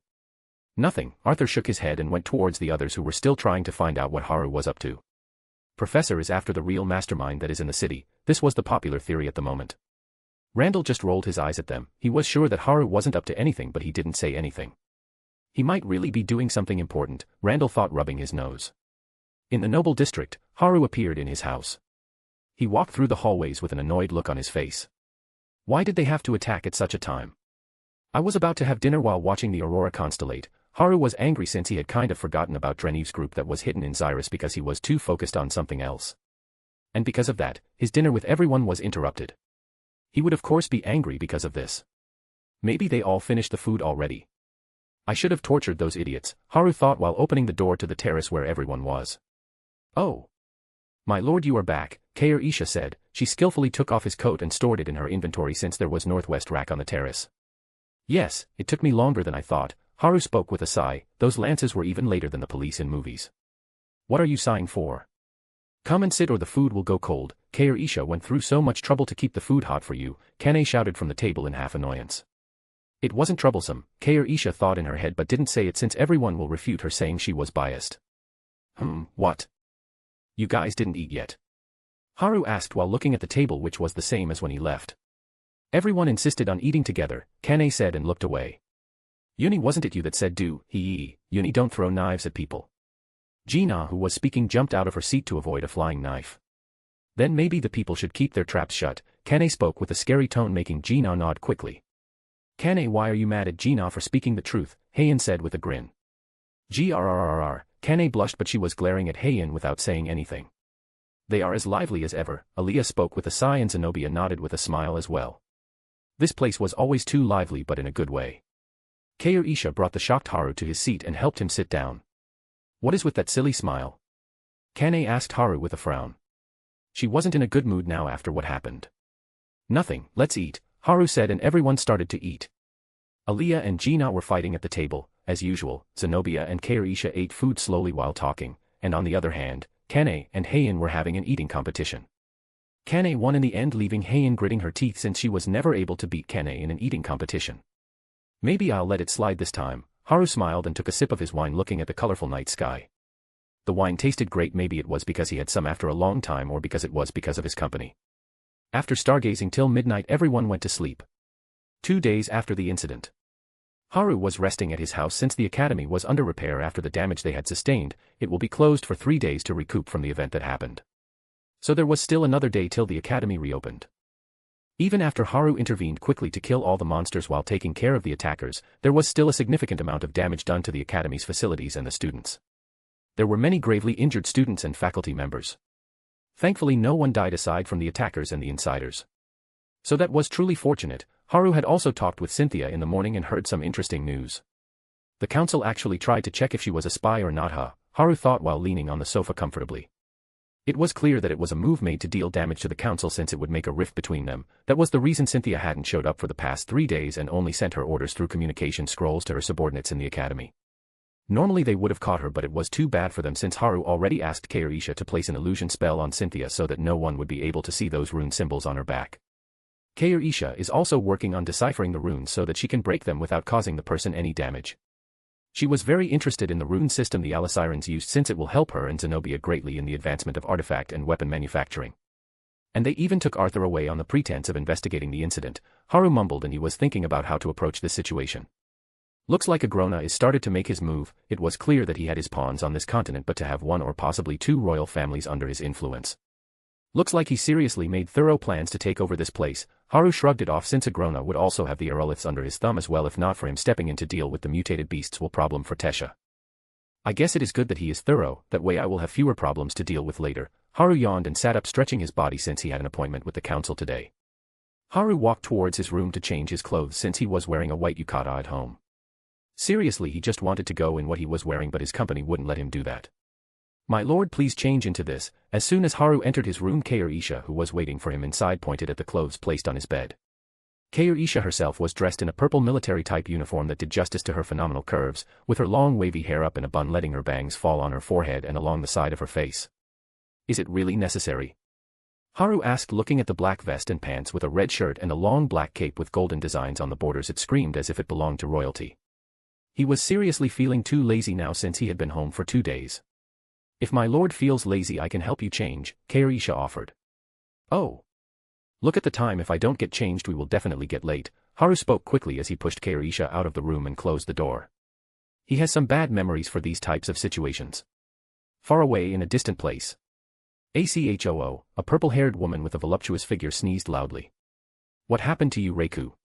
A red-headed woman looked back in annoyance since she was disturbed. Fufu, I wonder if Hachan is missing me, Reiku said with a laugh. Why would he miss you? Akane, who is Haru's mother, flared in anger. Fufu, Hachan mom also misses you, Reiku thought, lost in her own head, ignoring Akane jumping around in anger with poor Yanagi trying to calm her down. Why do I feel uneasy? Haru shuddered a little and looked around before shaking his head. There is still time left, Isha smiled sweetly while looking at the clock outside the room. My lord is so cute when he gets flustered, Isha hummed happily while waiting for Haru to change his clothes. Haru changed into his clothes after a quick shower and walked out in 15 minutes. Risha and Zenobia, sorry to keep you guys waiting, Haru said, waving at the both of them. I just arrived here, so no worries, Zenobia said with a small smile. She was also going to the council to attend the meeting. She has dressed appropriately in a white shirt with a gray vest and pants along with a pure white cape with her family insignia on the back. Chapter 228, Who Are You? The reason for her to tag along was that Alice Lewin came to the house in a panic early this morning. She was accompanied by Reynolds and the Helstia family after she heard that Arthur was taken away by the council for an investigation. Alice really thought Arthur had done something wrong that might put him in danger and was very worried about his situation. Even when she was emotionally unstable after hearing the truth about Arthur, it was clear how much she cared for him. So after hearing about what happened, she ran to Haru's house, who was Arthur's teacher in the academy, to know what really happened and if Arthur had really done something. It took some effort from Haru to calm her down before he sent them back home. Reynolds was really thankful to Haru since Alice and Ellie didn't stop crying since they heard the news. Knowing that Arthur was friends with Randall, Zenobia also wanted to accompany Haru to see what the council was planning. I guess something is going to happen today since the council made up excuses to bring Arthur there alone. Haru thought about some possibilities in his mind. My lord, you should be more careful at how you present yourself. Isha on the other hand walked up to Haru and fixed his crooked tie. Risha, you should know that I am not any good with such things, Haru said plainly. He was never good at dressing up. Then it can't be helped. It looks like I would have to look after my lord all of my life, Isha said with a smile. You do that already, don't you? Haru thought but smiled nonetheless. Cough asterisk, we might get late if we delay this any longer. Zenobia coughed a bit to get things back on track, but she was curious about how they will reach the flying castle since they would normally need the help of a lance to get there. Well, that is easy, Haru said while placing his hand on both Isha and Zenobia's shoulders. Whoosh asterisk. And the three vanished from their position. This whole day has been weird, and who are these two people? They even made the kings and the lances so respectful like this. Arthur's mind was tried since he had been through too much trouble today. Early this morning he was brought here by Lance Baron and Lance Alfred to give his statement about the incident that happened at Xyrus Academy. This whole situation was too suspicious since there was no need for him to give his statement in front of the royal families. But it wasn't like he could refuse them since it would complicate things even further. So after coming to the flying castle with Sylvie, he had an audience with the royal families, or more like an interrogation. He was kind of expecting it, but he didn't know they would so openly try to frame him like this. From what he had heard, Lucas has died. Yep, that guy was dead. And to him, it seemed like they were trying to frame him for this somehow. His only saving grace was the Aeroliths who met the other two head-on. It was mostly Muriel and Virion who weren't having any of this bullshit, along with Cynthia, who also defended him. But just as things were about to get heated between the royal families, the door was swung open and two people walked in with Lance Vari and Lance Baron following them. The man on the left had a sculpted face with platinum blonde hair on top of it, neatly swept to the side. His deep-set eyes almost touched his brows, which appeared to be permanently furrowed. He wasn't burly or muscular, but his square shoulders gave him the air of a warrior and was wearing a military-like uniform. His name was Winsome. The second man looked old, but despite his aged look, he stood, poised, with his hands elegantly placed behind his straight back. Both of his eyes were closed, bringing further emphasis on a third, unblinking eye on his forehead that glowed a radiant purple. This man was called Alder. Arthur was shocked at how respectful everyone was to these two men. Even if the dwarven queen threw a tantrum at the start, a quick word from the lances made the room deadly silent. What are deities? And why are both of them looking at me? Arthur didn't understand why the two who made the top powers of the continent were so scared that they didn't even dare to breathe, and these beings were looking at him with so much intensity. Is it that I am too good looking? Okay, let's stop with the jokes. It looks like Professor Haru's narcissism has affected me. Are they perhaps? Arthur thought. Papa, those two weird men are looking at me. Should I beat them up? Sylvie, who was on his shoulder, spoke with a somewhat angry tone. Huh? What do you mean beat them up? I can't even sense how powerful they are. We do not stand a chance since even the lances are somewhat scared of them, and most importantly, who taught you that? Arthur asked Sylvie in confusion. Since when did she become like this? Papa has no elegance, Sylvie harumphed, and Arthur's mouth twitched. I think I understand who did this. Professor, how many problems are you going to create for me? Arthur shook his head in dismay but stopped when he saw Winsome coming toward him. Before he could react, Winsome took his hand and rolled up his sleeve, unfurling Sylvia's feather on his wrist. By the time Arthur moved back, everything was done. What is his deal? Arthur thought at Winsome, who walked back near Alder, who still had a stoic face. So that is Lady Sylvia's daughter. Now one of the tasks has been completed, Alder thought as his gaze went towards the royal families and the lances behind them. Taking the gesture, Virion stood up from his seat and spoke. Did something happen for the deities to come all the way here? Virion asked with a grave expression, since deities didn't just show up for no reason, so if they are here now it should be a big threat. We weren't supposed to interfere with the lessers, but when we noticed that some of the people of this continent have strayed from the correct path, we deities as merciful beings decided to bring them back to the proper path, Alder said plainly. His words made the Gladers and Graysunders to shudder in fear. They feared for their life at the moment. It was clear that the deities knew about them betraying the continent. Virion, who looked at the two couples looking at the table while shivering, understood something. The incident regarding Cynthia and then how they were accusing Arthur earlier on, all the pieces fell right into place. He still didn't know what they were trying to accomplish. He also understood that the Graysunders and Gladers tried to betray their own people. He had a lot to say, but it wasn't the correct time to do that. Now all that is left is to take Lady Sylvia's daughter back along with that man, Winsome thought in his mind, and waited for Alder to continue. Seeing that everyone had their full attention on him, Alder opened his mouth. My bang, but before he could speak the doors were swung open once again, startling the royal families with how suddenly it happened. Everyone had different expressions seeing the men that walked in with two beautiful women. Oh. Sorry, did I interrupt something? Haru asked with a smile, looking at everyone and making their jaws drop. What is this guy?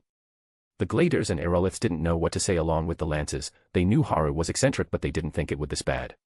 I mean, the people in front of them were deities, they weren't people one can interrupt like this. Seeing Haru, Winsome smiled, since the prey walked right in front of them. So you came here yourself. It is good that you saved OU dash, but sadly Winsome's words were cut short by Haru again. Who are you? Haru asked as he tilted his head to the side. Do you not remember me? Winsome frowned.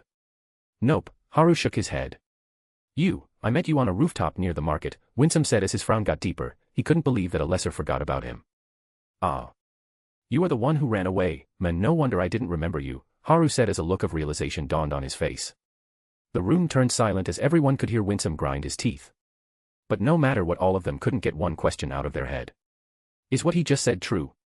Compose yourself, Winsome, there is no need to explain your actions to the lessers, Alder said, still stoic as ever. Hearing him, Winsome calmed down, but they didn't account for someone else boiling in anger. You three eyes, what did you call my lord? Chapter 229, Your wife is crazy. You three eyes, what did you call my lord? Kair Isha asked in an ice-cold tone. I am pretty sure he addressed everyone in the room as lesser, and not just Professor Haru, but well. Arthur thought, but who was going to tell that to her? Seeing how cold her face is, he certainly wasn't. What is wrong with addressing a lesser as a lesser? I will let this disrespect slide this once, since our lord is interested in that lesser over there, Alder spoke flatly, making the people in the room gasp in shock once again. The lord of the deities was interested in this guy. Just what is he? Is he the same person we know? But sadly some people didn't get the memo. The deity has been kind enough to show his mercy, just bow your head and move back, Dawson spoke gruffly. He was trying to score some brownie points since he was caught. That is very kind of you, Kair Isha said, making Alder nod, ignoring Dawson's entire existence. Wait, something isn't right here. Zenobia felt that something was wrong, and she was correct. But I am not that kind, prostrate yourself, Kair Isha said, and the air around the room, no, the whole island on which the castle was built, froze before it came crashing down.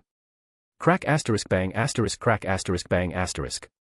The floor cracked and the entire island shook like a tree in a storm. Inside the meeting room, everyone was on their knees with their faces smashed into the ground. Aside from Haru and Zenobia, they couldn't even react, let alone resist the force. The others weren't even able to look up. They felt like if they tried to resist, their bodies will be crushed into mush.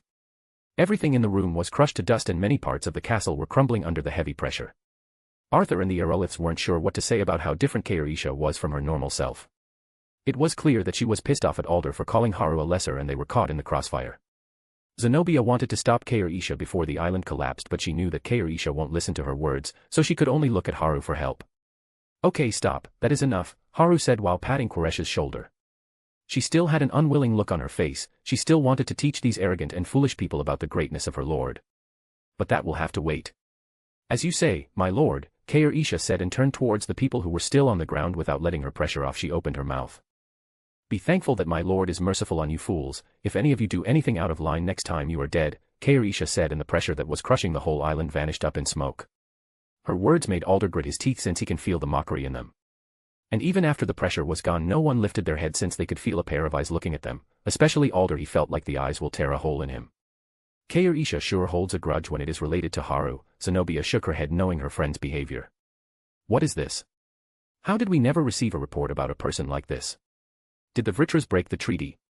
This is bad. I need to get out of here quickly. Alder's face was twisted in anger, since he had to face such a situation. But he couldn't let this break his composure. The situation was bad for him. He thought that a grown of Vritra has broken the treaty to not involve Azuras in this war. I never thought I would be forced to use this, but he still had his last card left. He needed to get out of here and inform the others back on Epheotis, because they would be hit hard if the information didn't reach them. Isha waved her hand and a seat appeared beside her. What is that? Why do you have to go over the top with this? Haru was crying inside. The chair looked more like a throne and he didn't want to sit on it, but he looked around. She destroyed everything in the room. I can make a new chair by myself, but Haru looked at Isha, who was looking at him with a little excitement. She looked really eager to see him sit on the throne. Yeah, she definitely did it on purpose. Maybe I shouldn't have let her in on the plan. Haru shook his head, but it was in line with his plan, so he rolled with it and sat down on the throne facing the kneeling crowd. Zenobia was standing on his right, sighing, while Isha on the left had her eyes fixed on Haru. My lord looks so handsome. Isha was beaming in her heart. If she could, she would like to watch the scene of Haru sitting on the throne majestically for the rest of her life. Then first the Aeroliths, the Gladers, and the Lances can stand up, and Arthur too. Why are you down there in the first place? Haru said, making the Aeroliths stand up. Their clothes were crumpled and full of dust, with their hair disheveled. They looked up full of sweat and fear, still reliving what happened just a minute ago. Do you really need to ask that, Professor?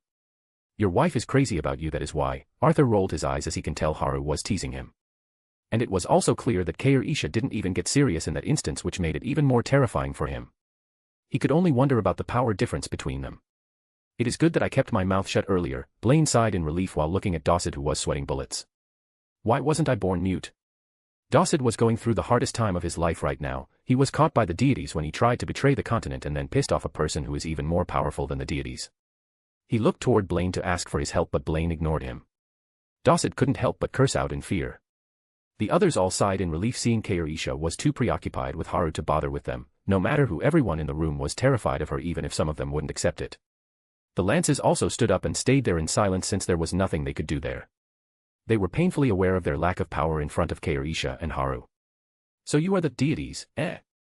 Haru said while looking at Winsome and Alder. Everyone in the room felt like he was mocking the two who were behaving like they were above everyone just a minute ago.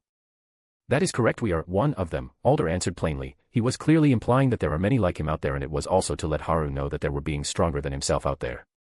Okay, so why did you come here? Haru asked, ignoring Alder's words.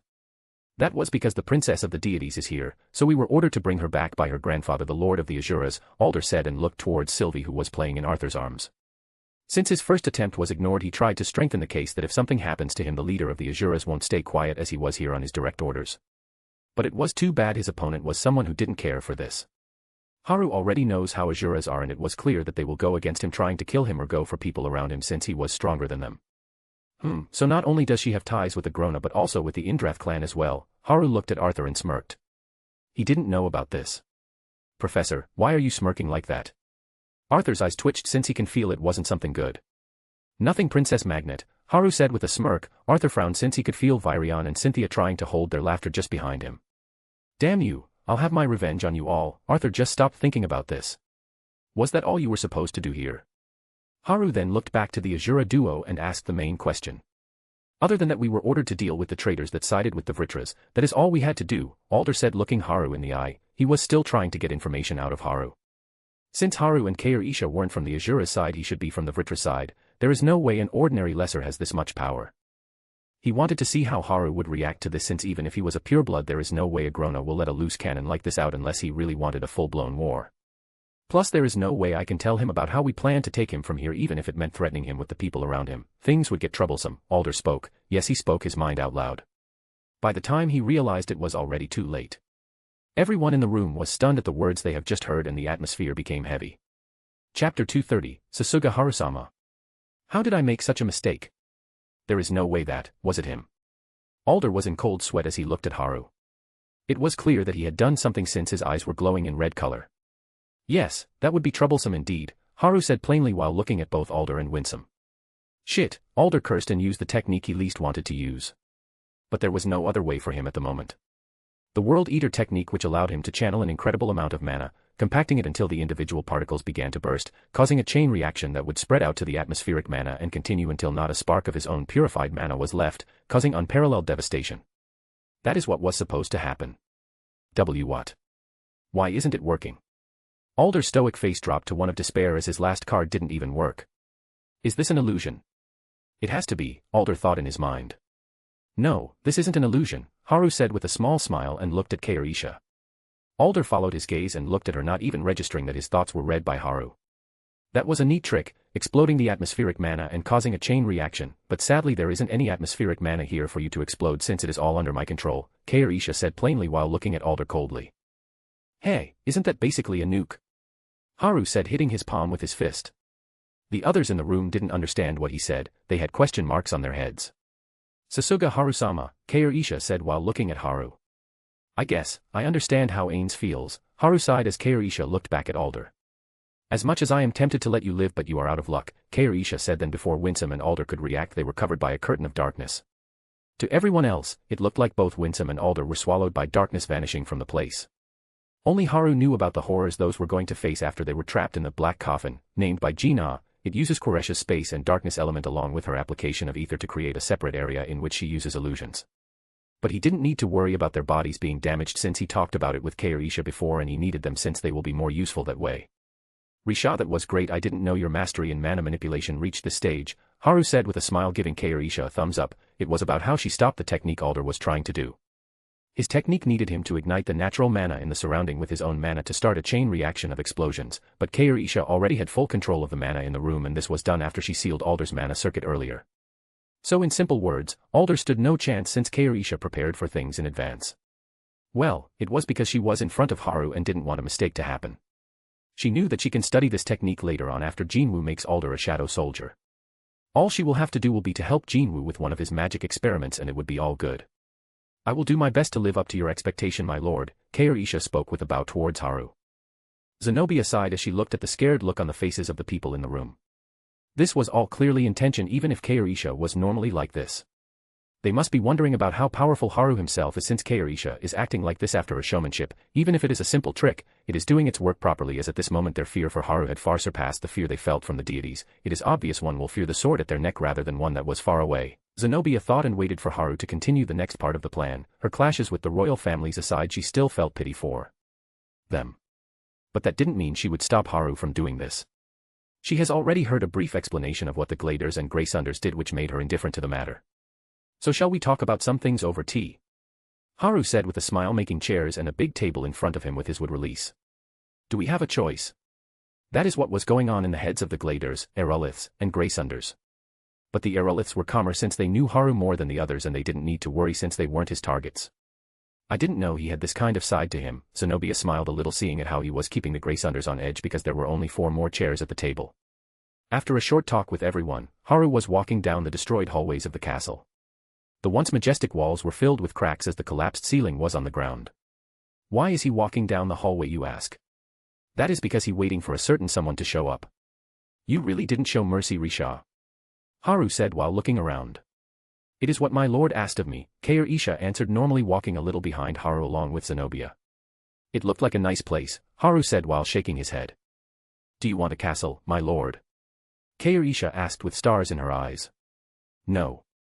I think our current house is more than enough. We need to be more conversing of space, you know, Haru quickly said before Kaorisha could go on. He seriously wasn't good with big houses, which showed how even after becoming a billionaire in his last world he lived in a 4 BHK apartment. That is really unfortunate, Kaorisha said sadly. She was fully ready to build the biggest castle ever if Haru said so. But too bad, it looks like she will have to push the project back. My lord won't say no if we have a lot of kids. Yes, I need to talk with others about this. Without Haru's knowledge, he was getting schemed against by his own wife. But she was right to some extent. Zenobia was enjoying herself watching the two banter since she could see the new sides to them. It was very refreshing to see the always serious Kaorisha act like a woman madly in love in front of Haru, which broke his always calm demeanor. This continued till the one they were waiting came to them. You Mr. Tsujikuni, I am sorry to bother you, but if there is anything I can do, please tell me, Dosset, who came in front of Haru, said while bowing deeply. I can't let this chance go. I need to get a strong backing right now. I'll do anything he asks of me, right, me even if it is my wife. Dosset's mind was in a mess. Too much happened in one day and he was in the worst position right now. Well, since King Graysunder appeared I seem to remember something, Haru said while rubbing his chin. Please tell me, I'll do it, and just call me Dosset. There is no need to worry about someone like me, Dosset said eagerly. Seeing that Haru was willing to give him a chance, he wasn't going to let this go. So Dosset, are you still in contact with the Alacrians? Haru asked with a small smile. Fufu, Haru, I didn't know you were this evil, Gina spoke looking at Haru as they were having dinner. What is evil about that? It was quite basic. The only reason it worked was because I had overwhelming power over them. Haru rolled his eyes. Heian and Risha know all about my evil side, you can ask them, Haru said plainly, making the two look away from the four prying eyes. How many times have I told you to not talk about this type of thing during meals? Kane spoke while glaring at Haru. I didn't say anything bad though. By the way, the miso soup is great today, can I have seconds and a refill on the rice as well? Haru spoke, showing an empty bowl. Seriously, why can't you act like an adult for once, making jokes while eating and eat more rice? You are barely eating anything, Kane said before refilling Haru's food. Though her tone was harsh, everyone saw the small smile on her face, making a big hill of rice in Haru's bowl. And just like that, the pure Kane Yuni has been deceived by the devil again, Gina spoke with a regretful expression. TSK, you should be ashamed of yourself. How can you do that to someone so pure?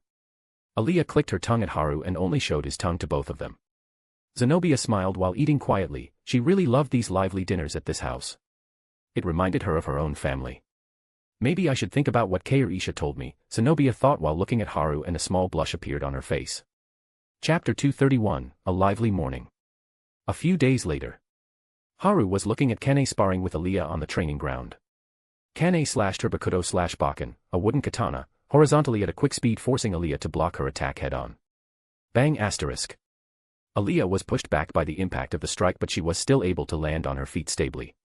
Kane closed the distance and sent out a flurry of strikes with her swords, while Aliyah could only dodge, since parrying one of Kane's strikes was just asking for trouble. Aliyah was really quick on her feet, but Kane was still a monster even if she wasn't using magic with an insane amount of weights on her body. Whoosh! Kane, who was in front of Aliyah, vanished from her spot, leaving Aliyah stunned. Haru saw Kane appear right behind Aliyah while bringing her bakudo downwards. But even after that, Aliyah has a lot of talent, especially her perception is on another level, Haru thought as Aliyah moved to the side, avoiding the strike without even looking back and quickly swinging her sword to attack Kane's neck, but her attack was blocked and she was sent flying by Kane's kick to her stomach. She has a lot of potential as a warrior, Kairisha spoke to Haru while handing him a cup of tea. You think the same? Haru asked with a bit of surprise, since Kairisha is very strict when it comes to evaluating people. Yes, her perception is something that sets her apart from many people I have met, and it has only been getting stronger after she lost her mana core, which has helped her to train her perception more actively. If trained correctly, she can develop it in a similar way Kanbunchika hockey works. She might even be able to see into the future, and that is the reason Kane is pushing her like this. Kairisha told her thoughts on this. That is interesting, Haru said with a nod. It was very impressive to have an ability like this. Maybe she had the potential to be like Rinia, but Aliyah's foresight is of a different type altogether. Haru tapped his chin in contemplation. He hasn't met Rinia, so he can't say much about it. Above all, she is someone with a strong will. If anyone else was in her situation, they would have broken down till now. Even I thought she might have a hard time after a setback, and it might take her a lot of time to recoup, or she might never recover from this, but it looks like I have been proven wrong, Kairisha said slowly while looking at Aliyah, still asking to go on even after being battered by Kane. One should know that Kane is very brutal during her training sessions. This didn't exclude herself. Kane was more brutal on herself than others. If she made you do 100 laps, she herself will do 200. That was how she trained. You look a bit conflicted there, Haru spoke to Kairisha with a smile. Well, it is because I don't know if I should be happy that my lord gained another capable subordinate, or should I punish myself for my lack of foresight. Kairisha spoke with a sad smile. She has lost a lot in her past because of her incompetence, and after she got a second chance, she didn't want something similar to happen, and it has made her a bit restless. You don't need to worry about such things. Things don't always go as they are planned. That is just how it is, unless you are Aizen and everything is part of your plan, Haru said with a chuckle. Kairisha had question marks on her head since she didn't understand the reference. Let's take me for example. Whenever I thought about, I will be sent to another world with powers of fictional characters and have a harem of beautiful women, I slapped myself across the face to wake up from this weak fantasy. I thought I'll just live out my life after marrying a woman if I fell in love with one, having a few kids and living the rest of my life in the countryside. But did any of it go as I thought it would? No, but do I hate this situation? Hell no. Instead, I feel really thankful since I got to meet all of you. It is something I won't trade for anything. If everything becomes predictable, then it will be no fun, Haru said with a smile. Kairisha looked at Haru, who was smiling happily, and her restlessness eased a bit. Maybe I have been too obsessed with trying to predict everything to avoid every bad outcome. My lord is correct. I myself wouldn't be able to see myself fall so helplessly in love with a man when I was younger. Even now I have a lot to learn, Kairisha thought, but stopped when she felt a warm hand on her head. We have gotten off topic, but what I said is my thoughts on the matter, and this doesn't mean you can lose caution, okay? Caution is necessary unless you are a shounen protagonist, Haru spoke with a somewhat serious look. Whoosh! Thud. Kane, don't throw things at people, Haru spoke while catching the bakudo hurled at him. Then don't flirt in the open, you bastard, Kane shouted with a massive blush while Aliyah laughed helplessly after being flung away when she tried to attack Kane during her outburst just now. How is she so good? I thought her guard was down, Aliyah thought helplessly. Haru just tilted his head. Since when was he flirting? If it is about him patting Quresha's head, then Kane has been able to get past it and she doesn't react to it, so what happened to her now? And also, why are you guys at the door? Haru looked at the door of the training room. The door opened and revealed Heian, Gina, and Zenobia. Sure, we were listening in on you, Gina said with a grin. And you spectacularly ruined it again. Heian gave a thumbs up to Haru, but there was a lovely smile on her face. Zenobia was just blushing a little and didn't say anything, but it was clear she heard what he said. Oh, how embarrassing, Haru pouted with a little blush since they all heard what he said. It was a bit embarrassing. Kane, did you hear it too? Haru asked Kane, making her flinch a little. But before she could say anything, Gina opened her mouth. Come on Haru, Kane uni definitely he, gyah, and before she could complete her words she got a bakudo to her forehead by Kane. Since her reaction speed wasn't fast enough, she got hit and fell down with a bump on her head. Who hurt you? I was too busy with my training. I never heard anything about meeting anyone, Kane shouted angrily. She definitely heard it, everyone thought. You basically just confessed that you listened, Heian spoke while casually dodging the wooden sword. Kane was livid seeing that while Aaliyah was dumbfounded since her sword was stolen from her hands. Heian, get your ass over here, it is time that we settle this. Kane ran up to Heian and the two started their usual training. Haru sighed while looking at them and patted Gina's head because she came over crying. He still didn't know why Gina didn't learn her lesson by now. Kaorisha didn't care what was going on, she had stopped listening from the time Haru started to pat her head. She was lost in comfort. So, Aaliyah, is there any problem with your condition? Haru asked Aaliyah as she walked over so that she doesn't get caught up in the fight between Heian and Kane. I am feeling better than ever, so don't worry, Aaliyah said with a wide smile. She was in great condition minus her mana core, but she didn't want to dwell on it since everyone here helped her a lot. From Haru to Kane, they all wanted her to not get held back by what has already passed, so she had to improve while facing the future and achieve what she wants. One day, just you wait, I'll be in that place one day. Aaliyah clenched her fist looking at Kaorisha and Gina, who were still enjoying Haru's pats. It looks like they are going to be at it for a while, so let's move to the living room, Haru said, making Zenobia, Kaorisha, Gina, and Aaliyah nod. They knew that Kane and Heian, when they started their fights, they would be at it for hours. Thanks to Quresha's magic circles, they didn't have to worry about the place collapsing at least. All things considered, it was yet another lively morning for them. Chapter 232 Status. Haru sat down on the sofa in the living room with Gina setting her head in his lap before taking out manga to read. Kaorisha went to the kitchen to get some snacks and tea for everyone while Aaliyah and Zenobia sat down on the sofa opposite to Haru. Kaorisha came into the room and placed the teacups in front of everyone with a tray full of snacks. So I wanted to ask you guys something, Haru spoke after taking a sip of his tea. Aaliyah and Zenobia looked at him waiting for him to continue. Kaorisha was paying full attention to the situation, unlike Gina who was lost in her manga at the moment. But in her defense, Detective Conan does demand your attention. Would you two like to work under me?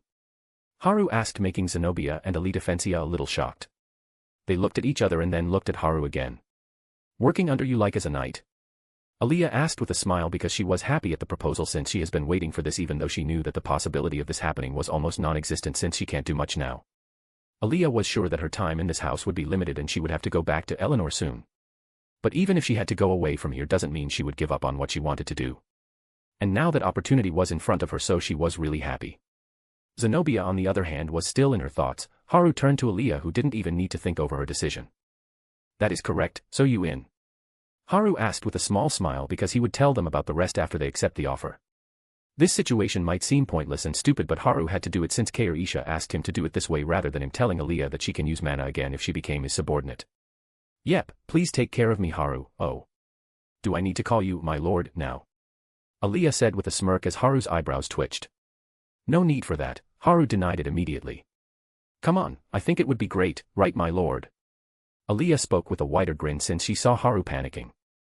Fufu, how cute, Aaliyah was smiling like a fool, but she failed to notice a pair of red eyes looking at her very sharply. Well, seeing Haru panicking wasn't something you could see often.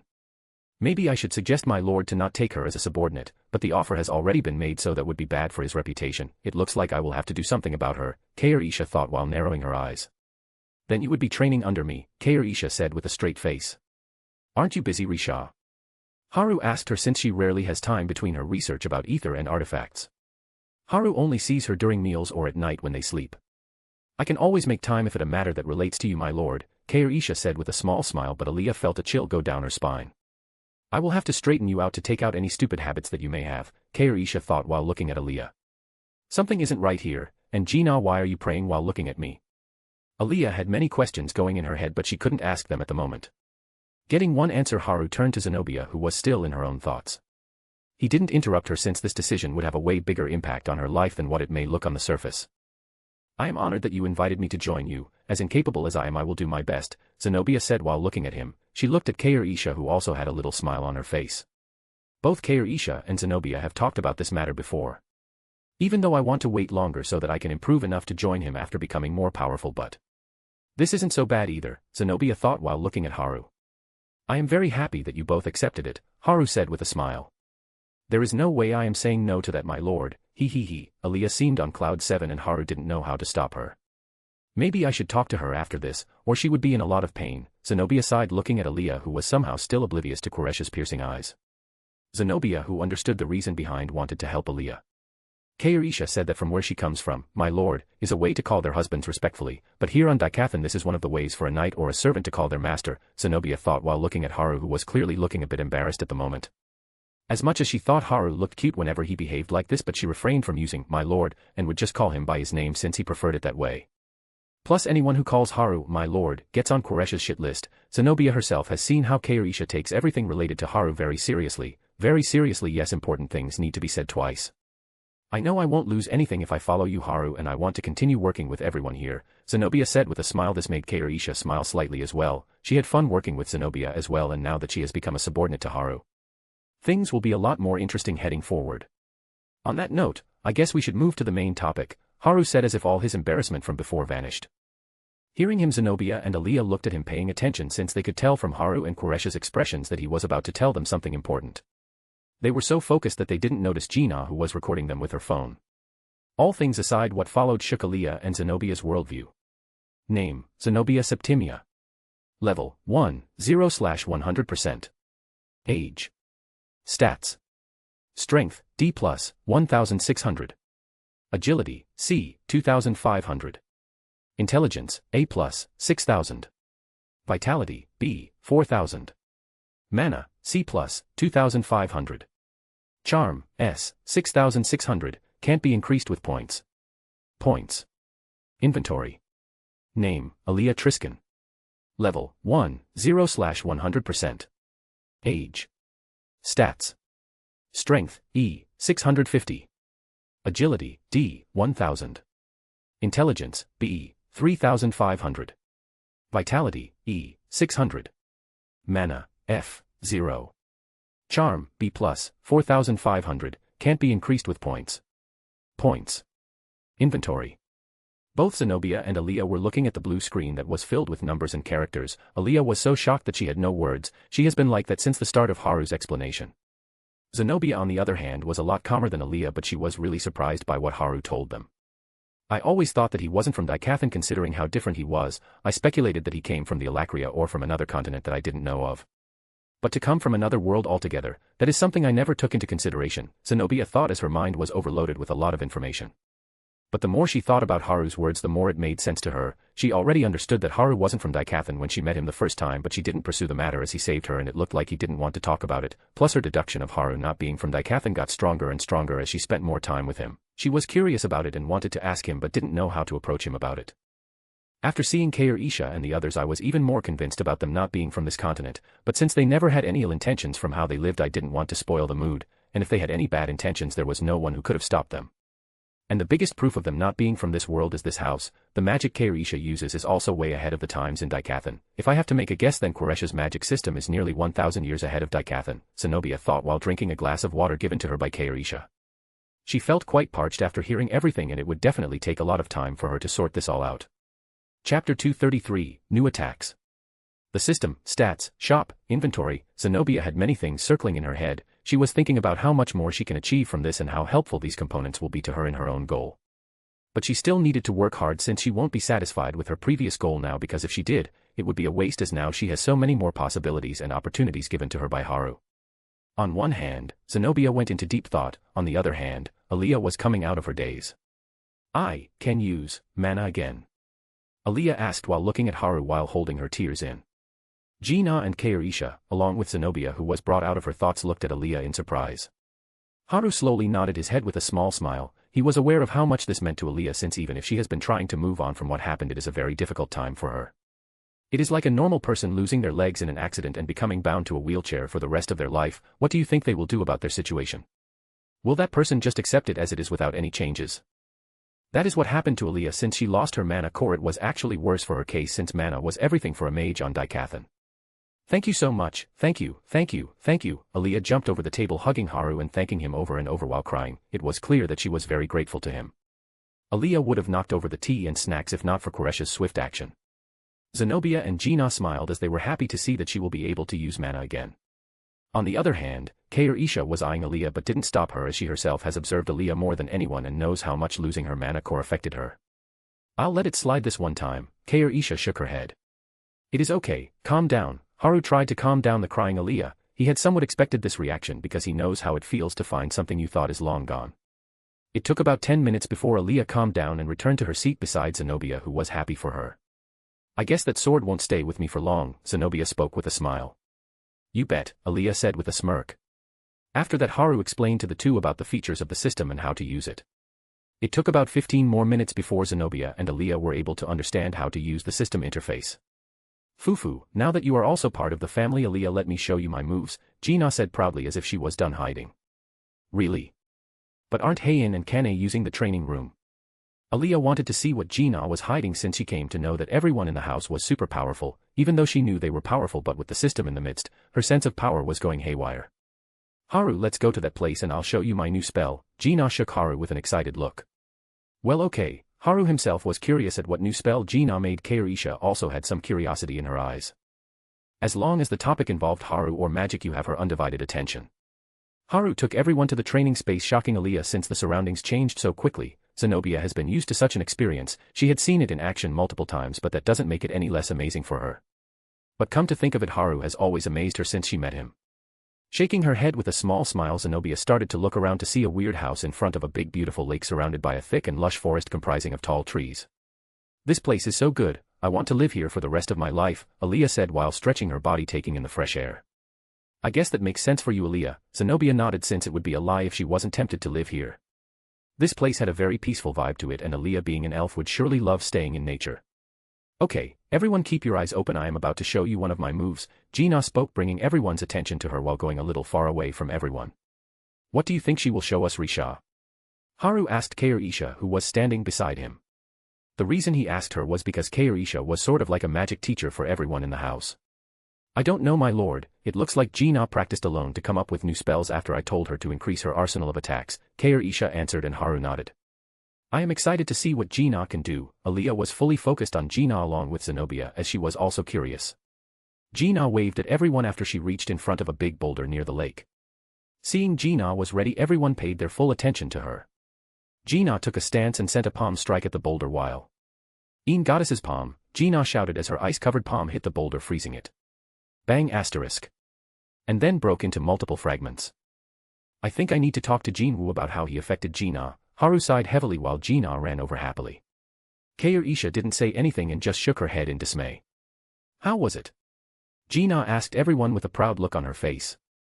It was a good attack, Zenobia said with a small smile, and she wasn't lying since the boulder Gina reduced to bits was more like a small hill than anything. As for the name of the attack, she didn't understand what it meant, but the attack was good. Isha didn't answer because there were too many things she wanted to say and it would take a lot of time. Aaliyah gave Gina a thumbs up since she thought the attack was great as well. Gina looked at Haru, who didn't know what to say. The attack is good, but can you do something about the name and not shout while using it? Haru asked with a wry smile. Fufu, Junior, you don't understand anything. The name and the shouting are the important things, Gina spoke, stroking her non-existent beard. Wait, let me show you my serious move, the Emperor Ice Void Dragon overturning the heaven and earth, Gina spoke with a smirk. That is too long even for an attack description, much less a name, Haru shouted in his mind, and thankfully Isha stepped in to teach Gina since she has had enough. So after Gina was taught properly, everyone exited the training area and then went to what they wanted. Later at night after dinner, Isha approached Haru, who was sitting on a sofa on the terrace enjoying the night breeze. My lord, can I have the book about this Aizen you mentioned before? Isha asked, since it has been on her mind. How can someone be so good that everything that happens is within their plan? Would you like to read it? Haru asked while raising an eyebrow. He didn't expect Isha of all people to be interested in manga. Yes, I am very interested, Isha nodded. All according to Kikaku, Haru thought as he cursed not wearing glasses. All right then, let's read it together, Haru said, patting the space beside him. I wanted to reread Bleach anyway. Many people might not like Bleach, saying that it has fallen out of the big three or something. I think people don't understand that there is no such thing as the big three without Bleach. No shit like new big three or old big three exists, and I think they understand the pure hype Bleach brings to the table that makes every other series pale in comparison. Haru smiled as Kaoru sat down beside him, and both of them started to read the manga in peace. Soon it was time to sleep and everyone headed to the bedroom. I wonder if Agrona is doing his part properly. Well, I guess he can do it. Whatever he does, it will go all according to my Kikaku, Haru shrugged as he closed his eyes to sleep in peace. Chapter 234, Kikaku. As Haru was sleeping peacefully, Kazi's on the other hand wasn't having a peaceful time since he had lost all contact with Winsome and Alder. It shouldn't take them this long to complete their tasks. Did they run into some problem? Did Agrona make a move? No, he won't do something like that. Kazi's was lost in his thoughts till he saw his dimensional ring shine. He quickly took out a scroll from his dimensional ring and looked at it with a solemn expression before vanishing from his throne room. Far away from Ephiotis on the outskirts of Alacria, Kazi's appeared and looked at the person he was there for. What is the meaning of this, Agrona? Kazi's asked in a flat tone, but his brows were frowning, showing his annoyance at the message he had just read. There is no need for me to lie to you, and as you came all the way over here shows that you don't doubt this, Agrona said with a small smile, making Kazi's look at him. So those two were killed by that man named Haru they were supposed to capture. Didn't Winsome say that Lesser wasn't strong? How did this happen then? And what does this one want? There is no way he contacted me with any good intentions. Kazi's frowned deeply and looked at Agrona. Seems like you have gathered your thoughts. So as I wrote before, the information I got is from one of my spies who was present at the time and saw it happen. You should know him as well. His name is Dosset Graysunders, the king of the dwarves, Agrona said as he chucked a blue crystal towards Kazi's, who caught it. Kazi's wasn't surprised about Dosset being on Agrona's side since he already knew about it. Memory crystal. Looks like he took out the memory from his informant. He is fully prepared for this. Kazi's ran his mana into the crystal and saw the whole scene that had transpired in the council. Kazi's looked at Agrona after checking the contents, telling him to continue. It was clear that Haru was a threat to them, but Kazi's wasn't stupid enough to start a war like this. He knew that there should be a deeper meaning as to why Agrona contacted him. I think it is easy to see that this guy is quite hostile towards us. I have personally met him and he isn't someone who listens to reason, Agrona said with a sigh. Haru was the biggest problem in his way at the moment, even bigger than the Azuras. You've met him in person? Kazi's asked in slight surprise since he didn't expect Agrona to meet Haru one-on-one. That I have, but that isn't the main point. The problem is that he is very strong and you can see he has some capable subordinates as well, along with the beast we have been searching for all this time. Agrona spoke slowly with a frown on his face as if he remembered something bad before he handed Kazi's another memory crystal that showed his meeting with Haru. Kazi's had a frown as well, since the more he saw about Haru the more he wanted to finish him, but that wasn't going to be easy from what he saw, and the beast was a problem on its own. This is another variable added to the situation. The loss of Alder is big as well. Kazi's thought silently about what to do since two of the Azuras were killed while they were out on his orders. Plus, seeing how Agrona is trying to rope him in like this means that Haru himself is too much of a threat to Agrona, or Agrona is trying to set him up. But it isn't going to go the way you think, Agrona, since I will be burying you beside that Lesser, Kazi's thought while looking at Agrona. I can't ignore something like this. Since two of the Azuras have been killed for no reason, I need to hear an explanation. Let's hear what you have to say, Kazi spoke to Agrona in his flat tone. What a hoax. I am sure you can't stand someone who can threaten the rule of Azuras over the world. Even if I don't propose anything, I am pretty sure you will do something of your own against that guy, just like how you did in the past against the ancient mages. Agrona smiled slightly and the two started to form their plan. And let's just say it went all according to the plan. As for whose plan? Do I need to say it? Of course, it is all according to Aizen's plan. A month passed quickly and Haru was currently looking at everyone's status. It has been a while since he checked it out and he could see how everyone was working hard. Name, Tsujikuni Haru. Level, 60, 50/100%. Age. Stats. Strength, S, 7,500. Agility, S+, 8,500. Intelligence, SS+, 10,500. Vitality, SS+, 10,700. Chakra, Mana SSS+, 13,100. Charm, SSS, 11,500, can't be increased with points. Points, 24. Inventory. Store. Relationships. Sung Ji-na, lover. Cha Heian, lover. Kairisha Kalistraya, lover. Tawada Kene, lover. Zenobia Septimia, subordinate. Aliyah Triskan, subordinate. World travel. Current world. E257092761, open. Archived worlds. E00000000001, locked. E2570927631, open. Haru's level increased by 10 levels. It was quite hard as well since he needed to work extra hard for it, and the beasts in Daikathan didn't give out much EXP. Name, Sung Jina. Level, 48, 40/100%. Age. Stats. Strength, C, 2410. Agility, C, 2410. Intelligence, B, 3800. Vitality, C, 2410. Mana, C+, 2, 400+. Artifact. Charm, A+, 6000, can't be increased with points. Points, 24. Inventory. Stave of the Ice Goddess, A+. Frost Bracelet, D+. Gina has also been working hard with Kane to increase her level, and it has been paying off because Kane doesn't tolerate laziness one bit. Gina is on her way to become a national level hunter now. Name, Cha Heian. Level, 42, 0/100%. Age. Stats. Strength, B, 3700. Agility, A, 5900. Intelligence, A, 5900. Vitality, A, 5000. Mana, A, 5400. Charm, A+, 6400, can't be increased with points. Points, 23. Inventory. Clayum Solace, S+. Heian herself has been pushing herself against Kane as their rivalry grows day by day. Heian should be as strong as the high-ranking monarch and rulers. Haru tapped his chin while looking at her stats. Name, Kair Isha Kalistraya. Level, 53, 68/100%. Age, 24, 150. Stats. Strength, S, 6900. Agility, A+, 6400. Intelligence, SS, 9300. Vitality, A+, 6500. Mana, S, 7900. Charm, S, 6900, can't be increased with points. Points, 10. Inventory. Kair Isha sure works hard. Haru smiled looking at Koresh's status since she never slacked off and always did her best. Name, Tawada Kane. Level, 45, 30/100%. Age.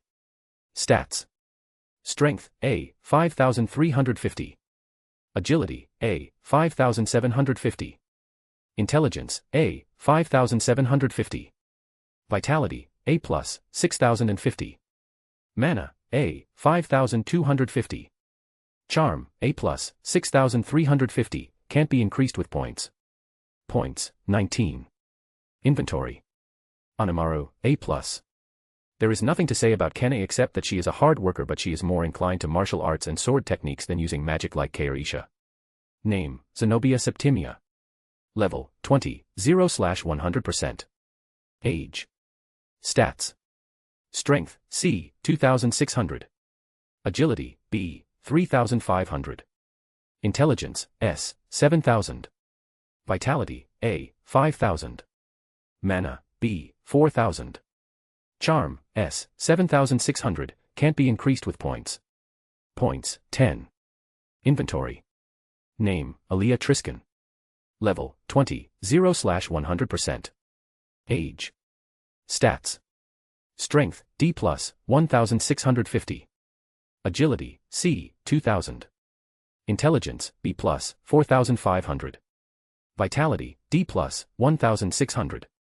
Mana, D, 1000. Charm, A, 5500, can't be increased with points. Points, 10. Inventory. Everyone has been working hard, especially Aaliyah, who seemed to have gotten a super boost. Haru smiled slightly. Aaliyah was working really hard to become stronger while training under both Kair Isha and Kane. The only reason she had the same amount of levels as Zenobia was because she decided to train her body first before thinking about mana, which was supported by Kane, who had been training even before she awakened as a hunter. She believed that a strong body can make a lot of difference because if you have a stable foundation you can grow stronger properly. Zenobia only went out to level up once Aaliyah started since she was too busy with her work alongside Kair Isha. The two are basically nowhere to be seen since they are busy working on their projects. Chapter 235, War. Now that Zenobia knew about the system store and everything, things became a lot easier with the new option being open to them. Things like new or extremely rare ingredients were nothing and only a touch away. This is also the reason no one in the house uses the points on increasing their stats, since it can be useful when they might need something urgently, and it can also be used to buy what they need. Just the other day Isha and Zenobia completed the improved smartphones that Isha was working on before coming here. The phone was now completely free of the mana battery as well and will remain fully charged by absorbing mana from the surroundings. Using it you can also call normal phones, plus talking in between mana smartphones is much smoother and better. The previous problem of barriers was also solved by Isha and Zenobia working together, plus the phone is extra durable and even the national rank hunters won't be able to break it. But the signals still can't pass through ether barriers, Haru thought while looking at his phone. And this is what Isha is thinking about tackling next, since it will also double as a study on ether along with her other projects. Anyway, it was a good improvement and Isha fully intended to make many more things. Currently, everyone was doing their own thing while Haru was in the academy office drinking some coffee and relaxing a little. Phew.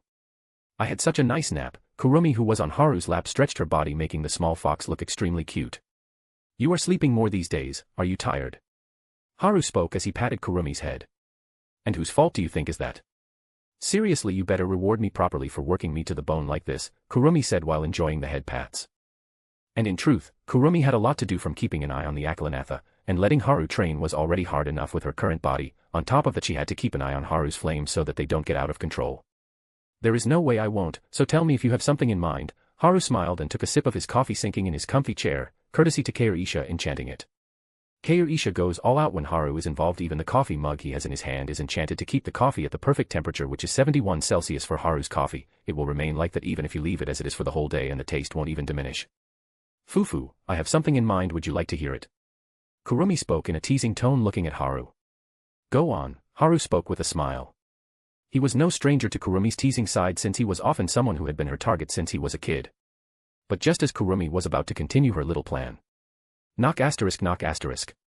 This is Lance Vari, I am here to deliver a letter. Vari's static voice came inside the room. Come in, Haru said plainly, and the door opened, allowing Vari to walk in front of Haru's desk, looking at him plainly before giving him a letter. Haru took it without saying anything and looked at the content, making him smile a little. At least Agrona didn't let me down, Haru thought as he rolled up the scroll and kept it in his office drawer before looking at Vari, who had her eyes on the macarons in front of Haru. Would you like some? Haru asked with a small smile. Thank you for your kindness, but I would have to refuse since I have to be somewhere, Vari answered. That is a shame, thank you for delivering the message, Haru said as Vari bowed a little and exited the room quickly. She wasted a good opportunity, so many girls would have killed to have that chance. I guess ignorance is bliss, Kurumi spoke while shaking her head. What do you mean by that? Anyway, I think it is because she was raised that way, so it makes sense for her to behave like that, Haru said while tapping the armrest of his chair. If it is that I can easily change it, Kurumi spoke nonchalantly. How? Haru asked with little curiosity, since changing someone's nature isn't easy, especially when the one in question is indifferent. Haru knows this since he had a friend like that as well. That guy was quite the pain in the ass, he only spoke when he needed something, Haru thought before shaking his head, since that guy was quite fun to annoy. It is as easy as writing for me, I can make her the lusty knight that won't be satisfied unless she gets a pounding, Kurumi said with weird laughter as Haru looked at her with twitching eyes. Seeing the cold and indifferent face morph into a depraved one, fufufu, I want to see it now, how about it, Haru, wanna give her a pounding? Kurumi turned to Haru. Okay, stop, don't do something like that, let's not do something like this because it will change her character, Haru said, giving Kurumi a light chop on her head. Oh, no need to worry, if I change how she is no one will know the change, since it would be rewritten in their memories. She would be like this in the original novel and in all of the infinite timelines as well, Kurumi said, trying to convince Haru. So she means that if she changes her character here it would be the same in the original world. I don't want to think how many laws this is breaking, Haru sighed. Don't do it, Haru said plainly, since he had no wish to see this happen. Mao. Hakuin is so stiff, why can't you have some fun? Kurumi pouted angrily. This is your definition of fun. Haru sighed as Kurumi was starting to act like his friend now. Well, I am having fun now anyway, so I don't think there is any need to do something else, Haru spoke to Kurumi while scratching her chin. Fufufu, Hakuin is getting naughtier by the day, Kurumi snickered at Haru's obvious attempt to change the topic by distracting her, and it worked like a charm since she transformed into her human form, jumping on him. After a peaceful day at the academy, Haru came home with Kurumi sleeping on top of his head. He entered the house and was greeted by Isha, who took off his coat. Haru was currently sitting on the living room sofa reading Bleach with Isha after having a relaxing bath and sumptuous dinner, while everyone else was up to their own thing. Things have been very peaceful, but Haru knew that it was about time it will be disrupted for a brief period. Everyone was gathered in the living room since Haru called for them. They all looked curious about why he called them over, while Isha, Zenobia, and Kane had some guesses about the reason. Haru, tell us, why did you call us? And why is Appa here as well? Jin-ah addressed the elephant in the room. Are you saying that I can't be here? Jinwoo asked her with a flat look. No. Yeah.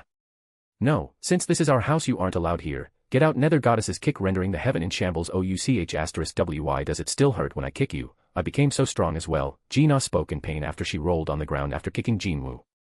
Jinwoo looked over at Haru as if asking, what is the meaning of this? Don't look at me, this is your chinibu spreading. Haru shrugged and his words triggered Jinwoo greatly. I'll deal with you later. Jinwoo spat his words in anger. He came over here to look around the place since it interested him greatly. Especially ether, which one of his new subordinates could use, and since Haru was already there to meet everyone while giving him the bodies of Alder and Winsome so that he can extract the shadow from the corpses. Jinwoo decided to come with Haru and Jin-ah to this world for a short stay. Okay, let's get back on topic. Haru clapped his hands together after he picked up Jin-ah and delivered her to the seat beside Aaliyah. Everyone nodded since they were very curious about what Haru wanted to talk about. So, there will be a war. Chapter 236, 236 2 Rules. So, there will be a war, Haru said with a heartwarming smile, a complete contrast to his words. Kair-Isha and Zenobia didn't react along with Jinwoo. The former two kind of knew things would turn out this way since the incident at the council, while Jinwoo had come here for this reason as his main focus. What? War.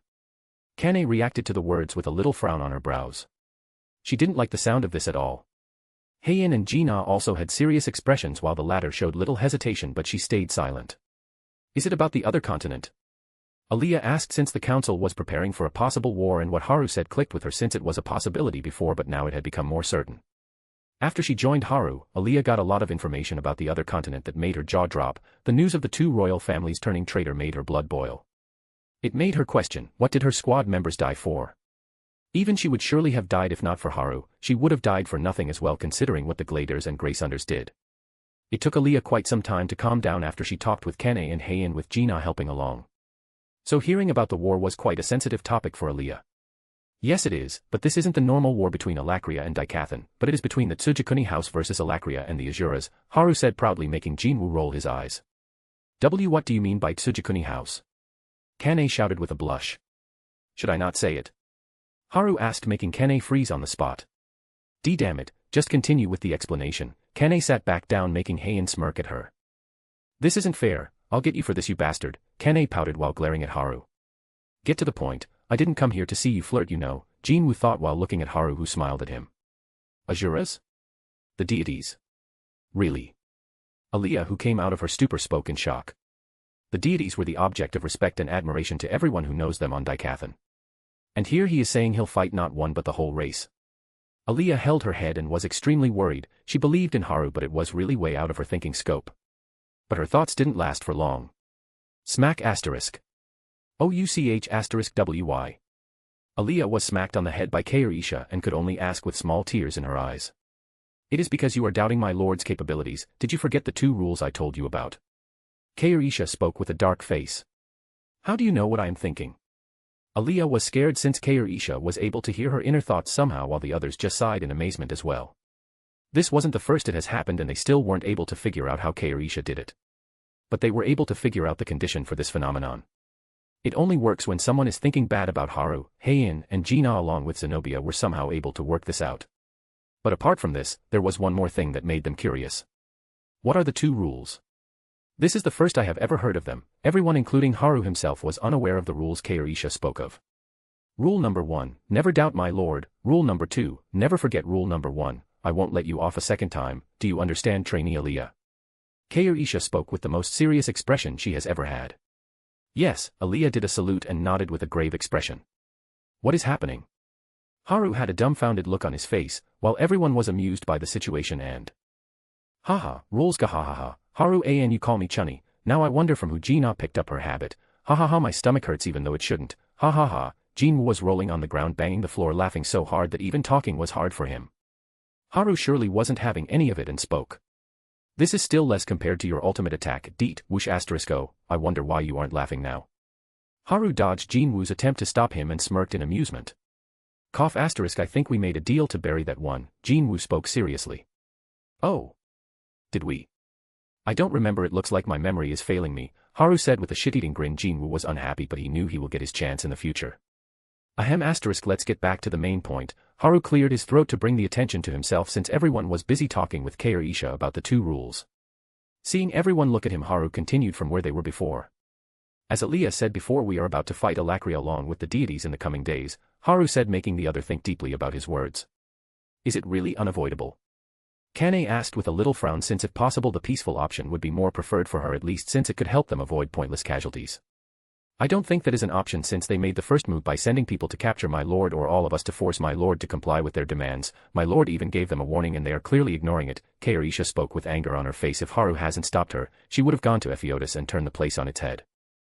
They have already started to plan about how to attack us for about a month ago, and even if I did incite them a little, it was clear that they would do it without me doing anything to them. Since their leader can't stand someone stronger than themselves, they would come after me one way or another, Haru said with a shrug while explaining the details.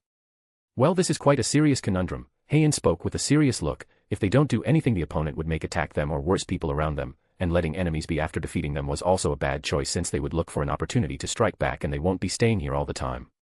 Kane must be thinking the same, Heian thought, and that is what everyone thought, as they would have to leave this place once they're done with what they wanted. So it would leave everyone who would be here vulnerable to the revenge of the Azuras.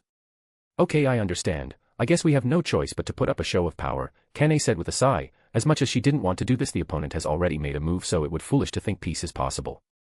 If they can't understand that they would die even after seeing Haru, there is no way they would back off now, and it is not like they will show us mercy if we were weaker, Kane thought while looking at Haru, who was nodding. After this, Haru talked about what the plan was and how things are going to be. No one objected to the plan further and everyone went to the bedroom, leaving Jinwoo and Haru in the living room. Are you sure you don't need to talk to Gina about it? Haru asked Jinwoo, who was calmly drinking a cup of elven tea, and he seemed to like it a lot. No, she needs to get through it on her own, because if she doesn't, I will be taking her back to Seoul, Jinwoo stated plainly. This was the main reason he was here, and he didn't tell his dad since that man would cause a ruckus for sure. Chapter 237, Kaorisha is cute. Well, part of the reason I am doing this is to let Gina experience a real battlefield. Unless she understands how it feels to be in a kill or be killed situation, she won't be able to move further, but I am surprised you aren't at my throat for this. Haru smiled a little, making Jinwoo roll his eyes. I am angry, but I know that Gina won't give up traveling with you, and since you will be going to potentially more dangerous worlds, she will only become a problem, which will most likely cause something that might become a big problem for you all and even herself. Jinwoo spoke slowly. He knew it better than anyone that enemies aren't to be spared.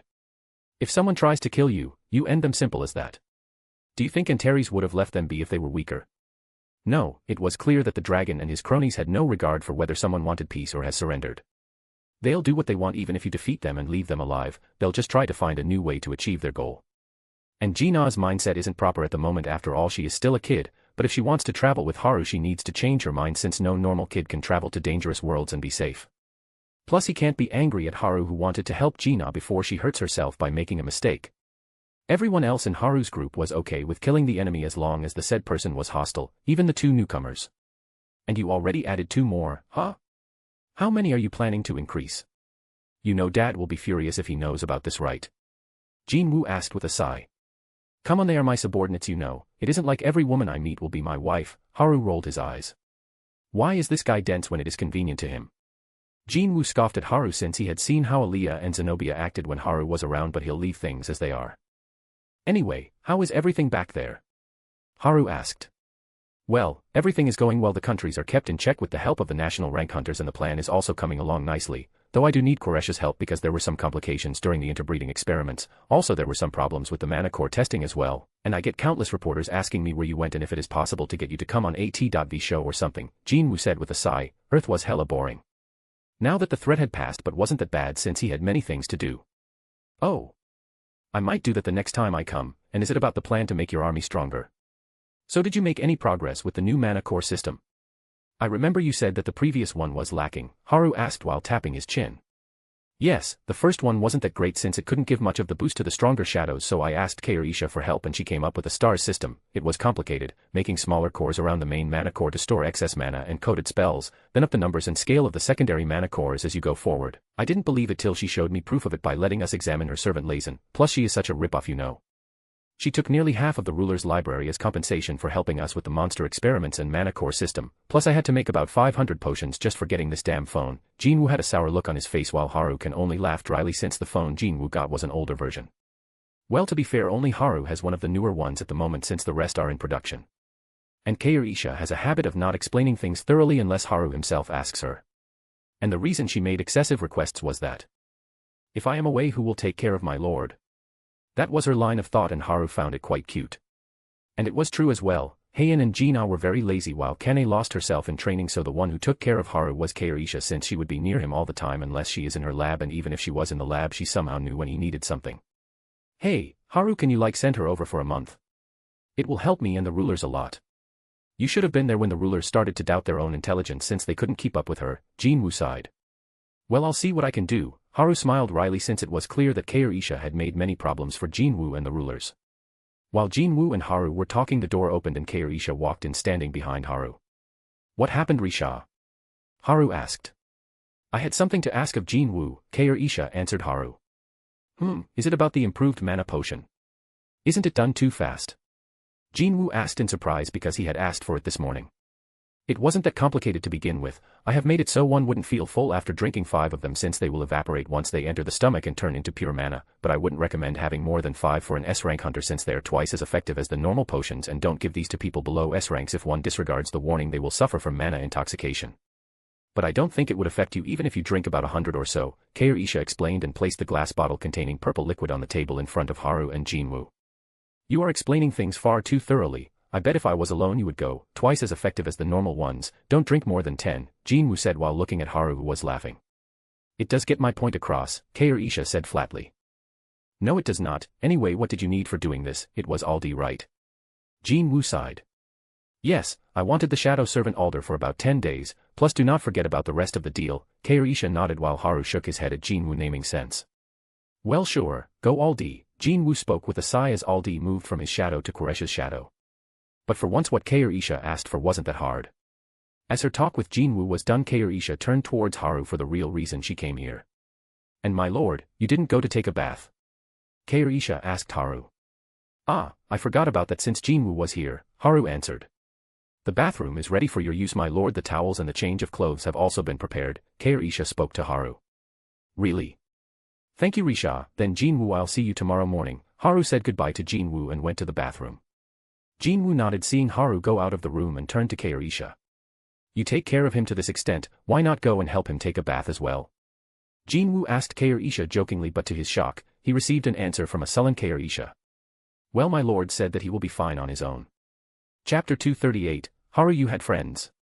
Well, my lord said that he will be fine on his own. Anyway, I will go and clean the bedroom, and your room is on the first floor furthest on the left wing, Kairisha answered Jinwoo with a sigh before exiting the room, leaving a surprised Jinwoo.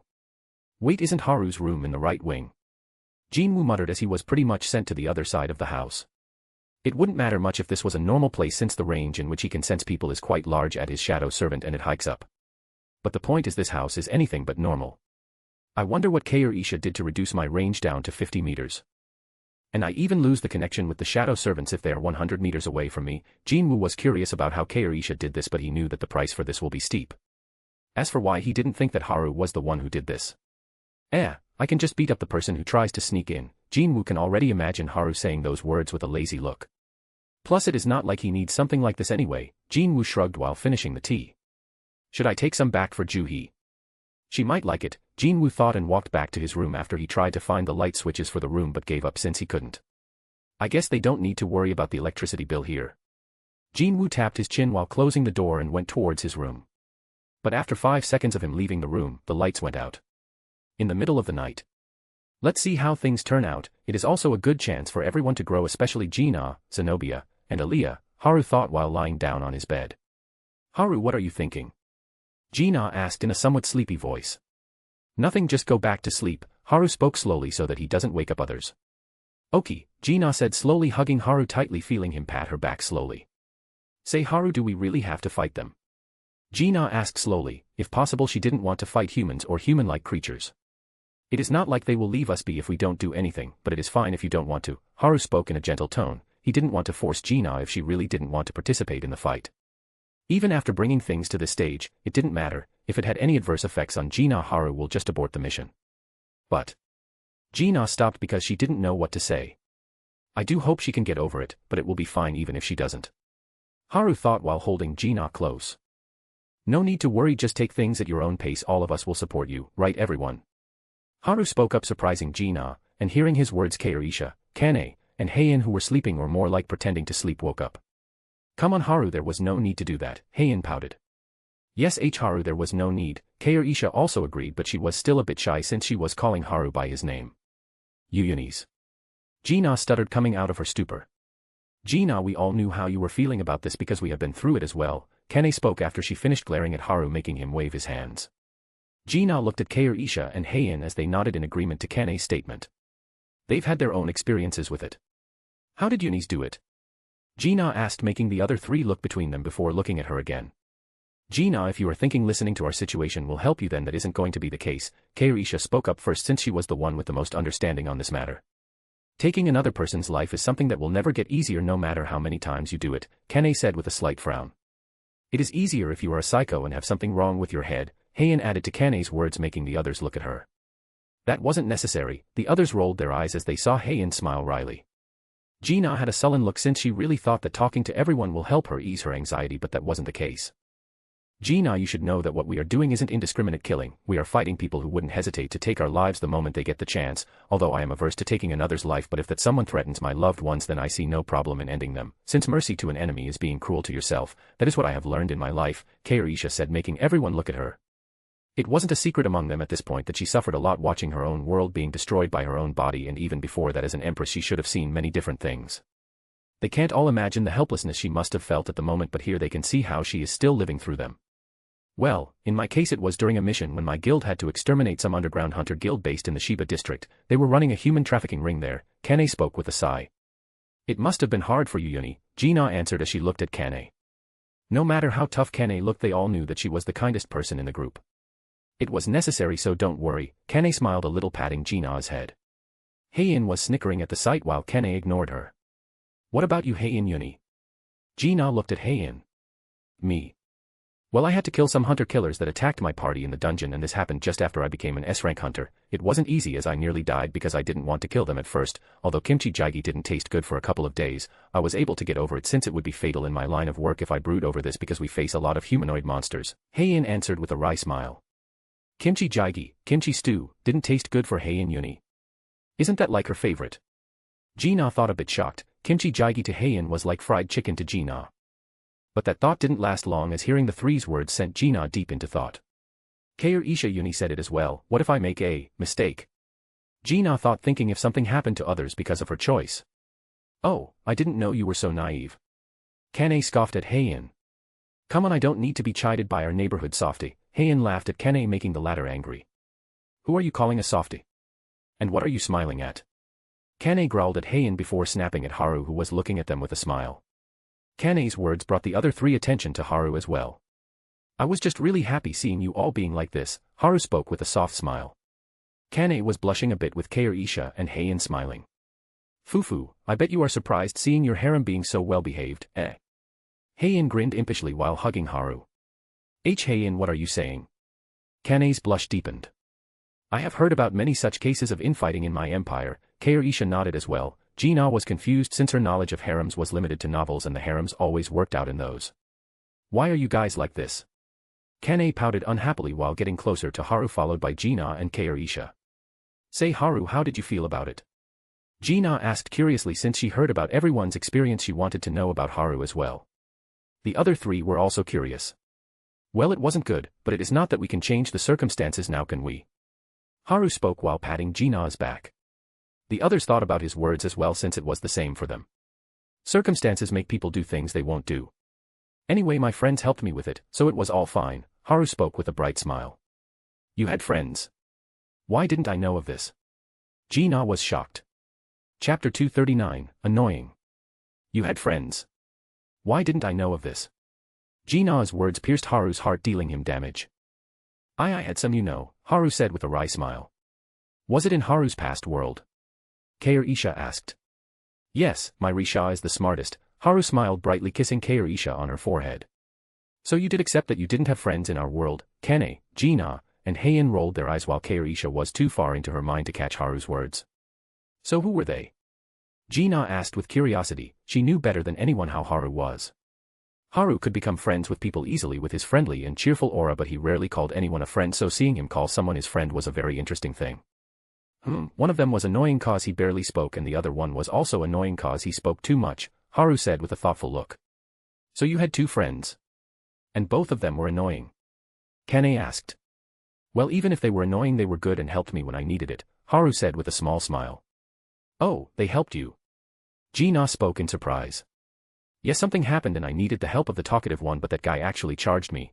Never mind, he wasn't my friend. Haru pouted, but he wasn't really mad since what he asked for was quite ridiculous. I did ask him to help me find my parents' body after the incident. It was quite hard to do even with my influence. Haru thought back about how he asked someone who had a lot of influence in the world. Well, in the end the guy did as he promised and Haru didn't lose anything. What? He charged you and he was annoying. Was he a devil or something? Heian questioned. Devil? That might be a perfect description for him, Haru laughed. What, seriously? You were friends with someone like that? Wasn't he bad? Kane frowned a little. Heian and Ji-na also didn't understand Haru can be friends with someone who qualifies to be a devil. There can be good devils, you know, and the concept of good and bad changes from person to person. What one person might think is repugnant, another might think is okay, some might even like it. Haru winked at Kane. Even if it flustered Kane a bit, she understood it as it was the very same thing that was making Ji-na uneasy. For hunters like herself, Heian, Keirisha, and Haru, killing someone who looks human or other humans is something that happens often since conflict is a normal occurrence. Not all humans used mana for good, and to deal with them other hunters need to step up. But what about Ji-na? She was a normal person half a year ago, but even if she has mana now, Ji-na's mindset is still stuck back when she was a civilian, which is making her averse to killing another human. That is correct, everyone has a different moral compass that depends on what they have done, Heian affirmed it, making Kane nod as well. Okay, enough of this, let's go to sleep, I am tired, Haru said, yawning. Why are you tired? You didn't do anything, Ji-na spoke with a pout. I am tired of resting, so I am resting more to relieve my tiredness, Haru yawned, making Ji-na, Heian, and Kane roll their eyes. But Haru, would you like a massage? Keirisha asked, a bit worried since she heard he was tired. No need, I'll be healed sleeping with you all, Haru smiled playfully as Koresha's face brightened up. Would you look at this guy? The other three rolled their eyes but didn't say anything and just hugged him tighter. They have long known how bad Haru was at flirting, but it didn't help as they liked it more and more each time he tried. I guess love is blind after all. With that, they all closed their eyes. The next day, everything went by like usual. Haru went to the academy like every other day and came back in the evening to have dinner with everyone. And now he was in Southwest. This is the place where you train. And isn't the ether here a lot denser than outside? Jinwoo asked while looking around at the wide grasslands that stretched as far as one could see. Yeah, that is something she did, Haru pointed at Kurumi, who was on top of his head sleeping. Interesting, I might be able to make some progress with ether since there is barely any ether back there, Jinwoo spoke to Haru without asking too much about Kurumi. That is true, there is barely any ether back in our world, anyway I'll go and train as well, Haru agreed with Jinwoo and went towards the Akala avatar to train like usual. Haru sat down in front of Akala, who turned an area of about 20 kilometers goes up in flames. So that is how he trains. That fire looks dangerous, Jinwoo thought, looking at the flames that looked like they were stuck in time. Jinwoo moved back since he could feel his shadow soldiers crying out in fear, moving away in the other direction. It has been a long time since I felt scared of something. This guy is as nonsensical as ever, Jinwoo muttered to himself while looking at Haru, who was sitting in the middle of the flames like he was taking a bath in warm water. Windy, come out, teach the others about ether again, Jinwoo called out, and many figures came out of his shadow. They were Baro, Belian, Tank, Igris, and a few more of his main fighting force. Yes, my liege, a humanoid figure completely made of shadow wearing a military uniform kneeled in front of Jinwoo. How many times have I told you to not do this? Jinwoo sighed at Windy. It is good that Haru isn't looking, Jinwoo sighed, since if Haru saw it he wouldn't see the end of it. I raised that boy, Baro looked proud at how the new guy was giving his respect to Jinwoo. Belian and Iron nodded along with Tusk. Look at what you've done, Igris side-eyed a proud-looking Baro. After training for a long time, Haru and Jinwoo left the relic tombs to go back home. Did you make any progress? Haru asked Jinwoo as they sat down in the living room. No, it is very hard for me to learn about ether, it is like my body itself is rejecting it, Jinwoo shrugged. Just cause it is hard to do isn't going to stop him. He'll be able to use ether sooner or later. I guess you have quite a bit of resistance to it because of the cup of reincarnation, Haru speculated, and Jinwoo nodded since he thought the same. The cup of reincarnation turned time back by 10 years, repairing the world and reviving everyone who lost their lives. It worked pretty similar to ether, which is known to have 3 different types. Those are spatium, or ether of space, vivum, or the ether of life, and evum, ether of time. There was also the ether of fate, which Agrona was trying to get his hands on. Although it had its effect on the monarchs and the rulers as well, since T could revive them, but that was about it. It couldn't interfere any further than that. The monarchs and rulers had their memories intact while everyone else forgot what happened, so it was quite natural that they had resistance to it. You should ask Kaoru for help. She was able to use ether, Haru told Jinwoo, making the latter a bit surprised. What? She can already use it? Seriously, and here I have been working on this for as long as her, I can only feel it in the air, Jinwoo sighed and Haru laughed wryly. Maybe it was because of the system. Haru thought it was true that the system provided some help to them, but that wasn't the only reason Kaoru was able to use ether. If it was like that, then Jina, Heian, and Kane wouldn't be struggling with ether till now. The main reason Kaoru was able to do it was because of the countless hours she put into studying ether so she could help Haru with it more. Kaoru didn't want to be deadweight, which caused her to train like crazy to get stronger. And her efforts were paying off, since as she was now she can fight toe-to-toe with Antares instead of holding him off using tricks and deception like last time. Chapter 240, Imbeciles. Then I'll go and ask her for some help. Jinwoo stood up and walked out of the room, but as he was about to exit the room he stopped. What happened? Haru asked while looking at him. Where is she currently? Jinwoo asked, since he had no drive to search the entire house. Ah, she is in the basement with Jina and Zenobia, Haru said as he can sense their presence. Okay, Jinwoo nodded and left the room, leaving Haru alone in the living room. The attack should be happening soon, Haru thought while stretching his body a little. It was clear because he had seen many different people keeping an eye on the relic tomb they all used. It is good that things are going as I thought they would. Agrona is even using Saris and Melsri to make some disturbances in Dicathan, but it isn't that problematic. There is nothing that has gone out of my expectation yet. Haru yawned, since he never liked planning things. It wasn't that he couldn't, but he just never did. He has developed a habit of going with the flow because of his overprotective mother and aunt, plus Kurumi, who was in a league of her own when it came to overprotectiveness. And also planning things felt a lot boring to him, but he was changing over time, as being like this can be very problematic if he is the weaker party. He would be basically walking on thin ice if he doesn't use everything he has. Taking it easy is quite hard. Haru smiled while drinking his red wine, which was made by Kaoru, and he loved it a lot. It is better than any I've had before, Haru muttered to himself while leaning back on the sofa thinking about God knows what. It has been a week since then and everything was peaceful as ever, on the surface at least. The council was under tremendous pressure since Haru came, and it only grew further as days passed by because the Aroliths were preparing for the upcoming war with full force after what happened last time, plus they had finalized the next lance as well. But Grey Sunders and the Gladers were pressured in a different way since they were contacted by the Vritras to do some things for them. This put them between a rock and a hard place, since they would be fucked no matter which side they go to. But to their saving grace, Haru told them to comply with the other side, since it didn't matter much in the grand scheme of things and it would only play to his advantage.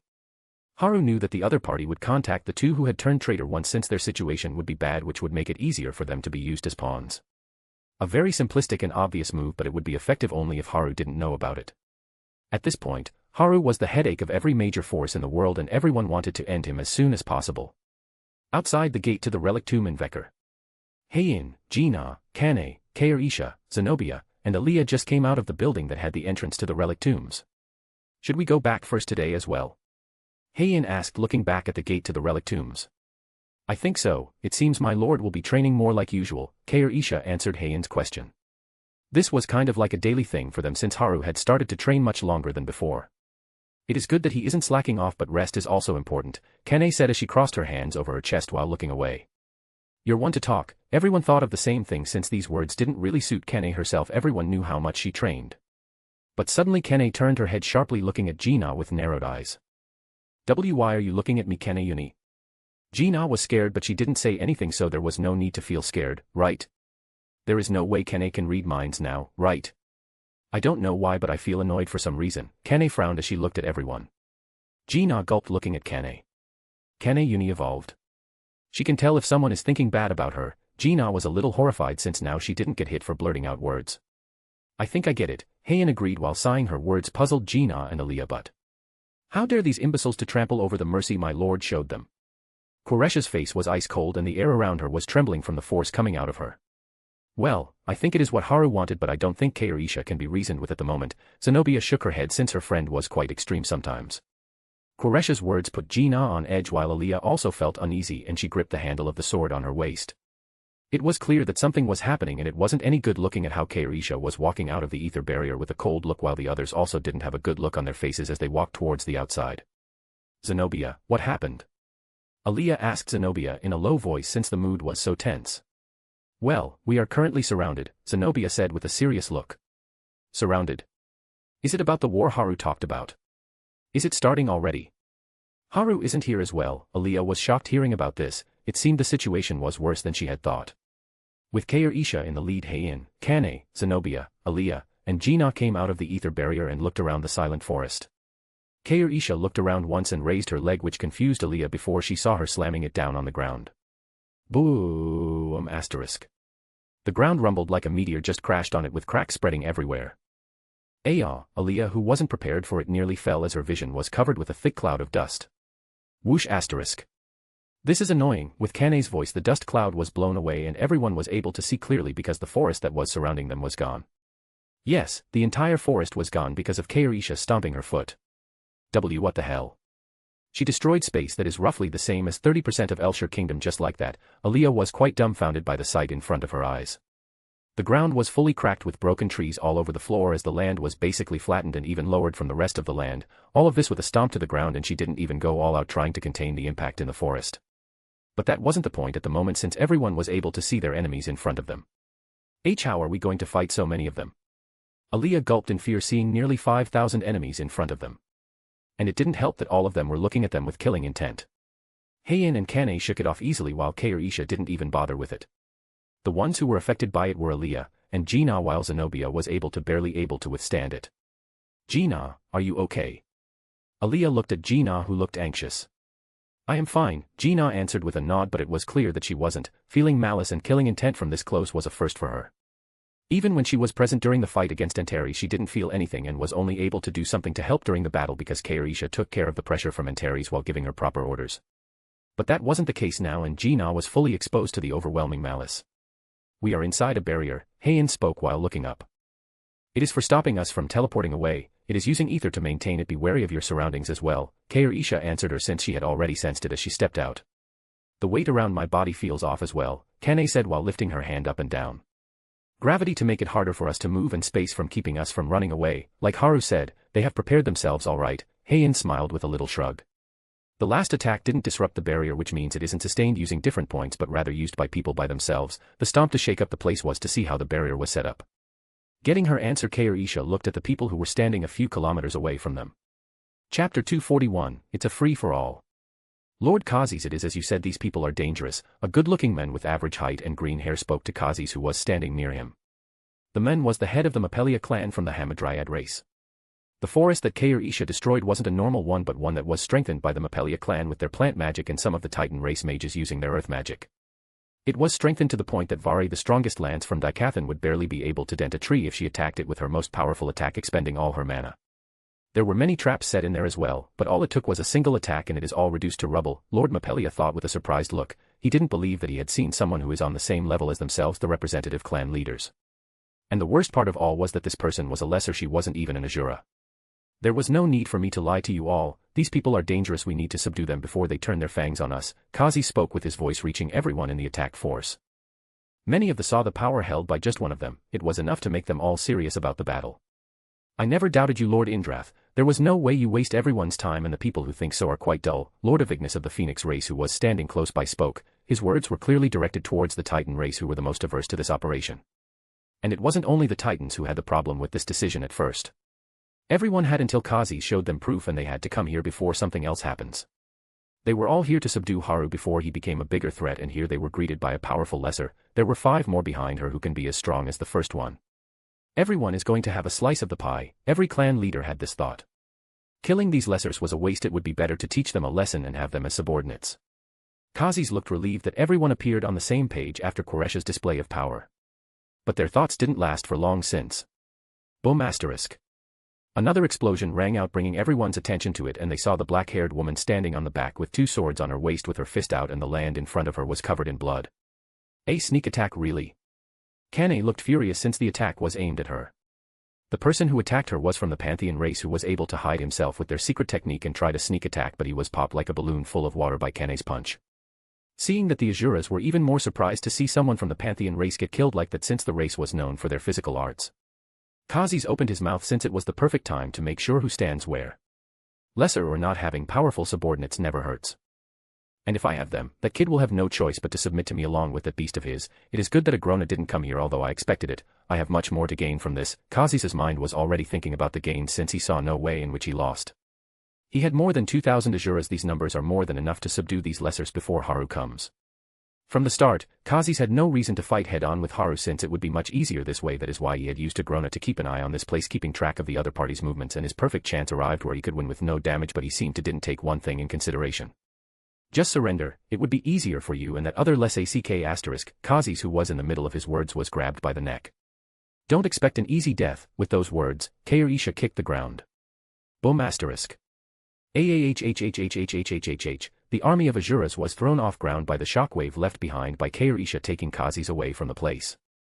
Everything was a mess. Spike made of metal came out of the ground, piercing many of the weaker Asuras who had fallen on the ground. This spell was also Quresha's doing before she went off. Kairisha grabbed the leader and killed nearly 400 in an instant. Kairisha has lost it, looks like it is free for all, Heian spoke as a ring on her right pinky finger lit up and she was donned in her red armor while the sword Haru gave her appeared in her hand. The other did the same and everyone was in their armor in no time. The ring was called Armor Ring. It allowed the user to keep a set of armor in the ring and change into it at a moment's notice. This was something Kairisha made as an experiment for an artifact she wanted to make for Haru, and it was very popular in the house since it was a convenient artifact that could help them get ready for battle quickly. Gina particularly liked it a lot and even wanted to have one that had multiple slots to add different clothes in them.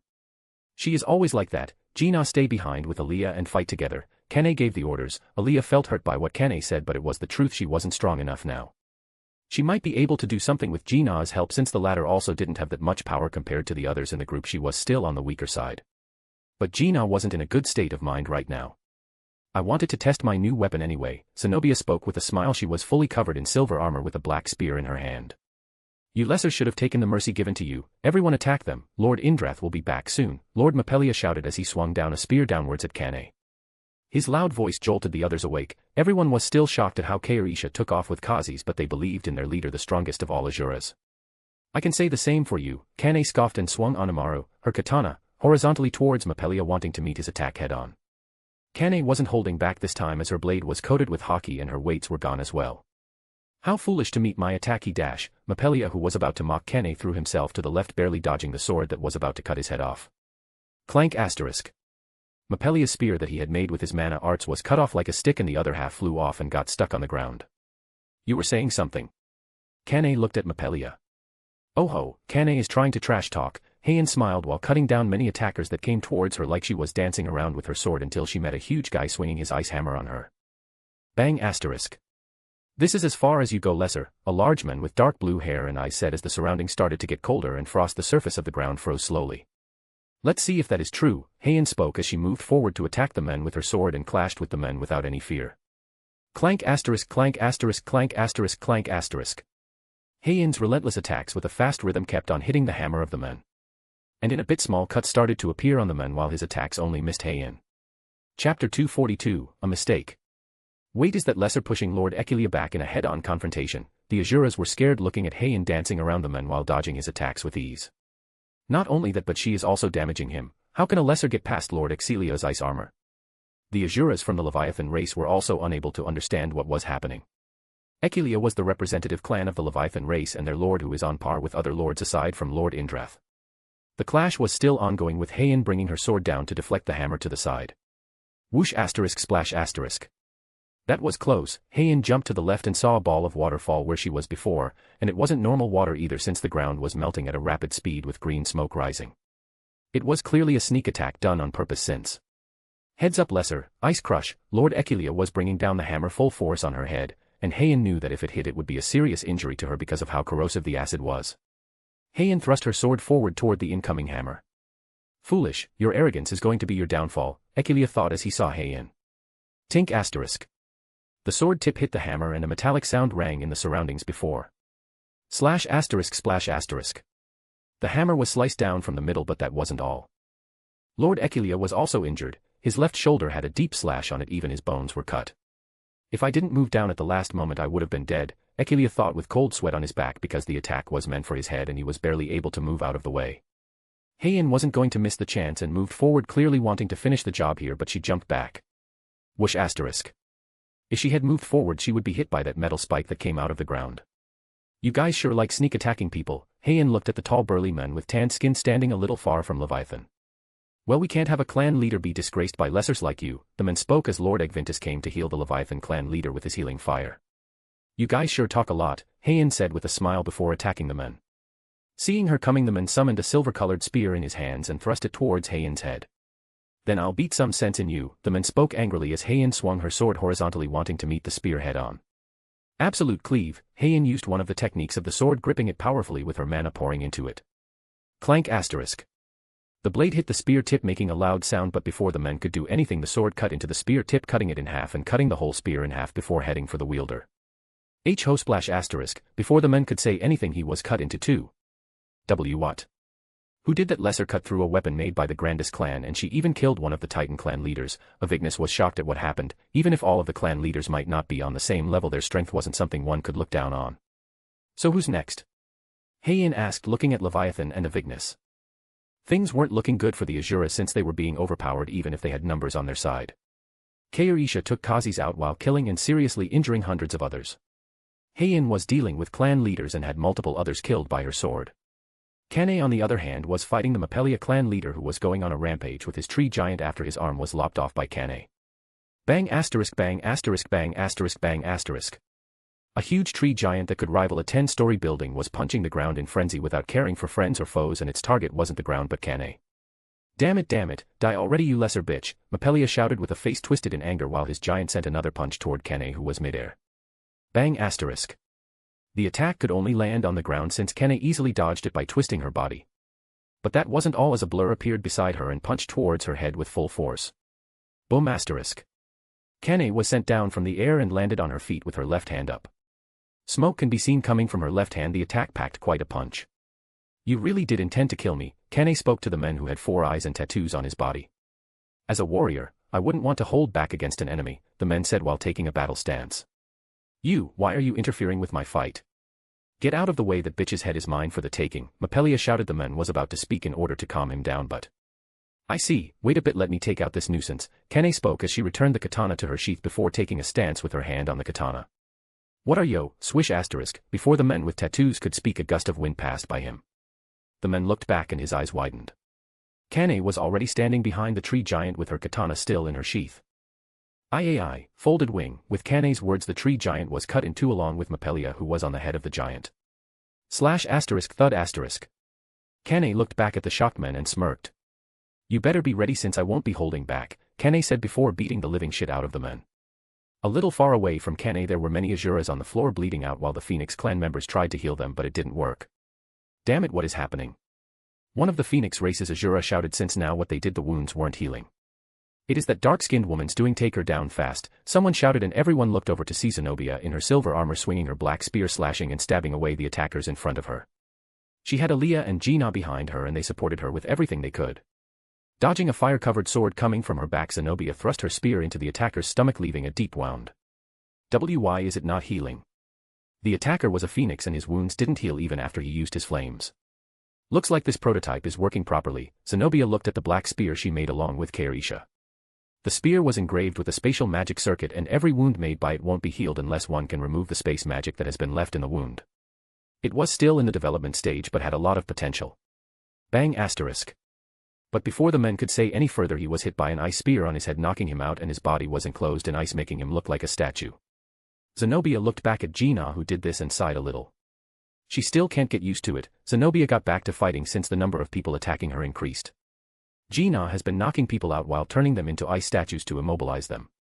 Aaliyah wasn't of much help in this and could barely fight one person with Gina's help. Haru, where are you?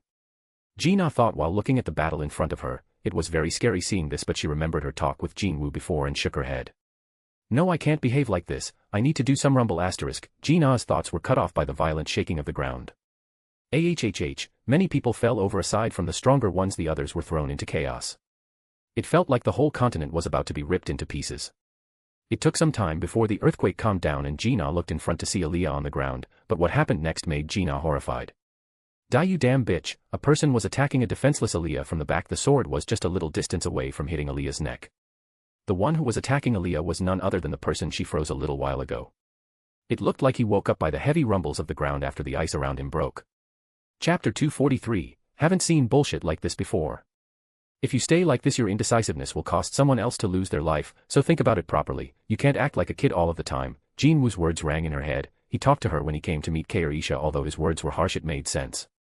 Gina looked at Aaliyah and she could see Haru's face in place of Aaliyah's. What if my mistake leads to him being killed?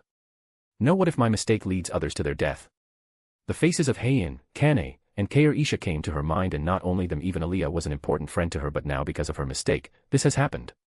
The question stuck in her mind, and Aaliyah sensed someone attacking her from behind, but she wasn't fast enough to stop it. She was about to use the protection necklace given to her by Kair Isha. But before she could use the necklace, she stopped since the attacker stopped. Aaliyah quickly reacted and jumped forward before turning back to look at an ice statue that was crumbling down. Aaliyah quickly looked at Gina and saw her panting while she looked at the ice statue. She really did it. Aaliyah was shocked to see that Gina killed the one who was attacking her. Gina looked like she was about to cry, but she held it in. It wasn't going to help her condition. It was nauseous and she felt like throwing up. She had never faced a humanoid monster even while leveling up. It was clear that Haru only chose monster-type beasts for her dungeon, and this once again reminded her of how much he pampered her. Kill them, quick, quick. Faster, that way. Look, there are only 2 of them. Nearly 100 Asuras headed towards Gina and Aaliyah. Damn, they won't even let me rest. I guess this is what a real fight is like, Gina thought and raised her staff ready to attack, but my, your subordinates sure are lively, aren't they? With a clear voice ringing on the battlefield, everyone stopped. They didn't stop because they wanted to, but because of the suffocating feeling that came with the voice. Everyone felt like the Reaper was standing behind them, ready to end them if they don't stop.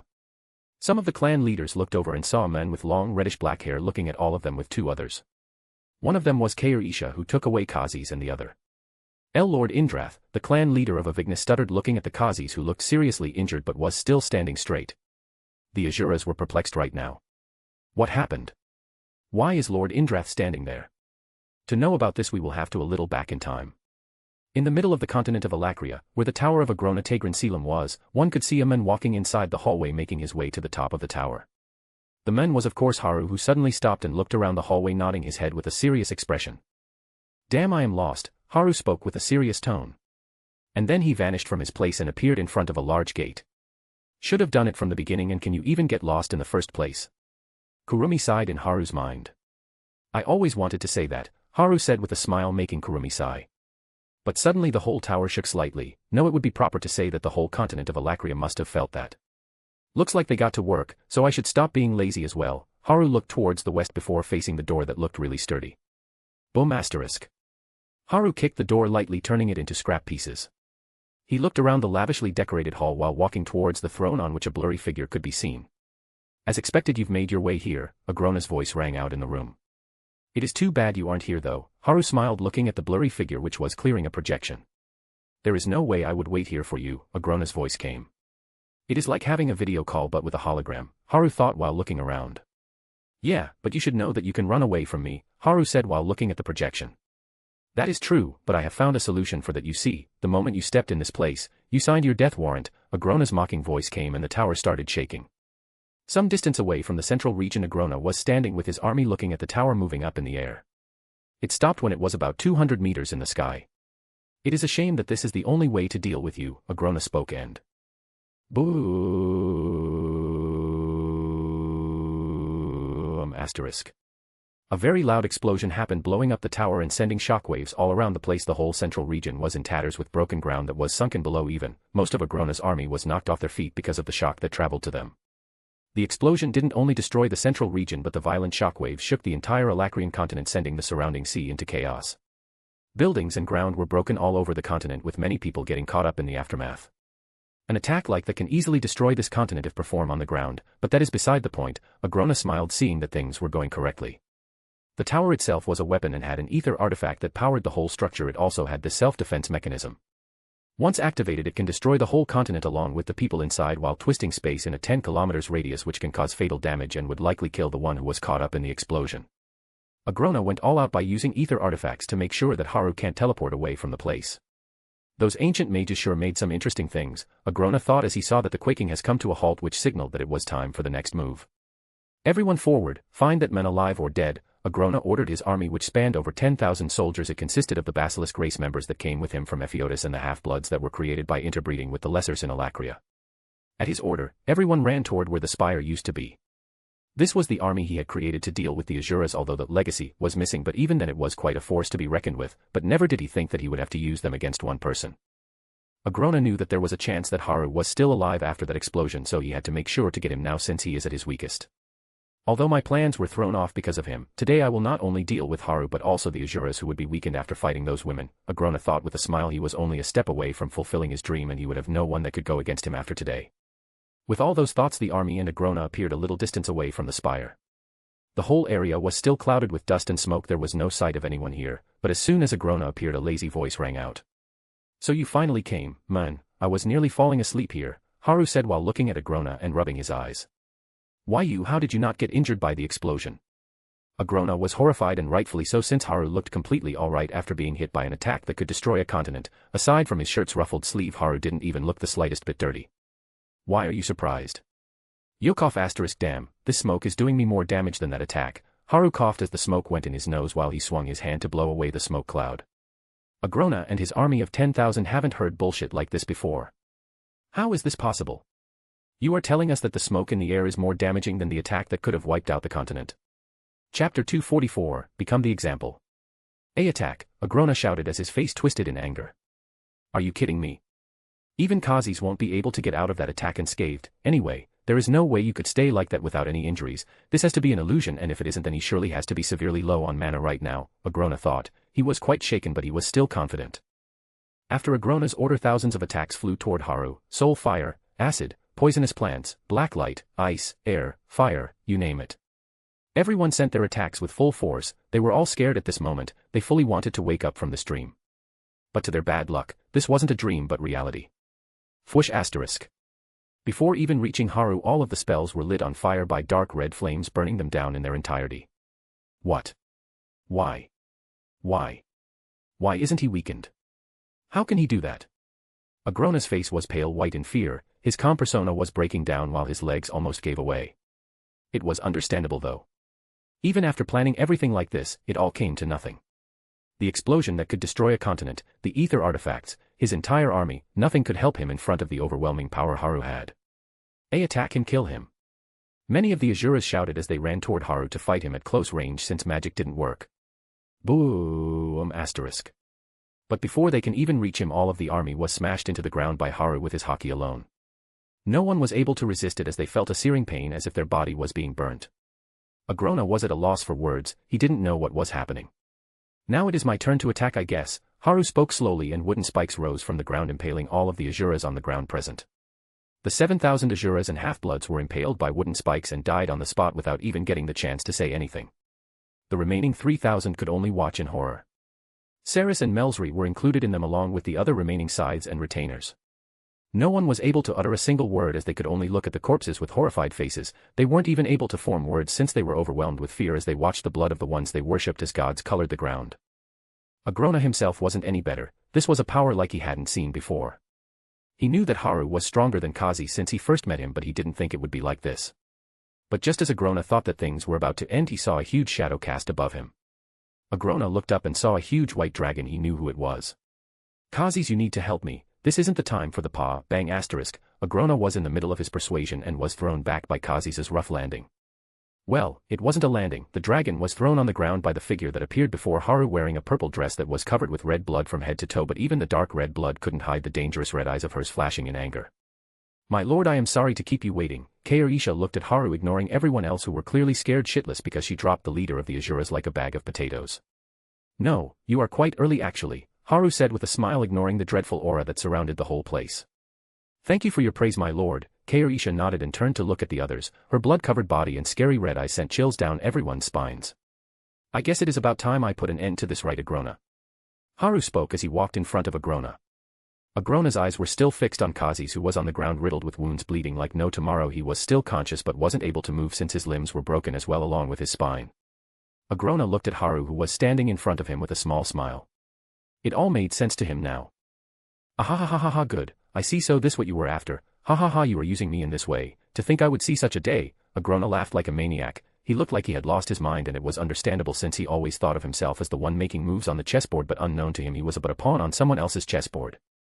I didn't use you, Agrona. You offered your help on your own accord. If you had taken my advice to stay away, you wouldn't have been in this position, you know, Haru said while lightly shaking his head. And it was true, all of this wouldn't have happened if Agrona didn't bite the bait. You think I believe that? You are saying that after fully manipulating me according to your plan? Agrona was livid since Haru told him that it was all his fault. Bullshit, he was clearly set up from the start. No matter what he did he would be killed in the end, there was no other way his path was set from the beginning. I gave you choices, Agrona. It doesn't matter if you believe it or not because you know it yourself. Aren't you thinking if only you didn't collude with Kazis and set up a trap for me, or if I only gave out information and stood back, or I didn't interfere at all? You had multiple routes but you chose the worst one, and here I thought you were smarter than this. Well, desire is such a thing. After all, your desire to acquire ether for yourself has put you on the chopping block. Haru shook his head, remembering some words from his friend. Agrona was silent after hearing this. Haru had let him go once and gave him a chance to see if he would take it to backstab him. And depending on his actions his fate would be decided. It was clear that all that has happened was his own fault. He could have avoided it all and waited out by making a new plan to get another vessel. He was given a choice, but it was all gone now. Well then, this is the end. Be the example of what you shouldn't do, gluttony. Haru put his hand in front of Agrona and a dark shadow came out of his palm covering Agrona fully before pulling him in as the dark shadow vanished. Why you? What do you want from us? Kazis was barely able to speak right now. He already knew that he was fucked, but it was clear that he wouldn't die, since if that was the case he wouldn't be brought here like this. I see you are quick on the uptake. What I want from you is very simple. Haru looked at Kazis with a small smile. Haru opened his mouth while his pressure came out, pressing everyone into the ground aside from Kairisha, who was slightly blushing looking at him. All I want is obedience, Haru spoke with a smile. What nonsense AR dash, Kazis shouted, but his mouth shut mid-talk by Haru's glare. Well, I don't think you understand your position here. Haru shook his head as he walked towards Kazis and stared him dead in the eye. I think I'll have to beat the obedience into you then. Back to the present. The Azuras were standing behind Kazis as he faced Haru, who had Kairisha, Kane, Heian, Gina, Zenobia, and Aliyah behind him. Kairisha stood near Haru while Aliyah and Kane were looking after Gina. So do you agree to the terms? Haru asked Kazis with a small smile. Yes, we do. Kazis nodded, his words causing a lot of noise on the Azura's side. Lord Indrath, how can we accept this peace? Yes, there were so many of our brothers who got killed here. How can we back down like this? The number of Azuras that came here were 2,500, but only 1,000 remained now. They weren't going to take this shit as they lost so many of their brethren. The clamoring went on until Kazis looked back with anger on his face and everyone shut up. Chapter 245, Control over the World. Didn't I explain things to you? It was Agrona who planned all of this. Do you not understand how dangerous that guy was? He even broke the treaty by killing our people and blamed it on someone else. It is our mistake that got our people killed, since we attacked innocent people who had no relation to the incident. Kazi shouted at the face of everyone. His words were true if you look at them normally. Normally this type of words wouldn't be something the Azuras would listen to, since everyone has their own interests, but the scary thing was how Kazis was behaving. This was nothing but a brave front, because on the inside Kazis was scared. He was so scared that standing near Haru was already hard enough for him, much less talk. If the Azuras weren't here he would be on his knees with his head in the ground. The clan leaders understood that the red-haired man wasn't to be trifled with, as Kazi's current appearance showed that. The two had settled this thing in private, and the result was clear. They have fucked up and there is nothing they can do about it. Because if they push their luck, this very well might be their end. The clan leaders nodded because they didn't want to make things more troublesome than they had already become. They have already lost a lot of their fighters in the skirmish even without Haru and Kairisha participating, and they didn't want to find out what would happen if those two attacked as well. On behalf of the Azuras, I accept the peace treaty, Kazi spoke to Haru, who nodded with a light smile. Then I'd be waiting for my compensation for this. Until next time you all. Haru waved his hand, making him and his party vanish from the place. How did things get to this? Kazi's gritted his teeth, feeling the seal on his very soul. If only he didn't act rashly he wouldn't have fallen this deep into the pit. He could only look up at the dark sky without any moon and shivered in fear. The night was unusually colder for him today. Let's go back, we have a lot of things to do, Kazi said, and the remaining Azuras planned to make their way back to Epheotis while the leaders were sure that major changes were about to be made. Back at Xyrus, noble residential district. Haru was sitting on a chair on the balcony with Jinwoo while the girls were cleaning up after the battle. Haru, how much of the battle did you plan? Jinwoo asked. Why do you ask? Haru raised a brow and asked a question of his own. I was watching the fight and wanted to neutralize the ether users, but everyone was moving weirdly, just the right amount of people to push the others, while the ether users, which were their biggest trump card, didn't even make a move. I was curious, so I looked closer to see them all in a daze, and no one was paying any attention to them, Jinwoo said while Haru smiled a bit. Well, I just wanted to create a situation and not let them go overboard, even if Kane and Heian would have taken care of it with Zenobia, but this was too much for Aliyah and Gina, and I can't have you take away Gina, so I had to work harder, so this is partially because of you, Haru answered with a light dissatisfaction on his face. Really now?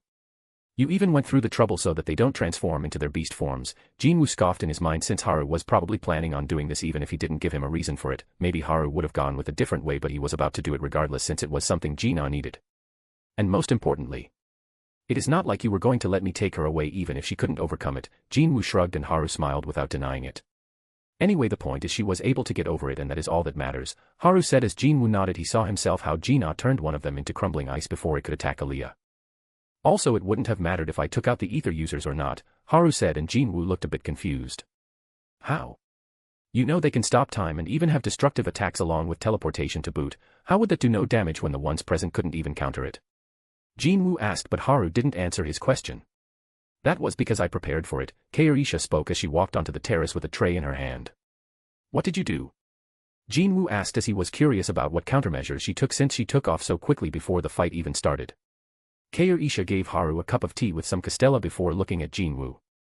I left behind a coded device with everyone that can counter ether-powered spells and attacks, but it wasn't without its downsides. It can only be kept running for 1 minute, but that is more than enough time for Heian and Kane to finish off the ether users, Kaorisha explained as she handed Jinwoo a teacup while placing castella on the table in front of him. Jinwoo thought of Heian, who specialized in speed, with Kane being right behind her, and it was clear that 1 minute was enough for them to kill the ether users several times over. I would like to have one so that I can examine it as well, Jinwoo asked Kaorisha. If you can pay for it I have no problem, but it would take a month or so since I have many things to do, Kaorisha answered with a blank face. Jinwoo wanted to have it sooner and was about to ask for Haru's help in negotiations, but he is already lost in the castella. I guess I'll just wait for a month. During that time I'll increase my training. Jinwoo shook his head seeing Haru eat the castella with a foolish smile. This guy always got distracted whenever sweet was in the mix. Jinwoo also decided to eat some and it was really good. Can I have some more? Jinwoo asked Kaorisha. That was the last of it, she answered, and Jinwoo sighed. He rarely liked eating something sweet and he couldn't even have some. Risha, I want more, Haru asked for more with a sweet smile. As you say, my lord, Kaorisha nodded, placing 3 more slices on Haru's plate by taking them out of her inventory. Jinwoo paused looking at this and looked at Kaorisha. Cough asterisk, it was kept for my lord separately, Kaorisha coughed and looked away. The bias here is insane, Jinwoo deadpanned. Here, have one, I'll be having some ice cream later anyway. Haru just gave one to Jinwoo. How can you eat so much sugar? And where does it go? This is the one thing I have never understood about you since childhood, Jinwoo sighed since he was quite used to seeing Haru eat several tubs of ice cream, boxes of chocolates, and candies in a single day.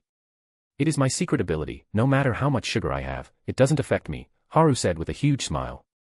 A/N, this is the first time I have felt jealous of a character I wrote, damn it, I want That is the most useless secret ability I have ever heard, Jinwoo shook his head. Now this is where you are wrong, my friend, many people were jealous of me, you know, Haru said with an evil grin. He can already hear a guy in a wheelchair shouting his head off. Plus I need to eat a lot since planning consumes a lot of energy, Haru shrugged while devouring the castella. I see, so what did you really get after doing all of this?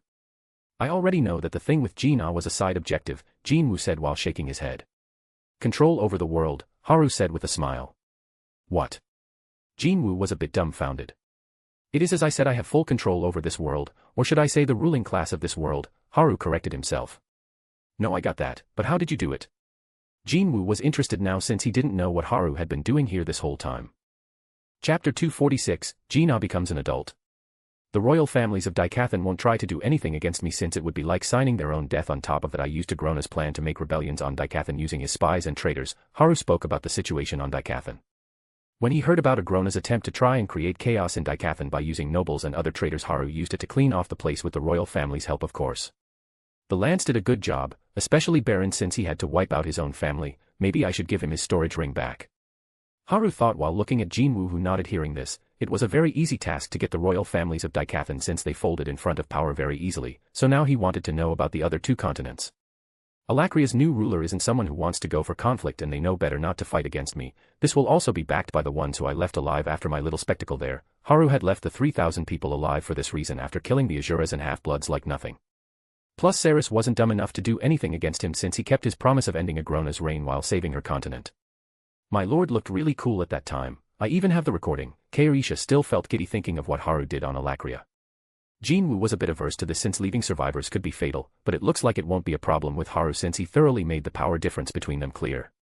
And lastly, Kazi's doesn't have the guts to go against me right now, and he is more than capable of stopping the other Azuras from doing so if they are dumb enough, Haru clarified with a sly smile. I get the first 2, but the last one doesn't sound good enough. They're the leading power here and it isn't like you will stay here forever, so I think this can be problematic, Jinwoo didn't know what happened with Kazi since he didn't pay any attention to it and was focused on Jina.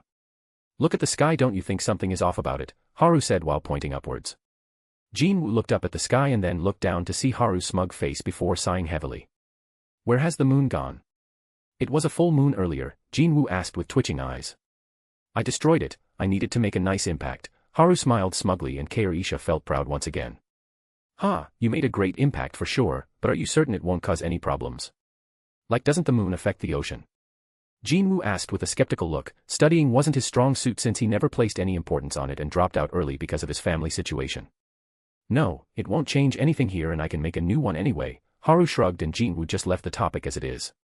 This will take care of Kazi's as he knows I can destroy his whole continent before he can do anything, plus I also left a seal on him that would kill him the moment he tries to go against me directly or indirectly, Haru said plainly. What if he comes here and triggers the seal? That doesn't sound good, Jinwoo tapped the armrest of his chair. Well, if he breaks the seal he will be sent back to Epheotis before the explosion happens. It is a nifty translocation spell powered by ether, and this is just a pointless precaution since he would never go against me. Haru smiled and Jinwoo just nodded taking his words for it. Haru only spoke about something if he was fully certain about it and his habit of totally weeding out the problem doesn't go away. To think he spent nearly 2 months to prepare the stage to get what he wanted. Jinwoo had seen this side of Haru before and it wasn't much of a surprise to him. He might seem like a cheerful and bratty kid but he is a very thorough and patient one if he wants to do something. Alright, then I'll go and look after Jina for a bit, Haru said while standing up after he finished his slice of castella and Jinwoo nodded while heading towards his own room. Haru walked towards his own room with Kaorisha following behind him. Also Risha, Haru suddenly spoke and Kaorisha came near him waiting for him to say further. This is the map for Agrona's lab where he moved all of his things to. There should be his findings on ether and many other records, and you can easily get access to the Indrath clan's archive where they kept books and records of the ancient mages. You just need to tell Kazi's that I sent you, Haru said. Thank you, my lord, I'll make good use of this, Kaorisha smiled and left with a small bow. Well, with her gone, I should get going as well, Haru muttered while entering his room. His room was the same as ever with a big bed along with some rather gaudy decorations here and there, if you ignore the big bump on the bed that is. She is definitely mad, Haru thought and walked towards the bed. Jina had a habit of hiding in bed whenever she was really angry or sad but Haru thinks it is the former for now. Jina, are you okay? Haru poked her over the blanket. I don't want to talk to you, Jina spoke grumpily. What did I do? Haru asked in confusion. Jina stayed silent for a bit before asking. Why did you not tell me? About what? Haru asked thinking about what Jina was referring to. About Appa taking me back if wasn't able to fight properly, Jina spoke with her voice getting smaller by the end. So she was worried about that. Haru thought while tapping his chin. If we told you about that it would have only had an adverse effect on you, so I asked Jinwoo not to tell you about it since I knew things won't come to this, Haru said while sitting on the bed. But what if I failed? I would have to. Jina stopped at the end. I knew you won't, that is how much I trust you Jina, Haru said slowly. He truly believed that she would be able to overcome this wall. Even if he set up the fight, he didn't set up the situation in which the incident occurred. It was a series of actions that led to that conclusion.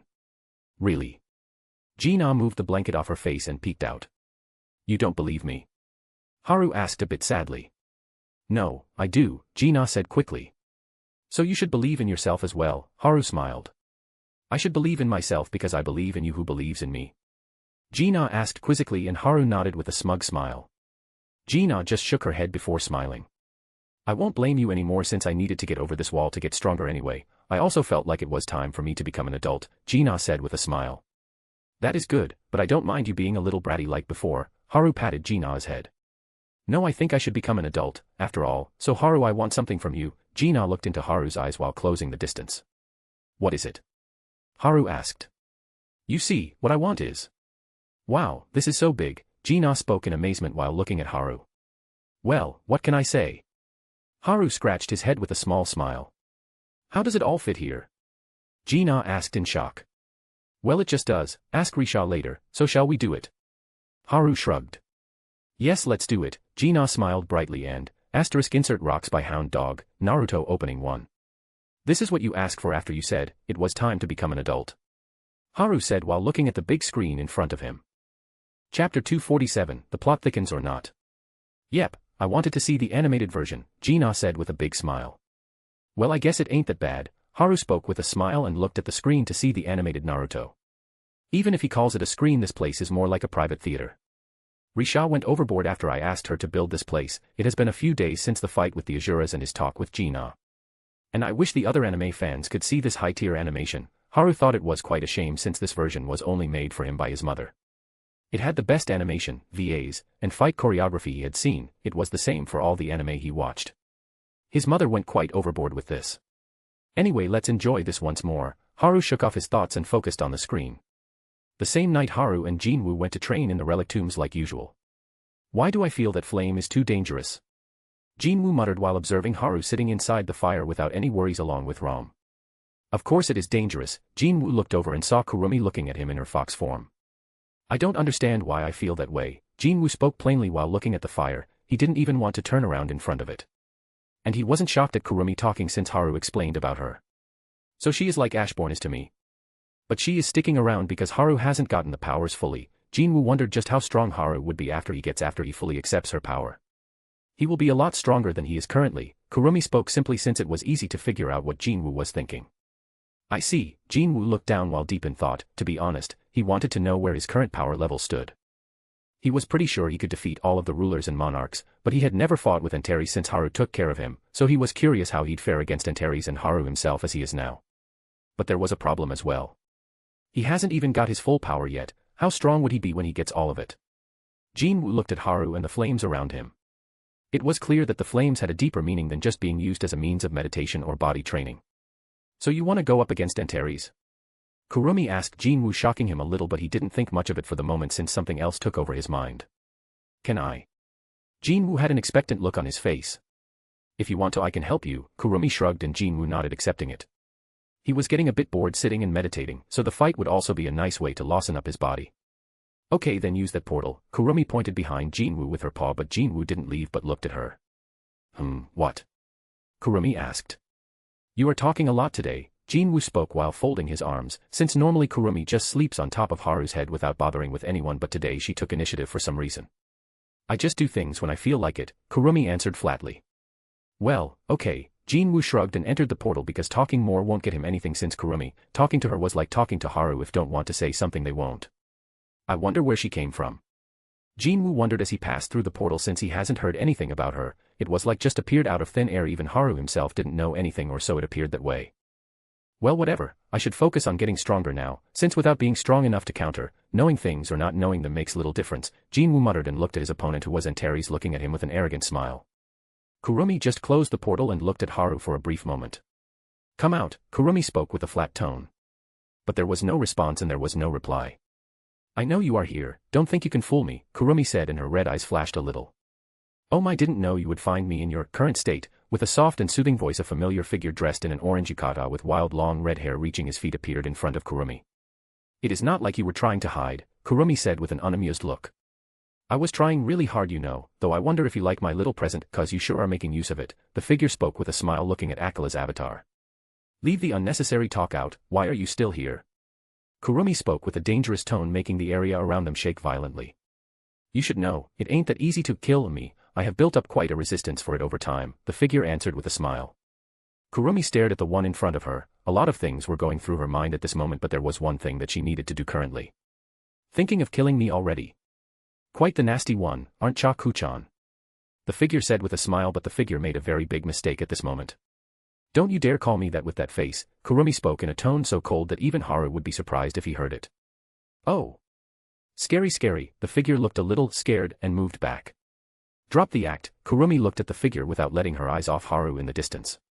As expected, it was the right thing to come here, the figure spoke with an amused look. You are saying that you aren't afraid of me now that you have resistance against death? Are you forgetting what I am capable of even in my current form? Kurumi spoke with a calm look, but her eyes were fixed on the figure. No, that is not what I mean, the waved his hand with a smile, and then his smile morphed into a crazy one while he continued. You can't do anything to me since I am here. Kurumi stayed silent and looked at the figure. Anyhow, I wanted to see if you are using my gift properly, and I have to say that I am disappointed. The figure looked at Akilanatha and had a sad look on his face. That isn't how you use him, you know. You are ruining my cool Achan, the figure cried out like a child, and Kurumi just didn't pay him any thought. It is under my control now, so I'll use it however I want, Kurumi spoke simply and kept an eye on Haru. Anything that has desire, be it alive or not, is mine to control. It doesn't matter what tricks you use, nothing will change, Kurumi thought while looking at the figure. I have to say it is very shocking to see you coming in front of me. I was sure you would be hiding given your current state, Kurumi said plainly while laying out several barriers to prevent the figure from running away. Doing the opposite of what your enemy thinks is a natural move, surprising isn't it? The figure grinned widely without bothering with the barriers. It is surprising, but I am going to end you here, Kurumi spoke as she turned into her human form. The pink mist started to come out of her and surrounded the area. Do you really think so? The figure smiled and Kurumi's eyes widened in an instant because the fire giant enveloped Haru completely, turning into a ball of flames with him at the center. Did you really think that just because you have it under your control I wouldn't be able to interfere with it?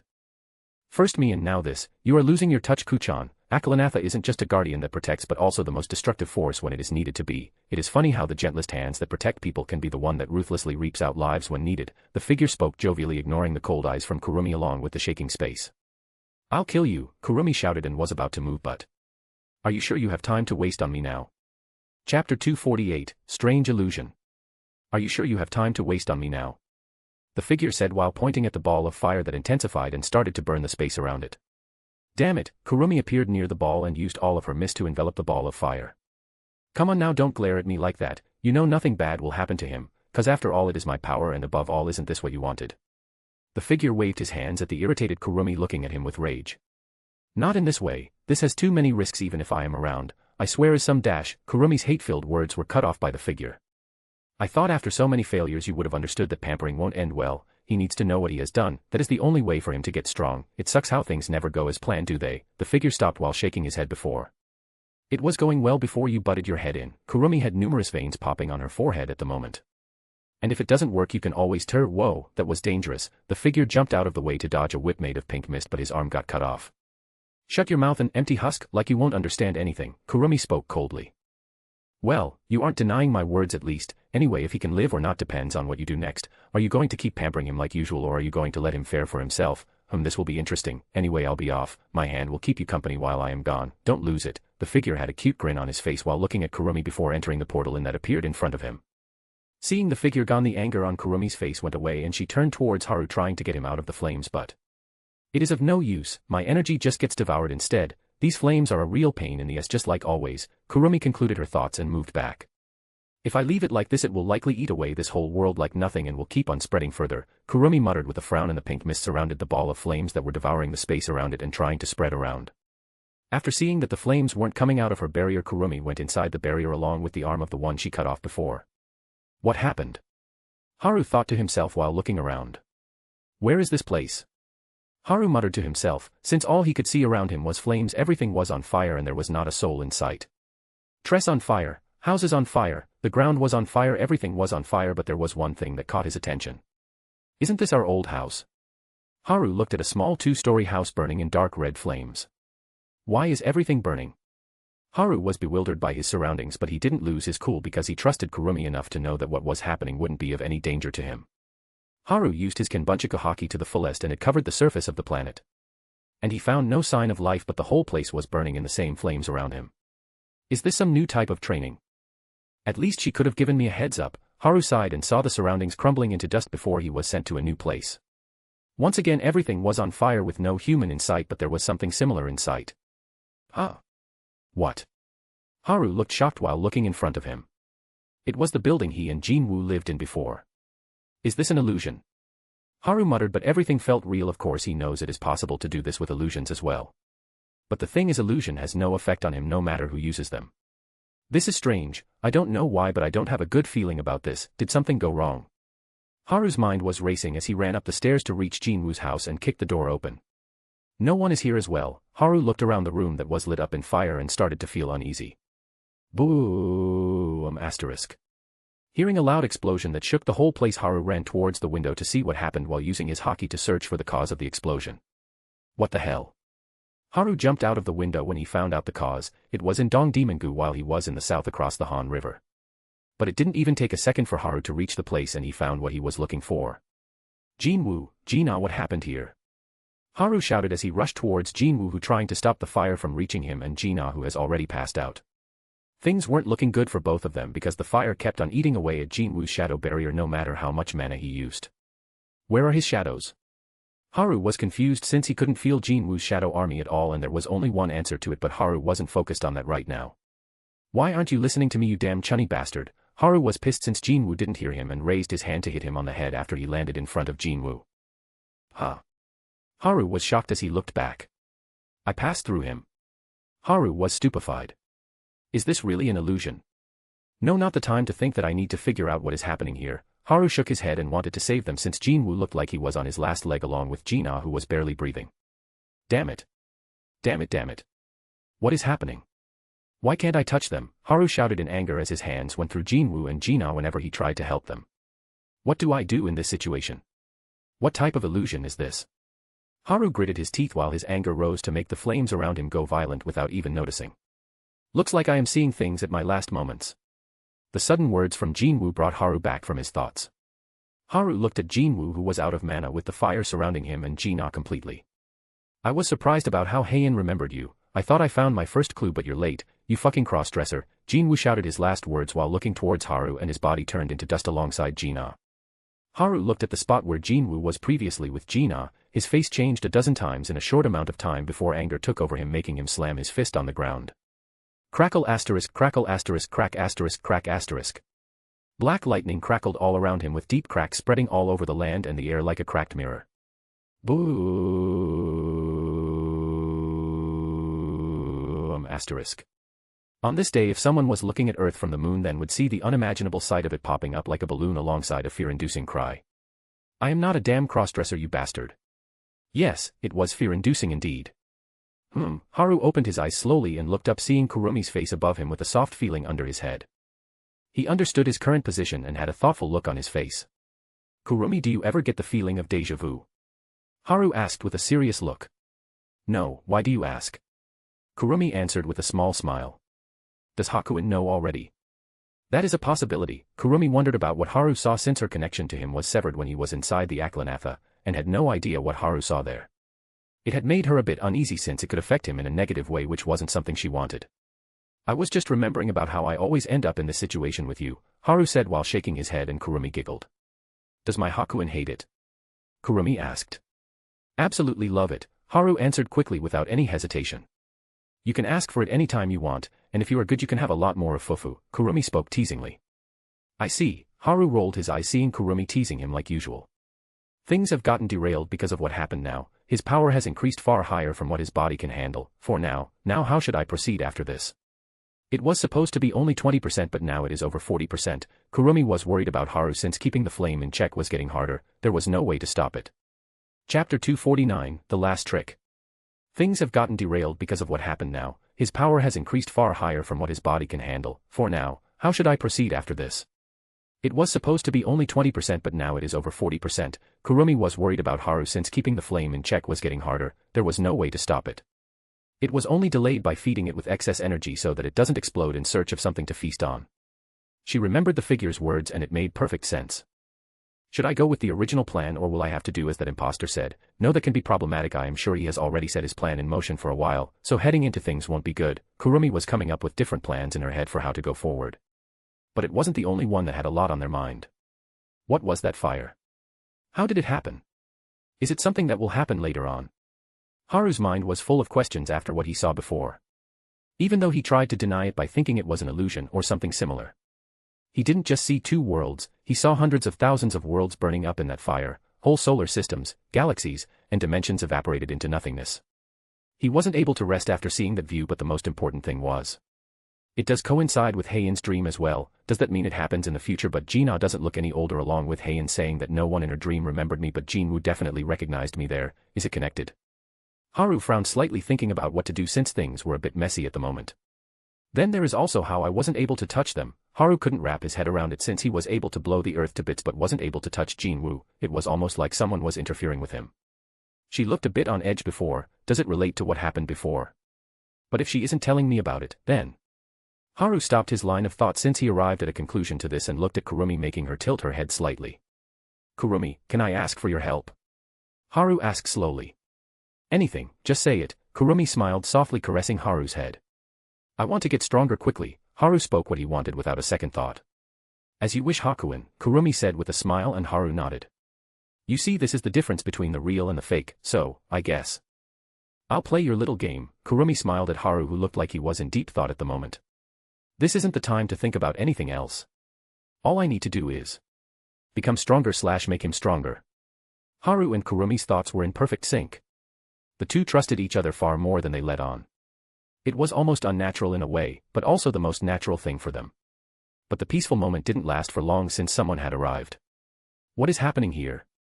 Jinwoo looked at both Haru and Kurumi with twitching eyes. Kurumi and Haru looked at Jinwoo, who had just come out of a portal. What happened to you? You look like you were thrown in the middle of your fan club. Haru spoke while looking at Jinwoo's appearance. Jinwoo's hair was disheveled, his clothes ripped and burned with him sweating heavily. I was having a match with adversaries or someone like him at least. It was quite a tough fight, Jinwoo said while sitting down in front of Haru looking at him with a face that read. Are you going to answer me or what? Nothing, we were just flirting a little, Haru shrugged while sitting up and Kurumi turned back to her small fox form jumping on Haru's shoulder. At least spare the fox, Jinwoo clicked his tongue and looked at Haru in disgust. This just a form that is the least energy consuming, nothing more to it, Kurumi spoke with a yawn and Haru shrugged. Still doesn't change you are a fox, does it? Jinwoo didn't ask about Kurumi further since the matter looked complicated and he would honestly stay away from this altogether. So is that Rom the same as well? Jinwoo asked while pointing at Rom, who was playing by himself in the distance. No, Rom is a boy and he can't change into a human, also why are you even asking this? Haru asked with a deep frown. He felt like he was being accused of something right now. Well, you never know how things go with you. Jinwoo shook his head in dismay since it wouldn't be a surprise if Rom could turn into a girl as well. What do you mean? Haru asked with twitching eyebrows. You know exactly what I mean, Jinwoo said while wiggling his eyebrow. Damn you, I'll let this slide once, Haru pouted and stood up walking away. The harem protag can't deny it, huh? Jinwoo snickered, making Haru pause mid-walk. Let's throw down, you damn bastard, Haru turned around and shouted. Kurumi looked at the two bickering and shook her head. She was already busy thinking about what to do next and more importantly. Hakuin genuinely wants to become stronger. What he saw must have triggered something, Kurumi thought, and like that a month passed by. The last month had been quite hectic around the world since everyone had a lot to do. Daikathan was busy stabilizing itself after the purge of many nobles and important people around the continent, which was carried out discreetly without the knowledge of the common people. The royal families had to work their asses off because of the amount of work they had to do. They have never worked harder in their life. Alakria was also going through many changes after the Vritras were wiped out, and the control fell into the hand of the strongest people present, which were the Sides, or more specifically, in the hands of Saris, who was now the new ruler of Alakria. The people who were left after facing Haru feared him to a great degree. It was so severe that they didn't even want to come out at night anymore since the moonless sky reminded them of a scene they wanted to forget so desperately. This was also the reason that Saris was able to take control without any resistance because I have great expectations from you, Saris. That was what Haru said before he went away, and no one fought over the throne. He definitely did it on purpose, but it worked well for me, so I am not complaining. Saris was very busy right now because of the damage that Alakria sustained during that short but long hour in which they confronted Haru. Melsri and Viesa, who were the only other sides along with the retainers, worked under Saris day and night. The common people didn't have any problems about how things were going, with the nobles having no choice but to follow Saris since she had the most power right now. They really had no chance to rest since they were also about to have a peace treaty meeting with the Council of Daikathan in a few months' time when both continents settled down. But even if Daikathan and Alakria had it tough, Epheotis was in the worst possible situation at the moment. They had lost many clan leaders and elite warriors, which spread unease around the continent. But Kazis did his best to make things better because, in Haru's words, if you mind your own business I don't have a problem with you, but if you mess with me again I'll make your continent the second Atlantis if it somehow survives. Although Kazis didn't understand what Haru meant, but from the tone of his voice it was clear that it wasn't something good. The leading clans for their respective races understood very well that they should mess with that group again. It won't end with the loss of troops next time. Kazis was a bit relieved that he was able to get support from the people because Haru let him take the Azura Zagrona had in his lab. But he didn't think that there was another trick hidden in it. Chapter 250, A Problem. The captured Azuras who were kept under the tower before but were sent to a different lab after Agrona planned to kill Haru. Haru was able to find out about them from the memories he got from Agrona and went there later. There were nearly 100 or so survivors who had been subjected to cruel torture and experimentation by Agrona. Some of them were damaged to the point that they couldn't even be healed. But Haru healed them all up like it was nothing. They were all back to their peak level quickly. Those 100 were among the strongest elites that were sent to capture Agrona in the past, and when they returned back to their families on Epheotis they wouldn't shut up about their savior, which was Haru. So this made Haru quite famous in Epheotis as well. Of course, what happened in Alakria this time was hidden and the casualties were disguised as the results of the war between Agrona's army and the Azuras. The remaining Azuras knew that they can't possibly let the other know what happened. Their pride was too big to let out what actually transpired. He is too much. How did this happen? Is this a threat? Kazis could only pull his hair in frustration because of the situation. Haru is seen as a great person around Ephiodus because of how he killed Agrona, spread by the survivors he saved even before Kazis could send out the official statement, and saved the remaining Azuras while avenging those whose blood was spilled before. So Haru was made out to be this great person that helped the Azuras before things got worse while also saving their fellow brethren who were tortured for so long and healing them. But only those who were present there know what Haru really is. The other clan leaders who were also in a bind since moving against Haru was even more impossible now. Their own people will criticize them if they chose to do so. But they had no desire to die early.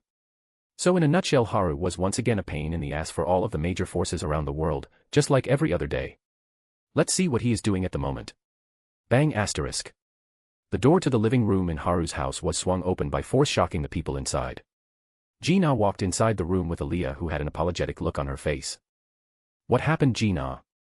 Kair-Isha asked without being bothered about how Gina came in. Kane's eyebrows were twitching because she nearly spilled tea on herself as Zenobia tried to calm her down while Heian looked half asleep leaning on the sofa.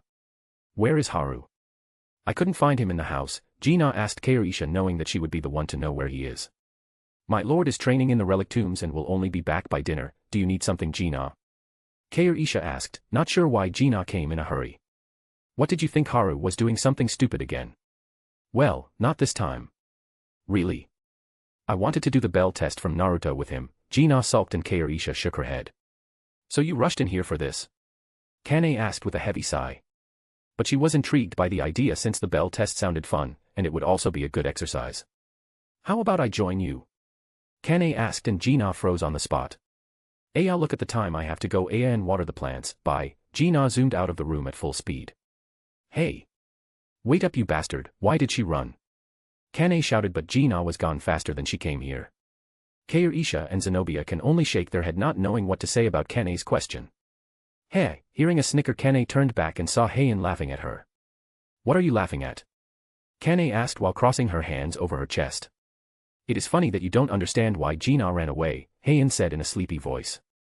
Heian, let's do the bell test, Kane said with a smile, but her eyes weren't. No, I just woke up and don't feel like moving right now, Heian yawned with a lazy look. Kane narrowed her eyes and looked at Heian with a mischievous smile. How about if you can have the new phone before me? Kane stated. Heian's sleepiness was blown away and she looked at Kane with narrowed eyes. The new phone they were talking about was the one Haru has, and because of how slowly Kair-Isha makes them, they held a competition to know who will get the phone and... Damn it, I came third and Kane came second, Heian cursed in her mind because she lost to Kane in an eating contest, but even Kane couldn't beat Kair-Isha, who was first. It was quite a shock to everyone since Kair-Isha wasn't a big eater particularly, but Haru cooked the food that day. Yeah, as simple as that. So now that Kane was giving her a chance to get the jump, she was fully in. Don't sulk later about it when I rub it in your face, Heian smirked and stood up. We'll see that third place, and if you lose again you will have to wear this. Kane grinned and took out a white t-shirt that read, I love Boku no Pico. What does that mean? Heian asked with question marks all around her head. I don't know, Haru gave it to me and said, it is a good punishment to have someone do if you make a bet, though I don't think it would matter here or not, so that is it, you lose you wearin' this, Kane shrugged and pointed at the t-shirt. Alright, let's take this outside, Heian said, and sparks were flying around the room with the two in the center, cue heavy metal music. Let's go then, Aliyah, come with us. Kane turned around and dragged the shocked Aliyah with her as Heian followed her out of the room. Why did I get caught up in this?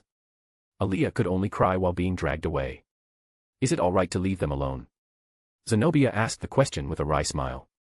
I wouldn't say so, I'll keep an eye on them for the time being. Kair-Isha sighed and flicked her finger, cleaning up the living room before walking out of the room with Zenobia in tow.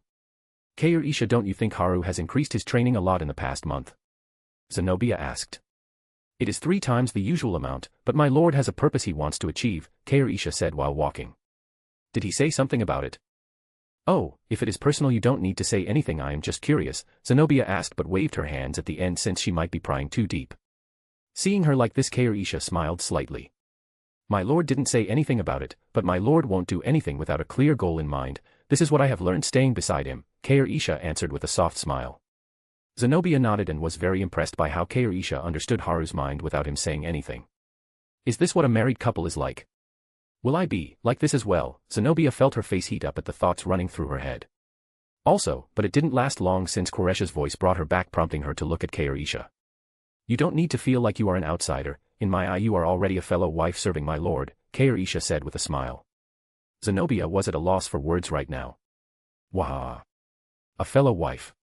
Zenobia's face flushed so hard that even her tanned skin couldn't hide the redness. All types of different scenarios were going through her head with Haru holding her. No, too early. But I don't mind if it hap. No, what is wrong with me? Zenobia was having a war in her head as she hid her face with her hands after seeing that Kairisha was smiling at her. Should I bring Gina along as well? She needs some change of pace and this bell test might be good since she wanted to do it. Kairisha thought about how Gina was still a bit hung up on killing someone but her mind was changed, at least that was the good part. Yeah, it was her idea, to begin with. Maybe I should make that armor ring with multiple slots for her. She will like it. Kairisha nodded and flicked her finger to bring Gina in front of her with the teleportation. Kairisha searched where Gina was with the magic circle and found that at the moment Gina was in the T.V/cinema room, so there was no need to worry about teleporting her from the bathroom. Whoosh asterisk. As the ground in front of Kairisha shined and Gina appeared, but there was a problem. Chapter 251, New World. As the ground in front of Kairisha shined and Gina appeared, but there was a problem. Gina was standing with her legs wide, her left arm behind her with her palm upturned, and her right arm in front of her face with an open palm. She was striking a pose. Kairisha didn't know what to say and Zenobia was too lost in her own mind to see what was happening around her. Kukuresha Uni. Gina was shocked at first but then saw Kairisha looking at her with a straight face. Kairisha didn't say anything and walked past Gina with Zenobia following along. At least say something. Gina shouted with a red face and followed behind Kairisha, trying to explain herself while the latter just wasn't listening at all. That day was quite hectic with everyone participating in the bell test. Kairisha didn't participate and just kept watch on the others so that the house doesn't get damaged. And the result was Kane won again and no one was able to take the bells from her. Heian was close but wasn't able to take it away even with her superior speed. Heian wasn't that bothered by the t-shirt, she didn't know what it meant but she was happy because Haru promised to take her on a date later. Kane was a bit pouty the following day, but no one knew why, or did they? Who knows? In the living room, everyone was sitting around on the sofas comfortably after a hearty dinner. We are going to a new world? Aliyah asked with a surprised look. The whole thing was quite a shock for her since she had heard about Gina's world before and everything was too different from her own world. She still wasn't used to one world and here they were going to a new one. Yes, Haru nodded lightly with Kurumi sleeping on his lap. Are you going alone like last time? Kane asked. No, we will be going together at once, Haru answered after a bit of contemplation. Something isn't right here, Kane and Heian thought the same as their eyes met. When are we leaving, my lord? Kairisha asked while refilling Haru's teacup. Nothing mattered to her, she would follow his orders. Whenever we are ready, Haru said with a smile while looking at everyone. Then I'll start packing up my things as I have the most amount of things. Kairisha nodded and sat down beside Haru. You aren't going to ask anything? Haru was a bit stunned at Kuresha's answer, he surely thought she might ask him some questions about things. Kairisha was like a ball of curiosity that liked to know everything about something she thought was interesting and studied everything she could get her hands on. There is no need to, I trust my lord with my everything, Kairisha spoke with a soft smile. Haru smiled as well but he did blush a little at her words. He was protective like that. Kuhum asterisk Haru, do you know anything about this world? Heian was curious about why Haru was taking them with him on the first journey. From what they know of Haru, he would go himself to check if the world was safe or not and set up a base for them to settle in before taking them there. He would do it even if they asked to go with him, since he can always come back in 3 days and he didn't want to take risks that might affect them. But things looked a bit different now. It is a modern world that is safe at first but it will be dangerous later, Haru spoke with a serious look, that was how he could summarize it curtly. Haru didn't have much information about the world aside from a few things that could become roadblocks to his objective. He was taking this very seriously since this was the first time he will be outmatched in strength. Kurumi gave him a little explanation about the world and it only sounded like trouble, but he needed to go there to achieve his goal. Is it like our world? Kane asked with an unsure look and Heian looked like she had arrived at the same conclusion. A normal modern world turned upside down by gates or dungeons, it was a very common setting for novels that Heian read. Yes, but it is much more dangerous than that, Haru agreed with a nod while correcting them a little. It looks like we are still lacking a lot of information right now, Heian spoke and the others nodded, but it was clear that Haru himself didn't know much about the world, but since he said that it would be even more dangerous than their world, that gave them some idea of what to expect. They might be facing with stronger opponents than Antares, who had wiped out humanity many times over. Haru had defeated Antares without a scratch while Kairisha had held the monarch for a bit before, but now can defeat him with her own power. Heian and Kane looked at each other. Even if they fought together they couldn't defeat Kairisha. But fighting with Kaorisha is quite difficult because she uses magic and her physical prowess is top-notch. It was apparent that even if Kaorisha stayed indoors studying all day, she kept her body in top condition. The first reason for her to maintain her body was to keep herself in good form so that if a battle were to occur she would be able to respond, and the second reason was for Haru. A fight with Kaorisha is like battling two people at once, because how she uses her magic and sword skills together without any problems. Aaliyah and Zenobia had heard about it before, which was the reason the two had serious looks on their face. It wasn't anywhere near the power level they have seen here. Aaliyah was around the same strength as Gina, while Zenobia was approaching Heian and Kane in power, much to their dismay. How about traveling between worlds? Gina asked a bit unsurely. Yeah, we can't come back like usual after we go there, it would put us at risk of being discovered, Haru spoke with a grave tone. This was basically one of his safeguards being rendered useless. The others also felt that the possibility of being discovered surely won't end nicely for them. Looking up, Haru saw the serious look on everyone's faces and spoke what he had thought of before. Well, we are lacking information, so I thought the dash, but he was cut off by Kane. No. At least let me fini dash. Denied. Heian crossed her hands. Bu dash. No, we are letting you go alone, Kane said with a frown. Don't cut me off faster every time. Haru's eyebrows twitched madly as he saw they had no intentions of listening to him. Idiot, Kane muttered under her breath, even though they knew that he was worried about them, but it didn't change that they didn't want him to go alone. I don't want you to go alone, Gina said in a small voice that would escape human ears, but the others heard it clearly. Kaorisha just looked on and didn't interject. She wanted to go with Haru but didn't want to disobey him. On one side were his words which she vowed to follow no matter what, and on the other side was her desire to be beside him no matter what, so she was in a bit of a situation that had crashed her brain. The others themselves didn't want that, because if they accept this and stay behind, they would lag behind in progress. Kane and Heian didn't want that because if they chose not to go they might even become a bigger burden on him. What about you, Aaliyah and Zenobia? Seeing that he wasn't getting anywhere with Kane, Heian, and Gina, Haru looked at the other two. Aaliyah and Zenobia looked at one another before looking back at Haru. I guess I should let my brother know that I wouldn't be around for quite some time, Zenobia spoke with a smile. But wouldn't that be bad? Haru tried to argue with her. No, not really. I have been training the kid so that he can live decently even if I am not around. Anyway, I don't want to stay behind here. Rather, I want to go out on an adventure while honing my skill to higher levels. Zenobia shot down any hope for Haru counter her all while wearing a polite smile. She isn't one to listen once she makes up her mind, is she? Haru sighed while looking at Zenobia. Haru turned to Aaliyah, who was the last one remaining now. I am coming with you. Of course I know the danger since you are being so serious about it, but I won't back down from this decision. I told you, didn't I? I am not giving up, Aaliyah spoke before Haru could say anything, letting him know that she won't take no for an answer. And more importantly, what type of knight leaves his lord's side? Aaliyah flashed a grin. You, I like you. Chapter 252, He Needs a Beating. You, I like you. Before anyone else could talk, Kaorisha spoke a bit louder than her usual calmer tone while pointing at Aaliyah. And me. Thank you. Seeing that Kaorisha acknowledged her answer, she was half expecting to be punished, but it was too good of a chance to let go. But what happened was the opposite. Everyone in the room was a little stunned by Quresha's outburst. And it took her a bit to notice everyone's stares. Kaorisha noticed Haru was looking at her and her whole face turned red with her eyes darting around the room. Her mind was trying to come up with words to explain. Well, it is a wife's duty to be by her husband. Yes, that is it. That was all Kaorisha could muster up. I talked about a night though. Aaliyah thought but didn't voice it since it wouldn't end in punishment if she did. So you all have not going to listen to me? Haru asked and all of them shook their heads saying no.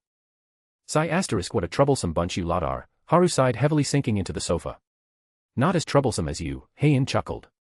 You have some nerve to think you can go alone, who knows what trouble you'll cause if I am not around, Kane spoke unhappily, but everyone knew she was really just worried about him. Aaliyah and Gina sighed in relief seeing that Haru didn't continue to argue. Zenobia looked at Kaorisha, who was practically beaming, and shook her head. All right then, all of you start preparing, we'll go back to meet everyone back home before leaving. Also Aaliyah and Zenobia, take your time, there is no need to rush things. Everyone nodded at Haru's words before leaving the room to get their things in order. Haru stood up and walked to the second floor, making his way to the balcony and standing near the edge looking at the sky. Why are you acting like this? Didn't everything go as you thought it would? Kurumi's voice rang into Haru's head. Even then a part of me wanted them to stay out of danger, Haru said with a long sigh.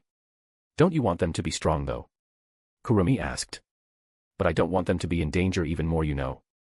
Haru crossed his arms, pouting a little. It is frightening how much you take after your mother, Kurumi laughed dryly. Even if Haru acted like this, she knew that he had many things going in his head. Watching people you care about being in danger isn't a pleasant feeling, which she knows all too well. It is not like I can't help you with it. Kurumi sounded a bit sad that Haru wasn't asking for her help.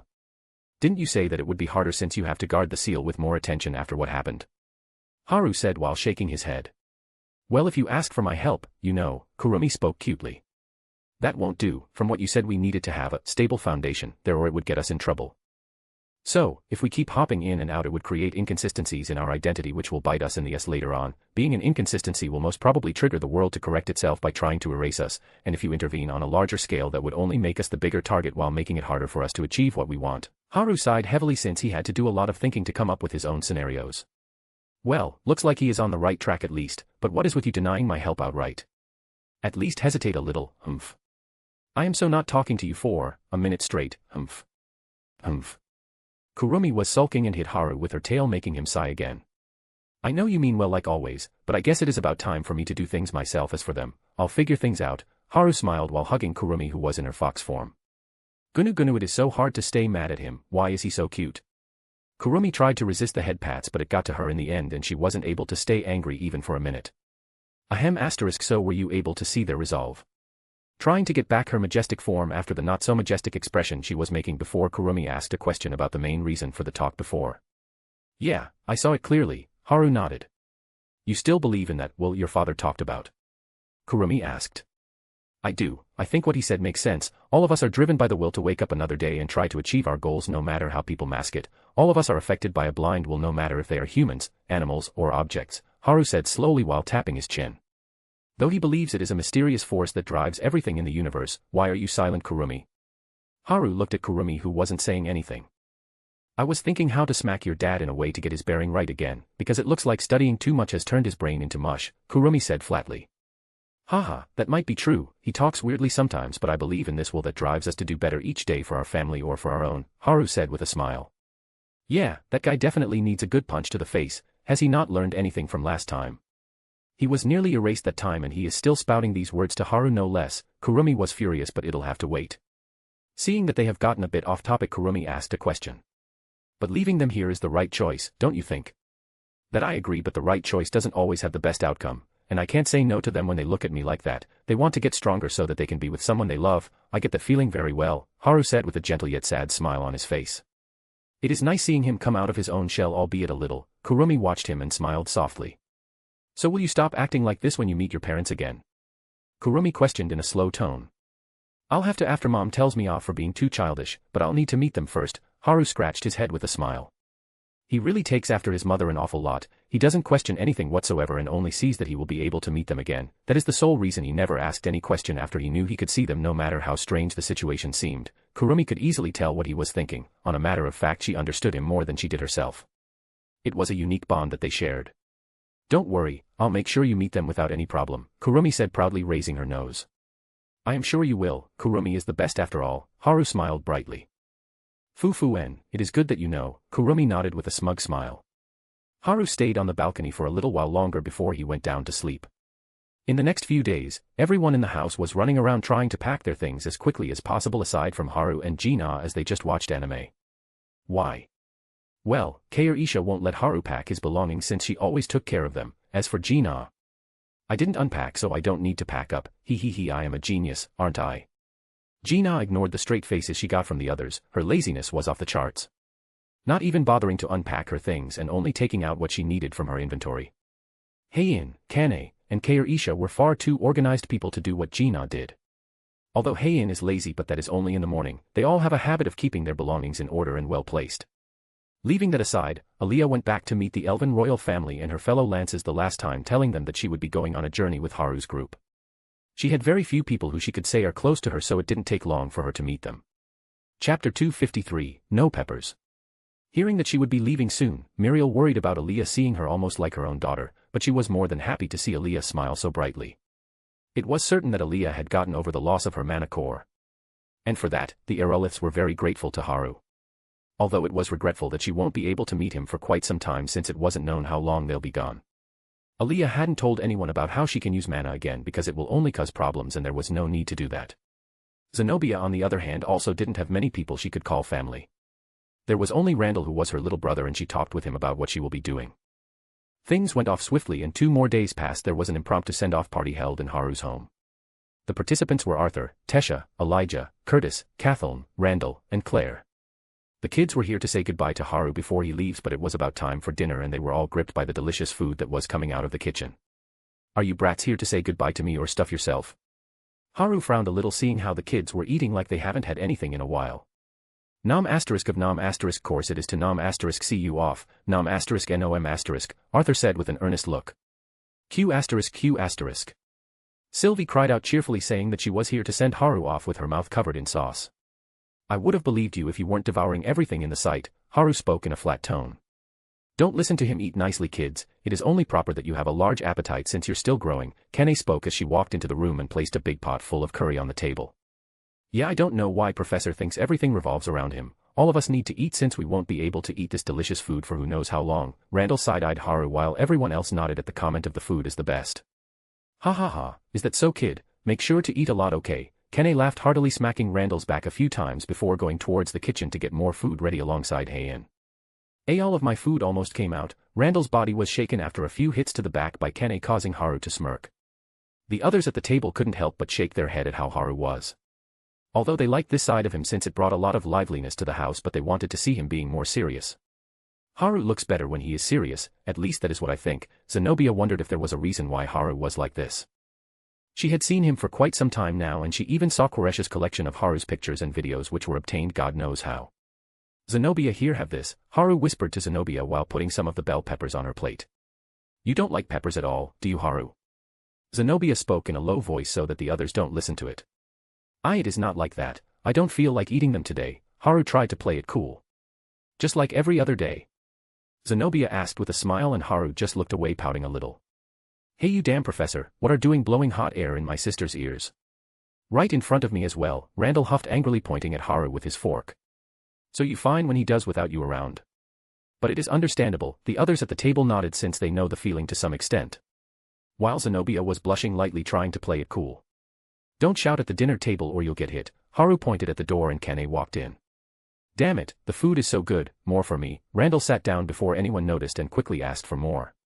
He didn't want to get hit because he might have his innards come out of his mouth.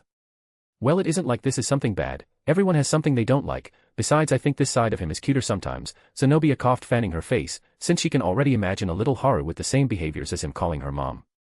That is too fast. Everyone ate to their heart's content filling themselves up to the brim, with that the cooking contest between Heian and Kane ended with.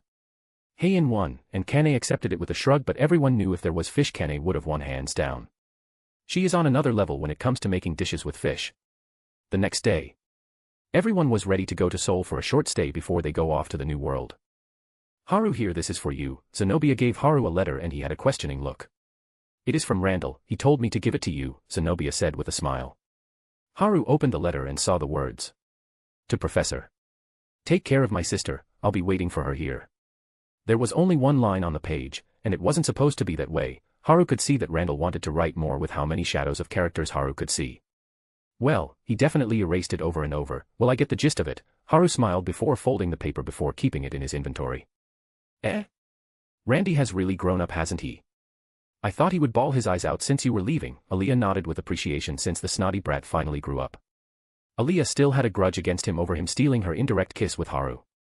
Well, he did cry for like 2 days straight, Zenobia shook her head but there was a gentle smile on her face. What? Is that why you didn't come for 2 days? Aaliyah asked in surprise and Zenobia nodded. Haru, what are you doing? Gina, who walked out of the house, asked Haru with interest.